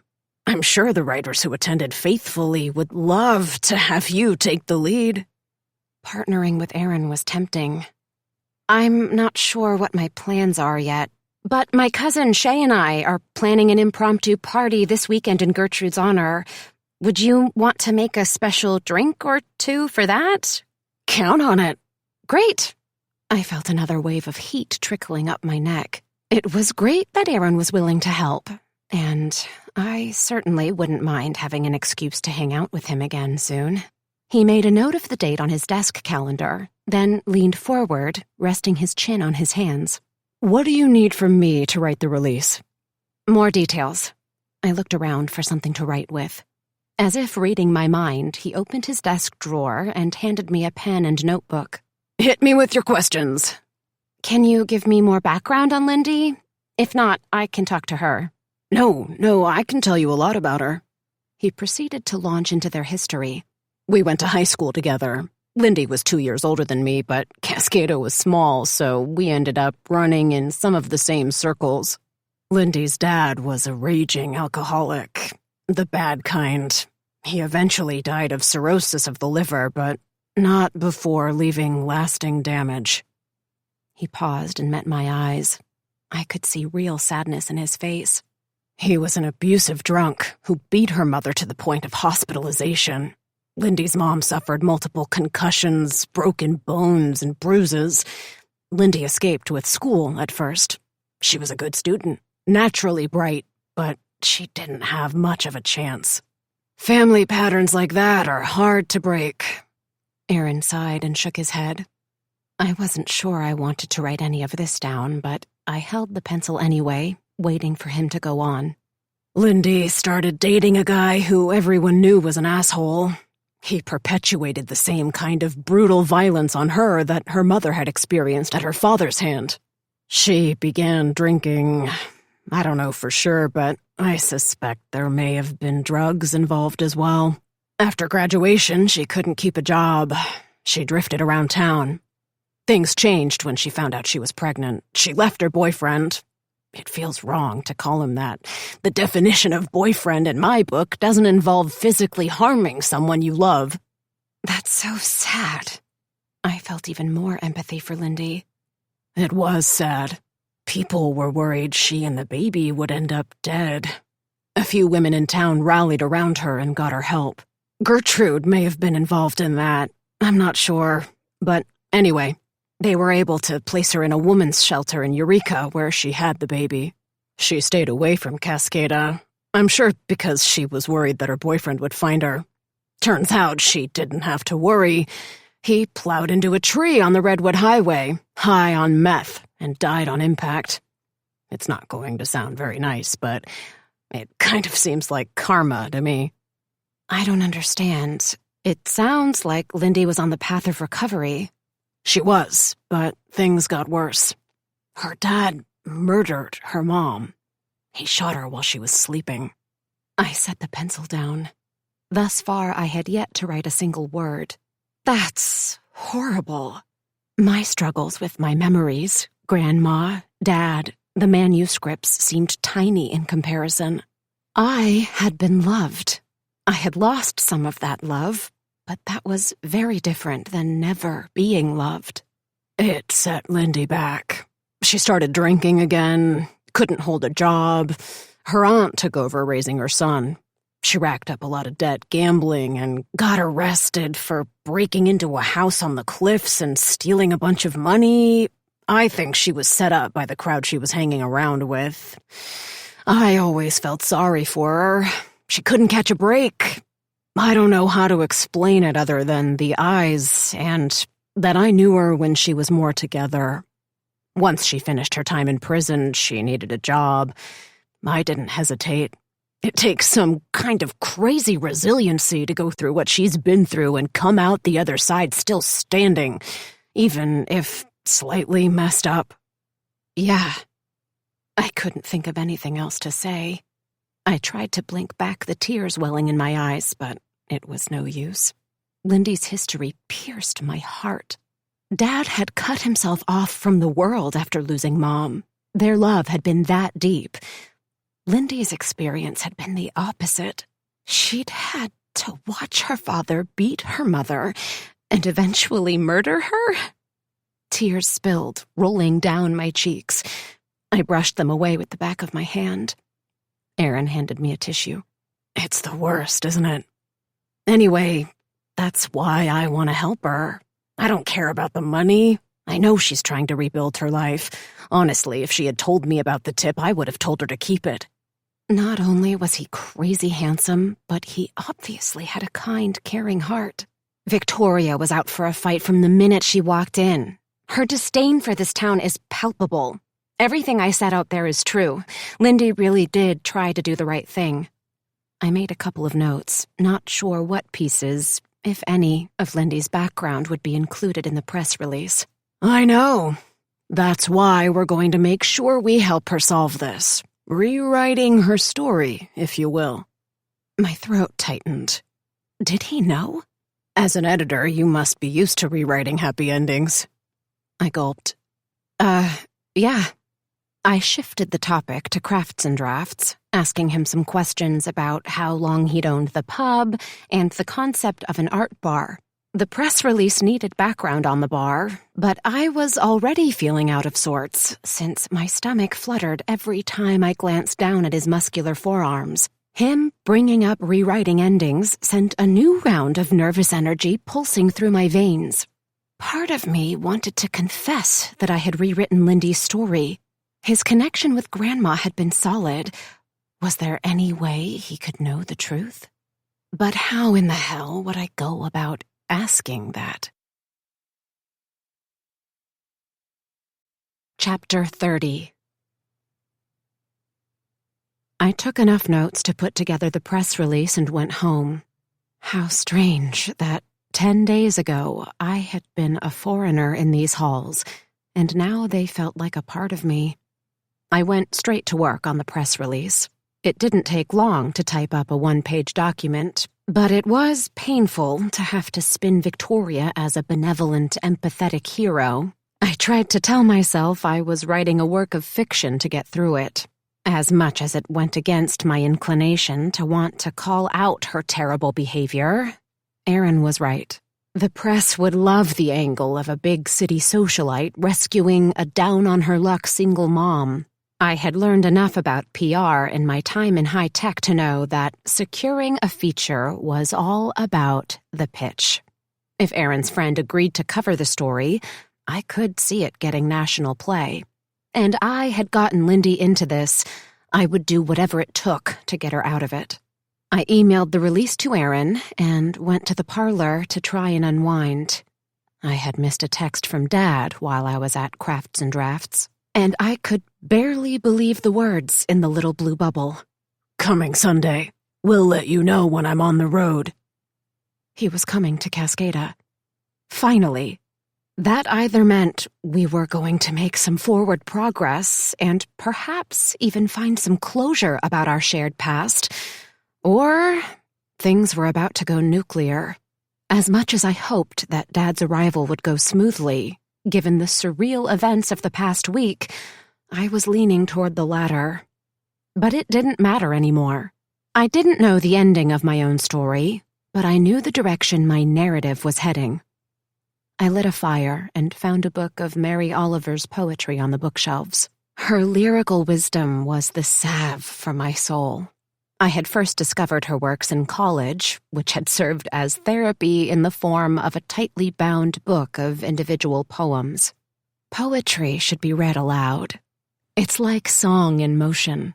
Whenever I was feeling down, I would flip open one of the many collections of Mary's work that I owned and let the pages fall where they would. Whatever poem I landed on, I decided would be the message I needed to hear. Tonight, it landed on this. It doesn't have to be the blue iris. It could be weeds in a vacant lot, or a few small stones. Just pay attention, then patch. A few words together, and don't try and make them elaborate. This isn't a contest. It's a doorway into thanks and a silence in which another voice may speak. I was familiar with the passage from her famous poem, Praying. It was such a profoundly simple reminder that understanding comes in paying attention, not in focusing on the bright and shiny objects glittering like treasured gems, but on the ordinary. Had I been doing that? Had I been so caught up in trying to steer a course to my future that I had missed what was right in front of me?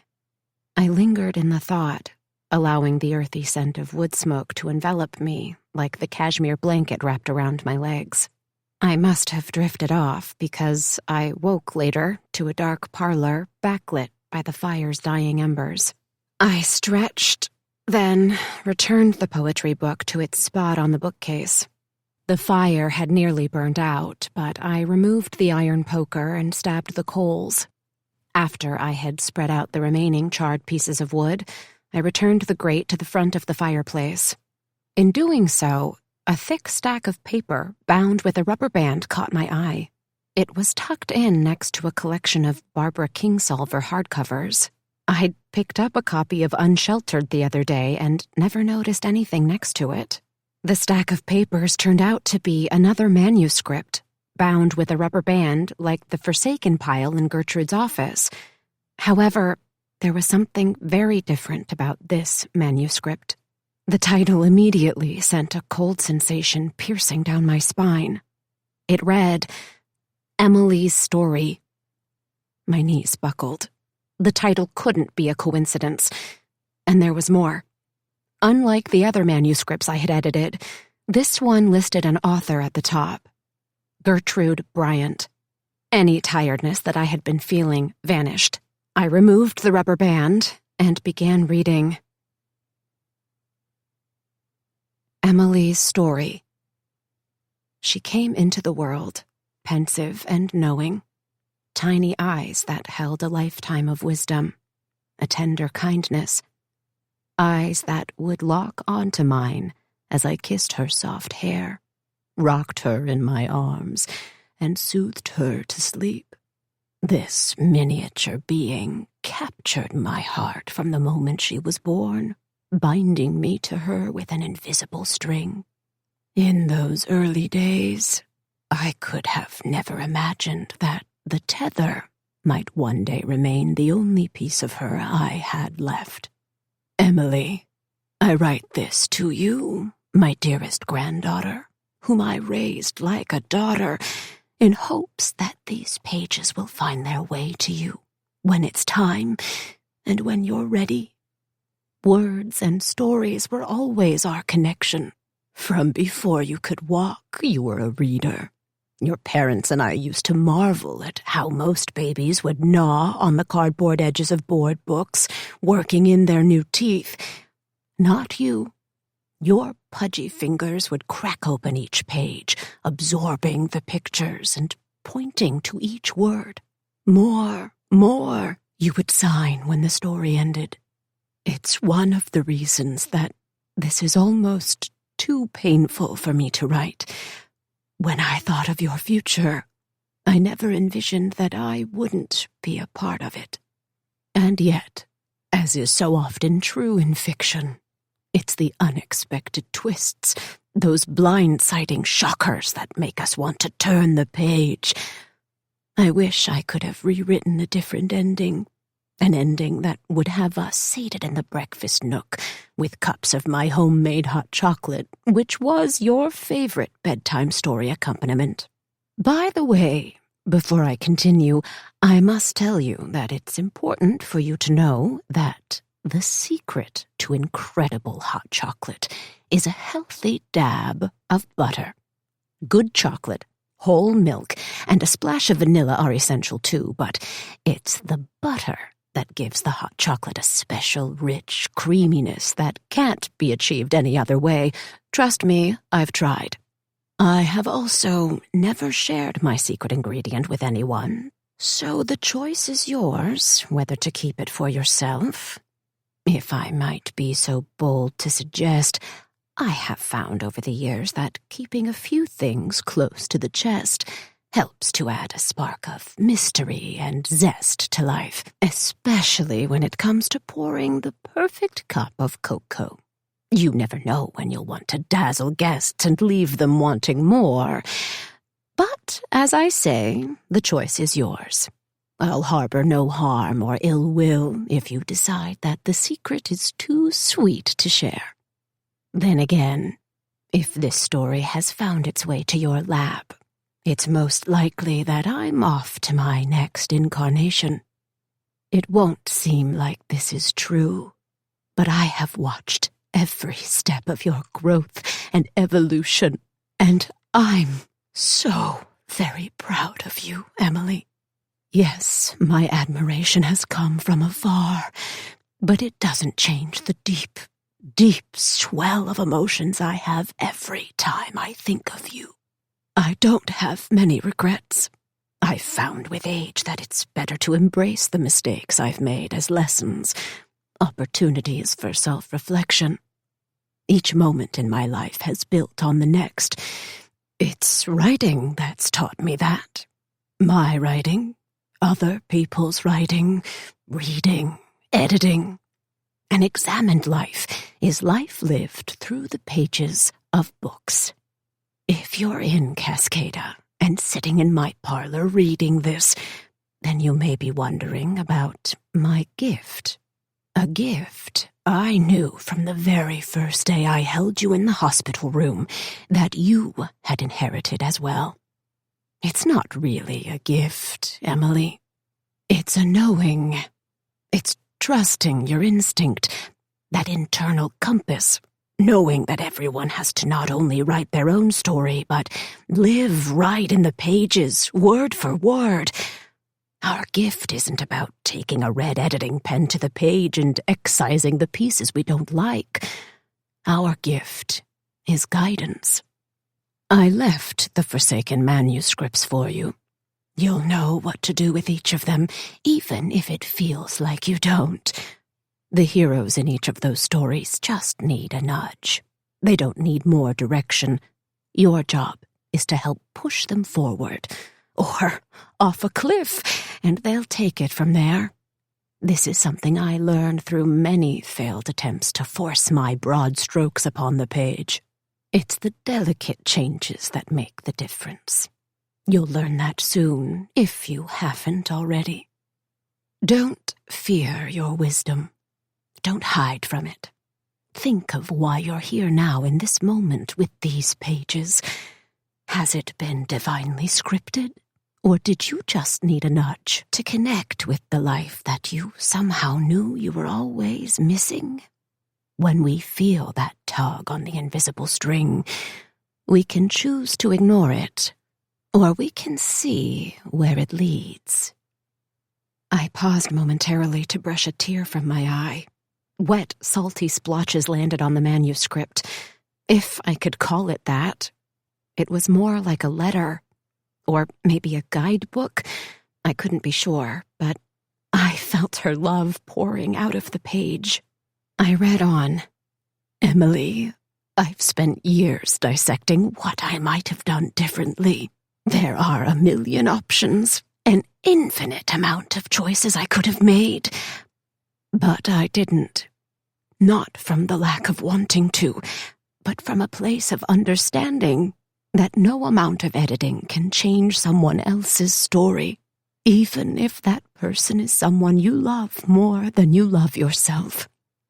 You see, I've been a book therapist, or whatever you want to call it, for many, many years. After your grandfather died, I moved here to Cascada. This was his family home. Did you know that? I was grieving his death, and your dad and Danny were both young at the time. I wasn't sure what to do, but I knew I needed a change. I couldn't stay in Los Angeles with 2 young sons in a house that was chock full of memories of the men I had loved and lost.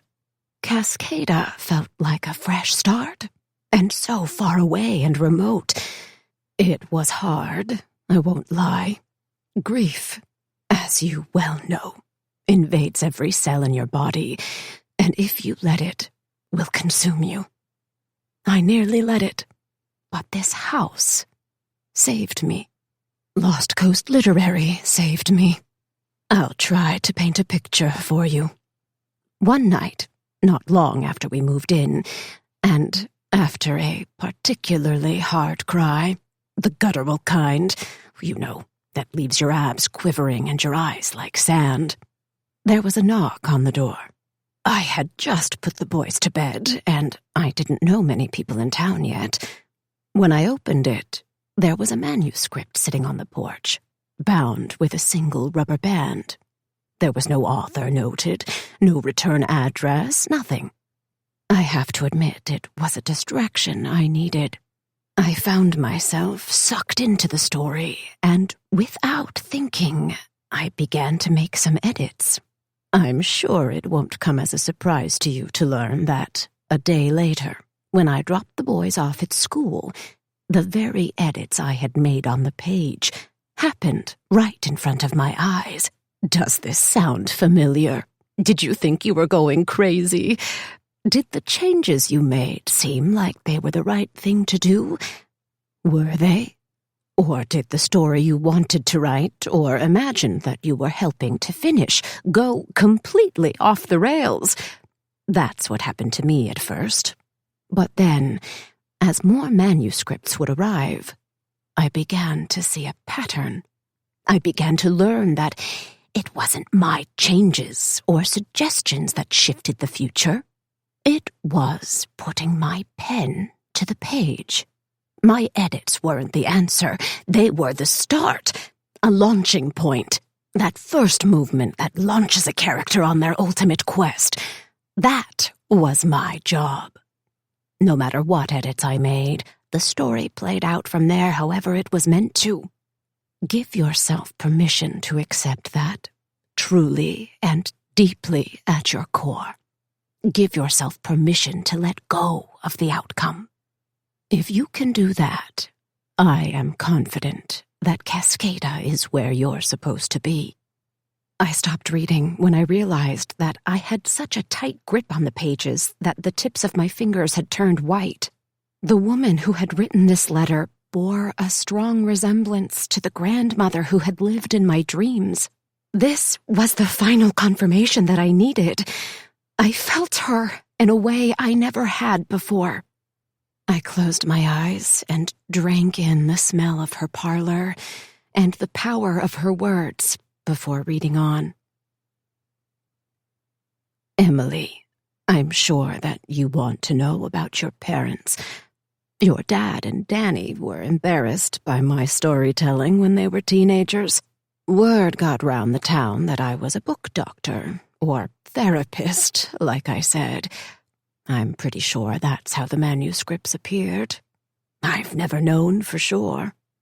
Did you know that in Verona, romantics leave letters to Juliet, asking for her guidance in finding love? Isn't that such a lovely thought? In a 16th century courtyard surrounded by ancient brick walls, the forlorn can pay homage to Juliet's statue cast in bronze while casting for answers to their love life. A bright red mailbox receives letters from the lovesick throughout the world, and the secretaries of Juliet answer every letter by hand. I saw the forsaken manuscripts the same way. People who felt like they had a different story burning inside them to tell, but not knowing how the first scene should be written. Lost Coast Literary became the landing spot for forsaken souls, ready to bring about great change in their lives. Was the change painless? Rarely. But why should it be? Resiliency, that strong muscle, builds from damaging it again and again, healing it with the remnants of scars and bruises. The longer we were here, the more people would talk of my gift. That's one of the reasons I don't like to call it a gift. It embarrassed the boys, your dad the most. He never wanted me to talk about it, and did everything he could to avoid being part of any conversation about my work. Let me be clear. The Forsaken manuscripts weren't my primary work. I've been blessed with a long career as an editor. My clients have been varied and scattered around the country and globe. I learned not to talk about the Forsaken manuscripts in front of him. It was okay with me. It wasn't his burden. I understand that nearly everything a parent does is mortifying for the teenagers, and certainly rewriting the future had to rank high in the category of embarrassing things your parents do. That changed when your mom got sick. Oh, Jamie, what a wonderful soul. What a love she and your dad had. Shakespeare couldn't have penned it better. They truly completed one another. Not in a way that they consumed each other, but in a way that lifted them up together. Stephen came to me and begged me to fix it when the news came through that she was terminal. I explained to him that that wasn't the way it worked. My edits only worked on the Forsaken stack, not on anything else any of my clients had ever written. Believe me, I tried to write my own stories, and, of course, none of my edits on those came to fruition either. That's not how it works. Oh, how I wish it was. The Forsaken manuscripts are different. They always have been. I suspect they always will be. I didn't have any power to change her diagnosis, no matter how much I wanted to. He was furious with me. He wouldn't talk to me for days and weeks on end. I realize now, this is likely when he made the decision to leave. But before he did, I found a manuscript, a short one, waiting on my office desk. He had written it, along with a note pleading for me to work my magic, claiming I was the only person who could change Jamie's fate. Emily, words can't relay how devastated I was. We all were. Your mom was like a daughter to me, and seeing her beginning to succumb to the ravages of cancer was the worst thing I've ever had to witness. That, and knowing that she wasn't going to be there to watch you grow. I would have done anything to change that, but I couldn't. Your dad followed through on his promise. He never spoke to me again, and he took you away from me. As you'll see in the pages that follow, no amount of rewriting changed that fact. What I want you to know more than anything is how much I have and will always love you. That's why I'm giving you the house and Lost Coast Literary. I know without a shred of doubt that both will be safe in your hands. Love, Gertrude. Chapter 31. Grandma's words made her feel real, like she was sitting next to me, her hand on my shoulder, her gentle voice calming me. My hands trembled as I stared at the pages. I didn't know where to start in terms of what to take away from her letter. Suddenly it made sense why Dad had been so insistent that I take a practical job, why he clammed up when I asked him about Grandma and what she'd done. He'd been heartbroken over losing Mom and turned to his own mom for help. He must have seen her explanation as a refusal. I felt terrible for both of them. When I flipped through the remaining pages of the manuscript, I felt even worse. The first few pages were Dad's story. They ended with Mom's terminal diagnosis, but it was hard to decipher because Gertrude's handwriting covered each page. She had tried again and again, not just attempting to change Mom's fate, but ours too. There were passages from the funeral. Instead of her and Danny and Kishana hiding in the back, there were scenes of reunions, of our life rebuilt together, of our returning to Cascada, of her teaching me, passing on her editing pen, of a contented connection with my extended family, garden parties, bonfires on the beaches, her holding me as we cried together on the anniversary of Mom's death each year, marking the bitterness and the beauty of missing her with bagels with slug slime and Mom's favorite almond cake. Nothing she edited or tried to rewrite had come true. The pages were muddled with her many attempts, obviously over years. Different colored pens filled the margins. Entire sections of the manuscript had been crossed out and written again. Why hadn't she told Dad? Or had she? Would it have mattered? I bundled the tear-stained pages together again and secured them with the rubber band. It was a lot to digest, but there was one thing I felt solid about, and that was that the minute that Dad arrived, I was going to force him to read my story. Mom and Grandma were both dead. I had lived too long without a female force to guide me. In her words, Grandma had brought them both back. Neither woman was a mystical, half-sketched fictional character that I had constantly been trying to color in any longer. They were both a part of me. No one could take that away, and more importantly, I could carry them forward with me. I went to bed ruminating on that knowledge and wondering if Grandma's final words could be true. Could I be happy here? The next morning I woke with a lightness that I hadn't felt in years. Shay and I agreed to meet at Oceanic at 9. When I got to the coffee shop, she and Tamar were laughing at the counter. I snuck up behind her and tapped her on the shoulder. I had stopped to pick up a bundle of fresh sunflowers at the corner kiosk on my walk over. "These are for you." I handed her the flowers when she turned around. "Emily, that's so sweet. You didn't need to." She wrapped me in a hug. "You deserve congratulatory flowers," Tamar said, beaming at Shay. "On that note, coffee is on me this morning."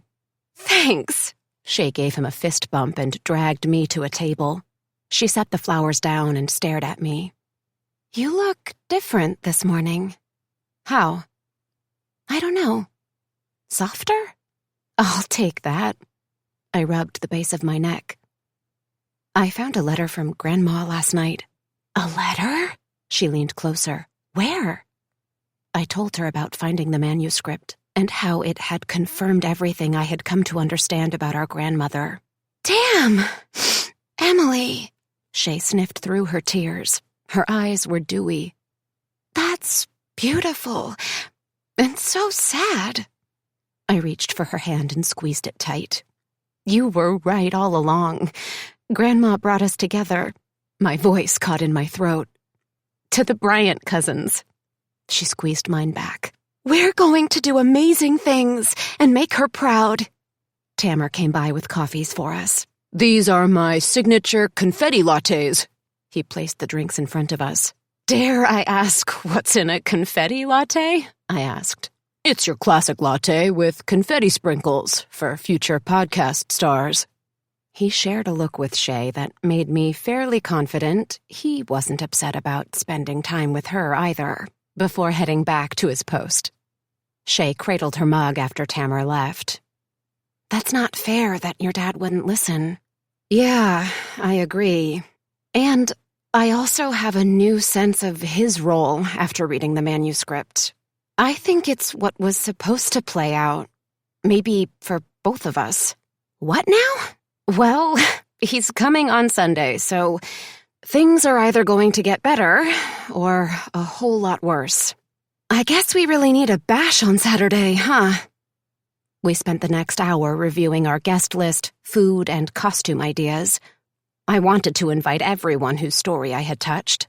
It felt like the thing I needed to do, for closure for myself and for them. And I wanted to honor Grandma's memory in the best way I knew how. A Lost Coast literary party, complete with bookish bites, fairy lights, and music. My grandmother might be dead, but for the first time in my life, I finally felt like I knew her. Chapter 32. Shay and I spent the next 2 days running around town, getting everything we needed for the party. The ballad didn't need much to make it magical, but strings of golden lights and outdoor tables draped with white tablecloths and centerpieces with purple hydrangeas did the trick.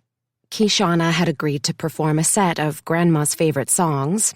The three of us had been cooking for hours to create a seed cake from Jane Eyre, pickled limes from Little Women, roasted chicken from Hemingway's A Movable Feast, even a potato peel pie from one of Shay's and my more recent favorites, the Guernsey Literary and Potato Peel Society. I had recruited Aaron to set up a bar with literary-themed cocktails. When the night of the party finally arrived, we appraised our costumes in the garden. We decided to dress up like Elizabeth and Jane Bennet in matching empire waist dresses with dainty flowers in our hair. Wispy layers of cream organza embellished with elegant silver beads gave Shay an ethereal glow. I'm an actual goddess tonight, she spun in a circle, her open-toed sandals leaving imprints in the grass. Sige is glowing up right now. To be honest, I felt a bit like a goddess too. We had discovered the vintage dresses on a sale rack in one of the antique shops on the plaza. Mine was pale blue, with whispers of moss green embroidery along the waist and sleeves.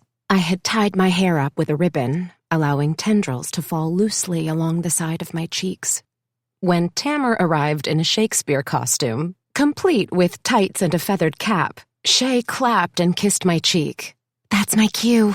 You don't mind if I ditch you, do you? I would be seriously offended if you didn't. I waved to Tamara, who tipped his felt cap to me, as Shay raced up to him and embraced him in a giant hug. Danny came as Bilbo Baggins with hobbit ears and a red velvet coat. Artie showed up, not in costume, but rather in a trim suit that gave him a debonair air, as if he belonged on the pages of an Ian Fleming novel. I pulled him aside as the rest of the guests began to arrive.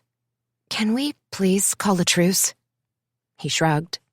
That depends on what you're going to do about this place. Honestly, I don't know yet.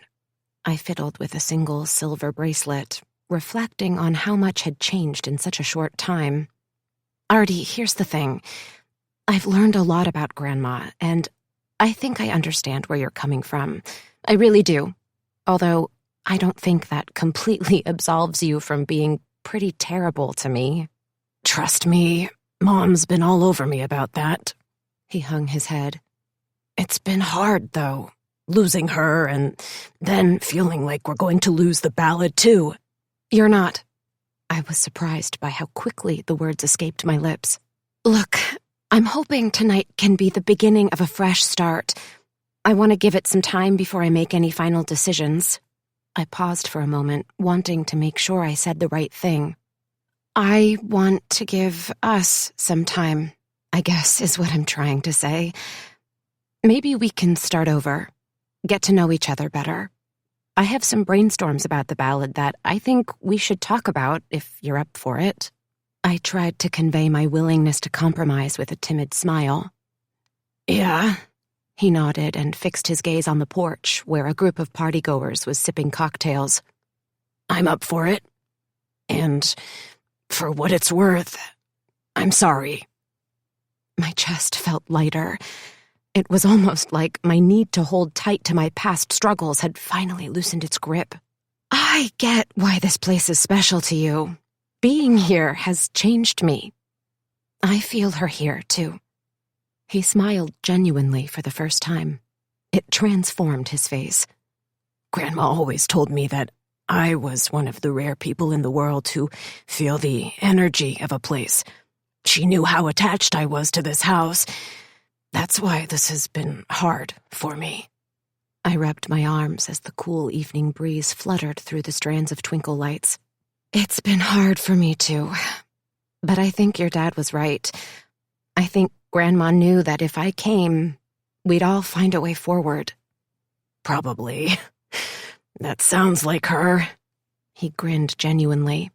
Then his tone turned nostalgic. I loved her, you know. I guess it's just been hard to wrap my head around you. You've been gone. You didn't have a relationship with her like Shay and me. I guess it's not fair to any of us.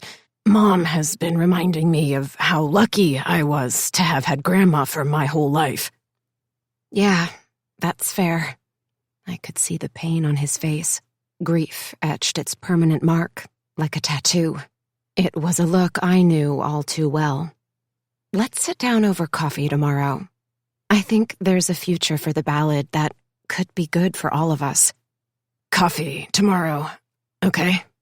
He gave me a fist bump, and then he headed for the food table. It wasn't exactly one of the tear-jerking reunions that Grandma had tried to write, but it was a start, which was all I needed. Cameron arrived as Sherlock. He had tucked his hair beneath a plaid deerstalker cap. A pipe rested between his teeth. Nice party. Gertrude would be proud. Thanks. I glanced around the garden, which glowed in dreamy golden light. Music fluttered overhead, and a symphony of delicious aromas wafted from the food tables. I felt like I needed to do this for her, but also for me, you know? I do. He tapped his pipe to his teeth.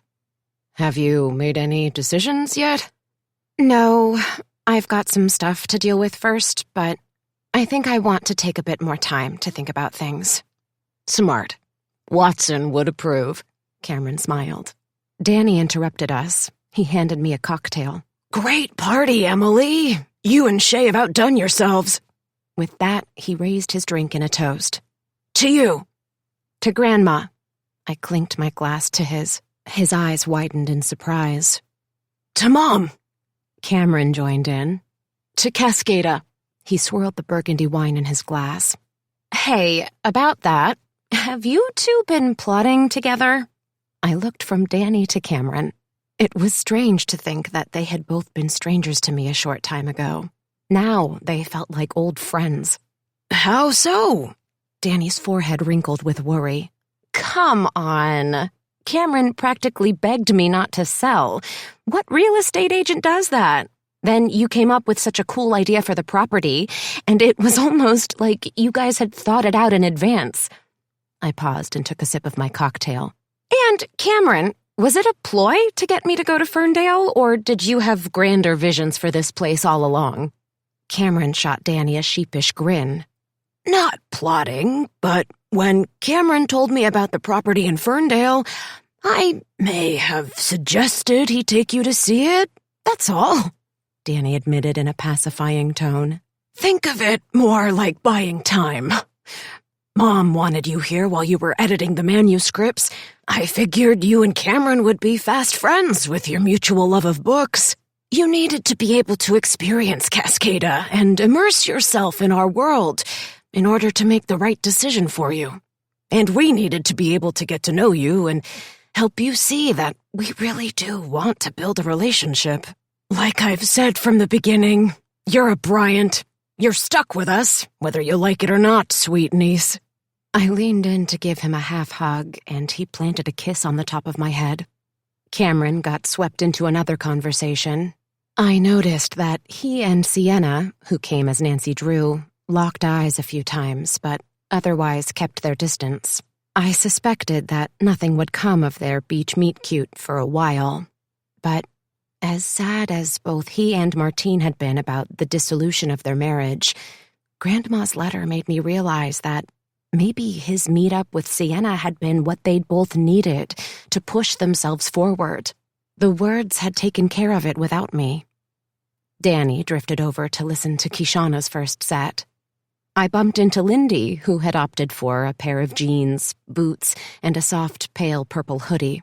"Sorry, I'm not really a costume kind of person, but Brayden was excited to dress up." Her son, who was dressed as a train conductor, grasped her hand tightly as she introduced him to me. "Brayden, this is my friend Emily." She caught my eye and gave me a look of thanks. I knelt to shake Brayden's hand. "Nice to meet you, Mr. Conductor." Brayden gave me a shy smile. "I'm Thomas, the tank engine." "You are... Sorry, I should have said nice to meet you, Thomas." "He loves the Thomas the Train books," Lindy said to me. "We've read the same book at least 20 times. "That's my kind of reader. You can never read a book too many times, in my opinion." I winked at Brayden. He dropped Lindy's hand and went to join some kids to play with the bubble wands and chalk that Shay had wisely suggested we put out. "How is everything going? Any more run-ins with Kenzie's mom?" I studied her face. Her eyes looked a bit brighter, and her cheeks less sunken. She glanced at Aaron pouring drinks behind the makeshift bar. "Did you hear?" "Hear what?" "Aaron was right. The media picked up the story. It already ran in a few smaller papers. Now it's going to be on the front of the living section in the San Francisco Chronicle tomorrow, and someone set up a GoFundMe page for us. It already has close to $10,000 in it. I'm going to be able to pay for half of the year's rent and all his medical bills. I can't believe it." "That's great news. You deserve it." "I don't know about that, but I know I'm going to use the money for good." Her jaw was set, and her face was filled with determination. "I'm sure you will." I placed my hand on her arm. "If there's anything else I can do, please let me know." Movement caught my eye. I gasped and threw my hand over my mouth as I glanced to see Dad coming toward me. He was dressed in a casual pair of jeans and a fleece. I recognized his slow and measured stride as he cut through the crowd. His face refused to betray a single emotion. A prickling sensation spread along the back of my neck. He was here. He was really here. "Sorry, I have to go," I said to Lindy and walked to greet him, barely noticing my feet making contact with the ground. The sinking sun cast a halo around his body like he was an apparition. I ignored the urge to pinch myself or flee. "Dad," I whispered. He wrapped me in a hug and held on tight. I let my body collapse in his firm grasp, drinking in the smell of dirt and sunscreen. I thought you were coming tomorrow. Why didn't you tell me you were on your way?" "Sorry, I was worried that I was going to chicken out." He released me, scraping his hand through his hair. "I didn't know you were throwing a party." He raised his eyebrows above his glasses as he surveyed the festive scene. "Dad, listen, we have to talk."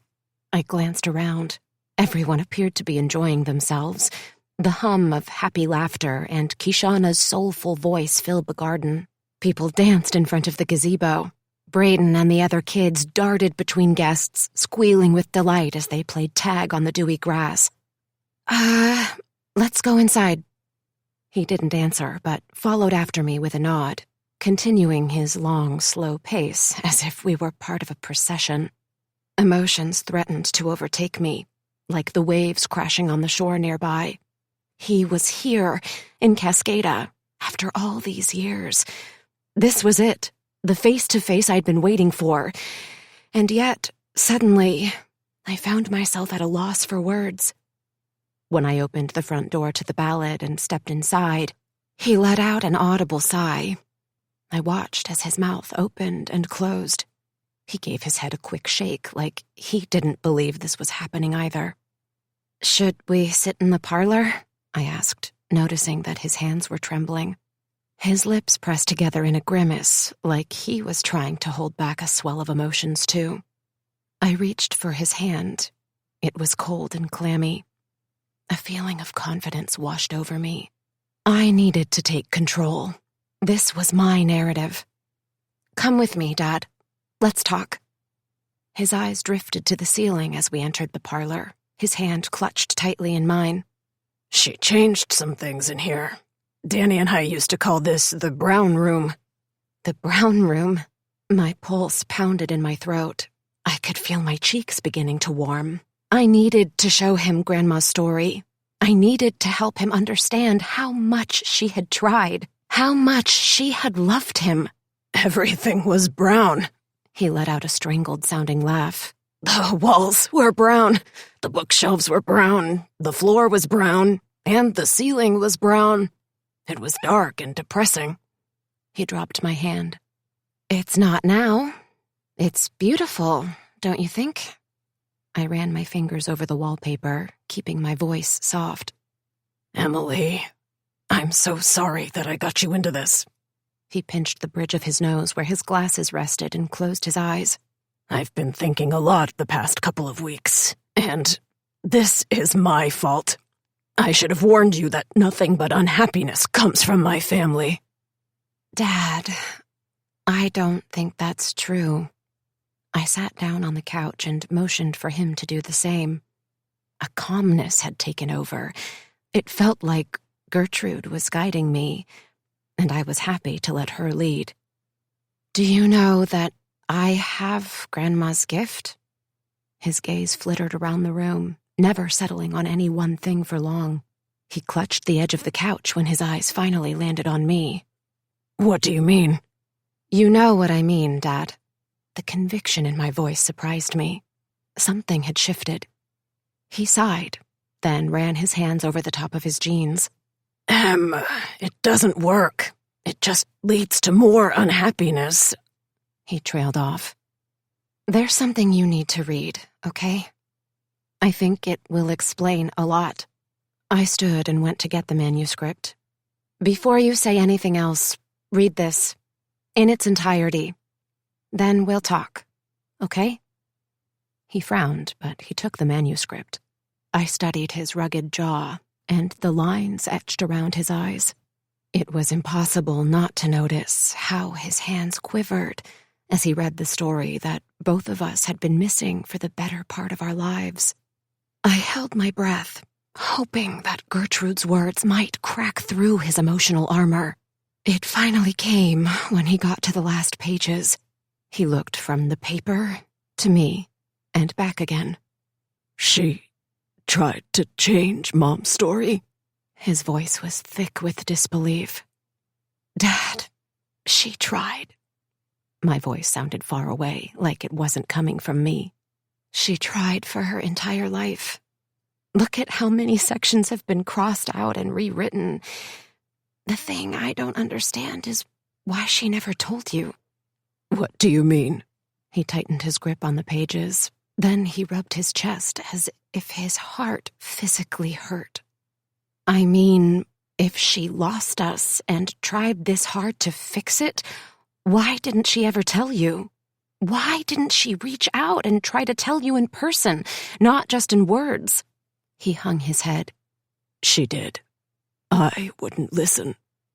Years of grief forced his shoulders to collapse as tears ran down his weathered cheeks. I hadn't seen him cry since Mom's funeral, but the floodgates had been opened and the tears poured out. His neck crumpled as he sobbed. My vision tunneled. A lump that had been forming in my throat broke free with a wave of salty tears. I didn't try to hold them in. Shockingly, neither did he. I couldn't forgive her. He wiped his nose on the back of his sleeve. I tried. I really did. There were dozens of times when I picked up the phone and started to dial her number, but then I chickened out and hung up. I've probably written her at least 50 letters over the years that I never sent over the years. I wish I had a better answer for you, but I just couldn't face Cascada. Not without your mom. He shook his head as more guttural sobs erupted, shaking his entire body and the couch. Watching him crack open made me cry harder. My nose dripped like a sieve. Heat rushed to my cheeks. It was hard to breathe, but I felt strangely comforted. This is what I needed. This is what I had been waiting for. He closed his eyes and took a long, slow breath. I couldn't face Mom, Danny, any of them. Every room in this house holds a memory of your mom. Every place in the plaza, the beach, the redwoods contains a little piece of Jamie. This place is alive with my memories of her. It was too much for me. I couldn't handle it. I couldn't face this house or this town that remains here without her. She was strong, not me. She would have hated what I've become. She would have hated that I kept you from here. I clasped his hand. He squeezed mine in return so tightly that I thought he might crack my pinky in half. I didn't care. His hands were rough. His fingernails held a smidge of dirt. His gripping touch was the only thing I needed at this moment. We sat knee to knee on the sofa, crying together. I wasn't sure whether I was crying for me, for him, for Mom or Grandma. Maybe for all of us. Everything around us vanished like in a dream. The sound of laughter and music in the garden and the aromas of food and salty sea air disappeared. I couldn't believe how long we'd both allowed our grief to become like a myth, a singular plotline. As the tears continued to flow, I watched how vulnerable his face had become. Our roles had reversed. He was my parent, but I could see how desperately he needed parenting. Time felt fuzzy. I wasn't sure how long we'd been sitting in our own sorrows when he finally broke the silence. Em, I'm so sorry. His voice was shaky. I don't know what happened. I guess I blamed Mom. She was easy to blame because she accepted it. She bore my grief and sadness for me. How terrible is that? I let her carry my pain for me. I stopped being angry at her years ago, but I couldn't bring myself to make it right. I knew that to do that, I would have to come here. And I couldn't do it. I couldn't make that drive up the 101 and not see your Mom's face grinning at me as she named each elk we would pass, or hear her giggle when she would tease me about being her own personal Mr. Darcy. She was right, you know. The only difference was that I never evolved like Darcy. I stayed stuck, and you paid the price. My thoughts went to my conversation with Artie. His words about his attachment to the house thudded in my head. He and Dad were alike. Maybe that was another Bryant family trait. I get it, Dad. For the first time, that was true. I leaned into him. He smelled of ivory soap, mint toothpaste, and dirt. His grip on my shoulder was firm and steady, like he was doing his best to try and hold us both upright. I was so angry that she was sick. Why? Why did it have to be her? There are so many horrible, awful people in the world. Why her? She was kind, caring, loving to everyone she met. She was my soul. She was everything. Why? His sad eyes held mine. She loved you more than anything. You know that, right? I pressed my hand to my chest. I know. I couldn't begin to replace her. I didn't know how, so I just didn't. He sighed, inhaling deeply to try to regain control of his emotions. That's why I took you to Santa Clara. Some of it was selfish. I couldn't face staying in Cascada without her, but I thought you would be better off with her family. I thought that would provide you with a lifeline to her. In hindsight, I see that was wrong. I let my head fall onto his shoulder as he wrapped his arm around me, tighter, like a solid fortress. We stayed in our two-person huddle for a while, his hand massaging my head, our tears spilling out in rhythm. I'm sorry, Em. I'm so sorry. His voice was tender. Me too, Dad. I sat up and pulled away from him. The thing is, Dad, I'm pretty sure it's random. Mom, cancer, the good stuff, the bad stuff. It's random. It's out of our control. That's what the manuscripts have been trying to teach me. That's what Grandma wanted me to learn by coming here. That we make our own destiny. Maybe sometimes we need a little nudge, but the rest is up to us. If only I could go back. His chin trembled. If I had known about this. His eyes drifted to the pages. Dad, don't. I grabbed his hand and helped him stand. That's the thing. I think we're supposed to go forward. He kissed the top of my head. How did you get so wise? I grinned and nodded to the wall of bookshelves. Books? A smile tugged at his cheeks. Just like your mom and your grandma. Exactly. With that, I led him outside to the garden, where I knew Danny, Kishana, Artie, and Shay were waiting. I knew this definitely wasn't the end of my story, but I had learned one thing for sure. I was okay with not knowing, with not scripting what came next. The Forsaken manuscripts had taught me that.